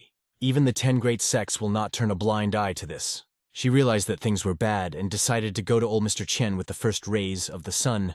This is a dangerous time indeed. The leader ordered Exok to accompany her. The young master returned to his wife, who scolded him. Not even 3 months of living together had passed, and her husband was constantly busy with business. She could count on her fingers how many times they had seen each other. And now he was telling her to leave the estate. Young Li Chu had already explained to her that when he went to the outer mountains, he wouldn't be able to stay here forever. But it was too fast for her. At the meeting, one of them asked, "Why did the situation worsen?" Young Li Chu replied, "Murim's eyes and ears will all be on the assassin sect, and this by itself shows how dangerous the situation is. I promise to help everyone in whatever way I can, and at least I won't disturb you," he assured. Looking at his reaction, the girl understood that things were bad, but she did not want to go back, running away with tears. She ran outside, unable to come to terms with it. Young Li Chu walked over to her, trying to calm her down. He understood that their life is a constant chase, a continuous movement. Eorin asked him to promise her, but Young Li Chu interrupted, "Don't worry, I won't die." But the girl meant something completely different. She told him to be careful with Warden Beck, although she did not doubt him and was not jealous. However, Eorin noticed that the steward was looking at him in a special way, and she was a grown woman, too. Then she began to cry, pouring out all her emotions. She embraced her husband passionately, apologizing for her complaints, understanding everything, but she can't do anything about her anxiety. She will wait for him and asks him to come back soon, because until she waits, she won't even be able to close her eyes. Holding her to him, the young master promised her. They fell silent for a few minutes, immersed in a shared sense of closeness. We returned to the old man's estate.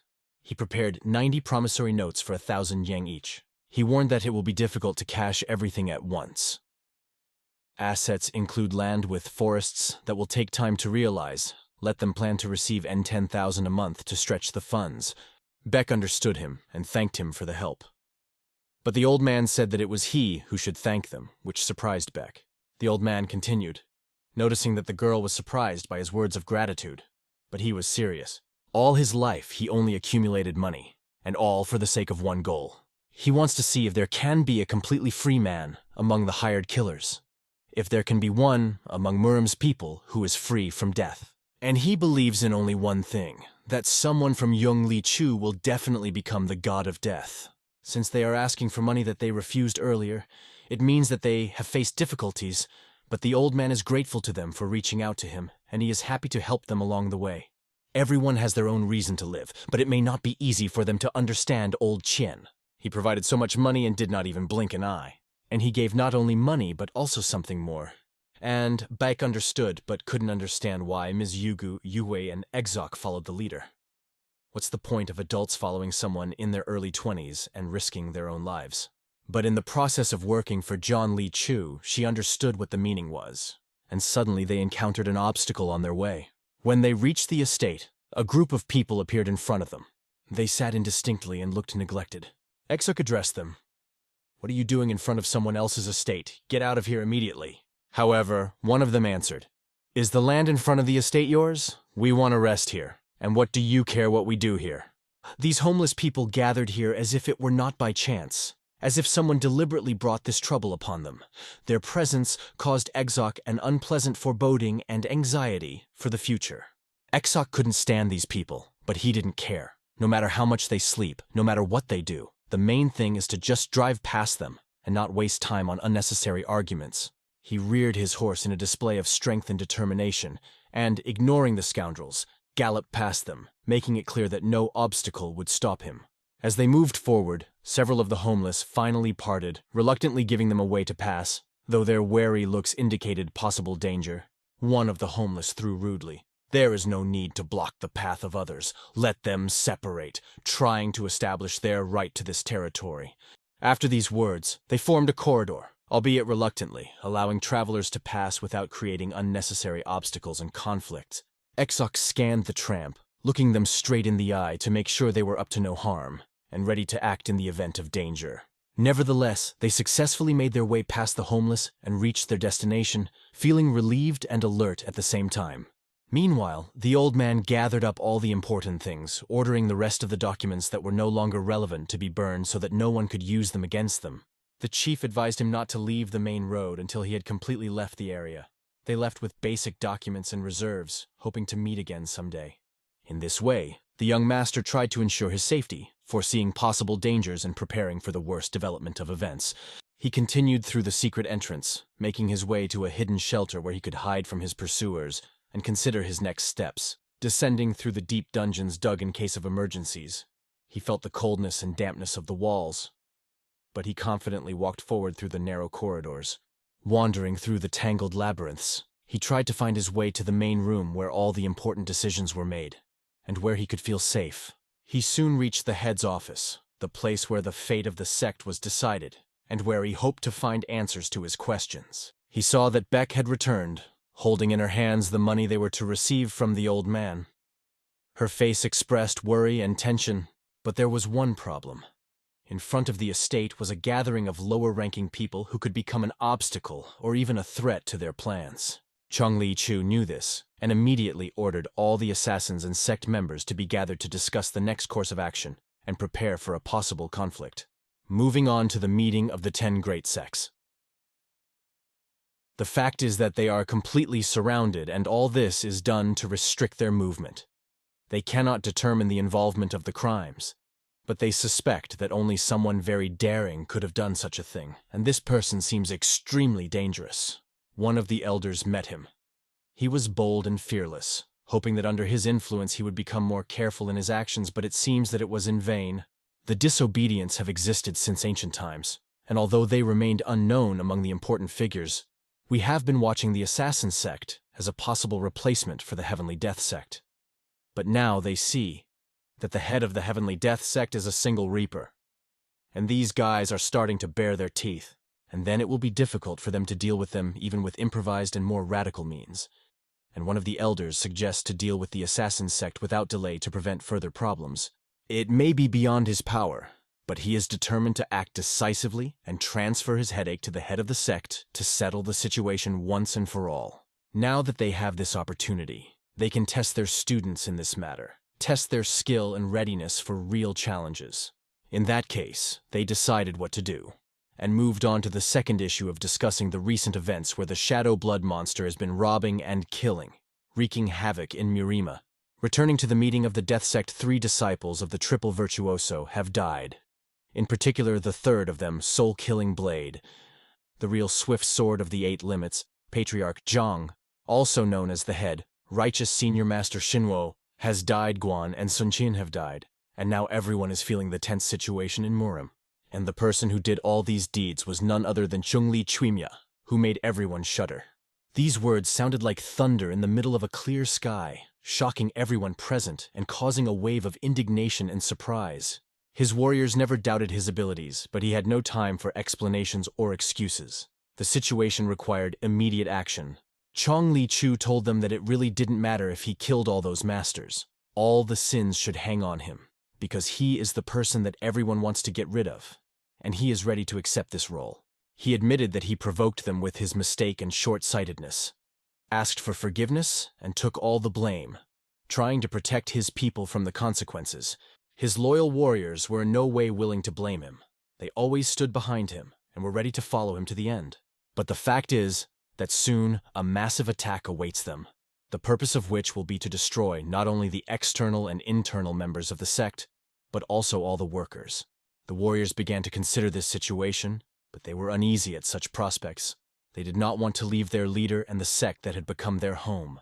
The young master ordered Beck to distribute the remaining funds among all the warriors so that they could start a new life and provide for themselves for the first time. He also brought death upon the murderers he knew.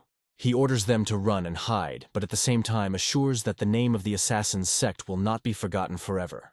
These words were shocking. The soldiers didn't understand what he was talking about. Chong Li Chu continued. Orders the hired assassins to issue 5,000 yang each in promissory notes from the old man so that they can provide for themselves. Those boys couldn't believe the head's words. Their faces expressed a mixture of surprise, disappointment, and incomprehension. Chong Li Chu was apologizing to them for not being able to keep his promise to make the sect the most powerful. He felt guilty for letting them down. He was sorry, but the end of the assassin's sect was coming, and he wanted them to understand that and act accordingly, saving their lives. The warriors listened to this and felt uneasy. They did not know what to say. Their hearts were full of conflicting feelings.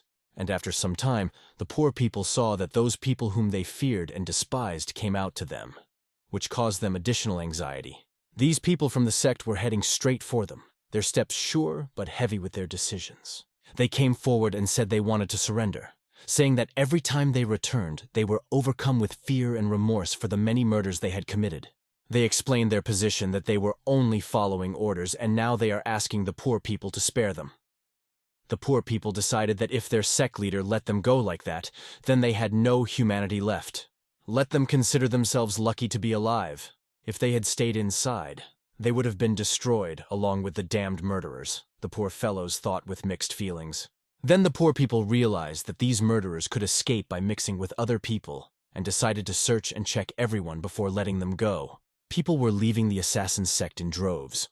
Although these times were short-lived, the woman enjoyed the moment, feeling that justice was being restored. She asked her husband to protect her, assuring that all her efforts will not be forgotten, and that she will always believe in his return.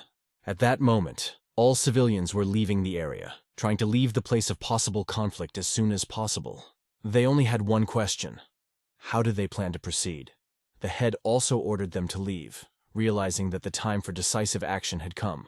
All this is interesting, of course, but if they go, then let them go silently. No one is stopping anyone, said one bald, healthy man, expressing his dissatisfaction with the situation. He was very angry and understood that if he left and even tried to escape, he would have to hide forever. It was better for him to share his fate with the head.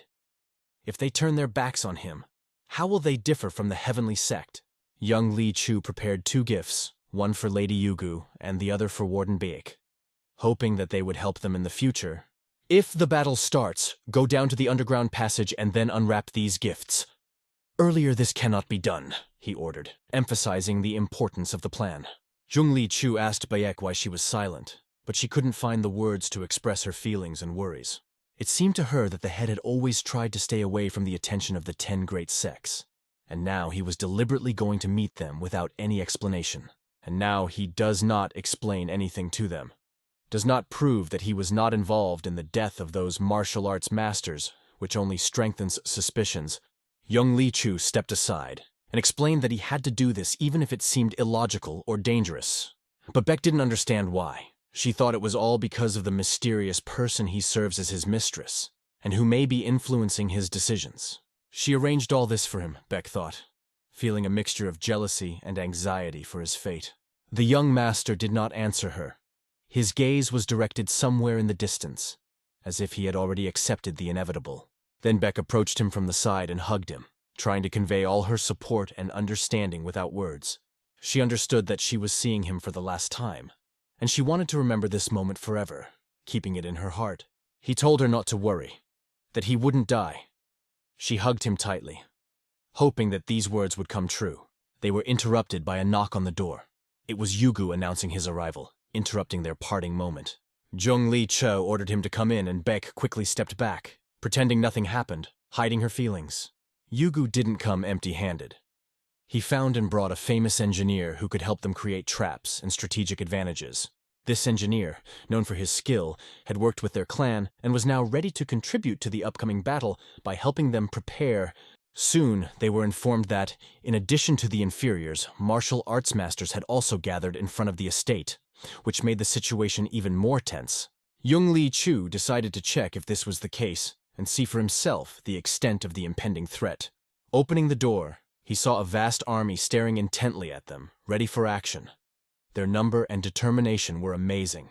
Looking at his soldiers, he felt proud and responsible and ordered them to prepare for battle, because this was no longer a joke, but a struggle for survival and honor. The squad of poor people began to analyze the information received.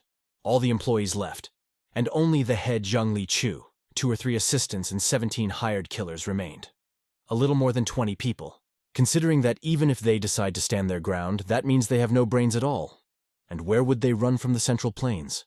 It remains for them not to delay, but to finish them off as soon as possible and return home before it gets dark. Suddenly, one of them says to the commander, "Look ahead!" Someone has come out and is heading straight for them. It was young Master Chong-Li Chu, holding his sword and walking confidently straight towards them. He came closer and announced that he was the head of the assassin sect. "I do not know what we have displeased you with, that you have gathered in such a crowd to destroy us. What can I do but disappear at your will?" said he. Raising his sword, he added, "Remember one thing. Today we don't want to die, and we're not going to accept death meekly.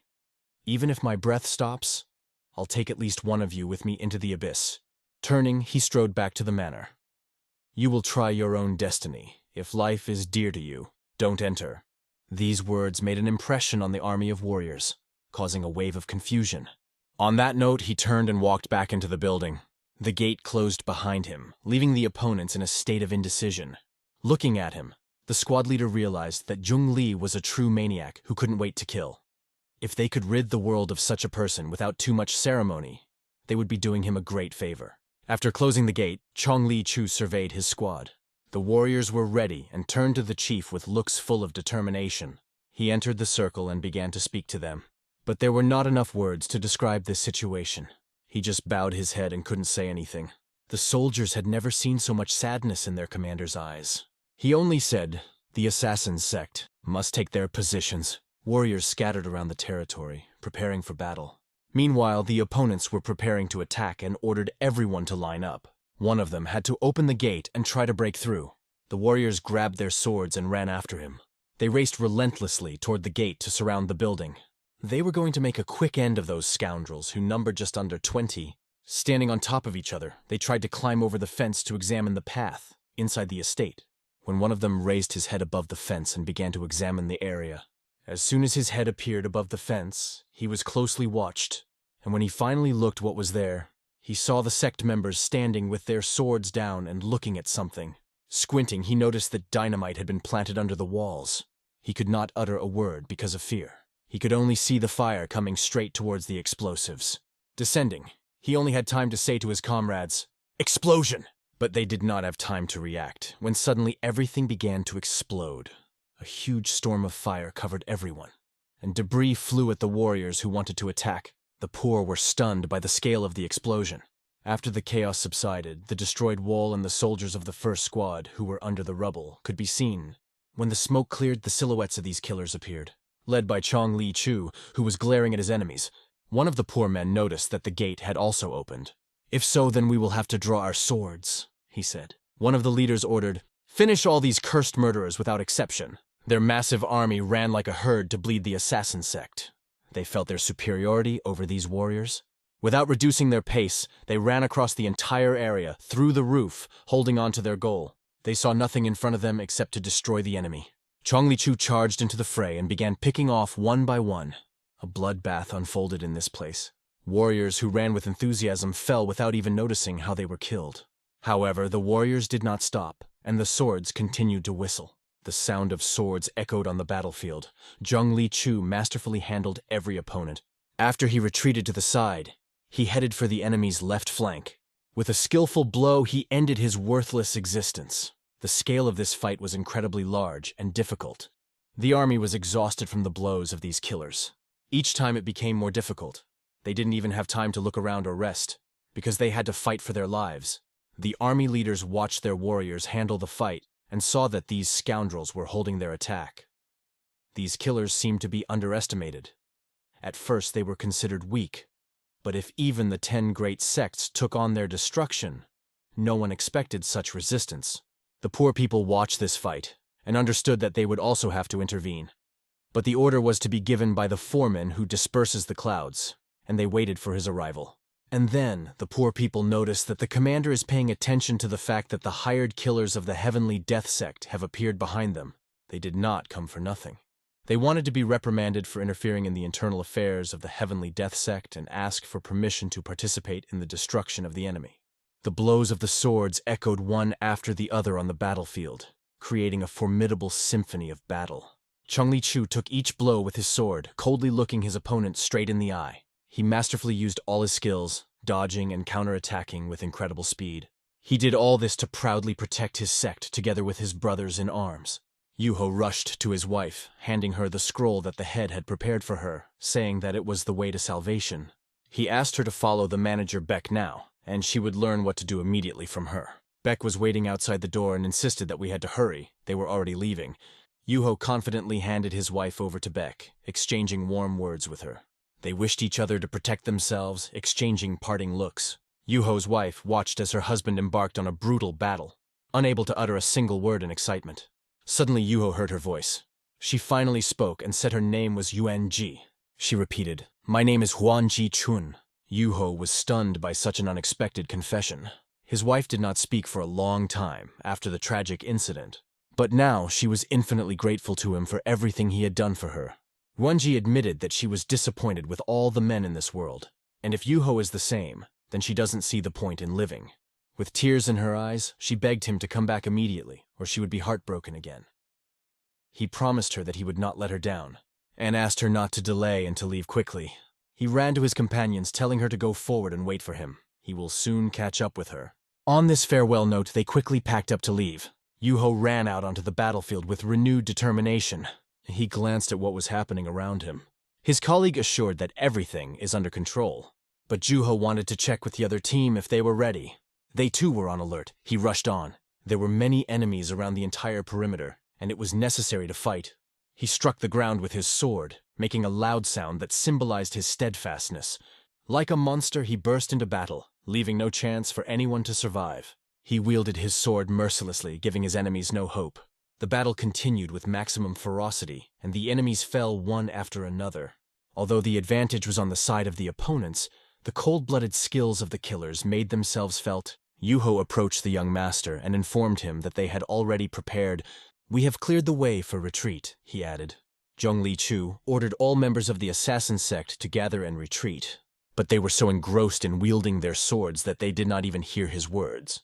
In order to leave, it was necessary to break through the enemies. When the warriors saw how strong these killers were, they held their breath. The confidence in their eyes was so unwavering that the blood ran cold in their veins. Yuho scattered the enemies from the road. He no longer fought with them, but simply pushed them away. Soon they all surged forward, gathering together to retreat. The enemy commander shouted, "These scoundrels are running away! Don't let them escape!" A huge squad of warriors rushed after them, trying to catch up with the assassin sect, but they split in different directions, confusing the enemies. As they stood at the door, the enemies began to surround them and attack them with their swords. Exok grabbed one enemy with his sword and swung his arm. Knocking all the temerity out of him, he punched him and threw him aside. Falling, that man blocked the path of his comrades, which gave them the opportunity to break into the building. Looking around, they realized that another test was waiting for them. The door was closed and needed to be opened. To go further, it was necessary to deal with the enemies behind. They realized that the situation was difficult and things were bad, and behind them the enemies were taunting. The sect of killers are real fools. They don't even know where to run in these mountains. Where did their fighting spirit go if they hit the run? And then the door suddenly opened, and the man behind it said, "Hurry inside!" They instantly broke through, running inside. The door closed in front of the enemies, who did not even have time to react. As the door closed, they began preparing for their next plan. It was necessary to block all entrances and exits in this building, and to escape from here as soon as possible, because soon something grandiose will happen here. An incredible enchantment show awaited the enemies who remained inside. An extremely powerful explosion exploded from the building, and debris filled the entire space.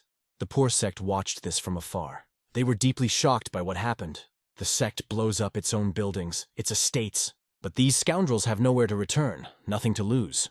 There were hundreds of warriors in these buildings who came to destroy them, but were defeated. Zhongli Chu reported that they would blow up the building in that direction next. The young master ordered to be on the alert because the enemy is everywhere. Before he could understand what had happened, he felt the sword pierce his body. Real killers who came not to help, but with a different purpose, intervened in the battle. They stood looking at Zhongli Chu. "These are messengers from the head of the Death Heaven sect, and they came for his head."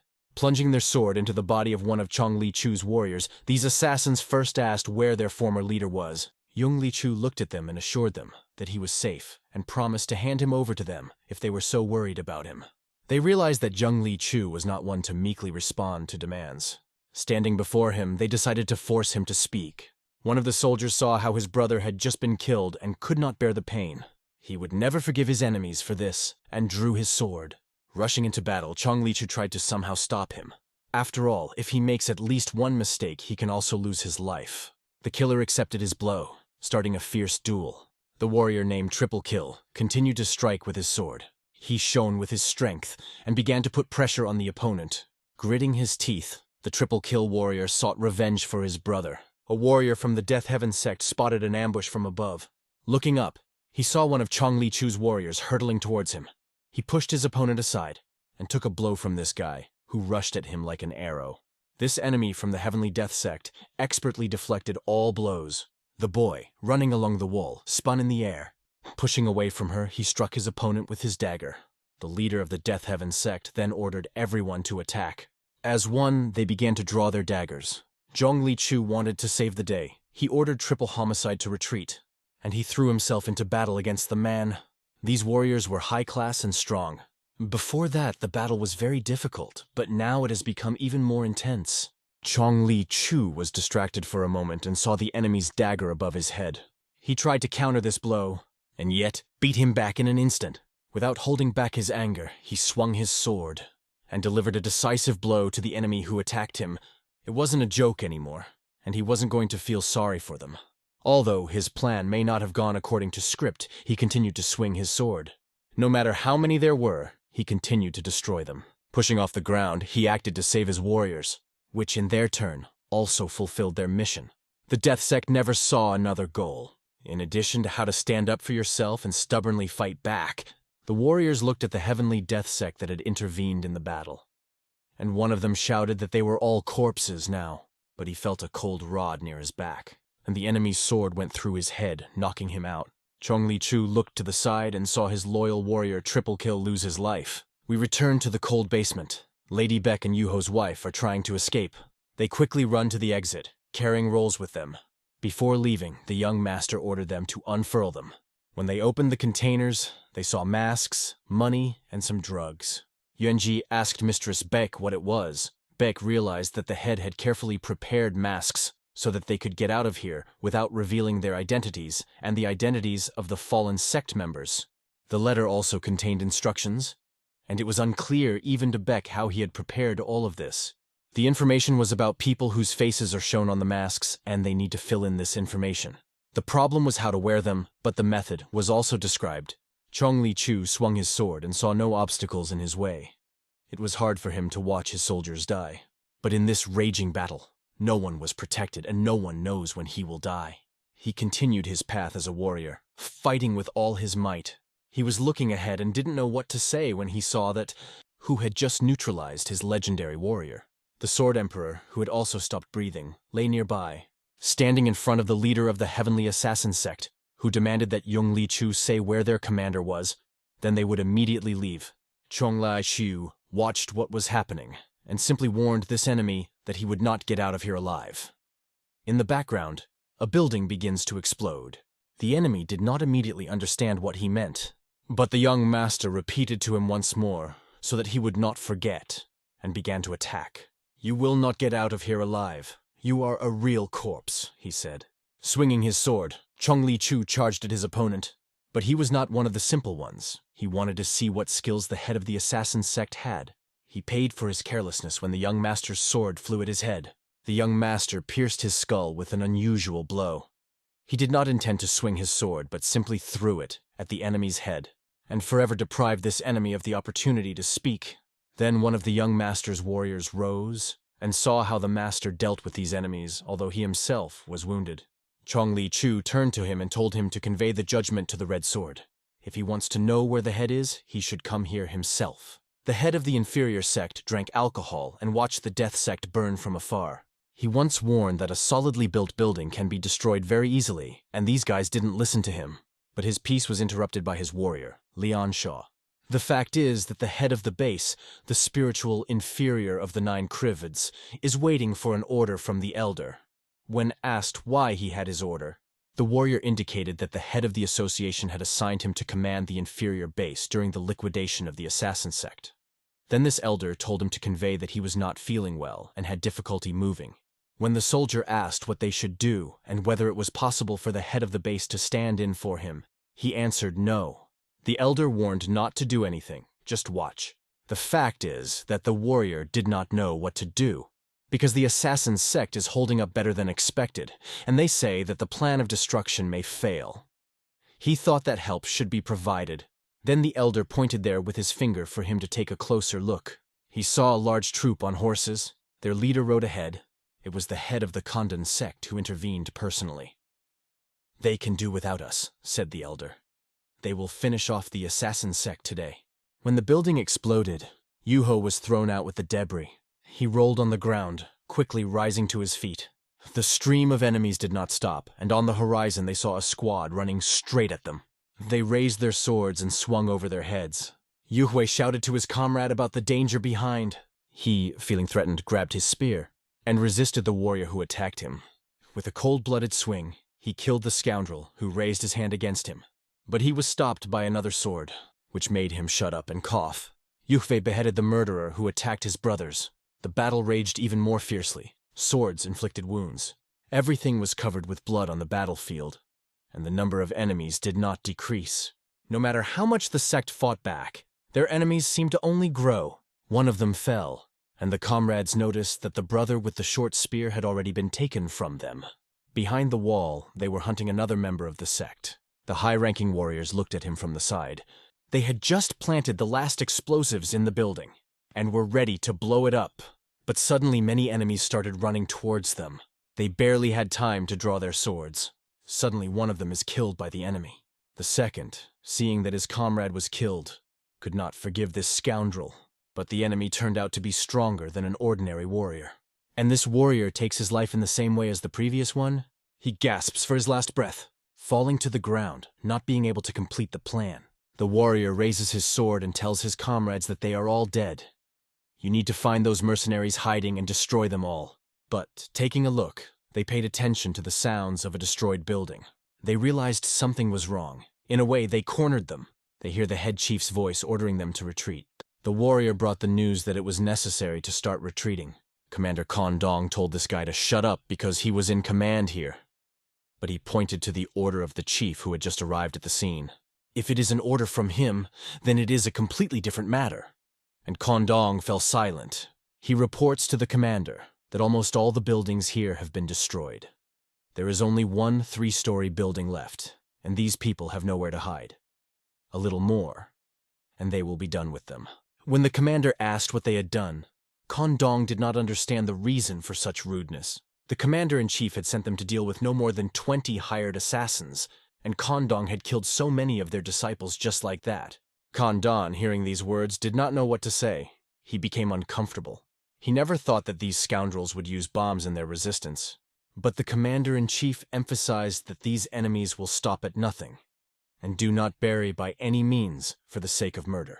And when they spoke earlier, he had already warned Commander Kondong, but he had not listened.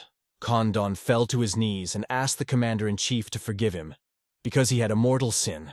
Then the commander said to him without hesitation, "Then die, for mortal sin is followed by death, and let him bear the responsibility." Kondong realized his mistake and exhaled heavily. He saluted the commander. "May he live long and in good health." He took a dagger and put it to his neck, and he did what he had to do for his careless act. The warriors looked at it and did not know how to describe it. The poor people seeing this performance did not even know how to explain it. It was madness. Then the commander-in-chief turned to the first master. Now, they had a problem with Kondong's reputation, which had fallen below the plinth due to his inability to handle a bunch of hired assassins, and the first master offered to restore it anew. It was already evening, and the team of assassins were wondering about the retreating army to decide what to do next. One of them closely watched the enemies and, after analyzing the situation, I approached everyone to report on the situation. He quickly raced to find the chapter and report. They were just having dinner after a fierce battle, and he too was offered to eat. At least some dumplings. It was explained to him that he wouldn't last long on an empty stomach, but Two Hooks knows that. But that's all later. He found out that the Association of the Inferior is not participating in the action for some reason, but the number of enemies has recovered again. Young Li Chu realizes that they will not stop until they are completely destroyed. And now Two Hooks realizes that the end will only come when they all die, but it's too unfair for the assassin sect to die right here. Therefore he asks, is it really necessary for all of them to perish? Why not escape the part to do something in the future? Young Li Chu then turns to him who suggested the idea, but Two Hooks interrupts him and clarifies, someone must take revenge for them. When it got dark, troops of highly skilled warriors, they started marching towards the last camp with the rest of the killers. These were not ordinary warriors. It was the 6 heavenly masters who had prepared for battle. They were fully prepared. All they had to do was move forward. They no longer acted chaotically like a bunch of inexperienced warriors. They gathered the best of the best to attack these scoundrels. Into the dark, dank lair, the assassin sector returns. Two Blades knows well how the leader has always raised his assassin followers. But now, the same decisive moment has arrived. Their passion for battle is second to that of the sect leader, Zhong Li Chu. However, it seems unfair to him that the sect could soon disappear so easily. No matter how many enemies they killed, no number of deaths could fill the void that gripped their hearts. Zhong Li Chu turns to one of the soldiers with a question. How to decide who will go and who will stay. He suggested that the brothers Yu Gu, Exok, and Yu Wei should go first, since they are the family of the head.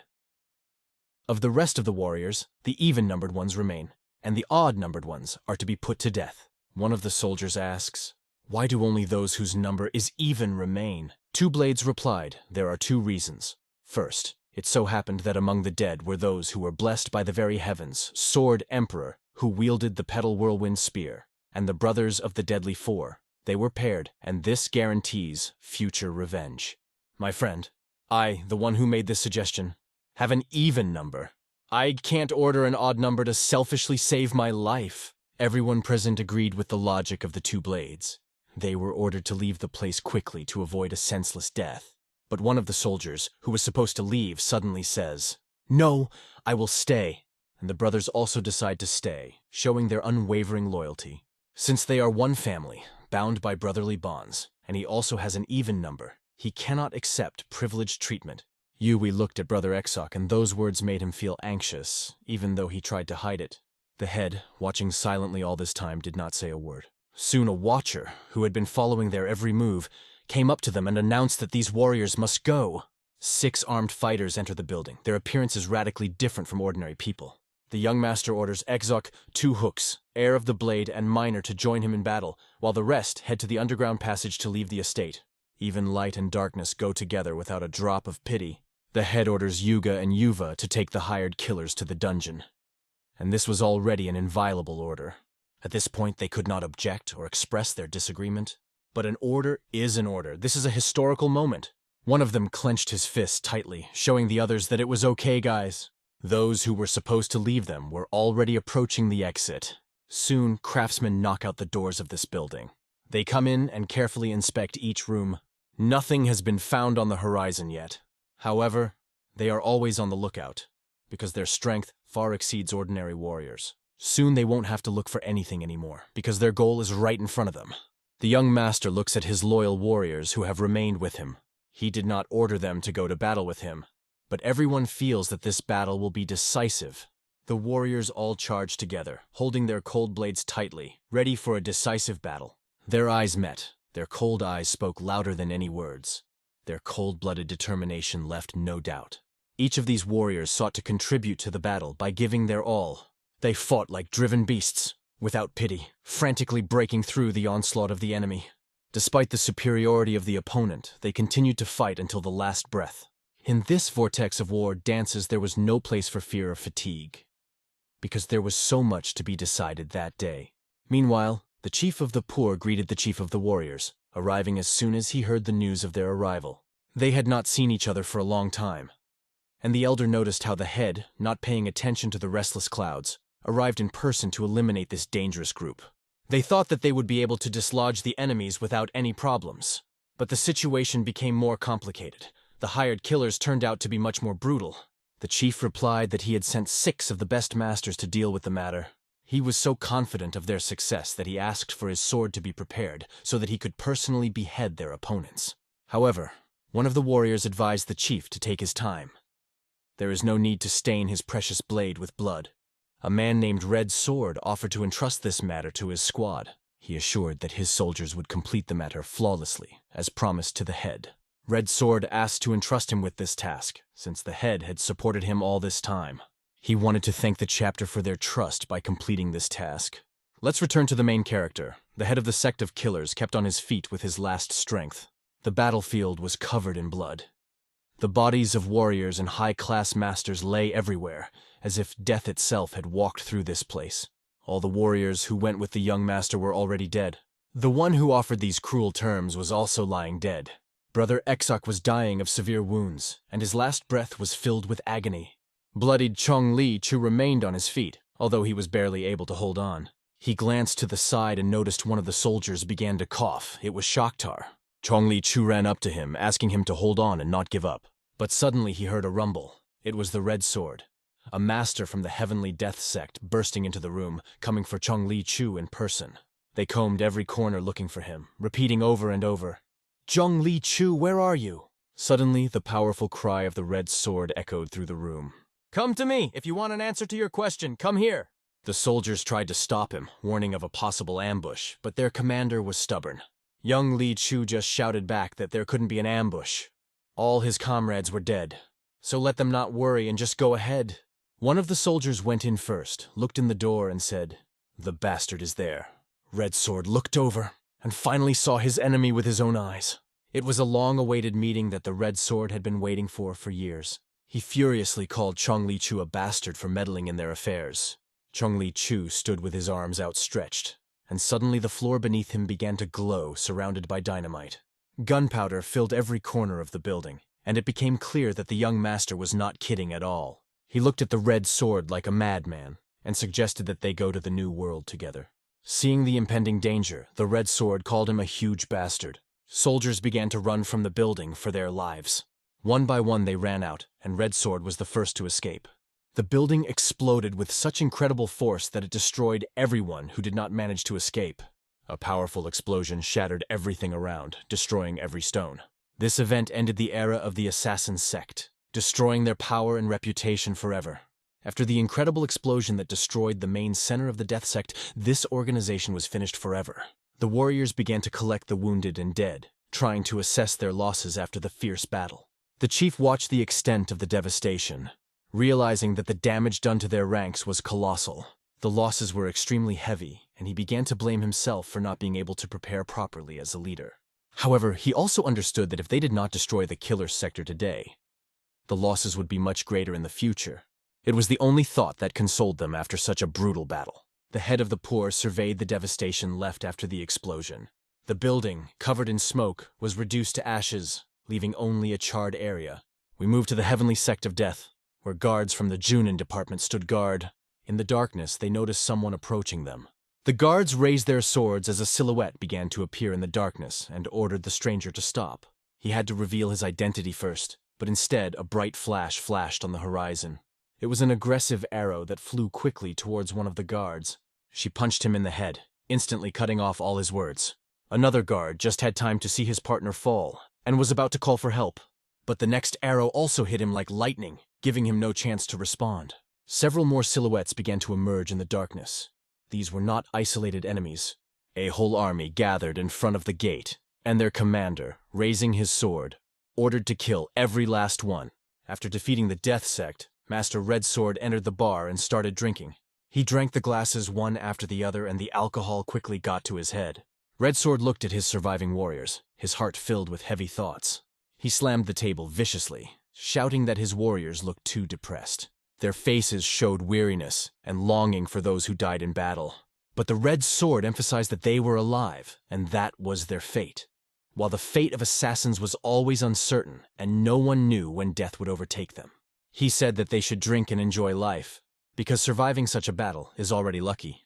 Do not grieve for the dead. Drink and feel the fullness of life. Suddenly, women burst into the bar, because without them the atmosphere was not so festive. Beautiful girls enter the bar, approach each warrior, sitting on their laps. Warriors, impatiently waiting for the master to call them, immerse themselves in the atmosphere of the holiday. But one of the girls turned out to be more than just a secret agent who approaches Red Sword and tells him that he loses himself by coming to brothels and just drinking, and begins to doubt whether he is even a real man.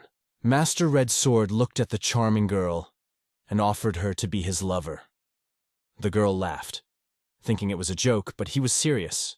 As the leader of the Death Heaven sect, he declared that he could give her anything she wanted. The girl asked, "Rumor has it that all of your sect's branches were destroyed that night. Is it true that you have such influence?" Hearing this, the Red Sword became angry and shouted, "What are you talking about, bitch?" But the girl stabbed him in the neck with a dagger. The Red Sword was shocked by the sudden turn of events and did not expect such a betrayal. Immediately after that, the other girls began plunging daggers into the necks of his warriors, one by one. The public house was quickly filled with blood, turning into a place of massacre. The warriors didn't even have time to make a single sound, and soon the Heavenly Death Sect came to an end, as did the Assassin Sect that was destroyed in the outer cities. This information was reported to one of the Buddhists, stressing that the battle had brought huge losses.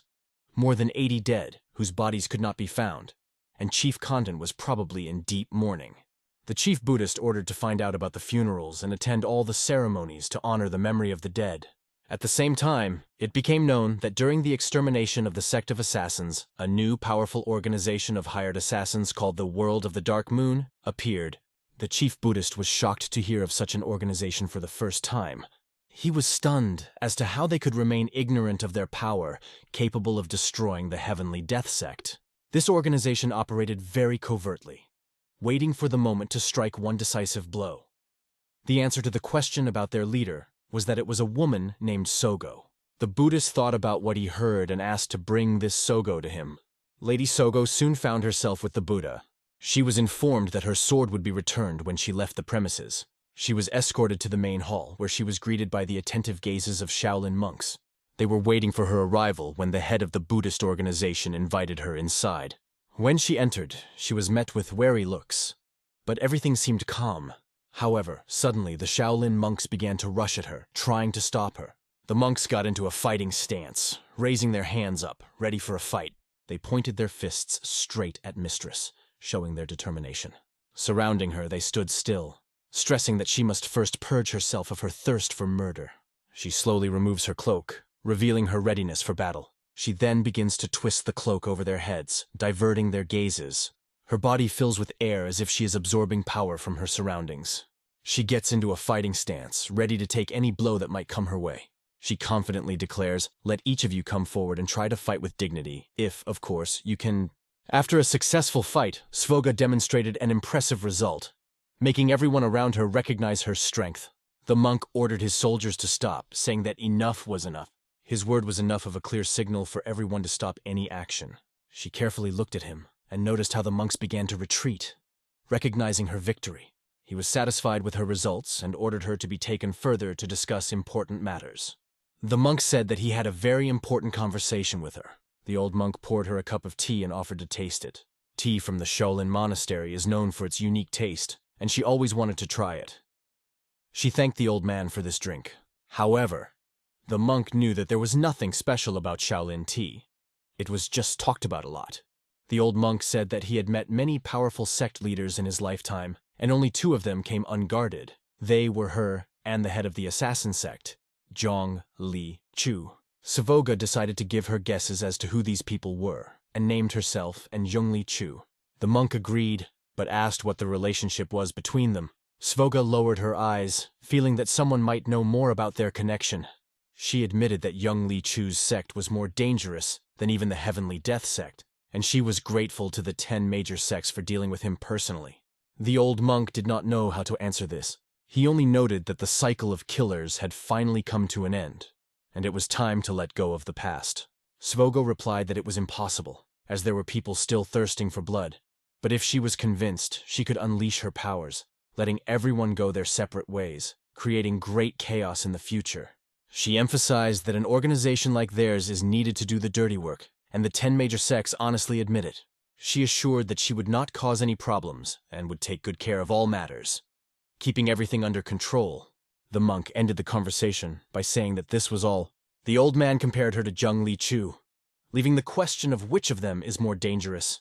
The old monk saw that Svogo was the complete opposite of Zhong Li Chu in every aspect. Zhong Li Chu was harsh and kept his feelings inside, while Suo was radiating emotions, even though her heart remained icy. Young Li Chu was already dead, but the old man felt a certain emotional connection with him. Suo was alive and extremely dangerous. Despite John Li Chu's death, she didn't disappoint him. He rooted for Hanami and Marima, and even though the old man expected otherwise, John Li Chu lived up to her hopes. However, the monk warned her not to bask in the victory over the Heavenly Death Sect, as the 10 great sects were not just straw puppets, and one should be careful. She respectfully bowed her head to the old man, acknowledging his wisdom.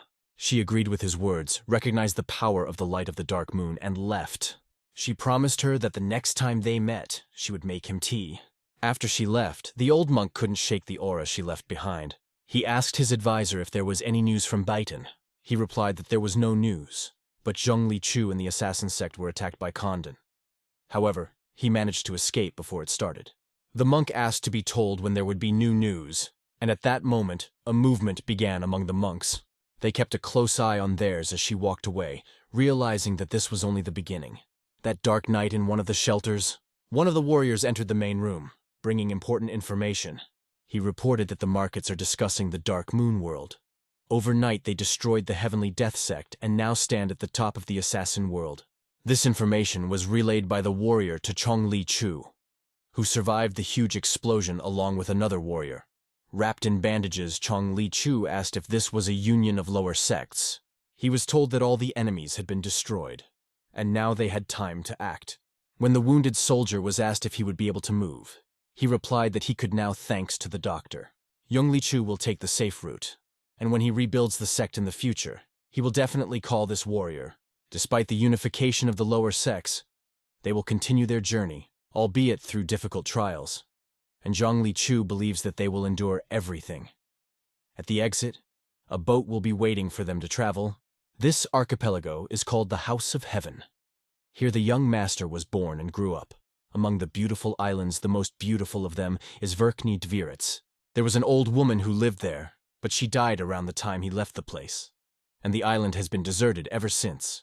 When the head thought about where to find a remote place, this island immediately came to his mind. He arrived at the island and showed it to his companions.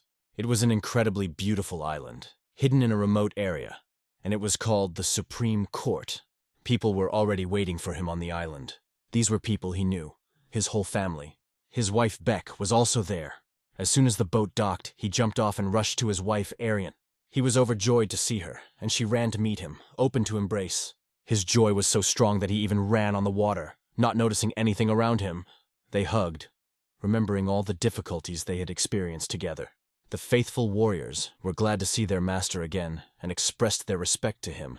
Even the surviving assassin sect warriors bowed before him in deep respect. Chong Li Chu walked over to them, glad to see that they were all still alive, despite the hardships and hiding from the inferior union. They had accomplished their mission admirably. The mother approached her son, filled with joy because she believed that he would survive, no matter what happened. The brother asked where Exok was and why he did not come with them. The young master replied that Exok had left for home earlier and should now be in the sky above Naman. Then they realized that Exok had chosen his own path, and one of them promised to pray for him. The mother pointed a finger at the father, saying that he needed to talk to him, because something was wrong with his health. The father was inside the house, waiting for his son to enter. Young Li Chu walked up the stairs that led to the room where his father was waiting for him. He was relieved to see his father safe and sound. The father looked at his son and could not believe his eyes. He really overcame all difficulties. That his son was able to get through all this was a real achievement, and he felt proud. When Young Li Chu entered the room, he was asked to say hello to the old man sitting on the stool. On a stool sat a bound old man whom everyone called the Great Master. His eyes were blindfolded, and it was clear at first glance that he had been through many trials and kept many secrets inside him. Young Li Chu looked at him, but at first he couldn't make out who it was. The tense silence between them created a feeling of deep uncertainty. But suddenly he noticed an important detail that revealed the truth to him. Tears appeared in Chong Li Chu's eyes and he shouted, "Stop!" No one had ever seen him in such a state. Everyone around them shuddered at Young Li Chu's shout, his voice filling the space. He rushed to the master, but they tried to pull him back, and Chong Li Chu continued to shout that it was not enough. He shouted to the master, "What else do you want from me? What else can I do?" His father grabbed him by his clothes and pulled him back sharply. He tossed his son aside like he was useless to stop him. His father sternly reminded him that he was behaving like a child and asked how he dared to behave like that with the master. Young Li Chu began to wipe the tears from his eyes, trying to calm himself down. The master felt incredible rage and realized that Chung Li Chu himself was standing before him. The boy stopped crying, struggled to his feet, and fell silent, despite the pain. After this incident, he left the room, although his father tried to stop him. When he came out, Chung Li Chu noticed how his aura had changed and wiped away the last of his tears. He went to the sea, sat down, and began to watch how nature played. He watched as the waves hit the rocks, gradually destroying them. He thought about what had just happened, mulling over every detail. His father came to visit him, to check how he was feeling after everything. He didn't just come to apologize for pushing him. The father understood that he had made a mistake, but they received a great man, a master, who visited them to praise them for the work done. He asked his son not to allow any misunderstandings and to understand that the end will come only when they all perish. But it is too soon to surrender to death, and it would not be fair. That rascal Two Hooks said, "Why not run away, so that in the future I will be sure to take my revenge?" These words, spoken by the young master, brought him some relief and a sense of hope for the future. It is necessary for the 10 major sects to see their dead bodies, but there is no point in everyone dying who is ready to be summoned. The young master wanted to say that, but could he utter such words at such a moment? He did not dare to voice them. Two Hooks, one murder, with tears in his eyes, then said these words in his stead. The father saw how difficult it was for his son, feeling the depth of his suffering. Two Hooks went on to say that everyone, including Exok, the Emperor of Heaven, and the heir of the blade, were killed, and it was all because of him, because he ordered them to die. Seeing death one by one was excruciatingly painful, too easy, too hard. "I'm not worthy to be a hired killer." He apologized to his father and said that he would not be able to live the life that his father wanted for him. These words were interrupted only by the sound of waves breaking on the shore. The father looked at the endless ocean, thinking deeply. He turned his attention to his son and realized that he understood everything, and that was enough for now. At this point, his father left him alone, giving him time to think. After that, the father came to the master and asked, "Are you awake?" He had a question for him, or rather a request. Father asked master to let Young Li Chu go, saying he had done all he could. Consider him dead in the outer mountains. The master replied that they should call Chung Li Chu. The young master quickly came to the room where the master was lying on the bed. Master asked everyone to leave them alone as he needed to speak with Young Li Chu. The warriors began to worry, but Chung Li Chu had something important to say to the master. The master said that he was aware of the recent incident that led to the destruction of the assassin sect and the death of his subordinates. Because he himself was once the head of the clan, so he understood his feelings.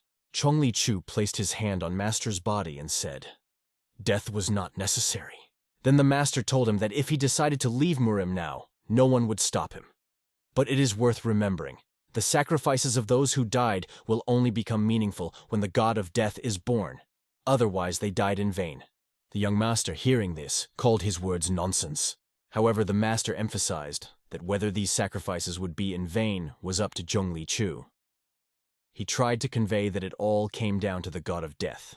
They are not just hired killers, but a squad of dead souls who all this time went to their dream, believing that they would be able to make it a reality. The master expected to see these qualities in Chung Li Chu, but also asked him about founding the assassin sect and diverting Murim's attention, whether Chung Li Chu was capable of it. The master then turned to Young Li Chu, asking him to become the god of death.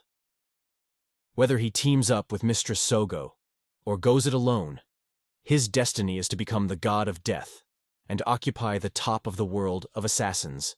After this conversation, the boy sat for days sadly looking at the sea, thinking about what he had heard, and everyone watched him, wondering if they were doing the right thing. No one wanted to rush his decision.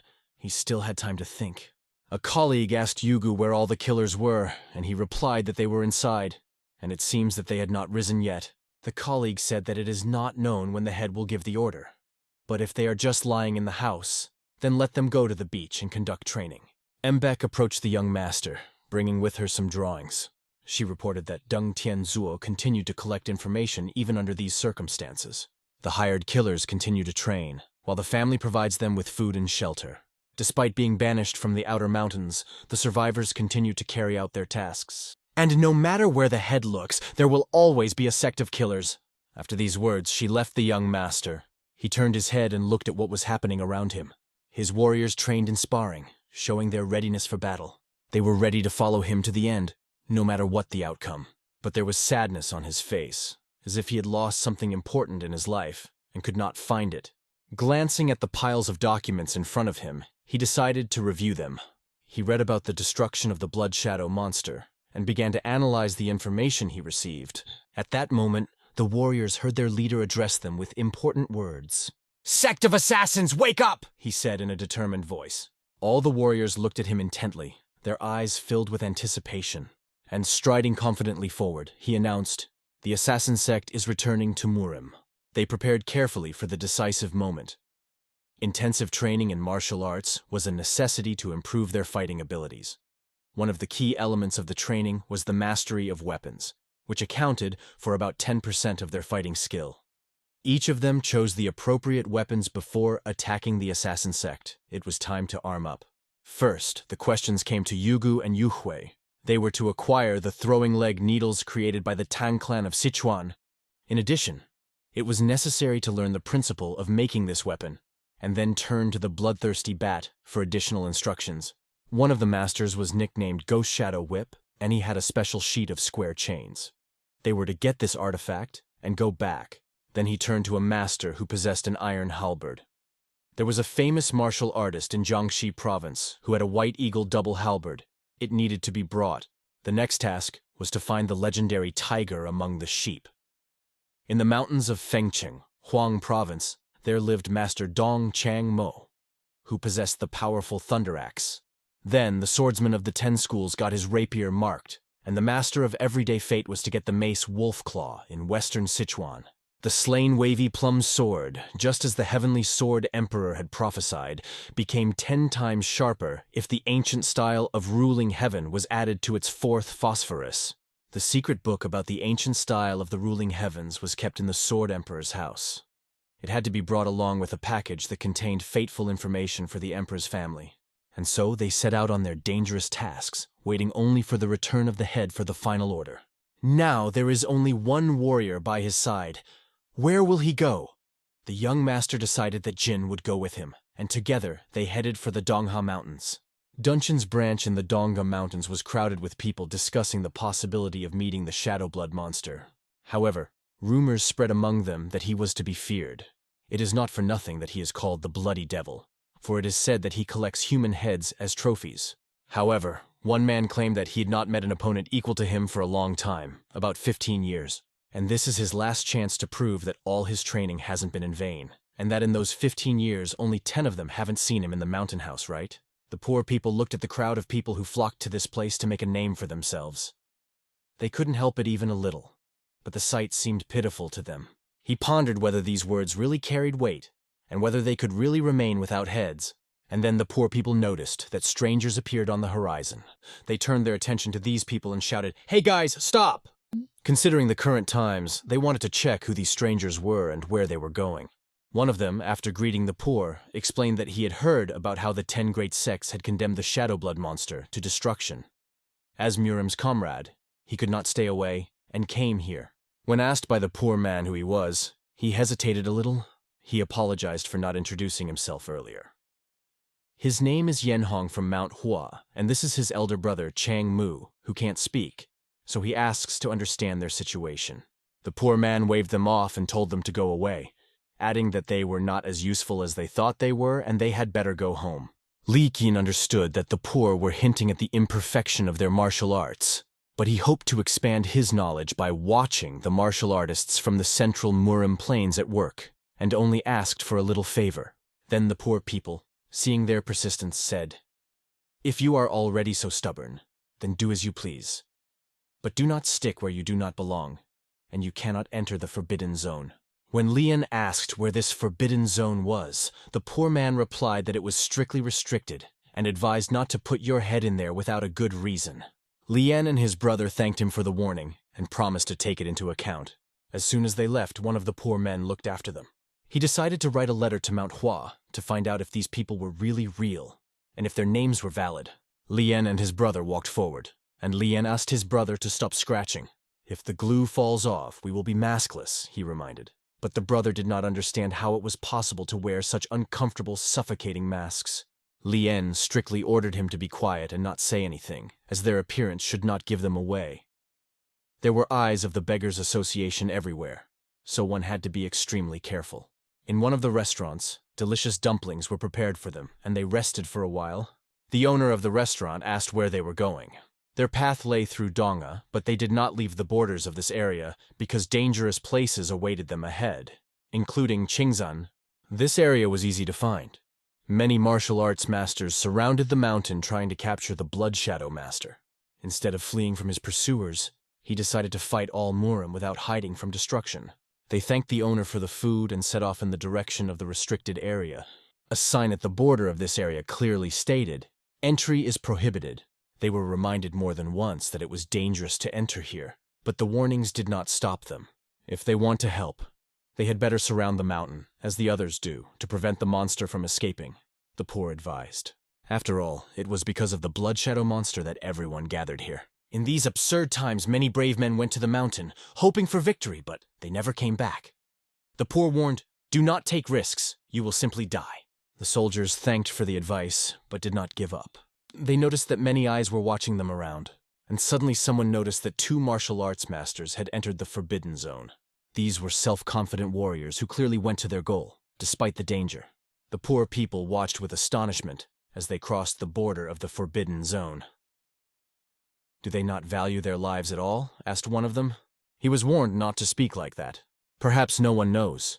Suddenly they will return with the head of the Shadow Blood Monster. "So don't despise their choice," said another. There were fewer and fewer people who followed justice. But these warriors did not retreat. They entered the forest and quickly disappeared from sight, hiding among the trees. After that, no one saw them, it seemed. Everything around fell silent. But suddenly, out of nowhere, the sounds of battle broke the silence. All those present turned their attention to this loud conflict. But in a moment everything became unusually quiet again, as if nothing had happened. It was quite strange to look at a place where there had just been people, and now they seemed to be gone. And then it seemed to someone that someone started to move at the top. The silhouette of a warrior appeared on the horizon, and the spear he held in his hands was decorated. On his spear were the heads of those he defeated, and his eyes glowed with a devilish light. The warriors who watched this began to fear, for he was the living embodiment of terror. He climbed to the top of the mountain and laughed loudly, and the heads of the defeated were visible on his spear. They looked in horror at how many people were strung on his weapon. It was the same blood devil that everyone feared the most, and the fear was justified when he shouted, "Who else is drawn to me? Let them raise their heads to this symbol of blood." The warriors whispered among themselves, realizing that such a bastard could not be killed mercifully. But how could they deal with such a madman? The bloody monster shouted again, "Forward! Those who are not afraid come closer. I will deal with any of you." These 2 warriors were looking for a place where they could spend the night, but all the rooms were occupied, as warriors from all over the world had gathered here. They decided that it would be enough to spend the night in the open air, but they asked to make an exception for them, promising to reward the old master generously. The old man, seeing their persistent request, agreed to take them to a quiet place, noting that he would not take money for it, because he was ashamed to take payment in such circumstances. One of the warriors asked why they chose to sleep here when there were more comfortable places to spend the night. The fact is that in such a quiet place, a deaf person can speak calmly without worrying about security, unlike noisy hotels, and his boss took care of that. One of them asked Moyon to say again that it was as if the head of the Anyang tribe had appeared here, a stranger whom no one knew. They did not know his abilities, character, or life path. The people in these parts were in danger, and they could help. But if the tribe was in danger, they might think twice. Majo didn't understand what was going on, because he thought there was a way to eliminate the Blood Shadow Monster, but didn't say that the monster was actually him. In any case, if they paid that price, it wouldn't guarantee them any results. It might just bring them more trouble, so Majo was willing to save himself first. But he couldn't understand why his companion was so obsessed with saving the Blood Shadow Monster. Then he reminded once again that this monster is the enemy of the Central Plains, against whom the 10 great sects have united. If they try to save him, their clan will be in trouble. There are only 2 survivors left on the mountain. The rest have been destroyed, and this monster is a true bloodthirsty madman. He is very strong, but he has no sense. That's right, he is crazy, his friend remarked. And do you know that in fact we also run and take money for murders?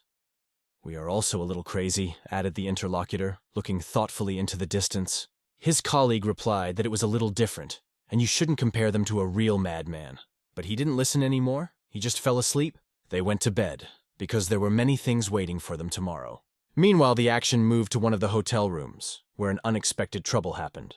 The wine fell and broke, spilling on very influential people, who immediately took notice.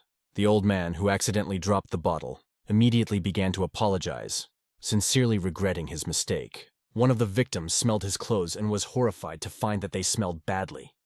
These were his new clothes, and now he didn't know what to do. He turned to the old man with the question of what they should do now. But the old man only made frightened excuses, trying to explain that everything happened by accident. An apology is good, but let the old man make up for the loss with silver, said one of the influential men. But where did a simple old man get such money? Let them forgive him, because in fact they crashed into him, not the other way around, said one of the people around him. The cold-blooded gaze of one of the men slid over the old man, and it was felt that this would not end badly. The look was followed by a strong kick, which the old man did not manage to deflect. The man was outraged that the old man allegedly tried to shift all the blame to him, and began to beat him non-stop. Okay, I won't take money from him, but every time he refuses to pay, I will get 1 punch, the aggressor continued. One of his friends tried to stop him. Let the old man go. At this rate, you will kill him. But when they finally paid attention, they saw that the old man was already dead. The next morning, the silent man woke up feeling something. He heard a strange sound and saw how his brother, as usual, was busy with some incomprehensible business. He carefully dusted the mask, preparing to put it on as soon as possible. His brother asked, "What are you doing so early in the morning? You must have slept like a dead man if you didn't even notice my face," he replied, showing his mask. The man asking was confused and couldn't understand what was going on. He carefully drew his cold sword from its sheath and aimed it at his companion's throat. "Who are you?" he asked, bringing the blade to the suspicious man's neck. Calmly looking into his eyes, he said, "Calm down, Ma Jean." "Look closely, I subtly replaced it with this one," he added, pointing to the mask. When asked where he found such masks, because no one heard when they disappeared, the man only offered, "Let's hurry. We have to leave before the owner notices us." "To another question. Who are you now?" he answered. "I am Kahomun, known as the Bloody Sword.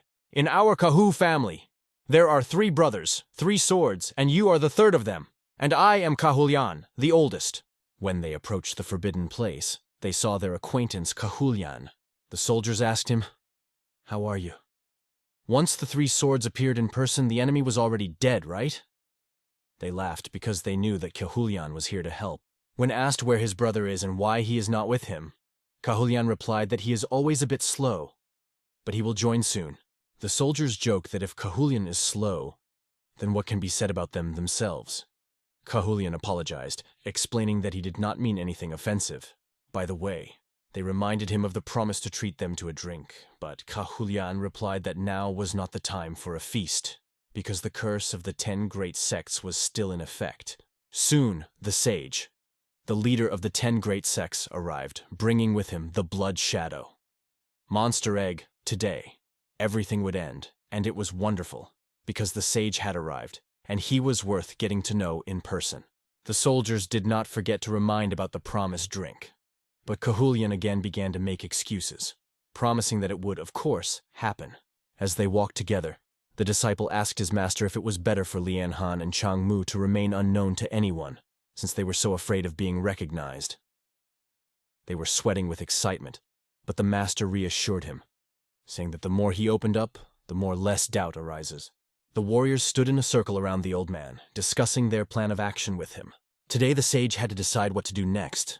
It could be seen that they were preparing to climb the mountain. Time was short and they needed to hurry.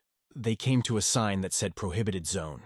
The poor people paid attention to people who aroused suspicion, but soon recognized them.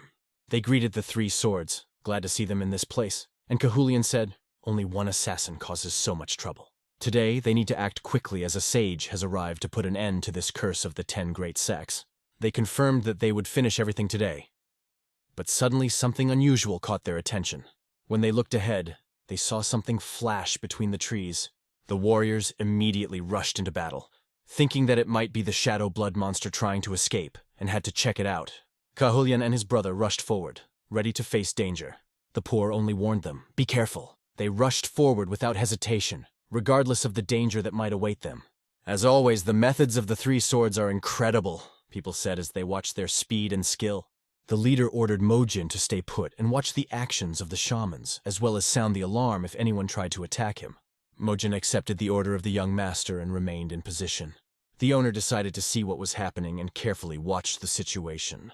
From a height, he saw a mountain of corpses, soldiers lying destroyed on the battlefield, unable to resist this terrible monster. They were scattered everywhere, and the young owner realized that it was not just like that. The monster was extremely dangerous, and this was confirmed by the field covered with bodies. Suddenly, something flashed in the bushes, attracting his attention. And when Cahulian turned towards the source of this shine, he saw the monster sat with his sword stuck in the ground near the tree, as if thinking. Cahulian began to slowly approach him, and it seemed that the monster would come to his senses. "Maybe you want to make peace?" Cahulian asked, addressing the shadow blood monster. His face showed deep traces of suffering. It was obvious that he had succumbed to the curse of the 10 great sects. However, the monster was not going to run away, as if he was asking to be killed. It seemed that he no longer had the will to live. And if he really wanted to, then Cahulian could kill him painlessly. But if suddenly he still wants to live, then Cahulian suggested that he could offer him his help. The tired boy was sitting under a tree, and the words that he could either save or kill the monster sounded mysterious. The words he heard only caused the monster to laugh mockingly. Tired, he got up, holding on to his last strength as if clinging to life. "What is easier to do? Kill him or save him?" the monster asked curiously. "Well, of course, it will be much more difficult to save, and there may be unforeseen consequences," said the monster with a sneer. Realizing that the boy would not be able to save him, the monster took out his sword. He quickly rushed forward, not seeing in the boy someone who is capable of saving or even defeating. Suddenly, the young master drew his sword, blocking the powerful blow. He skillfully maneuvered, evading the strength of the enemy. "I will hang your head on the blood banner," thundered the monster with an ominous smile. After several exchanges of blows, the battle escalated. Our hero John Lee showed brilliant skill in repelling the enemy's attacks. Young Lee parried each blow, forcing the monster to retreat. The opponent began to lose confidence and became less decisive. The monster swung its dagger in an attempt to deliver a decisive blow. Young Lee dodged, quickly turning his head away from the blow. Both opponents held their swords at each other's heads, frozen for a moment. Looking at the blade that was right next to him, the monster realized that Chong Li was indeed able to save him. Soon, the soldiers began to assemble, preparing for the offensive. Shamans were the first to enter. Intelligence reported that the shamans were close. One of the scouts jumped down from the tree and hurried to his master. He had to report on the situation. The man said after the fight that it was not a test of his ability to kill him, but a test of whether he could save him and whether he would trust his life. He asked Jung Li if there was a way out. Jung Li replied that if he is here, then there must be a plan. The monster was wary, but Jung Li assured him that it was his own. One of the warriors said that the shamans had lined up in battle line. This meant that an attack was coming soon. The young master thought that everything was just in time, and he should give the sign. The man watched them prepare for battle, and all that remained was to put on the mask. One of them needed to hold off the enemy as long as possible. But there was only one question: how to proceed. Soon the shamans began to attack from all sides. They combed the area in search of this scoundrel. Suddenly they saw the spear on which the enemy displayed the heads of their fallen opponents. One of them showed his soldiers that the blood banner was hanging there. On the blood banner were fixed the heads of his defeated enemies. The warriors rushed after this symbol of contempt. They ran for a long time through the dense forest. One of them tried to delay them as long as possible to buy time. The shamans ordered to block the road on the right flank. The man running with the spear wasn't sure he was doing the right thing, but he knew that this was the only way to distract the enemies.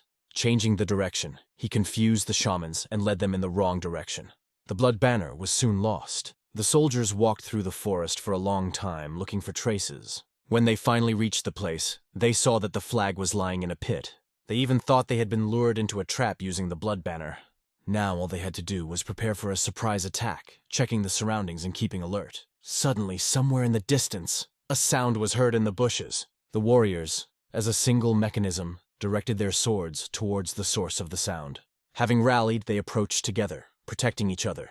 It was not a joke, and it was necessary to react as adequately as possible. Suddenly, a silhouette jumped out of the bushes.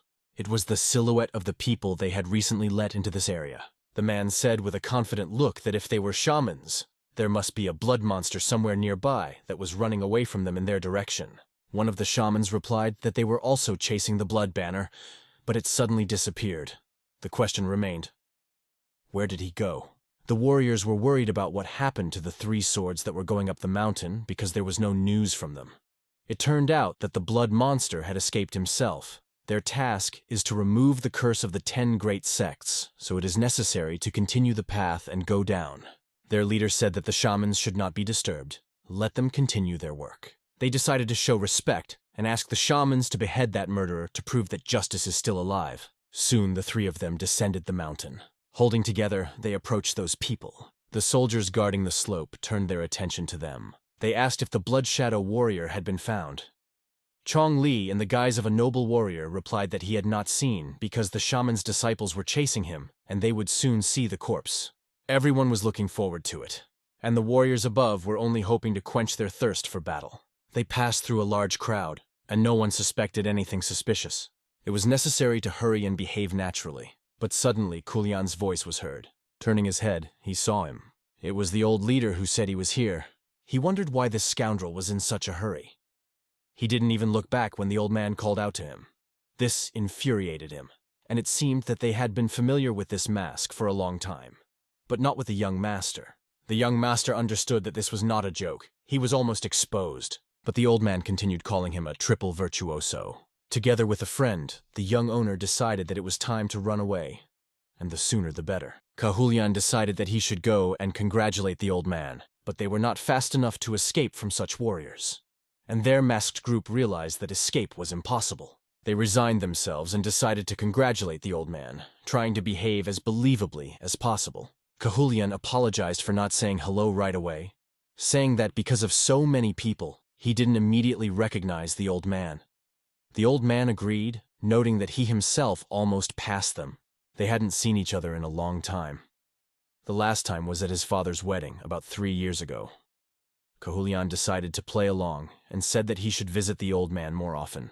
However, he was sure that each of them lived their own lives, and it was enough to see each other only at important events. Cahulian remembered that he had heard about the death of 3 of the old man's students.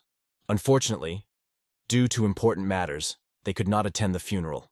Cahulian expressed his condolences and asked the old man to accept them. He also stated that he could not forgive those scoundrels from the assassin sect and should have destroyed them all, but unfortunately he had a high fever that day and was unable to attend in person. Cahulian admitted that at that time, the Condone sect had already destroyed those murderers.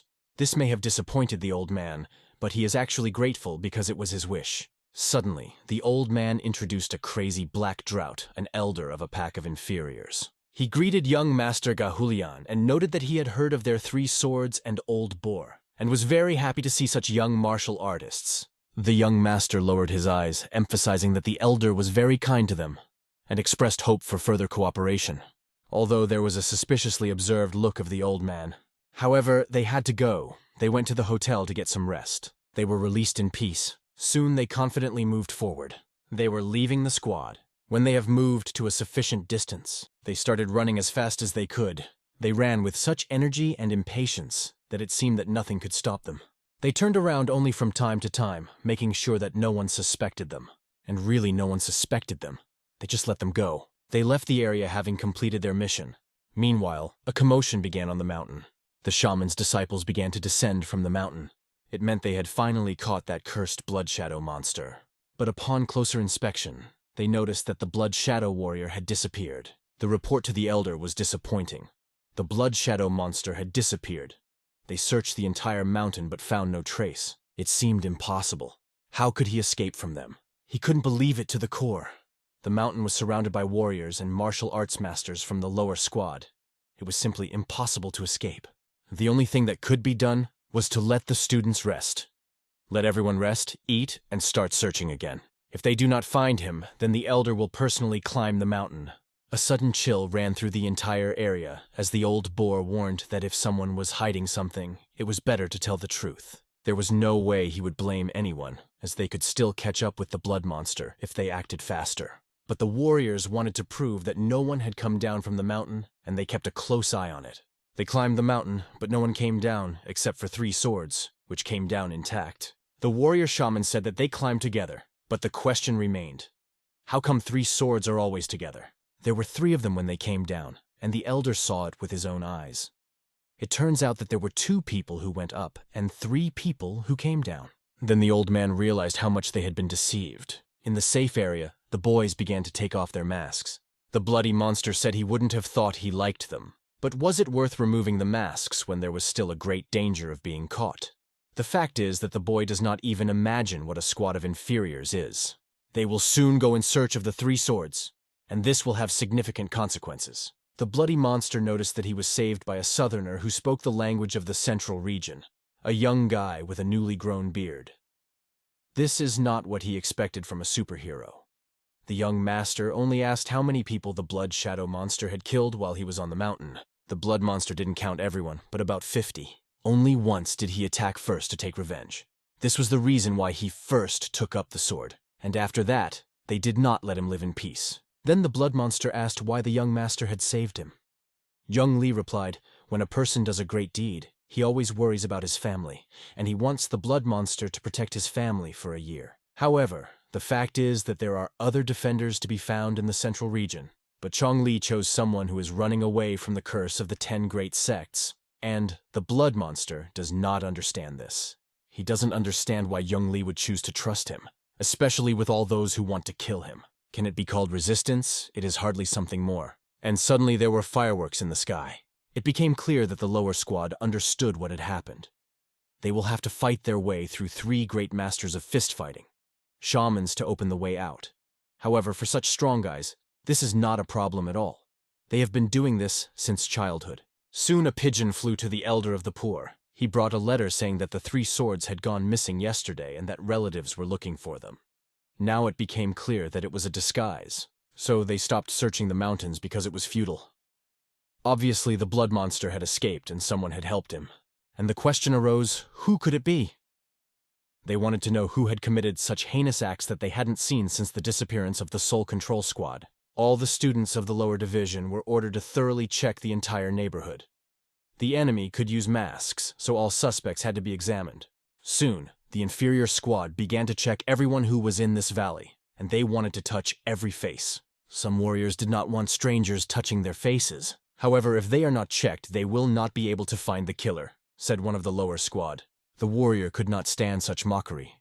If they refused to be tested, they could be found guilty and executed. Keep calm and don't move, they were told. One of the masters of the inferior squad covered this boy's mouth so that he wouldn't say too much. After stopping this strike, the situation suddenly changed. The poor understood that this person was not under their control. He hit the poor guy who was trying to find out information. He was considered the one who brought trouble on others.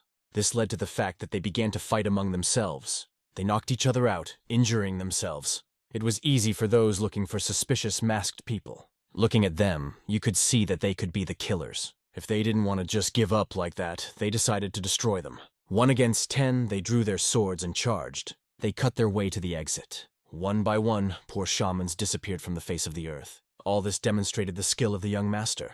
The poor people realized that this unusual guy had become a real obstacle on their way. Now it was decided to destroy it. But everything was not so simple.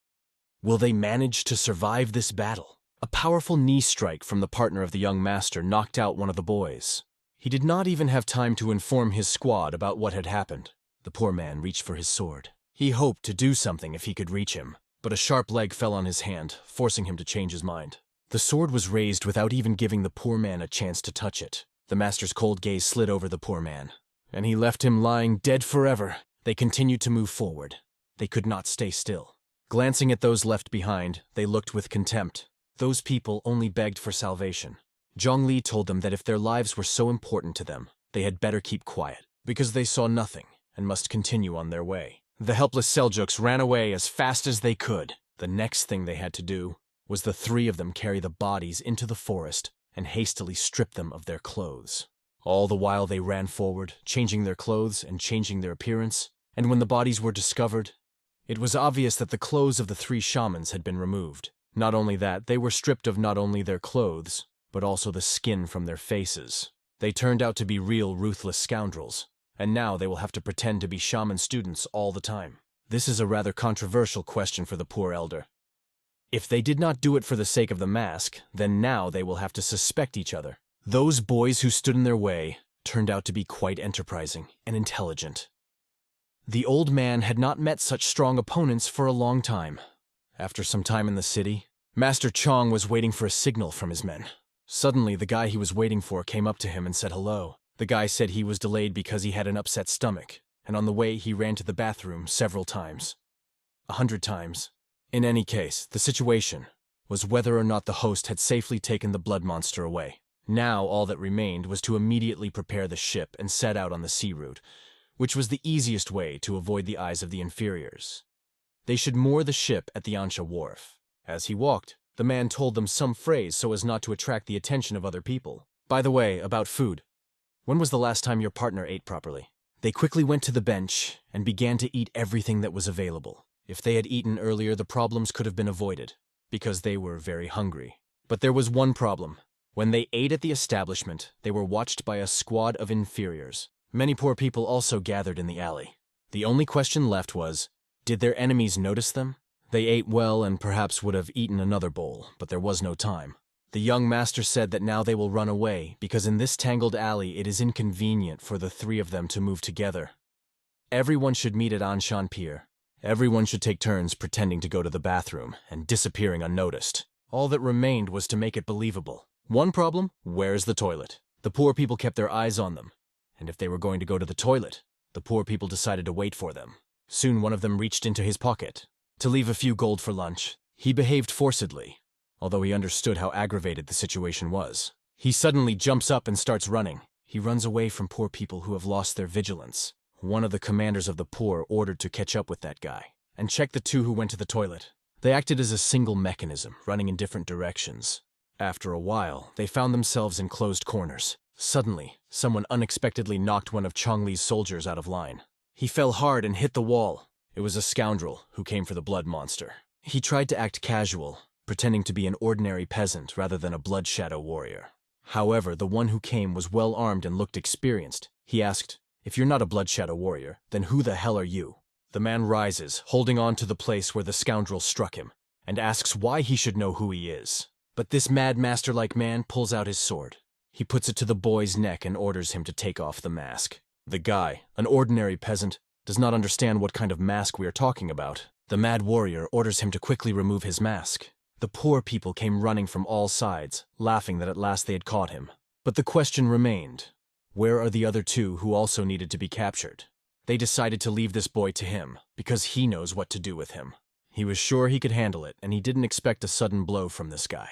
The blow fell on him, leaving him no time to react. Although he tried to dodge, the masterful blow still hit the target. The young master's next blow flew straight at him. But it wasn't the end. You had to get to the sword. He drew his sword from its sheath. The boy decided to borrow a sword from a scoundrel. With a wave of his hand, he tried to strike, but the scoundrel dodged. He laughed, wondering who he was. But the young master confidently answered, "He who dies of curiosity will always wander in the afterlife." The poor people saw that their colleague could not cope, but he dispersed them, because he was confident in his abilities. The poor are not those who will interfere in other people's affairs. This guy wanted to remove the mask from the young master himself to see who he was. A fierce battle broke out between them. The sound of swords echoed throughout the block. The guy was excellent with cold weapons, and he hit more and more aggressively. It was difficult for the young master to keep these blows to himself. Looking into his eyes as they crossed their swords, he asked, "Do you like being bitten by rats?" At first, the man did not understand what was the matter, but the young master wrapped it around his finger, ricocheting his blow. The boy shouted, "How do you know me?" A lightning strike on the head of this scoundrel cut through the air, and everything around was filled with blood. That scoundrel couldn't believe he had been hit so hard. As soon as he lost his vigilance, the boy dealt him the final blow. He made him a defeated warrior. The plan continued. Just before they reached the waterfront, Each of them had to arrive at a designated place. They gathered where it was planned. One of them hid in the bushes, to observe from afar the person who was waiting for them. It was clear that the boy had arrived with a boat. The only question left was, is this the owner? Hands waved from the bushes. "Master, come here, we are here!" This meant that everything was successful. They got a big advantage thanks to the young host who took the hit on himself. All they had to do was walk and reach the boat, but one of them stopped the boy, saying that it was impossible to go. He pointed his finger in the direction of the stones. They directed their gaze, but nothing seemed to be visible. However, it was clear that one of those who were preparing an ambush for them gave himself away by bending down. Seeing this, the boy started to run back. He moved in the opposite direction, trying to bypass the place. He carefully examines everything around him. Looking in the direction where the ambush might be, he sees a huge number of warriors there. They are just waiting for the signal to attack at the right moment. Other shaman-like warriors also lurked nearby. Their boat had already sailed, but was in great danger. Suddenly, the uncle hears the sound of children passing by. The children come up and say that they have brought him a note. They kindly give him a folded paper. The easy errand cost them only 1 coin, and the children were happy because they were going to buy something tasty. The message was about an ambush around, and the meeting was postponed. Now the meeting place was in an abandoned house on the slope of Mount Sopian. The main attribute of the meeting was to bring a bottle of alcohol. Soon a man in a beret walking along the path appeared on the horizon. He was on his way to the abandoned house where the meeting was scheduled. There was indeed an old abandoned house in this place. As they got closer, they heard a sound from the side. Looking inside, the man saw the silhouette of a person who had come along the indicated path. Young Lee took off his mask and asked if alcohol had been brought. The man held a jar of tincture in his hands. But why did the friend ask to take alcohol when they are running? But it was a parting drink for the young master, because he had done a lot for the assassin sect all this time, and Chong Li was very grateful to him. However, the question remains, why did the friend change his mind? The man asked what the boy meant. The fact is that Chong Li thought that the lower squad recognized them in the bench due to their incredible awareness. But when he saw the shamans ambushed on the beach near Anshan Pier, he understood everything. Young Li asked his old friend again why he changed his mind. Or perhaps his original intention was to betray them. The man raised a glass to the sect of murderers and asked the young master to just drink this glass. After a while, the poor sect began to recover from what had happened. One of them noticed that their best warrior had been killed. He pointedly closed his eyes. Everyone gathered around him, but the matter was not over yet. They needed to go further. Meanwhile, the young master was drinking with the man he considered a traitor. He said that the master of the Death Heaven sect should not have left his home. He should have just lost himself on that island and lived a quiet life. Zhang Li asked if he really believed it was possible, but the man explained that he now understood that it was all just wishful thinking. Young Li realized that he seemed to be interested in him. At first, the man was very sorry to just destroy him, and he was saddened when the boy was able to survive. The man had hoped that Chong Li would not be able to save the blood monster, but when he came with him, he was sure that if he was allowed to stay in Marima, he would wreak havoc again. Because people never change, and the man was convinced of this once again in his life. Chong Li was certain that the blood monster did not deserve to be persecuted by the 10 sects. The duel was fair, but chance changed everything. However, the relatives of the deceased had a different opinion. The man claimed that the words of the blood monster and the relatives of the dead differed. How can you be sure where the truth is?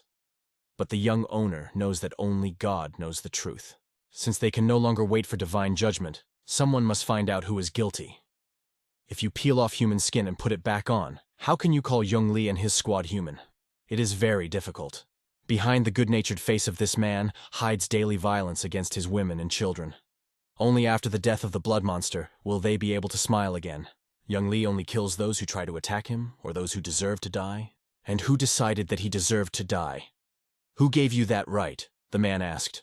Young Li was sure that the death of this person was the same as the death of the 10 great sects that had united against him. After all, the truth is the power that can be used to maintain order in the world of martial arts. Chong Li now understood why the god of death was so sought after in battle. The man looks at him with understanding and wants to calm down, saying that these are just empty hopes. No one will get him. Chun Li won't be able to get out of here even tomorrow, let alone today. If the young master surrenders, then I will do everything to save his life. Young Li is just wondering who sent him. He replies that it was originally his brother's task, but he decided to do it for him.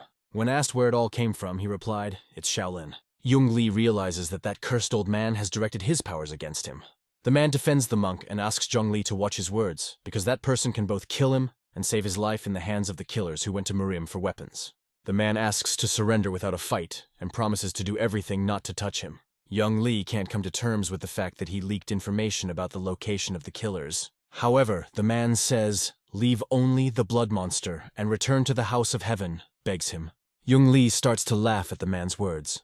"Do you really think this will work and your threat will stop me?" Li asked mockingly. Soon, the young master's men came and reported that they were waiting, but no one was following them. There was no tail behind them. Li warned them not to be so blind, as the enemies would start chasing them as soon as they saw them. The young master asked the traitor how much time he had left. He replied that a group from Mudan would come here in a few hours. Li asked the traitor if he thought he could detain him until then. After drinking the last sip of alcohol, and loudly placing the glass on the wooden table, he tried to hold Li back by knocking over the table. Knocking over the table, he kicked it to pin down the young master. In response, Li took the blow in his hands and flipped the table over him. However, he lost his vigilance and fell headfirst to the ground. The young master's warriors noticed the chaos, but one of them stopped the blood monster. "You shouldn't interfere. You can only act on command." Everything was quite tense and dangerous. Li was hit hard by his opponent's boot. He soon gained the upper hand in battle. However, the enemy kicked him hard. That man was a great martial artist. Li successfully parried his blows by defending himself. But he went around him from behind, hit him in the liver, which sent chills through his skin. His fist hits his opponent in the face. After that, the young master kicked the traitor. He falls on the cold floor of an abandoned house. After hitting the ground, he is no longer so sure of himself. He coughs, feeling the effects of the brutal blows. However, he is not going to give up. He rises, leaning on a wooden stick. Says that now everyone knows about the House of Heaven. Li's blood runs cold with fear when he hears this. The man says that those who hate the assassin sect are probably heading there now. Fear appears in Li's eyes as he realizes that his family is in danger. He swings his fist with all his might, hits the scoundrel so that he smashes the wooden halabuda with his body. That's the end of the battle. But the war continues. Li orders his soldiers to leave because their family is in danger. They must disguise themselves as shamans. He himself does not need it. They took 3 horses and set off. The poor asked the innkeeper if they had stolen the horses, but he replied that they had paid.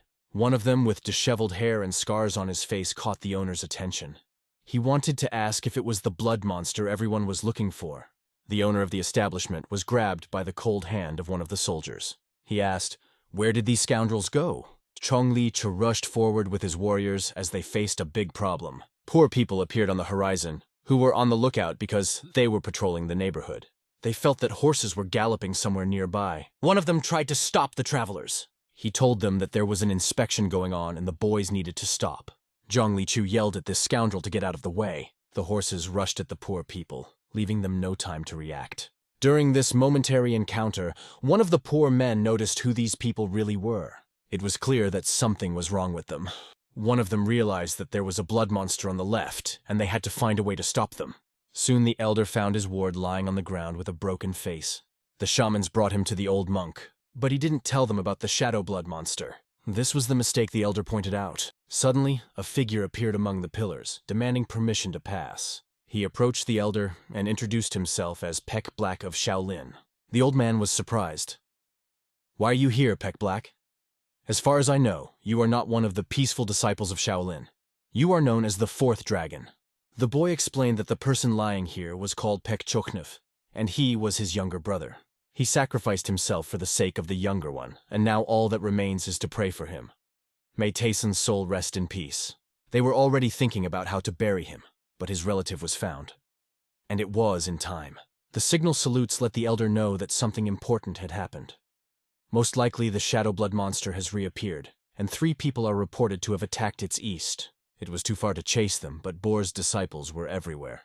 And yet the old man understood that it was necessary to hurry. There is no time, not even a minute can be wasted. They have a great responsibility. The younger brother was standing next to Tesson. He apologized to him for being late. Soon, young Master Li moved forward with his brigade of warriors. First, they needed to deal with the inferiors that they met in the forest, and they began to chase them. This meant that their path was now open. Li knew that there was no time, and there was no second way for them. Soon a thread stretched on the horizon. The rope was stretched specifically to stop the horses. The young master lost his vigilance along with his horse. The horse stumbled and began to fall over with all its weight. They both fell to the ground. As a result, a serious accident occurred. All 3 warriors fell with their horses. Getting up, they checked to see if everyone was alive. Although he had a wounded shoulder, he had to move on. But suddenly some warriors appeared on the horizon. 2 of them managed to hide, but the others did not hide their faces. Did they think that they would slip past the squad of inferiors and remain unnoticed?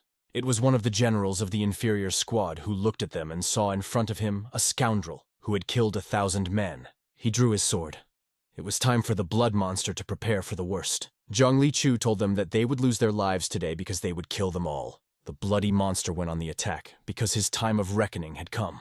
The general of the poor saw that he was the very boy. Holding their swords, they charged at each other. Swinging over each other's heads, they knew they had no right to lose. One of them held his sword with both hands, running past the enemy like the wind. After stopping, the result of the battle became visible. All this did not just happen. Soon the shadow blood monster found himself surrounded by the poor. He was not at all upset by what had happened. His face all scarred was hungry for battle. He suddenly, like a boomerang, began to spin in the air, cutting the nearest poor people around him. Their commander could see that the damned scoundrel was out of his mind, but he couldn't do anything, except how to block a blow that flew at his back. But this was not the end. The slave who served the commander rushed to the side along with his sword, and pierced his pitiful face with a dagger. The scoundrel regretted stopping them. Despite this, it was necessary to move on. A fierce battle broke out throughout the forest. The fight continued, and soon everyone was lying on the ground. Who caused such incredible damage to their squad? When the elder came and looked at his army, he understood that everything was clear with the shadow blood monster. But who were the people who decided to help him? They can't even be sure if they can live next to him. They must be destroyed at any cost. The young master went to the boat. They sailed to the island where his family was. Having entered there, the young master shouted, "Father, come out!" He called his mother so that she could hear his words. Young Li Chu knocked on the door but heard no sound. When he entered the house, a terrible picture appeared before him. Young Li noticed that there was no one where his father should have been. He looks around, but no one is there. Where his mother should have been, she was nowhere to be seen either. Even the tracks were gone. No hint of the people who were supposed to be here. There is no wife, no mother, no father. Everyone is gone and there is no one left in this area. One of his warriors turned to Chong Li, saying that something was happening behind him. Zhong Li turns around in terror, expecting an attack. He sees that everyone went to the forest and gathered nutritious herbs, and they are happy to see him. But when they saw this expression on the young master's face, it became clear that something had happened. Young Li could barely hold back his tears as he looked at them. From this moment on, the House of Heaven is no longer dangerous, and they have to go again. They will have to leave this area. There is a place that the boy's father noticed. It caught his attention, and now it is better to go to the place where the Heavenly Death Sect is located. But this place is too far from the Central Plains, even though it is perfect for hiding. They are not all here for their own safety. It's certainly the right choice, but it's all worrisome. Young Li knows that the safety of his family is more important than anything right now. Beck decided to apologize, but it might sound presumptuous of her. Because of her fear, she turned to Gimhua's master. Beck knows that this man has traveled the entire country and made a map. She thought he might have answers to the question of a safe haven or reinforcement for the assassin sect. But no one knew that such a possibility existed. Beck didn't say anything, just handed over the letter. Opening it, the young master read that there is a town in Shanxi province. It was a bold decision, but Beck prepared herself. It was amazing for her age, but it wasn't just a coincidence. Qinlin didn't even think about it. His wife asked if he would praise Ms. Beck for what she had done. But the young master was not used to praising anyone. Yuren thinks Beck did a really good job, and if she put in the effort, she deserves to be rewarded. Young Li understands that everything is so, but does not answer anything. He holds Yuren close, saying that they have a long road ahead of them, so they need to rest well. When asked where he was going, the boy replied that he was going to look for a boat. Their ship is very small, so they will have to get to Yeju, but Yuren notices that he has just returned. Young Li is sure that it is not time to rest. We need to leave this place as soon as possible. After promising, he slammed the door loudly and soon returned. Yuren pointed out that she didn't want that, but started arguing with him again. That night, Beck handed over the rewritten strange route for the assassins as well as the map to Bulburin, trying to draw it as carefully as possible. But it wasn't easy. She also prepared a reserve of money for the purchase of a boat. She did a really good job. Young Li acknowledges her achievements and thanks her for her participation. If it weren't for her support, the sect of assassins might have disappeared long ago. But now they have to hurry. Leaving on a boat, the young master ordered Jin and the blood monster to take care of his family. But he added, "Don't worry, be careful. Everything will be fine." Soon, the young master arrived on the scene and was informed that the murderers who had escaped with the weapons had to be found. If there is information about a possible attack, you should immediately report it and be especially careful. It's not certain, but it's better to be safe. Jung Lee handed over a map of the area with the direction of the assassins where they were heading now. As soon as everything is over, it should be handed over to them to come where we are. It will take the two of them a very long time to find the killers scattered around the cities. Jung Lee understands this very well. They must find 6 outside members of the assassin sect to help. The best way is to go to the ignoble clan. Even better to go to Master Hao for help. Jung Lee knows that their trip to Bulbrun must be kept a secret, and the less people know about it, the better. He trusts Master Hao, but if it becomes known that he has been in contact with them, there will be trouble. One of the men soon reported that they had found the boat. They didn't expect to find it so quickly at night, but Chong Li paid handsomely for it, and yet he trusts them, wanting a safe journey. After handing over the letter, they will follow it. Soon, at the meeting of the 10 major sects, everyone was discussing the moment that the assassin sect had captured the Shadow Blood monster. This is the same sect they once destroyed, but it turned out that there is a survivor among them. The monk was sure that they would be able to handle him. They are old, but their devotion remains the same. The old man takes responsibility for everything that happened and promises that Shaolin will follow the decisions of the 10 sects. Their situation is quite complicated. This is a threat to the entire organization, but they can't leave it like that. Now they will start a hunting dog on their trail. They have a new henchman and are wondering how well they can handle the hunt. They need to be checked. While sailing on the ship, the waves washed over their boat. The host was asked where Ms. Yugu was. His wife sent word that they would be found. When asked where they were going, the answer was Yeju. Soon, the hostess took responsibility and the letter for her to kill Jung Li. Of course, it sounded categorical, but she understood it. As the founder of the sect of assassins, she had to destroy them because there is no other way for them to survive in the world of Murim. A gathering was taking place on the territory of the sect that Sogo led. Supporters debated who they eliminated and who they eliminated. There were rumors that they dismembered corpses, but why be so cruel? For this guy, brutality knew no bounds, and for their organization, exceeding such norms became a source of satisfaction and also increased the number of orders and, accordingly, profits. But you need to be careful. They are already criticized and called butchers. Such actions can not only bring benefits, but also harm the organization Dark Moon World. However, this guy was not going to listen to anyone at all. You better deal with your wards. Sogo was very upset by what happened. Her wards asked what had happened to her, and if she was all right. She only showed a piece of paper with an order to destroy the assassin sect and kill young Li Chu personally. This is a serious situation. What happened? They even find it funny that the 10 sects can't handle Young Li Chu, and now it's a dozen scoundrels who decided to shift the responsibility to them by ordering the murder. If you think about it, the 10 great sects are far from perfect. The sister asked Sogo what they were going to do with young Li Chu. One of them decided, "What is there to think? We must go and finish him off." "But the thing is, Young Li Chu is their man too," says another. But these were naive words, because there were 6 dots on the paper, which meant, if they do not carry out the order, they will be destroyed and they will bear responsibility. A fierce argument began between them, and Sogo hit the table. Everyone had to listen to her from that moment on. She understood that the 10 great sects used the Death Heaven sect as a killing tool. With hidden help, the Heavenly Death sect carved out the rotten flesh of Chong Li Chu. To them, there is no difference between the Death Heaven sect and Dark Moon Light. The assassin groups, free from the control of the 10 great sects, did not even expect the process to go smoothly. But now, they really faced a big obstacle. Sogo didn't know if it was for better or worse, but neither they nor their organization knew what had happened to young Master John Lee. While they are looking for a sect, it is better to think about how to solve this issue. Then she turns to Ilsal's master. He enters the room and is instructed to find the young Master Zhong Li Chu, but the important thing is to take his time. The fact is that whoever hides the Shadow Blood monster belongs to the Assassin Sect, which is reported to the 10 major sects. The monk ordered to stay away from it, but this boy cannot ignore his brother's death and asks to intervene to avenge his murder. One of them realized that he had lost his disciples to this scoundrel, and every night he was filled with rage because of it.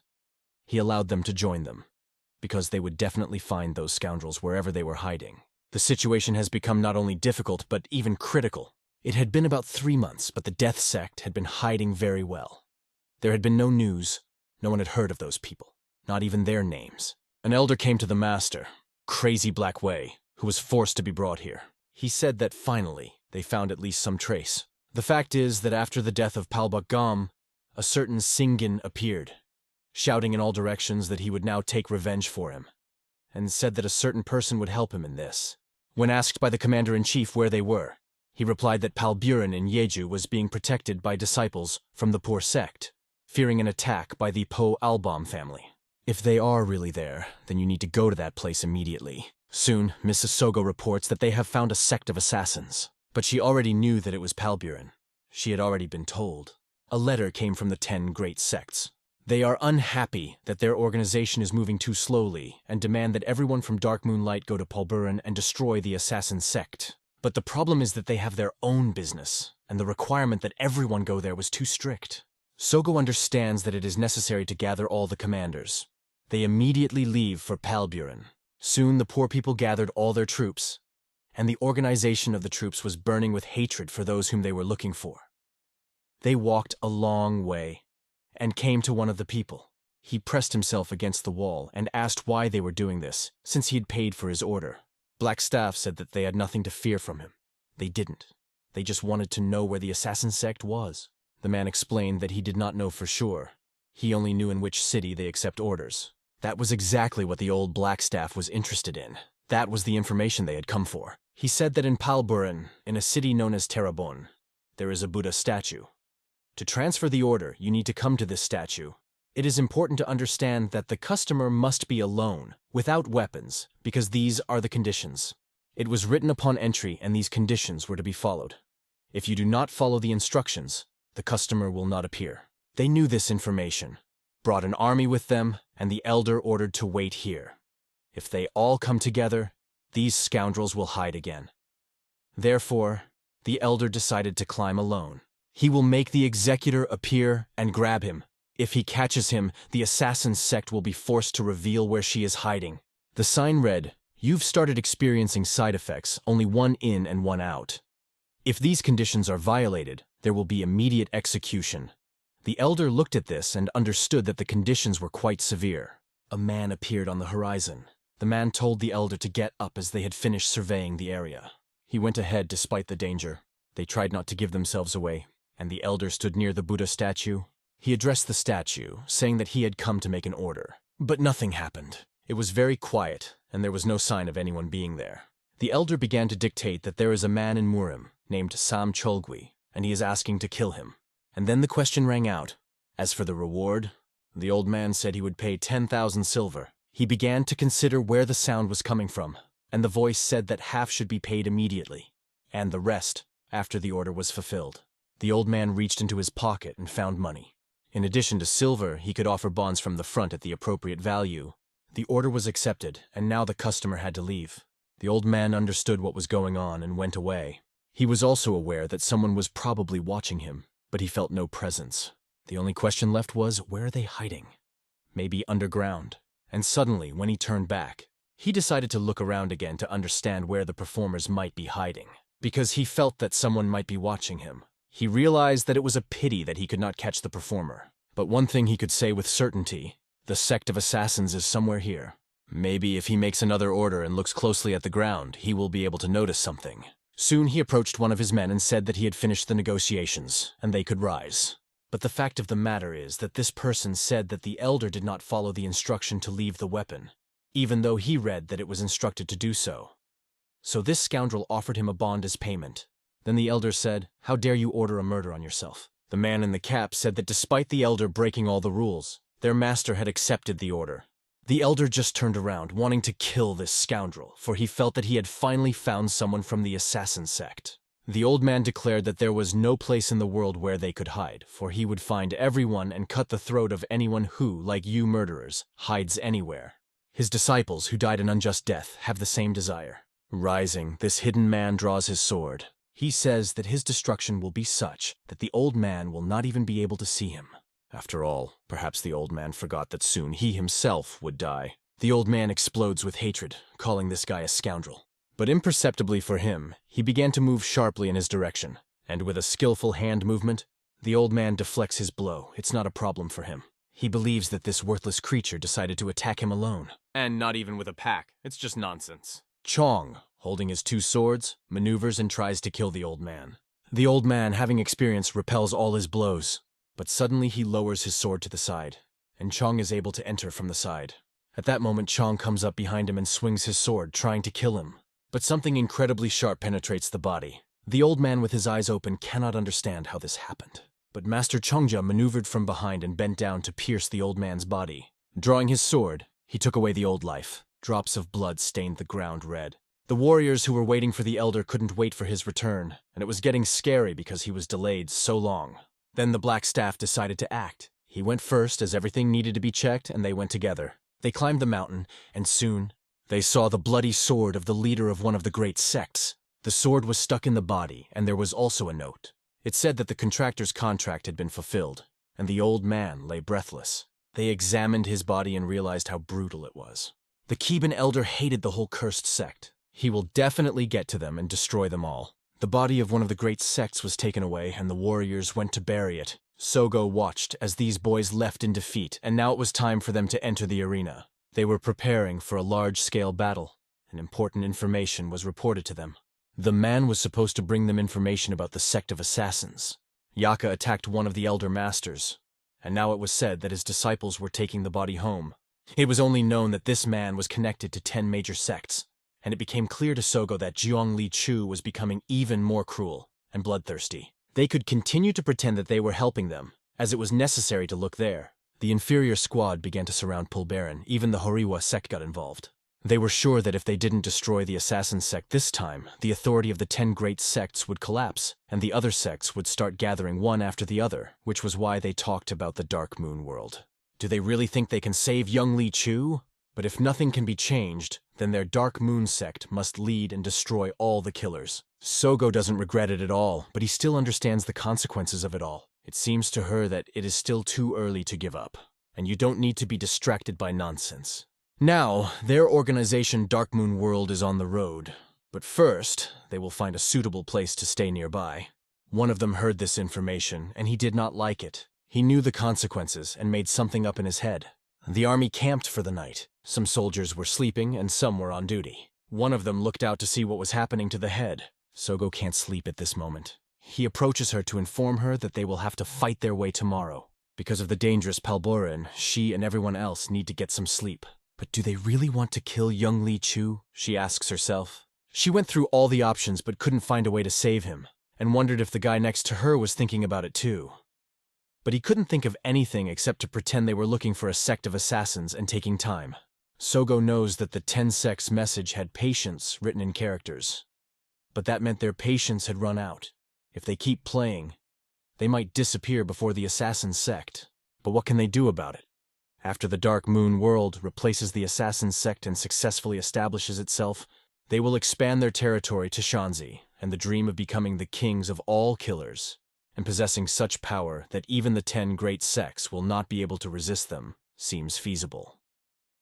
But it seems that she does not yet have the determination to make all those sacrifices necessary to achieve a great goal. Sogo even begins to doubt whether she is worthy of being the head. Sometimes she is jealous of Yihan, who is willing to sacrifice even relationships with people for his own interests. After all, the Dark Moon world has captured half of the territory of the assassins, but they are forced to reckon with 10 major sects. They fought to take over the rest of the territory, and the movie was about them getting out of control. But the question remains. Do they know that young Li Chu is fighting 10 major sects with only a tiny handful of assassins? You cannot even think about their status and mood.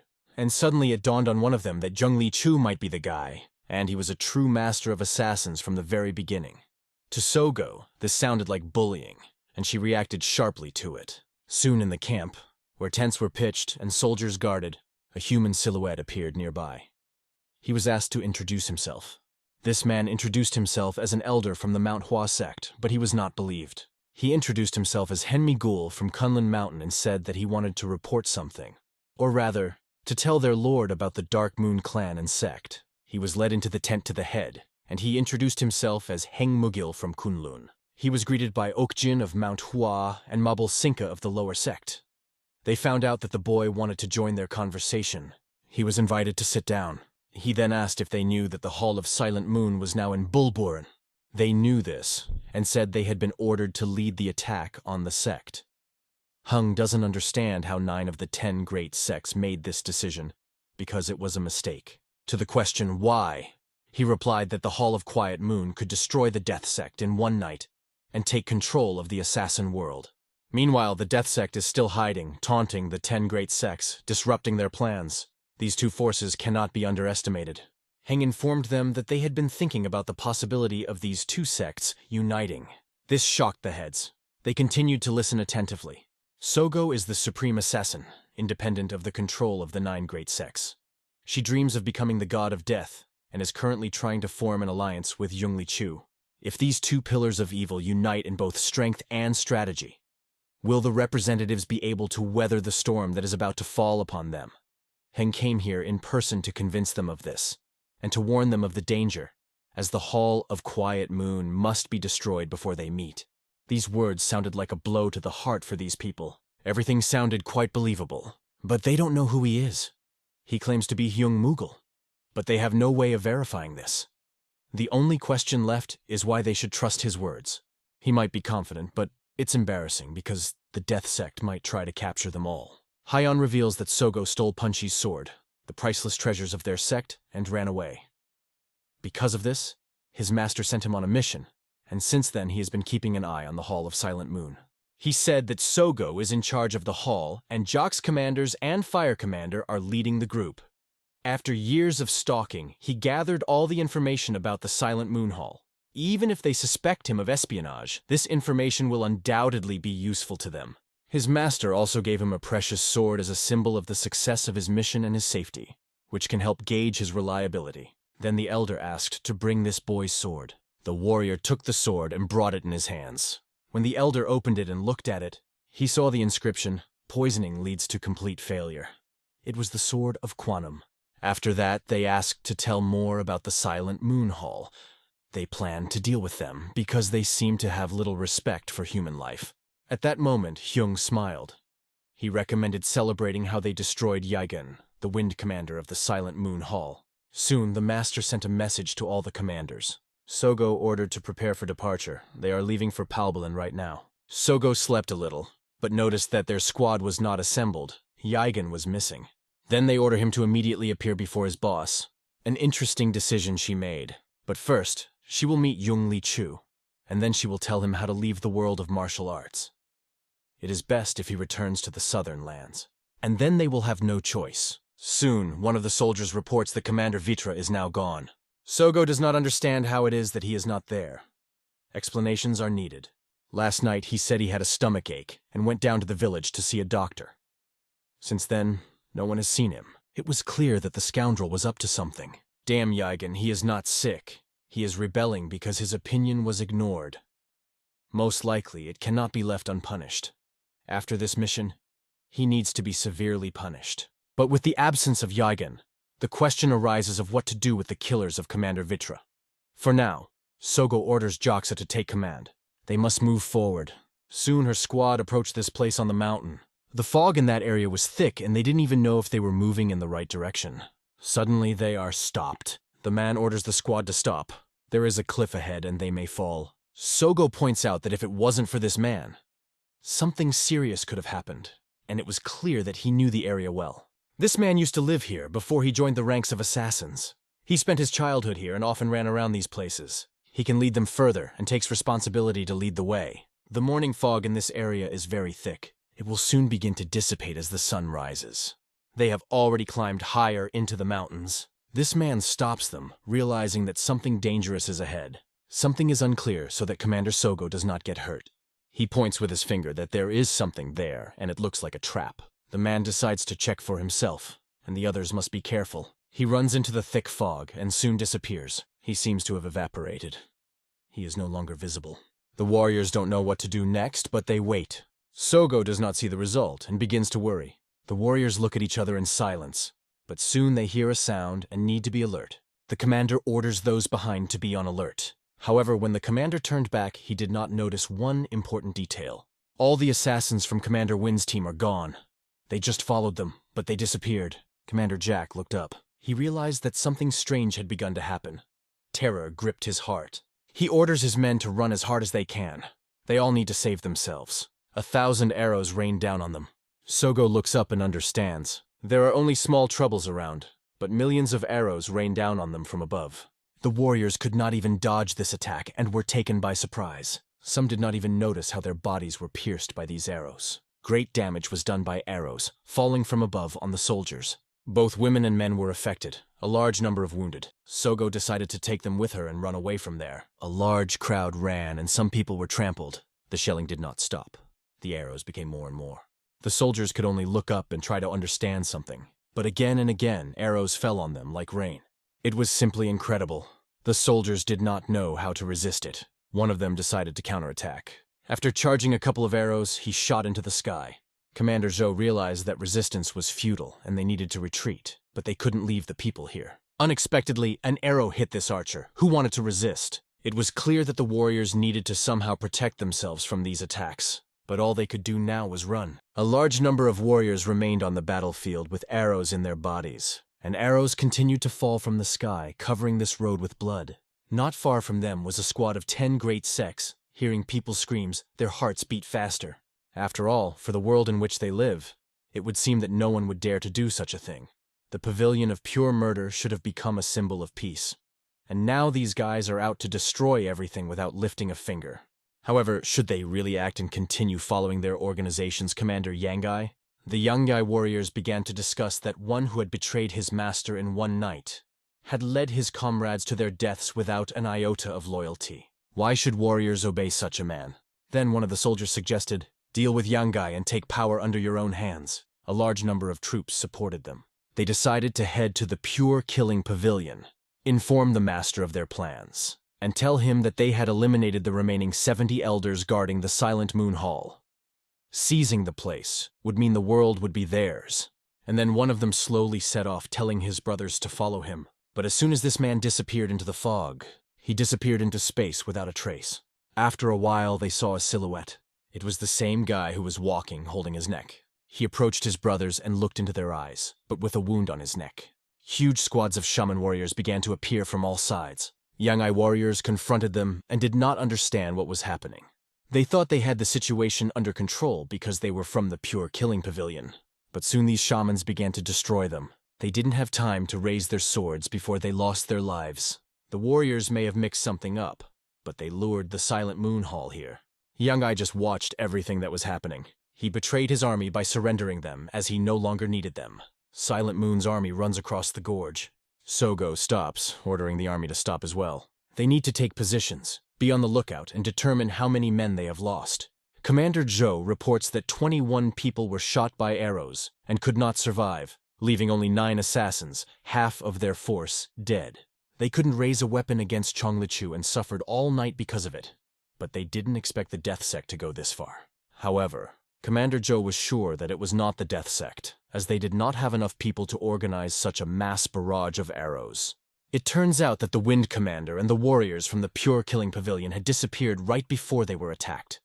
They brought the army here. Yangai betrayed them and teamed up with Pure Killing Pavilion and MANHUA to strike back at them. They follow orders because they have no choice. Because the 10 Great Sect considers assassins worthless. They can be destroyed at any time they want. And Yangai found a reason to get rid of the hall. Yangai is a real bastard who should have been eliminated earlier. One of the warriors turned to Sogo, warning that enemies were approaching. They are coming at a fast pace and will be here soon. Soon the enemies came from all sides. It was clear that the army of Quiet Moon was surrounded. Sogo had always tried to avoid confrontation with the 9 great sects until they became stronger, but now she had no choice. She draws her sword from its sheath, raises it above the soldiers and shouts that she is their stupid master, led them into a death trap. She asks them to live so she doesn't have to apologize on their graves. The warriors from the Hall of the Silent Moon prepared for battle. There was a huge number of enemies on all sides. They ran with various types of weapons in their hands: swords, axes, daggers, sticks. The worst thing is that there were a lot of them. An incredibly large horde of warriors surrounded them from all sides. The warriors wanted to destroy them. Sogo understood in her thoughts that although she did not become the god of death, she would die as one who aspired to become one. A horde of massive warriors ran, shouting at these sect killers to prepare for their doom. Sogo understood that he would die like a real fighter. She fought for her squad. Her only order is to fight to the end. Sogo began the battle, breaking through the crowd of enemies first. The first opponent from the sect of poor people literally scattered in all directions. Incredible techniques made enemies open their mouths in surprise. The fight broke out with unprecedented force. Everything on the battlefield turned red. Commander Joe looked around and saw only chaos and destruction. Shamans also joined the ranks of the poor. All he had to do was tell his soldiers that those who were born murderers were doomed to a violent death. He intended to defeat as many enemies as he could before he died. He burst into battle, rising above the heads of enemies. Swinging his sword, he intended to untie all the bonds of his enemies. He was to shatter their dreams and break their hopes. He will defend himself to the last drop of sweat and blood, and despite the fact that his warriors are living people. Everything has come to the point that they are now standing against each other. A huge number of warriors rush into battle, suddenly waving their swords. Soon they even reach the very center of their detachment. One of the warriors stopped the enemy's sword with her shoulder. The enemy, one of the poor, asked the girl who became a murderer why she chose this path. Her face, full of determination, gave no answer, but her actions were much more eloquent. The incredibly quick reaction to the enemy attack was impressive. The young housewife's squad responded with actions, showing that if the poor man wanted to ask questions about the right to become a murderer, so let him prepare to go straight to hell. Punches had to be repelled every second. One warrior replaced another. Destroying one enemy, two more appeared. Although the enemies cracked like nuts, their number gave an advantage. Their numbers began to put pressure on the death sect. Eventually, people began to exhale. Over time, their blows became weaker and weaker. Soon the advantage began to shift to the poor, and soon the swords of the assassins began to stop. The poor mercilessly beat the crap out of their enemies. They grabbed their knives with bare hands, as they sent them back to where they came from. One of the poor men remarked that it was a shame to even breathe the same air with these murderers. Today they will destroy all these bastards without any mercy. Without a glance, but in the very center, he noticed the main goal. Sogo, their leader, was his target. He made his way to her faster, and he decided to say before her death that he had long dreamed of meeting the leader of the Silent Moon. Sogo told him that he would pay for daring to turn his sword against them. She dealt him a crushing blow, but to him Sogo was just an inexperienced novice, and her dreams of becoming the god of death seemed ridiculous to him. When she dodged his attack, he saw her determination. The man looked at her reaction. Everyone around felt that smell. Suddenly, everyone turned their attention, both the soldiers of the Quiet Moon and the army of the 10 great sects. A huge fire was rising around them, and it was rising higher and higher. The mountain began to burn, and a fire in such weather seemed simply incredible. They were surrounded by fire and realized something was wrong.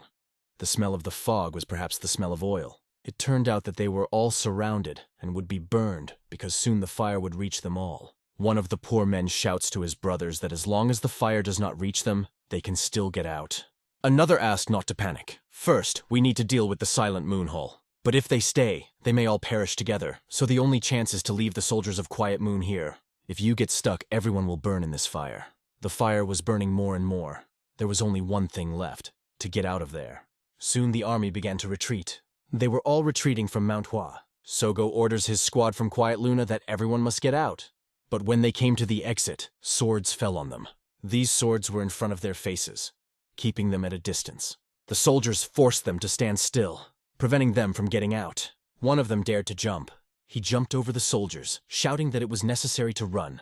But an incredible number of swords pierced him. He fell wounded to the ground. Sogo cries out in pain as one of her best warriors is defeated, and then she orders Commander Jocks that all survivors must form a breakout formation. They have to fight their way through this forest of swords. It's much smarter than dying in the fire. After all, a large number of enemies with swords were waiting for them ahead.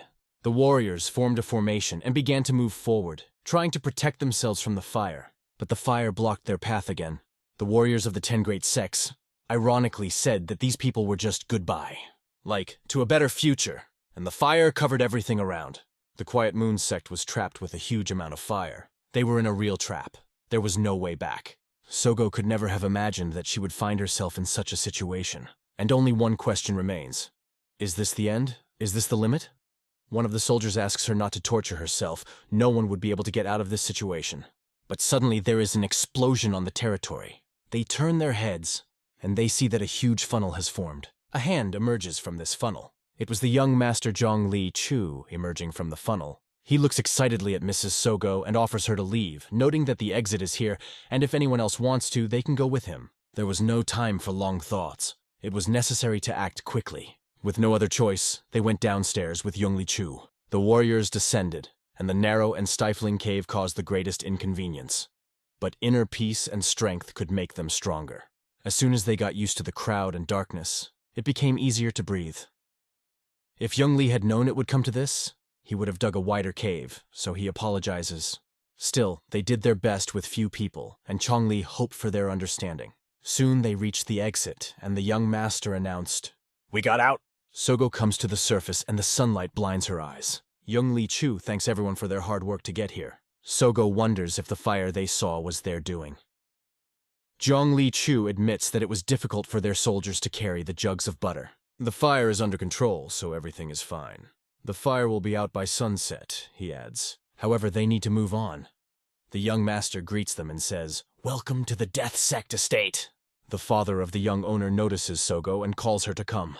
She greets the master, and it was obvious that she had been through a tough battle. Sogo admits that the battle was hard and she owes Zhongli Chu her life. Everyone bows to the master, who warmly greets them. The master, the young master's father, points out that they have all grown a lot since he last saw them, and looks at them proudly. However, only one question remained. "Where is Yangai?" These words alarmed everyone. The master adds, "Never look for that rascal Yangai again. That traitor led the Hall of Silent Moon into a death trap. He is no longer one of us." It pained the master to say it, but there was no other way. It was clear that everyone was exhausted from the fierce battle. It was necessary to prepare a place for rest and take care of the wounded. Despite the modest conditions, Zhongli Chu apologizes. He cannot offer anything better, since they had to settle in this remote mountain. Sogo asks him not to apologize. They are grateful for everything. However, Sogo is stopped by Beck. She wanted to ask one question, but held back. I decided to just say, "Thank you." When the door slammed shut, she was left alone. In this locked room, she understood that she had miraculously survived. She sat down on the bed, feeling her heart grow heavier. Her eyes fill with tears. "Why do I still have to keep it to myself?" she thought. So much has happened in such a short time. She's just amazed that she survived. At night, the fire began to die out. Sogo dreamed of the master addressing her, asking her to open her eyes. "Are you just going to lie here? Get up and draw your sword!" You have to become the strongest girl in this world. No one should be above you. No one, neither man nor woman, will be able to look down on you. I can make you anything you want. Anything for you. I'm ready to make you the god of death. I have martial arts, money, and people. But you have more than just talent to become a god of death.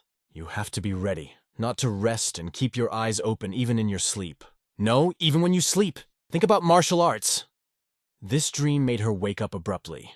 She woke up with horror, realizing that Sogo is tormented by a nightmare again. She realized that the fire had just died down and they were about to retreat. That guy just lay in their path, as if begging to be burned, even drawing his own sword. People gathered outside to have dinner after all this effort.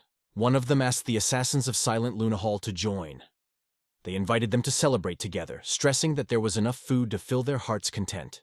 "Wouldn't boar meat make a wonderful addition to the celebration?"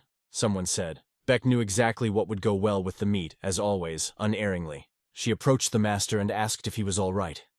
"It cannot be otherwise," he answered. The master then addressed the soldiers.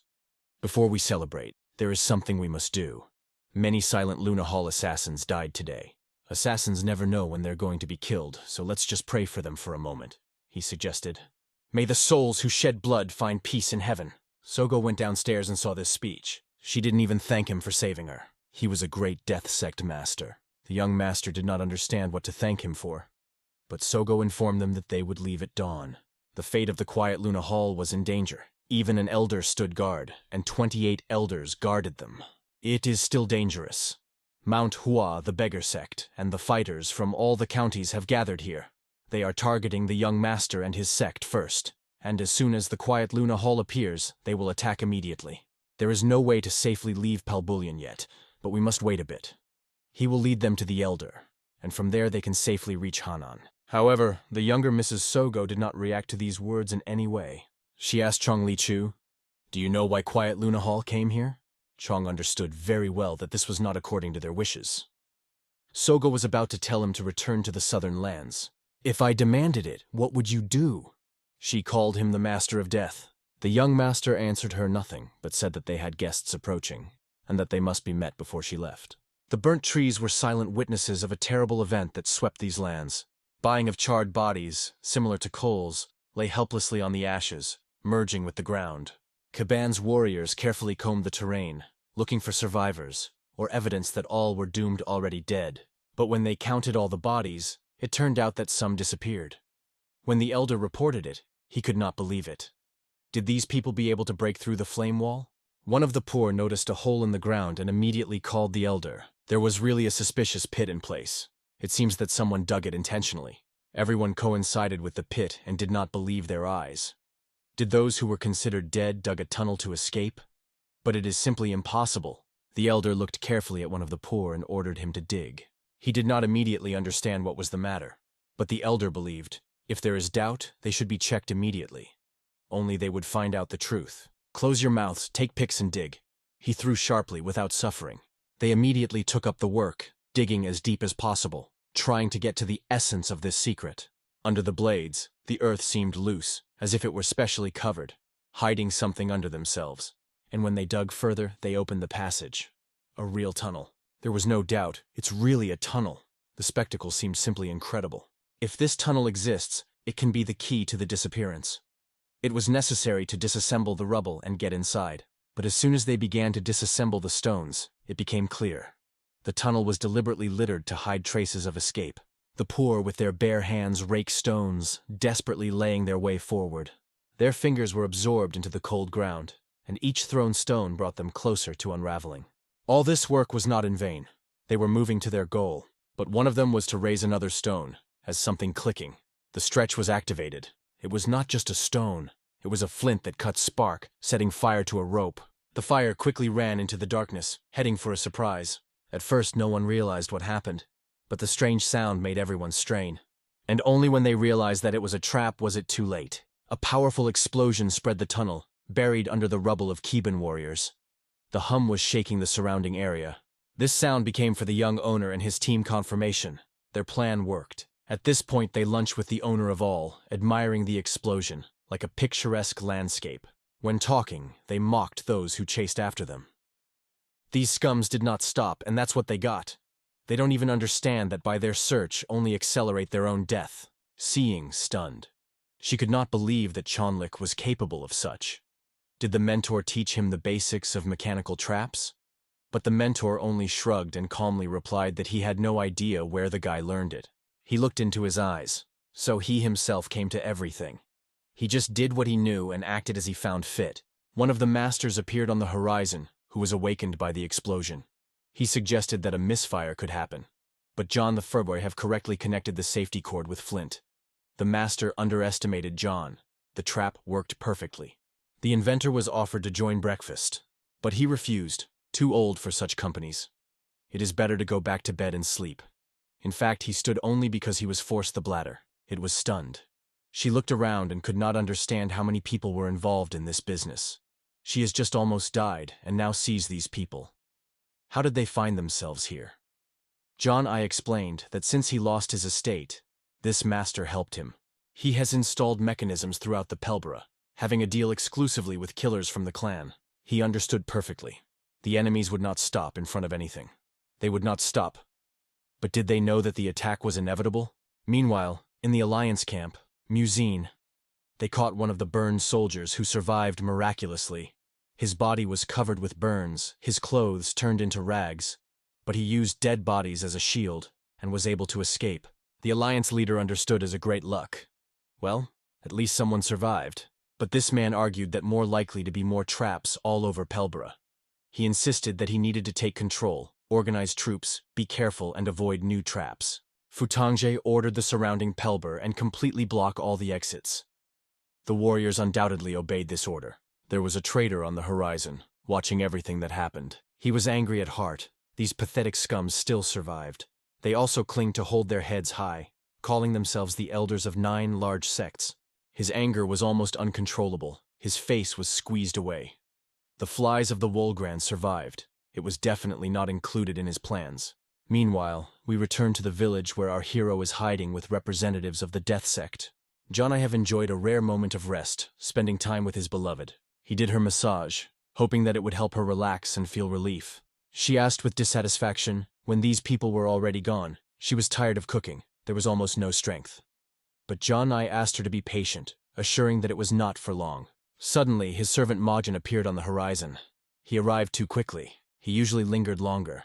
Modgan reported that the warriors of Kiban, Hwasan, and other high-birth gatherings gathered under Pelbarine. He was late because he tried to get around them so as not to cause suspicion. When asked about their numbers, the answer was disappointing, twice as much as in Hellion Sinma. If they decide to leave this swollen place, it will be extremely difficult for them. Hearing this, our hero tensed. Now he had to think quickly how to protect his family. He knocked on the door of her room. As soon as she opened, squeezing the sword firmly in her hands, he calmly said, "Guests came. I think you will be pleased to see them." Meanwhile, through the tunnels, they led one of the elders. The road was heavy, grueling. The old man was barely holding on his feet, moaning with back pain. "So, is it a Logo Chan you count?" he muttered in surprise. Seeing his older brothers, our hero's father froze. How did they find themselves here? They were immediately offered to rest and have a snack. The road probably exhausted them. But as soon as she saw the arrivals, her heart squeezed with horror. She watched from the inside and fell into a state of nervous stupor. She realized that between these people and John I count an ancient hostility. But it is too much. On her confused question, the hero just smiled, which was even more angry. "Why are you laughing? It hurts even to look." Meanwhile, we are transferred to the Marima camp, where the old man who came to the elder approached their flag. The question, who is he? The answer was simple. They say in Pelberd some milk pans are playing with mechanisms. It looked pathetic for him. In such cases, it would be necessary to flee and report immediately. But the warrior agreed with him. Now the main thing. How to present it to the leader. This low man with several broken teeth, twisted and flushed. This warrior is too intrusive. Once the elder heard who arrived in the camp, he immediately went towards. "Okay," Jin greeted the alien. A master who was considered a respectable person here. His appearance was an honor for all. After all, he has long heard of his legendary skill. But the old man did not look for glory. He just wanted to give him a room. Then, he will immediately get to work. At first, Jin did not understand his intentions. But the old man was just surprised. "What is unclear here? I got here for too long. I will be swayed. Give me a room. I want to sleep normally." As soon as he received his place for rest, he immediately tapped, as if he had come here exclusively to sleep. The warriors watched him with interest, not understanding how to sleep so quietly at such a time. When asked, "Who is this strange old man?" "Okay," Jean replied, "This is Henunja. He is an unsurpassed master in the field of mechanical arts, is considered the best in his generation. Its appearance here is equivalent to obtaining thousands of additional soldiers." Okay, Jin ordered him to allocate personal security for him. As soon as he wakes up, it should be reported immediately, because such a guest should be accepted with honors. Meanwhile, she talked to her mentor and could not believe that he had reached here. But he heard everything. He could not stay away when his support was needed. She spent his hand on his chest and said Chan quietly, "You did the right thing." However, something inside her did not rest. She decided to ask, "Let the master not think that I am weak, but it is still difficult for me." He always considered her almost his child. "When your own child falls, it does not bring joy to the father," the mentor replied quietly. "But this is just one fall, and it does not mean an end. You still have resources, killers in the estate, support of the old Chan. You have a chance to climb and start again." The mentor cited the example of John, a guy whose residence was destroyed, who lost most of his forces and people. But even in such harsh conditions, it again gains power. And you can do the same. In her head, the idea flashed. And what if the master was brought up not me, but John I count? He would be proud of him more than me. But the only thing the master answered, "You have to focus on yourself." Hearing about the actions of the boy, he realized that is a truly exceptional person. And at heart, she knew herself that she was so angry. Everything is right. It just started, and he was interested to know who would eventually win, who will become a new god of death. When they went down in the tunnel, he did not notice anything special. But now, looking around, he understood. This is a truly impregnable fortress, the perfect place for shelter. Warriors who came to visit could not understand how John was able to find such a place. But the fact is that he did not look for him. The old master told him the way. The same old man who crossed all the Middle-earth along and across. The ability to surround yourself with such people is probably the most valuable skill that a person can have. However, they did not want to praise him too much. They saw that John the Count and his father were really raised properly, in the spirit of justice and honor. But now it's time to act. Listen, he said. We must leave Pelber as soon as possible. The problem is that John is taking the initiative, and this has caused serious concern for one of the soldiers. If the masters continue to remain here, then the inheritance of the murderer will not pass, not the sect of the Quiet Moon, but the sect of the murderers. His eyes hated the appearance of Chong, because he saw that that is what he wanted. Meanwhile, the masters talked with the father of John. They agreed that he could still happen well if the Hen himself joined them. But did he not get sick? One of the elders replied that Hen heard the news about Jan Ganya and decided not to meet his brothers. He was too ashamed of him. The father of our hero understood. Hen is deeply upset. They could not fully understand his feelings, but knew that the pain did not release him. Their conversation was suddenly interrupted by Beck, which reported the important news. All leaders should gather immediately. There are cases that need to be discussed. The sect of the Quiet Moon faced with the first serious test since its foundation. 2/3 of their strength were destroyed. Once upon a time, 6 masters of the murderer could compete from the sections of the Deadly Wind. If mentors share their advice, it may not be lost yet. Now that all the elders were present, he had to say something important. They probably noticed that the paths of the sect of the Quiet Moon and the sect of the murderers are far more and more. Understanding this, our hero solemnly stated to everyone, "Where there is a sect of a Quiet Moon, there will be no place for the sect of murderers." Silence fell in the hall. No one immediately realized what he was in mind, but still asked, wanting to hear an explanation. The hero looked at his father, and then at all present, and reminded one ancient story. Once one of the great masters of the killing path, John, gave 3 bows to the supreme mentor. The first is as the ruler of his vassal. The second is like the older brother of the younger.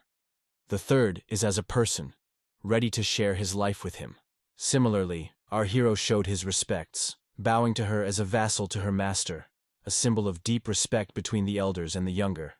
He solemnly presented his loyalty to the sect of the murderers. The latter oath was connected with the victim of life, the oath of eternal reconciliation. He swore that while he was alive, the sect of the Quiet Moon would not be afraid of the sect of the murderers. He repeated again, "Where there is a sect of a Quiet Moon, the sect of the murderers will not interfere with them.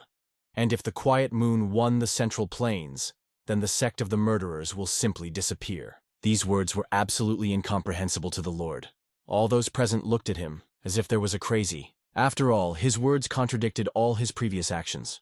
Only the mentor decided to disturb the tense silence. At this point, his father could not stand and wept, hearing such words from his own son. The mentor, without hesitation, stated that they should go and promised to help them get outside Pelber. Meanwhile, the master mechanisms carefully inspected the traps that were arranged around. He moved the terrain, noticing all the subtleties and tricks of the traps. His experience allowed to see the benefits of landscape and skillfully established mechanisms. Moving forward, he explained, "Here are hidden hooks that are better not to step on." One of these hooks he lifted and passed the warrior. But in the next moment, he suddenly grabbed him back and threw forward. The hook hit right near the thin thread that could activate the trap. The master pulled the thread on himself. This provoked activation of the mechanism. Incredible rain from sharp spears suddenly began to climb from the ground and fall from the trees. Fortunately, everything happened far enough not to touch the warriors. They only watched from afar, which worked on the horizon. Even the master was amazed. These dirty toys were created surprisingly skillfully. He couldn't help but admire this. Everything was even more difficult than he expected. He addressed the warrior who was responsible for the cards and ordered the place to be marked. The elder could not calm down. How many more traps were hidden here? It is impossible to know for sure, but if they start analyzing them one by one, they will eventually understand that they all lead to one place. And that is where, at this point, the rats they seek are hiding. Soon the owner heard the sound. But he was different from those who created mechanisms. He hoped that if the enemies would fall into another trap, then they would finally see him and retreat. But it seems that they continued to move forward. From afar, it was obvious how warriors of martial arts gather here, despite the mystery of their plan, which remains a mystery to all present. However, our hero, smiling boldly, confidently stated that in order to shake the wall of the sect of murderers from Palboran, they would have to pay a very high price. No one of his surroundings could believe how he could speak so calmly, despite the tension and danger that was moving at every step. But the man standing behind suddenly began to apologize, leaving everyone in surprise and forcing him to think about his motives. Our not-at-all hero did not understand why he said it, because he thought he suggested using the sect of the Quiet Moon as a step in his own exaltation. However, John Lee, full of mystery, asked if he really believes in his former plans. The answer was laconic, and it was this briefness that satisfied our hero, because his observation of events was made. He just asked, "Which of you of these two?" Zrinya, leaving a mystery that made that man be surprised to be surprised. The hero continued that as soon as he leaves the sect of the Quiet Moon, one of the present would become a worthy heir to the martial arts and a new head of the clan. He always wondered why they were so attached to the sect of the Quiet Moon. Obviously, it is not only the dedication of the same, but also the deeper unknown reasons. And it made it clear that each of his words had a deep meaning, imbued with mysteriousness and skill inherent in true soldiers of the arts. This man deliberately refused to reveal the truth, even when it was demanded by Lord John Lich, leaving at least a drop of mystery to keep intrigue. The warriors said goodbye to the Moon's sectarians, divorced with ritual warmth and leaving behind a loop of memories that would be heard in their hearts for a long time. On the way back, when a group of like-minded people met, 2 men escorted them, adding to each step the dynamics and unusual energy of the meeting. Since they were perfectly oriented in the outskirts of Palboran, their only request sounded clear. When meeting with warriors of martial arts or grievances, not to fight, just to run. Yes, if nothing happens, let them simply not pay attention and run, because only in this way they will ensure their safety and be able to leave Palmoran without interference. After these words, it was time to move on, and everyone realized that the road requires an inevitable movement forward, leaving everything behind in the world of the past. Everyone waved farewells, like a luxurious gesture of joy from meeting, which strengthened the connections and left the warmth of common moments in memory.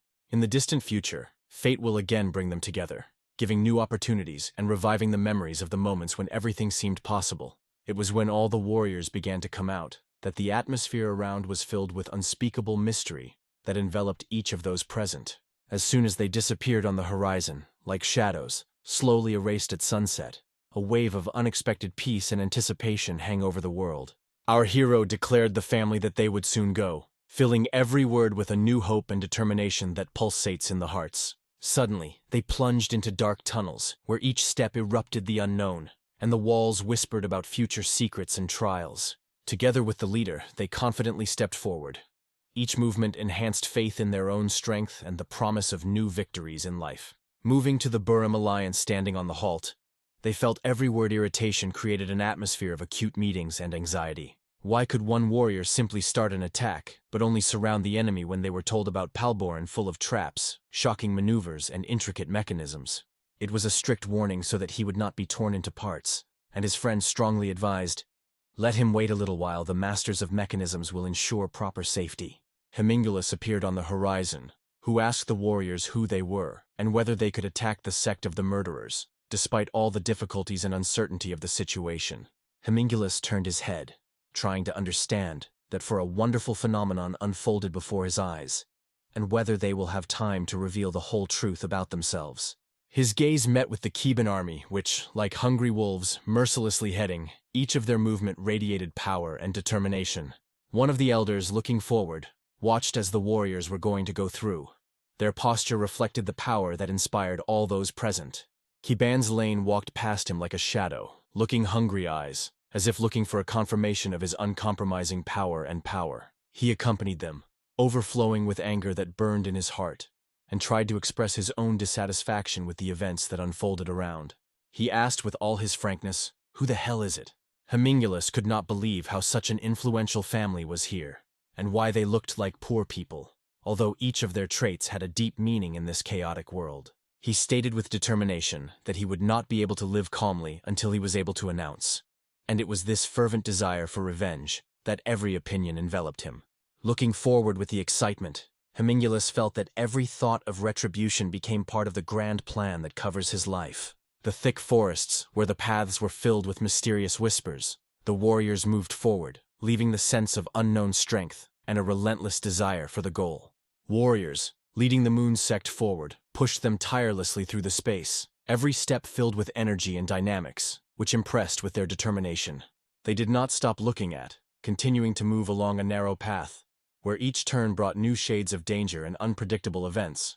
Thus, immersed in her own thoughts, as if to break away from reality, allowing memories and anticipation to slowly wrap her soul. Do they move like a slow train, which can dramatically gain speed? However, let them not worry. Everything happens in the invisible scenario. The warrior replied that it is not necessary to suffer personal worries, but it is better to wait a little, because time would certainly reveal the true essence of events. Suddenly, he noticed that no person was visible on the distant horizon. Only silent bodies testified to the inevitable tragedy. If everything seems normal, then the only way is to move forward, despite the darkness and shadow of the past fights. They passed the silent bodies by step, each of which told about their own pain and loss. These were those who, along with traders from the Alliance Morea, carefully calculated their path, leaving a trace in the stormy history of battles. Immediately changing the location, they adapted to those who cleared the path. Although the desires were grand, the forces had to be preserved for future races. From now on, the question came about, are these people really engaged in clearing the path, leaving behind chaos and uncertainty? Returning to Hemingol, he immediately approached the elder, is ready to share important information and his intentions. He said that Master Guan Gan Gin from the Kunun school, as well as Gin himself, shared with the elder details about the existent sector and the intentions of the Quiet Moon sectarians. At this point, the leader of the sect, focusing on his sword, as if preparing for an inevitable battle that she had to break down soon. Hemingolus stated that he had come with advice capable of helping Chon Navi. He openly confessed to his own feelings of anger and hatred, asking only to listen to his offer. Having pulled his sword, the head of the sect strongly directed him, asking in sharp words who the hell is taken away. He really is like that. Hemingolus continued, explaining that the sect of the murderers arose through the sect of the Quiet Moon, because the latter did not start its actions openly, whereas the real goal was the sect of the murderers. 9 large schools were ordered to be surrounded by Palburn, but not to attack, because they could not simply sharpen their swords in front of the enemy, since the main purpose of the sectarians of the Quiet Moon, the destruction of 12 elders remaining in Nanan.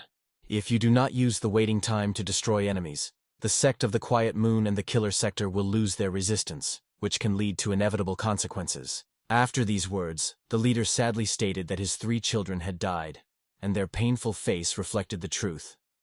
The father has no right to enjoy warm food, soft clothes, and a peaceful sleep. The remnant of his life was to be dedicated to ruthless, bloody revenge.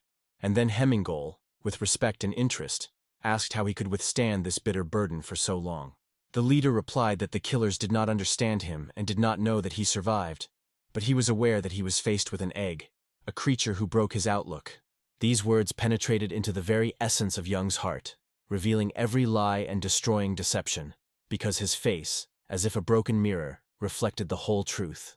The leader continued that he was rumored. He heard you helped free the shadow demon, wore his son's skin. After that, he learned that they were part of the sectarian group, and carefully monitored each word. Even heard that there was a disciple of Kun Luna named John Gok, and suddenly he imagined him as if he had appeared before him, causing her restless curiosity.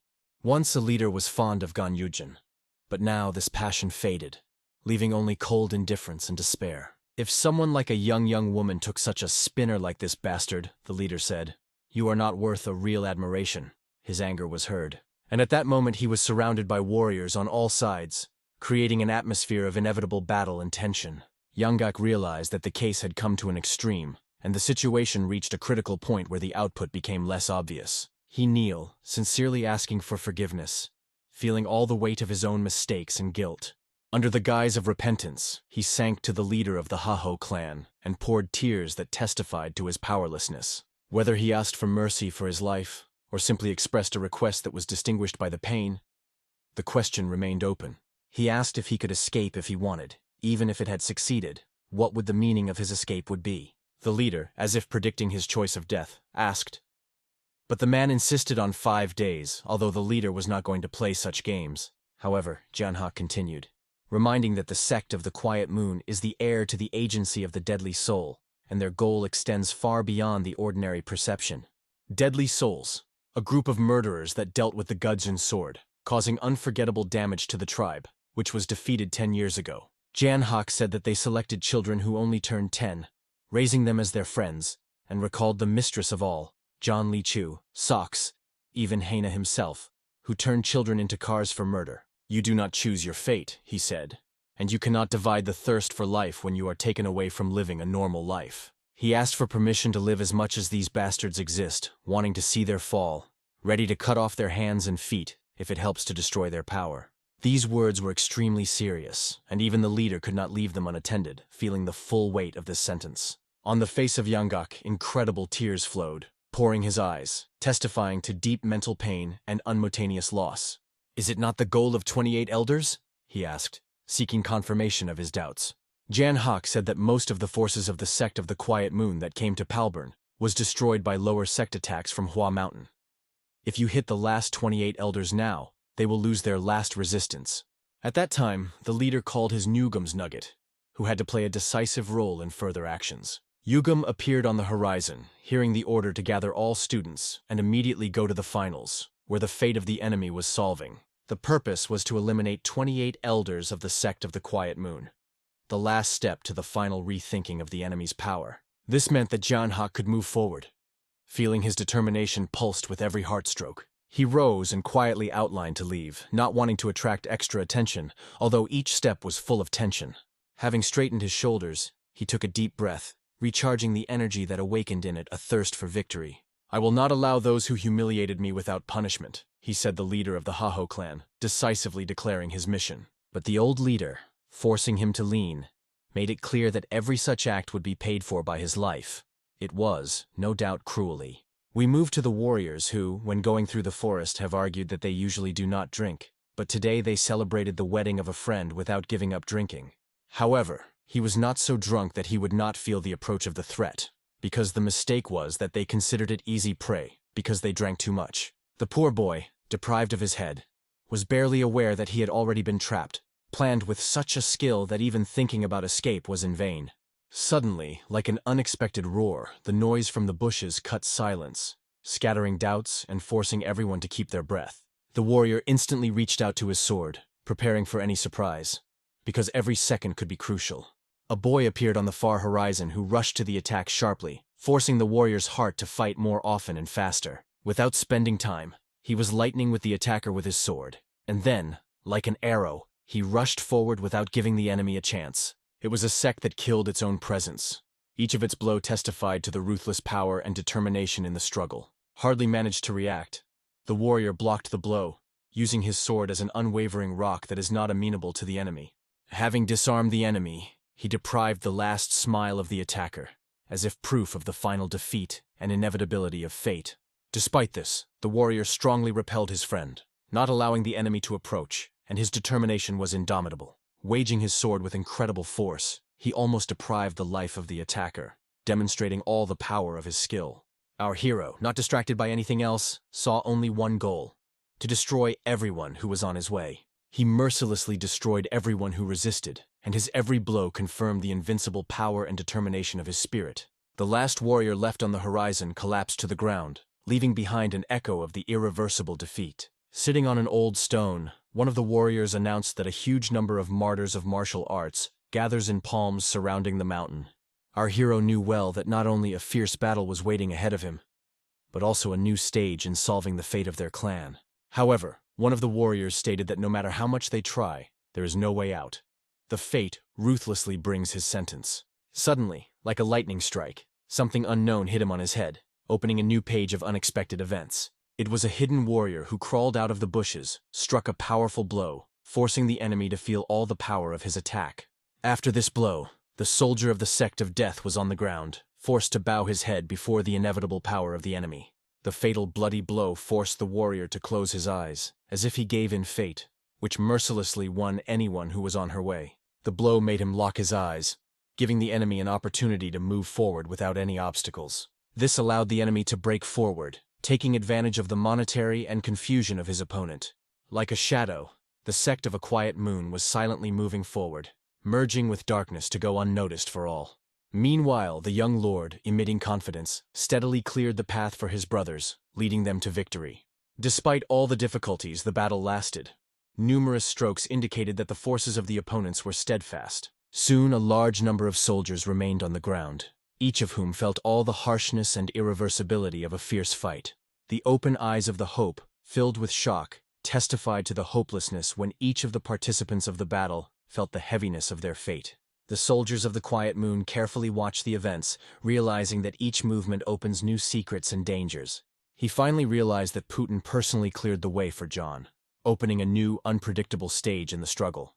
But suddenly one of the soldiers stopped, feeling that there was an unexpected obstacle before them, forcing them to think about further actions. Something terrible and unknown was waiting ahead. An obstacle was a whole tree, in which all their worst fears and fears came.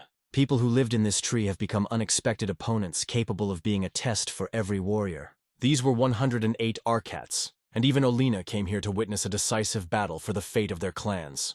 There was no other way. If you come back, a meeting with the sectarians of the poor or an indomitable Hua Mountain, who did not know the mercy. In such a situation, the only way to break forward, without looking back at the risks waiting at every step.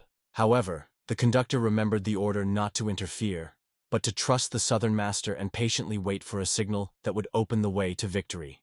The spark was inflamed as the first alarm signal, and the trap immediately worked, filling the space with a relentless sense of danger. She went to her purpose, activating a mechanism that worked continuously as a complex clock mechanism in the respects of events. The spark quickly covered the grass, and then, like an arrow, went to a tree, leaving no chance to rest. On an ancient tree, tied to a huge stone, there was a secret of ancient forces waiting for its moment. As soon as the spark reached the stone, he immediately detached, starting the incredible power of destruction. A powerful wave of fragments raced space, like a storm, scattering fragments in all sides with destructive force. If these wreckage had hit the full robbery, everything would disappear without a trace, as if nature had taken away its sacrifices.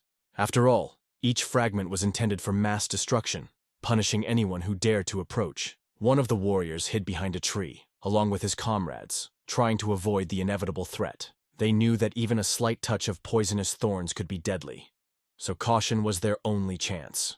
The master of the mechanisms moved forward step by step, ordering to free space on the map, where every detail opened a new mystery. Following him, the group explored the territory, moving forward and opening unknown ways. Somewhere near the moon was quietly approaching the exit, preparing for its decisive step. They stood motionless like hunters, waiting for a favorable moment for the offensive. Looking down the mountains, they were confused and did not know what to do in this uncertainty. No one believed in a drop of hope, but suddenly something changed their perception of the future. The monks were sharply lost. Finally, the sect of the murderers. We were waiting for that damn monster. All the views focused forward, because the unexpected cry awakened their thirst for action. The monks, like evil dogs, were rushing forward, decisively striving to catch up and hold the sect of the murderers. It was John who distracted the enemies, rushing forward, and hundreds of monks joined him. He felt the battle, but understood that the main task was to safely bring his brothers. The monks, like evil animals, ran behind the young mistress, not let him move away from his chosen path. One of them escaped forward, swinging his stick, trying to stop the hero. The hero instantly evaded, reflecting a blow like a lightning that scattered the darkness. Suddenly, changing the direction, he did not rush in a straight line to confuse these light fools. His unexpected maneuver completely scattered the traces, and the forests of the fools lost the orientation in the chaos of events. From the distance of the Lord, she could not believe her own eyes, watching such incredible courage. The brave man came forward, rushing against hundreds of monks, demonstrating the determination that overshadowed fear. Despite the number of enemies, he did not feel fear, because his inner strength exceeded any threat. The sect of the murderers reported 108 Arcats, warriors of incredible power that forced the enemies to tremble. It was a sign that it was time to act. More delay is not allowed, and you need to rush forward immediately. The sign of fate appeared over everyone, and they, without hesitation, quickly went forward to victory. The road was clean, and every step was determined. It was time to run this path to the end. In synchronous, the group rushed to the exit, like arrows that cut out the space. Without looking back, they confidently headed forward, hoping that the Lord had already read their order. They went to the composition in front, where each corner hid the secret of the following events. When they came to the composition, they saw the door opened, and they were met by a man with a warm smile. Seeing them, he said happily, "Finally come in." His words were filled with hope. A moment later, as soon as they entered, the door closed instantly, as if protecting internal secrets. The man quickly gripped the door, locking them on the key so that no one penetrates this sacred home. The guide explained that the young master prepared everything carefully, and therefore it is necessary to follow each instructions. From this point, everyone became part of the festive process, as if fate had connected everyone into one. Everyone was ordered to dress as waiters, to take available clothes and carefully put a weapon in a box for preciousness. And for the elder of the agency of the dead soul, which was moving, a safe place for seating in wagons was given. Finally, the Lord has announced that she would become a bride today, opening a new page of fate. Svadov caravan went on the way, opening the way to new endeavors and full of hope for a better future. The idea was brilliant. They believed that this plan would help to trick the Shaolin and avoid unexpected meetings. Soon, the sect of the murderers broke up like a dream, lost in uncertainty, like stupid forests under the pressure of a storm. On the horizon of the wedding caravan, foxes appeared, whose eyes glowed suspicion and readiness for the attack. Everyone kept breathing, trying to keep peace, because every second could be crucial. Bald warriors watched the caravan closely. Their views were filled with harshness and unwavering determination. There was a warning behind the guide. From now on, a bandit awaits you, and everyone should stand against his attacks. They soon stretched the swords and organized a public attack, demanding that all the preciousness under threat of violence. The man, barely holding on, shouted, asking for help because his jewelry was created for celebration, not for battle. However, enemies, declaring themselves members of the sect, threatened the caravan by murder if they did not do the preciousness. The foxes immediately rushed to the attack, ordering the caravan participants to defend themselves immediately, leaving no chance. The guide explained that their role was over, and asked his friend to be especially careful on the further road. The killer sect began to retreat again, realizing that confrontation with bald enemies could be too expensive. They were clearly aware that theft in the middle of the day in their mountains was severely punished, forcing them to act with caution. Bald warriors, like predators, quickly ran near the caravan, without thinking about who they left behind. They did not delay the thoughts of losses, only quickly moved, like shadows that disappear in dusk. Soon, when they swept by, it was possible to breathe a sigh of relief. The danger temporarily retreated. It was a truly brilliant plan that made everyone enthusiastically recognize his incredible skill. However, one of the bald warriors stopped suddenly, feeling something unusual, which made him be touched. He approached the wedding caravan, wanting to make sure that everyone was in order and no one was injured.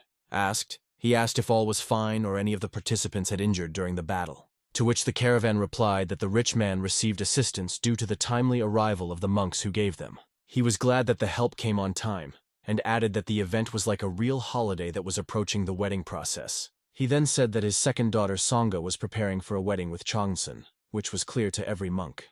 He decided to check the carriage, asking whether not against the left side, because he knew that it might seem a little rough. But time was not waiting. The leader of the caravan said that anyone can do what he wants, though he does not like it, but the choice remains after them. The monk once again apologized to the leader, trying to restore trust and settle old images. Opening the door, he wanted to make sure that everything was in order and that nothing was surprised.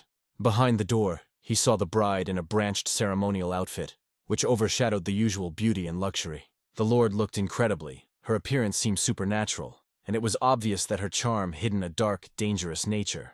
Looking into her eyes, he felt a spark of unspeakable passion in her heart. The monk kept his breath, contemplating her beauty that blossomed like a delicate flower beam. She gently asked that he had been soothed and what happened. He explained that because of the need and mixed murderers who flee from Palburn, they need to look at the draft, apologizing for group failures. He only fulfilled his duties as a monk, but fate, connecting them, forced him to ask him for something else. If there is a ceremony tomorrow at dawn, I will be a great honor if you bless my family and wedding, she said. It was a great honor for the monk, but because of blood in his hands, he feared that his presence would bring the misfortune of such a sacred event, so he politely refused. She expressed her dissatisfaction, understanding his cause, and decided not to press on him anymore. On this note, their dialogue ended. She closed the carriage, and he thanked for his cooperation and inspection, hoping for a good wedding fate, and with that he suddenly went to his brothers, not suspecting future intrigues. At the same moment, the hand stretched out of the carriage seat.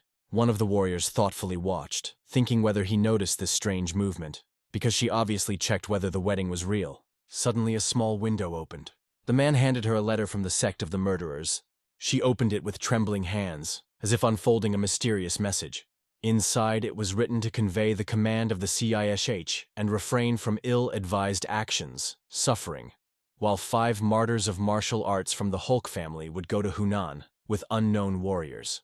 After meeting the head of Hulk and Yangon, 28 elders who united the fate of the sect became their purpose. The girl was deeply concerned and reported that the Hulk's family soldiers were likely to be in the direction of this battle. It is a signal to immediate action. It is necessary to go and move as soon as possible, her request sounded, which emphasized the urgency. But they could not openly reveal their presence. It would be a continuous suicide, because they were aimed at resources that are driven by 28 elders and officers of the NGO. Without them, the future sect of the Quiet Moon was threatened. However, the man remained calm. Even if the soldiers of the family were already in the Henan risk, they would still not be for. A war begins in which soldiers and generals die, and even the king will not avoid the double end, he added, emphasizing the inevitability of the battle.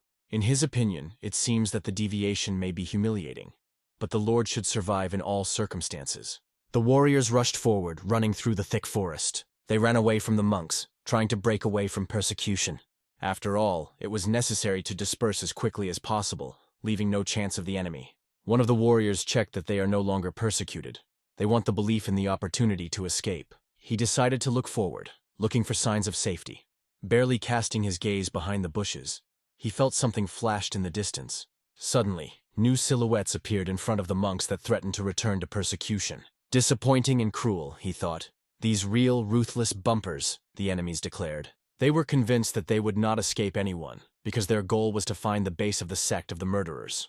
One of the warriors with a scar on his face called a demon of a bloody shadow. Near the old tree, his gaze caught on a verse that was quietly shimmering among the greens. He decided to take her up, starting to charge to use as a remedy. All this was part of a carefully planned maneuver to maximize this rope. He jumped from the mountain, holding it firmly for her, like an arrow that breaks on the space. With this trick, they were able to quickly manipulate their movement and bypass the enemy. And incredibly quickly, they hid in the logo shelter of the young hostess, where they were already waiting. Stopping, they looked around, checking whether there were traces of persecution. Then they reported that the monk from the sect of the Quiet Moon somehow miraculously got out. Could not stop. But maybe he would no longer be persecuted. Young Lord received the report, making every effort to make the most to a common victory. The monks have resigned themselves to the loss of these evil bastards, and went on, subjugating the strict rhythm of the battle. One of the warriors stated that they retreat, and our hero repeated, "Remember, reckless trust will bring great losses, so we have to spend the night here." Somewhere in Kebana, he turned to the captain of the rebellion after a great breakdown, wondering how the dismantling of the mechanisms moves. The captain replied that everything goes smoothly, although the master works only 1 hour and then sleeps 2, which slows down the process. He understood that nothing was so just got, but every step was approaching them. In the end, it is clear that the mechanisms were concerned about everyone. Even members of the sect of the murderers could not avoid this danger, and were forced to return to the valley. He was amazed, learning that even the Arkas arrived in Palboran, and the old monk Hen had heart problems. Meanwhile, 23 soldiers were killed, creating a blockade on the path of the sect of the murderers, which only increased the tension of the battle. The longer it lasted, the greater the loss. Suddenly, they were interrupted by the voice of one warrior who cut the silence with his determination. He announced that an unknown wanted to meet them and sent a letter that made them think. Opening it, he began to carefully analyze the information transmitted. We returned to the observer that was struck and focused on. Something has dried up in her throat, and it was at that moment that the Father of the Horizon appeared. He looked at her and saw that she was obviously not herself, that her soul was exhausted. He wondered what she was going through, trying to understand her sadness. She explained that the mechanisms are being destroyed, and the enemies are constantly approaching, and in the end, they seem when the impact of the mechanism exhausts their strength. But the elder also watched carefully at everything that was happening, and tried to understand the true situation. He noticed that the mechanisms are not activated. They are simply disassembled like unnecessary parts. The Alliance warriors were surprised through the forest, because none of them showed their faces to go unnoticed. One man initially believed that it was a simple minor idiot that sent a letter, but curiosity took the mountain, and he decided to join the investigation. They reached a large stone in a deep forest that served their benchmark. There they began to shout loudly, "Show, cursed bastard!" Suddenly, warriors began to fall on all sides, creating a chaotic picture of the battle. Landing to the ground, they, like wolves, surrounded the legendary elders who became their goal. The question, "Who are you, and what you do here?"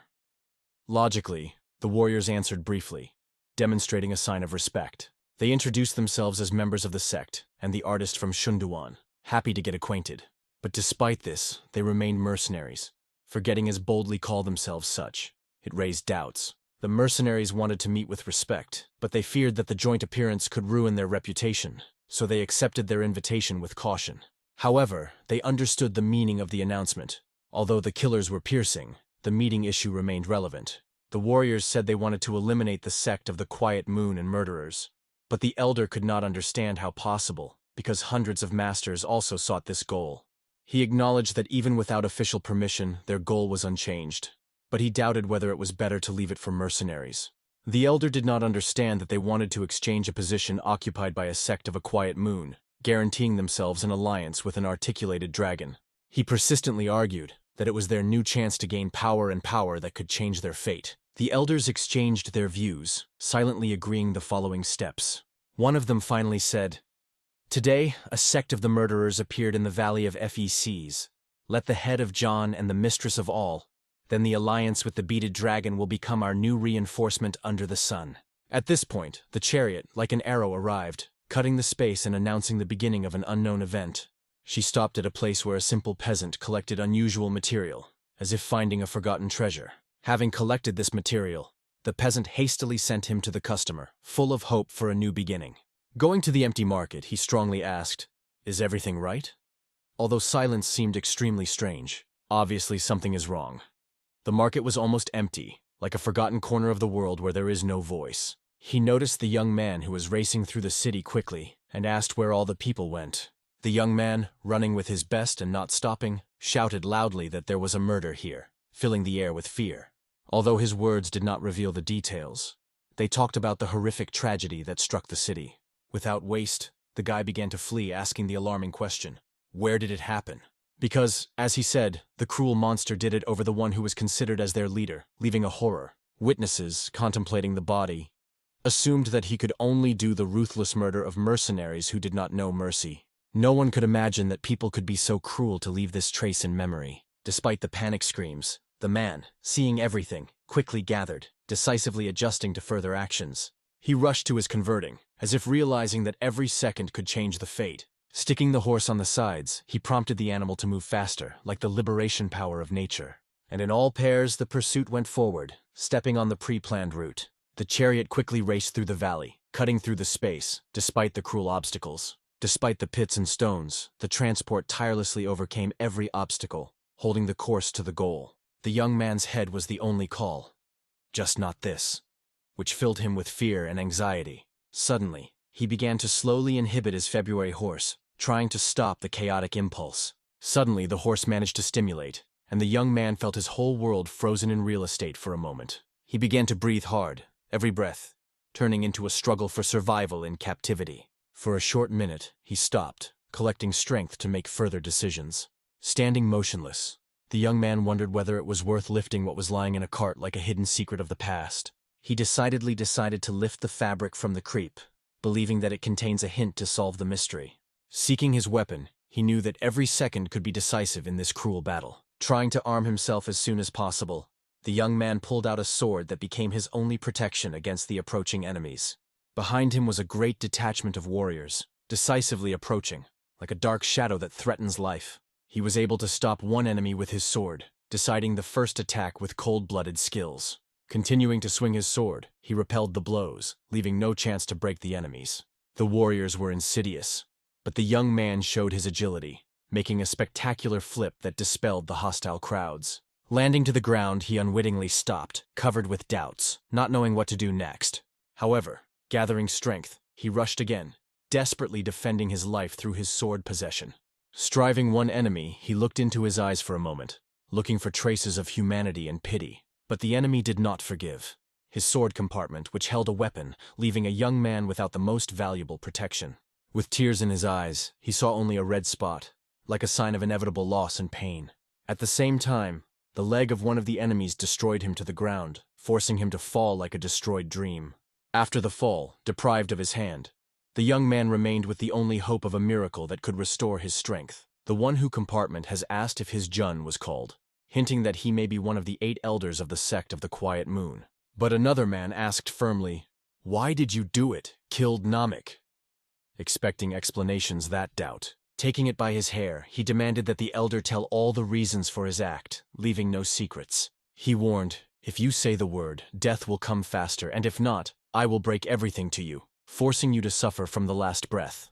Namika was suffering for 2 hours in captivity, until his life was gone, leaving those who watched in despair. Then the man stated that 10 scored, though he realized that it was a family of Hulk, which raised new doubts. He stated that 28 elders of the Sect of the Quiet Moon and murderers would meet their cruel death, which cannot be bypassed.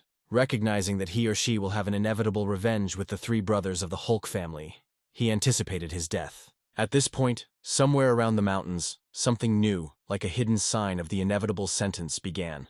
Yuko decided to personally check what was going on to find out about the true state of affairs. On the horizon, he did not see anyone nor traces of movement, which gave a sense of temporary rest. It was a sign that it was time to act, to leave the shelter when the enemies seemed absent. With the help of ropes, they quickly rose to the mountain, like the rescuers seeking shelter from danger.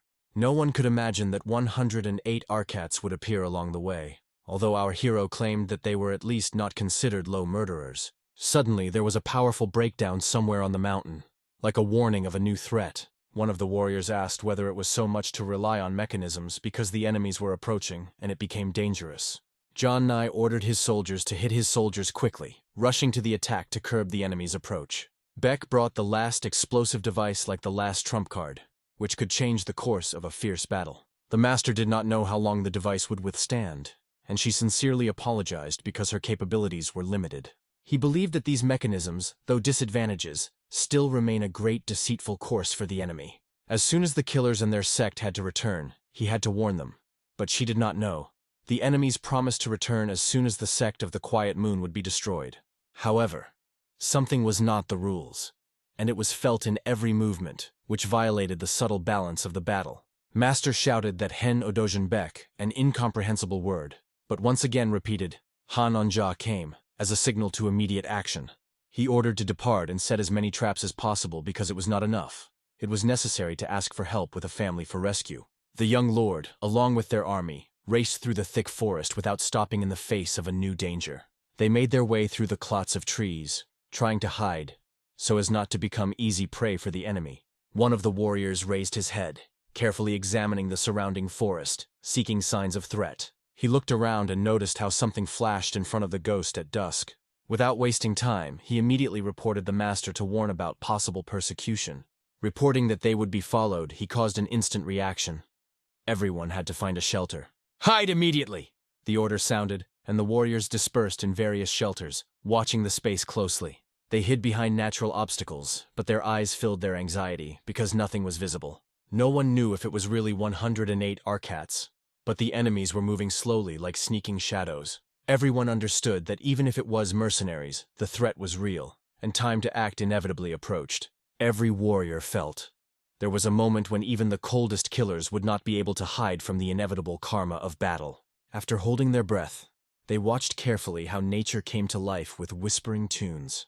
Brother Yuko carefully put his finger on the leaf on which the tiny beetle crawled. Suddenly a small bug raised the flight. He is distracted for a moment, fascinated by a wonderful sight. The bug rose high into the sky. Looking at, he did not hear any sound.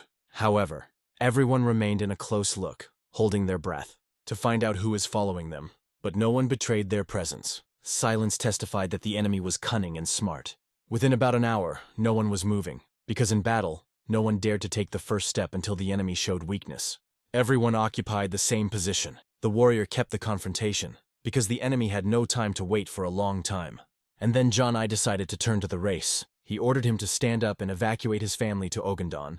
Ganez, without hesitation, understood the order. And Majin, for example, had to eliminate anyone who followed the race. He headed the first, going to Ogandan. As soon as it penetrated the thick bushes, everyone was watching his movements, and for those who followed him. However, no movement was visible, and so they created an opportunity for enemies. Let one after the other die. and our hero carefully evaluates their reaction, watching how long they will remain in the shelter. He then acted Yugo, starting his course. After him, his brother went forward, but again no movement. Then they decided to send another one. However, the movement did not appear again. Finally, they sent one more, and this time the fourth, Yukvi, went into battle. Our hero has closely followed the movements of potential murderers. Without giving them a chance, he watched closely. They had to get activated somehow. Then he ordered another killer to send. This time Quan went. After him, Helsal joined. Soon the Quarry and Sinmakomsu joined the action. They were in such a situation that although everything was sent, there were no two women. Then our hero commanded, "Modjin and you, but do not worry about him." Modgin immediately went, hoping that the young master would immediately take care of himself. It was at the moment he went, our hero was filled with courage, and his eyes glowed with determination. He came out of the bushes, openly exposing his presence, shouting, "I am a Chan I count, and I do not like to fight with the killers."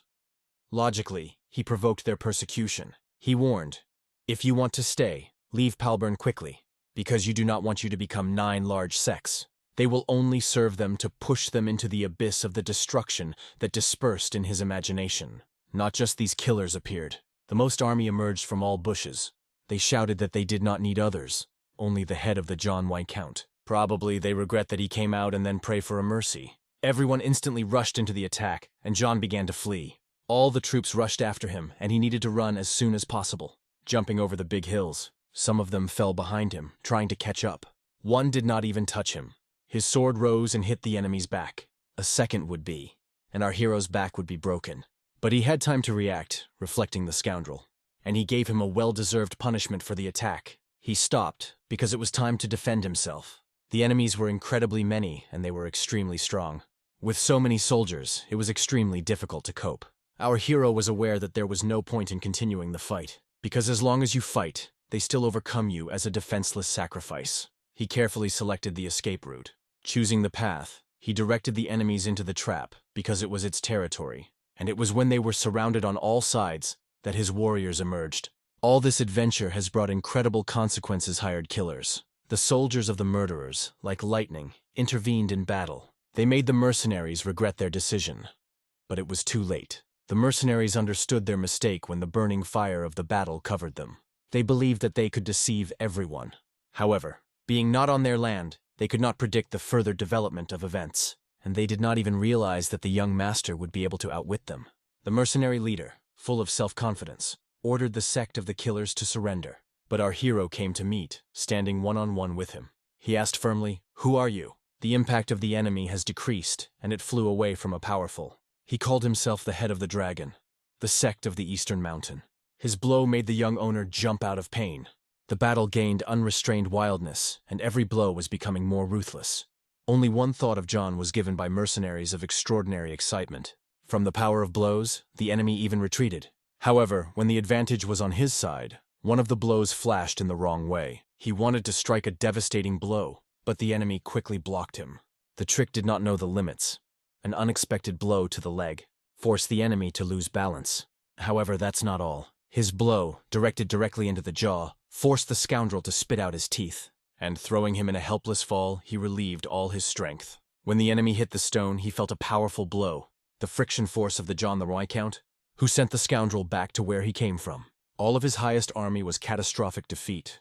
Their blood, like a bright puddle, decorated the grass. Their naivety testified that they were only a stain of fools, who came not for victory, but to be defeated. Soon, when everyone fell to the ground, the warriors were finally able to exhale from relief, realizing that they were attacked by the head of the dragon of the Eastern Mountain. Although no one understood why they came and brought their soldiers, the mystery remained. Meanwhile, the Alliance's warriors stormed the tree, knocking the door and checking each room carefully. They came here passing through all the traps, but there was no one inside. What is a miracle? The house stood empty, and there was no soul in it. A strange sight. It seemed that everyone fled suddenly. Have they not even noticed how their eyes yelled fatigue? Master of Mechanisms recognized them quite safe, but at the same time he stressed that the search should continue, because it was a sect of the Eastern Wind. The elder, without spending time on the wasteland, asked, "Do you not understand that the last 10 organizations have left this place? They will only play time because the crumbs of gunpowder are gone, so don't worry." In any case, he was convinced that he fulfilled his mission to neutralize the murderers. because it was their business, and it was time for him to rest again. The search for those scoundrels did not give any hint. However, they found food, and it was still warm. This indicated that the battle has taken place recently and can still be found. And it was at that moment that the idea came. It was necessary to push them a little. However, they still went, and the head of the sect decided to look for his cave. They had to hide, but then the master mechanisms kept breathing. He wanted to wait a minute, though he had to check something urgently. Beck looked at him, and he saw how he began to count. 1, 2, and on the 3, he expected something incredible. And the incredible happened. The explosion of this village shook everyone around. The master of mechanisms carefully planned everything, and blew the village with a bunch of warriors. Everyone turned, unable to believe in such a surprise. In seconds, the village turned into ashes. The master of mechanisms has already provided this opportunity and installed 10 mines in each house. Now they could move, because the case was done. When the master of the alliance mechanism saw it, he said, "Incredible breakdown. This guy is a real master." Somewhere on an important meeting of that man, he was declared a traitor of heaven, and from that day all the criminals began to look for. Everyone who was connected with this person was declared a public enemy, and immediately ordered to destroy it. Incredible events unfold on these lands. The army of Terrible Bastan, in the impressive number, arrived on the battlefield. They were even more than expected, and their eyes were anger.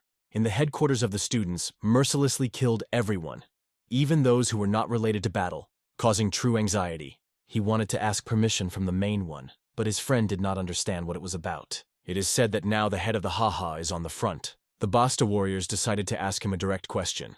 At this point, John I have pulled out a few bottles from the basket and exclaimed, "All here." These were gifts not only to members of the sect, but also to their families. But what is the drink? Some classroom day, his wife noted, though she only asked to sniff. Yaku, for example, immediately opened one of the bottles, lifted her to her nose, and he felt an incredibly sharp smell. The question, "What is it?" A young mistress. He just laughed, warning that if he had drank it, his stomach would turn upside down. The reason they chose the Ojok cave in Darabon was that it was a place where the ants of Batik live, and these bottles contained a solution for their reproduction. These ants had red heads and the ability to fly. Let the solution spray on columns, trees, grass, and leaves. Then these ants will create for them a protective wall. Yadov did not believe that they would be seriously relied on insects. But if doubt, let him allow himself a bite. However, there was little time. Everyone had to help. The main thing is to avoid the bites of these creatures. Old Master of the Alliance mechanisms carefully viewed the mark on the map, thinking about where these scoundrels hide. He carefully examined everything around, but could not find a single clue. It was better to run in the direction of unknown. Poor, noticing that he went without their escort. It was realized that if the old man remained alone, he could happen even more. You never know when the killers appear. However, the old man silently closed their mouth, ordering to remain silent. After all, they were still looking. What is the difference in its safety? By order of the old man, everyone worried and hurried, because their goal is to find their shelter. Dipping a brush into a solution, they all walked carefully through the district, rubbing the lure. Young Lord, along with her wife, asked her if she was tired, but she replied that she was very fun. How can it be fun when he is near? She confessed that she was experiencing deep suffering, but it was everything she said. Jong I Count only said, "That's how you are with me," but his gaze spoke another. Suddenly in the distance, a quiet browse came. He immediately grabbed his dagger and squeezed him firmly. Something was anticipated, and the first thing he wanted to protect his wife. It looked as if some unfamiliar beast was approaching, but it turned out that it was only a roe deer that ran past. His excessive reaction caused a wave of anxiety among all.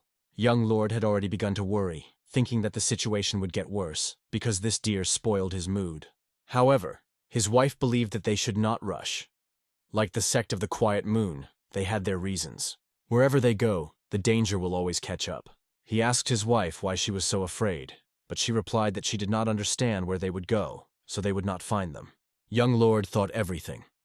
The city where they will be brought remains inaccessible to enemies. His confidence was based on simple truth. Anyone who steps here with bad intentions will die, and he is sure to take care of it. The flying ants began to take off as soon as they felt the bait.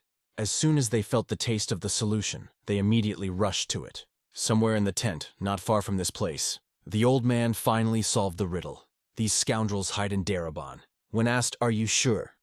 he replied, "Why don't they trust him? He put himself in the place of John and came to the conclusion that it was a better place to meet with numerous enemies. He knew exactly what was there and was ready to sacrifice his life. The elder invited his warrior to himself, to slowly tell the head of Hoch where these scoundrels are. Let them say that the sect of the murderers in Darabin.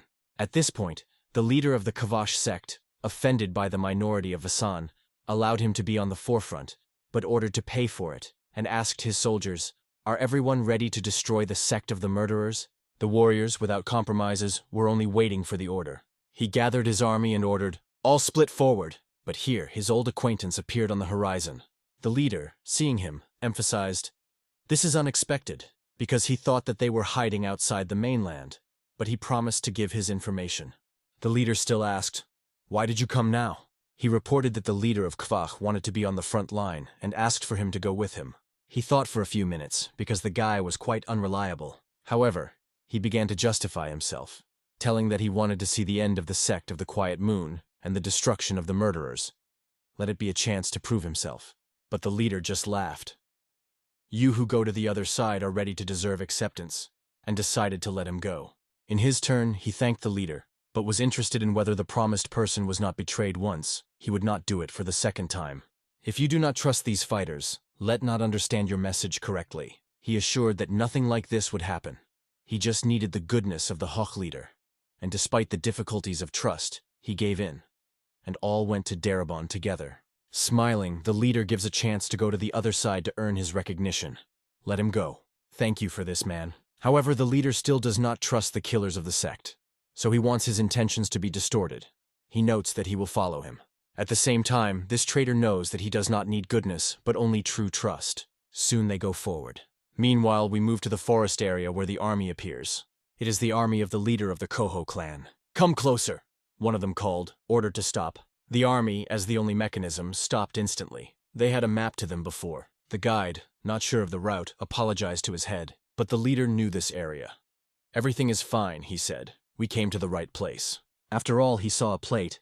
It was written that anyone who came here would certainly die. They struck this plate, because it seemed to them nonsense. The plate flew to the side.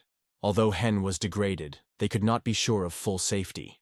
They were ambushed on their way, and one of the soldiers decided to explore it. He took 4 swordsmen with him. However, the leader decided to stop them because they have Igali. It was Hanmugel, whom they took with them. "Let us lead us," the leader ordered, because Hanmugel came here not just. Hanmugel realized that no one appreciates him. Therefore, he decided to prove that it was an honor for him. Pulling out a sword from the Naz, he continued movement forward, no matter what. The army looked around. The terrain was extremely dangerous, but at the same time mysterious. For a long time, the traps were not visible. However, everyone remained on the site. Suddenly, something like a sat on one of the faces. At first, no one paid attention while he did not start screaming, as if he had gone crazy. His skin was helped by veins and began to swell. Hanmugel, watching this, could not understand what was happening. One by one, warriors began to fall unconscious. Invisible power began to injure them. One of the warriors noticed that they were insects. Hanmugel realized that there are many of them, and they were flying. But as soon as they started stinging it, he realized that incredible poison that penetrates his body. "It's a fishing!" Hanmugel shouted, warning everyone who was nearby. "It will be bad for everyone if you come closer," he added. The leader ordered to stop despite the loss. After all, the warriors were crushed with pain, and it is unknown what happened to them. Hanmugel, cooling with snot on his face, realized the seriousness of the situation. The leader ordered the Sword of the Wind to go to Keben to report the offensive stop, and his faithful servant, the Sword of Water, had to immediately convey the same to 108 architects. And if you meet other soldiers at the same time, let them warn them. They immediately went to perform this task because it was necessary to act without delay. Soon, one of the warriors attracted the attention of the leader. Despite the trap and the destroyed body, Hanmugel gathered the warriors of the Ho clan and began to pull them forward. Even despite the state that resembled a Behan's dog, he did not stop. It was an incredible movement that caused admiration, despite the difficult situation. The poison that the insects bitten were forced to fall more and more. The stronger the poison became, the more soldiers weakened. From here, from afar, on the mountain, our young host watched everything, seeing the warriors squeezed in pain. Next to him was his servant, who was also aware. If he was trapped, and there was no way out. Young Lord reassured, "Don't worry, they will still find a way to get inside. They only took a little time." Soon fresh news joined the officers. The sergeant slept quietly, not realizing what was happening. He was told that there was a problem in Darabon. As the question, how, he replied that it was worse than any ambush he was bypassing. After all, what could be worse than an ambush? One of the warriors reported that their ranks were so scattered and attacked that they could suffer if they had not had time to know about the situation. The whole army would be in danger. They even brought a resident of Palburn to explain what was happening. The resident asked, "You didn't just come here. You need help." He said that it is a red fiery ant, dangerous, because its strong poison with one bite blocks breathing and causes fainting. A person usually does not die, but if he does not get out quickly, ants will eat it to the bones. It's really awful. These dangerous ants surround Darabon. Even if a resident of Palms rise uphill, they will still be dangerous, though few, so they are difficult to see. However, the man who lived here all his life has never seen so many fiery ants. And then the master of the mechanisms realized. They started artificially, increasing their number. No doubt it was a sect of a quiet moon, which breeds ants, creating a real wall from fiery insects. Meanwhile, in the infirmary near the village, Hanmugel lay powerless and without breathing. He was shown for a moment that he seemed to die. This sharply forced him to feel the power of his own body. They turned to him, noticing that he began to come to life, and asked if everything was fine. One of the soldiers he once saved thanked him, acknowledging that he was vital. Hanmugel stared at him, trying to remember what happened. Still, they departed and stood their camp to control the death sect. The local resident said that with the onset of winter, all insects disappear, because they fall into winter sleep. But it is impossible to keep these murderers alive until the winter. It is necessary to deal with them immediately. One of them offered to start a fire. If you set fire to the ants, the problem will be solved. The local resident tried to stop them. He warned that the fire would cause the spread of these insects throughout the palpable, and residents will lose their home, so it should be treated with respect.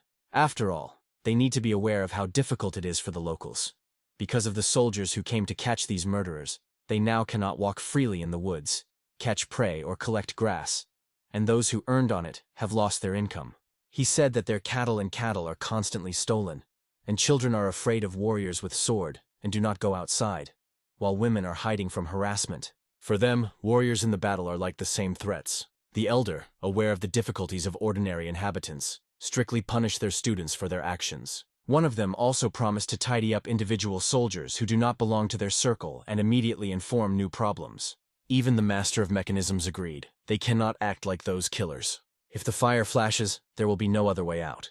He explained that even the strongest would not withstand the bite of poisonous ants, and when it comes to oxen, they calmly tolerate the bites of these insects. It was then that the master of the mechanisms received the idea. Without spending time, he went forward. When asked, "Where are you going?" he answered, "What will try to return as soon as possible, and the rest should stay still and wait." Somewhere near the hare was trapped. It was caught by a local hunter, and forced the insects to gather around this hare. They were everywhere, and it was simply impossible to pass this territory. The blind areas did not exist. However, the leader did not believe that the passage was closed. It should be somewhere. They did not have time to prepare carefully, and probably they missed something. Then the leader approached one interesting location. After all, the trail stretched there. The question was, does this path lead to Darabon? If so, then they are going to climb there. Master instantly jumped off the ground and hurried to the rock to climb her. He has checked whether it could be done, and soon found that in principle it was feasible. Looking forward, he noticed something, and again slipped to the ground. It was not easy to climb there, but the leader understood that this was the essence of the case. They did not expect that they would have to climb this path, but everyone was going to do it. Soon the monks congratulated the elder. They came to find out if they had a decision about red fiery ants, but there was no answer. The monks were disappointed. It was disgusting to see killers right in front of them, and they could do nothing. However, since Henunj stated that everything was settled, if you act, to wait, and there was no news. Suddenly they were told that Henunja had returned. He came with a clear order. Everything he carries must be postponed. He prepared a striking protective set that should be seen. Having created protective equipment from cowskin, and because of lack of time and resources, only 5 sets were made. He intends to put them in turn on the warriors and lead them forward. These costumes were extremely effective. When the warriors with swords passed by these insects, they could not hurt them. They tried all their hand to harm, but it was in vain. Warriors continued movement forward, taking over the barrier with ants. At the same time, the Yuho, who came to the service, watched this, replacing Huan, who went to rest. Yuko did not suspect that he was waiting. He felt fatigue more than food. But suddenly, looking forward, he saw that everything was out of plan, for the warriors seemed to bypass the wall, and they did it much faster than expected. He couldn't believe how it could happen. It was incredible. He hastened to get to his leader about it, leaving everything behind and rushing forward. Running on the trail, he did not notice that there were enemies ahead, so he hid quickly, to see what awaits ahead. The monks in a solid fuss tried to wear and shoot armor. It is uncomfortable, but she saved their lives.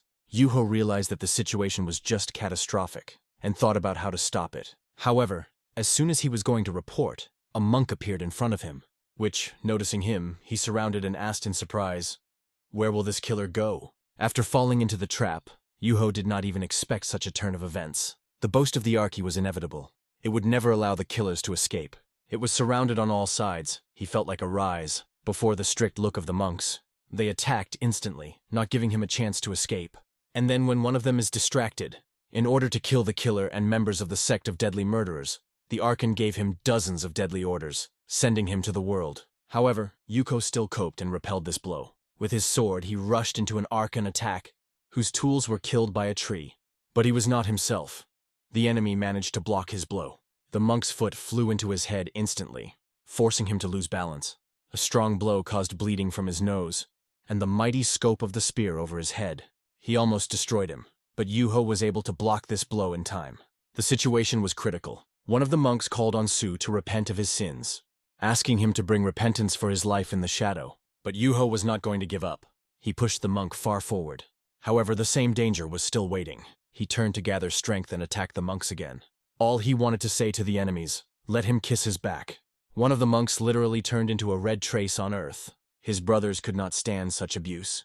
However, Yuko was a real master in destroying such bastards. He destroyed him with his powerful sword blow. There was too much enemies. The third was holding the sword next to him. He managed to block this blow. But the other 4 warriors with swords became like stones in hostages. Their blows punched his body, forcing them to suffer, though he fought like an angry wolf. But the blade of the Archie finally reached its goal. It made him grasp the last life. He fell away on the ground. The Archons looked at him like a driven rabbit. There was only one desire in their heads. They wanted him to die as 10 deadly shallings are ordered. His life was given as punishment for his evil works, and let him not keep the insult on the monk that he did. Cringing in the entire forest, Yuho could not fulfill his task. But his cry sounded through all the trees. One of the warriors heard this cry from the members of the Sect of the Killers. Realizing that the situation has gone beyond what is allowed, young Lord saw them broke through the defense, and all the residents of the lunch village kept their breath. They took their swords and drove them carefully. The brother of Yuga, without waiting for anyone, rushed forward with his sword. Young Lord wanted to stop him, but realized that his brother was in danger. He immediately joined, running with him. They flew forward to help. Our hero knew that the South was not in himself, and his confusion could be his death, so he decided to stop him. Putting it on the ground, he asked that he would come to his senses a little. "Let it turn your mind. Let it stop creating nonsense," he ordered. He only thought of his brother, who only revealed his voice in the entire forest. The young lord understood the situation perfectly, but it was necessary to act with cold-bloodedness. Other killers agreed. One of them threw his sword to the young mistress, and that meant that the enemies were moving forward. Our hero headed them, because in such conditions, the hasty decision could be expensive. The bloody trace that remained on the grass testified that the monks forced him to go to the world. Soon the young lord saw about 30 monks. He knew that they would find a way to break through, but did not expect such speed. The monk that was nearby felt the presence of murderers, and he shouted that John I have to accept 10 deadly orders to give his subordinates and his family a chance to escape. Realizing that everything went too far, our hero was deeply disappointed, but it was necessary to act. And so, despite all the cruelty of the battle, he made a decision to act to stop chaos and restore peace in the forest. The monk shouted to the young mistress that as the leader of the group, he could save her by sacrificing himself, because he did not want the life of his and his loved ones. Is he not afraid of 10 fatal punishments? And when the answer did not come, he just laughed, silently recognizing that for him, Chong Li Chu was not a real man. Yuk's brother could not stand it. He rushed there, ready to break the monk's mouth, only waiting for the order. John Li Chu understood everything, but it was time to wait, because the opportunity would soon appear. And then they noticed how warriors approached them in strange costumes. They just came and began to shoot their costumes. What is the miracle? The warriors arranged a protective equipment of animal skins to overcome the obstacle, and every time they returned, they became 4 more. The more time it passed, the more enemies were approaching. But they could not simply attack when there were too many, and they could not be expected. This is what they said. It was time for crisis. And when they looked at the suit, an unexpected idea broke out in one of them. There are ways to ensure that new monks arrive. One of the warriors asked to take care of his father and let him become samurai to look after his family. Did he immediately realize what is it about? However, without spending time, he did not answer and ran to the monks, saying, "I believe in the leader." The Lord tried to stop the honey, but he was like a hungry. The monks could not understand what was happening. They did not guess that they were attacking the sect, and already prepared their daggers. Running to the warriors, the honk said it seems. He threw his weapon and asked the monks to spare him. Promising to live and repel in his sins, he only asked for mercy. Believing monks accepted surrender and demanded the rest of the fee. The sun blessed the monks for their mercy, reminding, "Let no one dare to take my light." He looked intently at them, because one of the warriors carried a special suit. Suddenly he jumped and flew through the crowd. He forced the monks to retreat sideways. Running forward, he stopped halfway. The monks urged not to chase after him because, like ants, they still had to continue their business. This guy really seemed crazy, but his defenseless equipment raised the question. What did he think? They wanted to detain their monk, but he did not look back. Only when he realized who was chasing him was it too late. When he finally returned, the hot man was already defeated. He fell to the ground in his protective suit, and he didn't understand what was happening, until the hammer was caught for the suit, and they removed the mask directly above the monk's head. Suddenly, a crowd of insects, who felt the presence of people, came on them. Hong is a real recidivist for monks, and they, when they were 2, were ambushed among these creatures. The monks watched how their plan was collapsed. Young Lord stared at the Han who sacrificed himself. He ordered the sect of deadly rads to retreat. After all, their brother house gave them time to win this game. These scoundrels forgot that this is their territory, and that today, Darabun will become a grave for Shaolin's warriors. The clear sounds of the battle sounded nearby. It seemed something happened to the warrior that his nose was protective equipment. The soldiers could no longer be sent to battle. In fact, 36 soldiers were enough to destroy the sect of deadly rads. And the sect of deadly Vrata retreated. It was unconditionally. Shaolin's warriors continued their movement through the forest. But there was no one. They thought they could take revenge, but the enemies just ran. It was funny, because even the fiery ants could not stop them outside the Darabun. And yet, these were real killers. I was the most impressed by the ambushes, and let them always keep on the head. Suddenly from the bushes began to fly the darts. They directly hit the monk's neck. The monks began to fall. It was clear that it was an ambush. The killers began to flee, and the monks immediately dug. Like cheated dogs, they chased after enemies. And they tried not to lose them in sight, because they could only hide or disappear. The warriors shouted to each other, "Fly! Run with all the power!" But the young lord appeared behind the monks and asked, "Did not Shaolin teach to read?" One of the monks did not understand it. However, our hero explained that if it was written that anyone who came here would be dead, so it will happen. Everything went according to the plan, and the cold sword ruthlessly cut one of the monks. A ghostly ghost appeared from nowhere. He ruthlessly hit the far monk, only saying, "Welcome to the mountain of death, Darabun." Zrenia. They realized that it would become their shortest way to the Buddha. The warriors were amazed by being surrounded, and one of them ordered the arcanes to retreat. The offended monk, seeing that his brothers were wounded, and John the University had a clear name of Buddha with his dirty mouth, could not withstand it, and he decided to destroy it at any cost. The young lord turned away from his Dara. However, there were a large number of them. Kerned in battles, he could not just become a target for a blow, and forced the monk to miss, hitting him in a tree standing nearby. After that, a cold sword, he struck the monk, and forced him to disappear from his way, leaving a red trace on the ground. Grouping, the monks strongly sought to destroy it at any cost, but unexpectedly the young guy returned, and he rushed to flee, leaving them in surprise. They were split. One group began to chase murderers in front, and the other, young Sidon John. However, the tactics of the sect of the killers were unambiguous. Not to fight with these rags and not fall into their traps. They intended to quietly destroy the enemy from all sides. And it was then that the poisonous darts hit one of the groups. They scattered, and poisonous darts mercilessly hit their heads. The Archie of the Archons gradually lost its warriors one by one.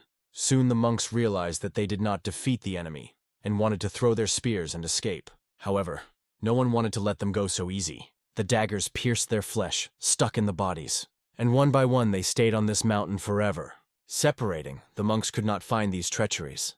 Their presence disappears, because the enemies were quietly destroyed. The warriors skillfully led them by their nose, and the last groups, like blind, were looking for an enemy. They wanted to go to Logov. After all, they realized that they just played with them. Suddenly, someone appeared from behind, and he threw a few Suryadov directly into their direction. These attacks hit them in their heads, and the last monk rushed behind the attacker. They realized that it was just a game, damned rodents who joke with them, but were not going to truly fight. And when one of the monks finally urged to stop this game and speak to battle, young Lord got up and kept his breath. He asked if the monks heard, how they wanted to be buried. After all, the attack on them had to begin.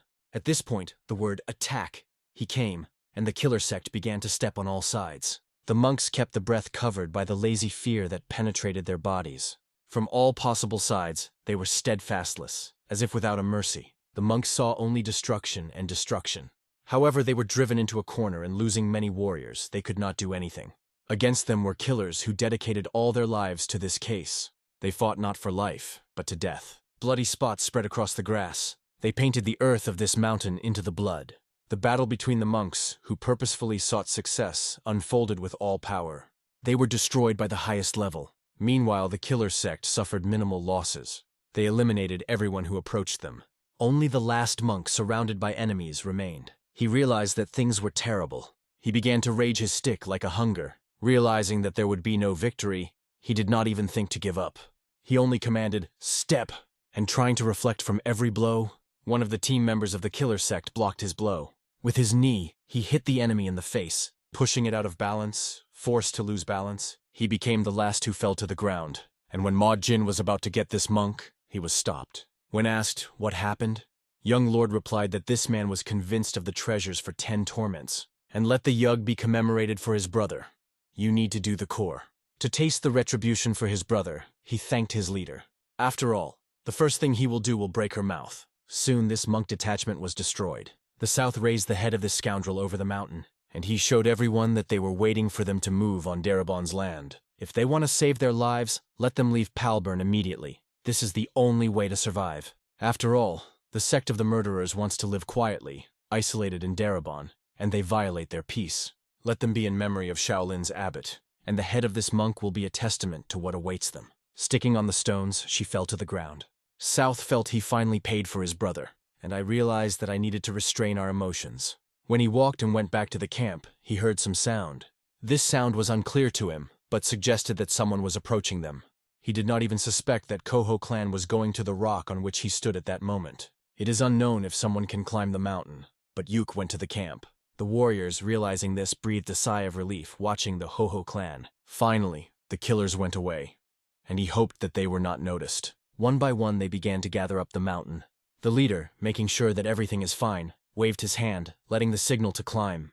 Because they did not notice them, they had to rise further.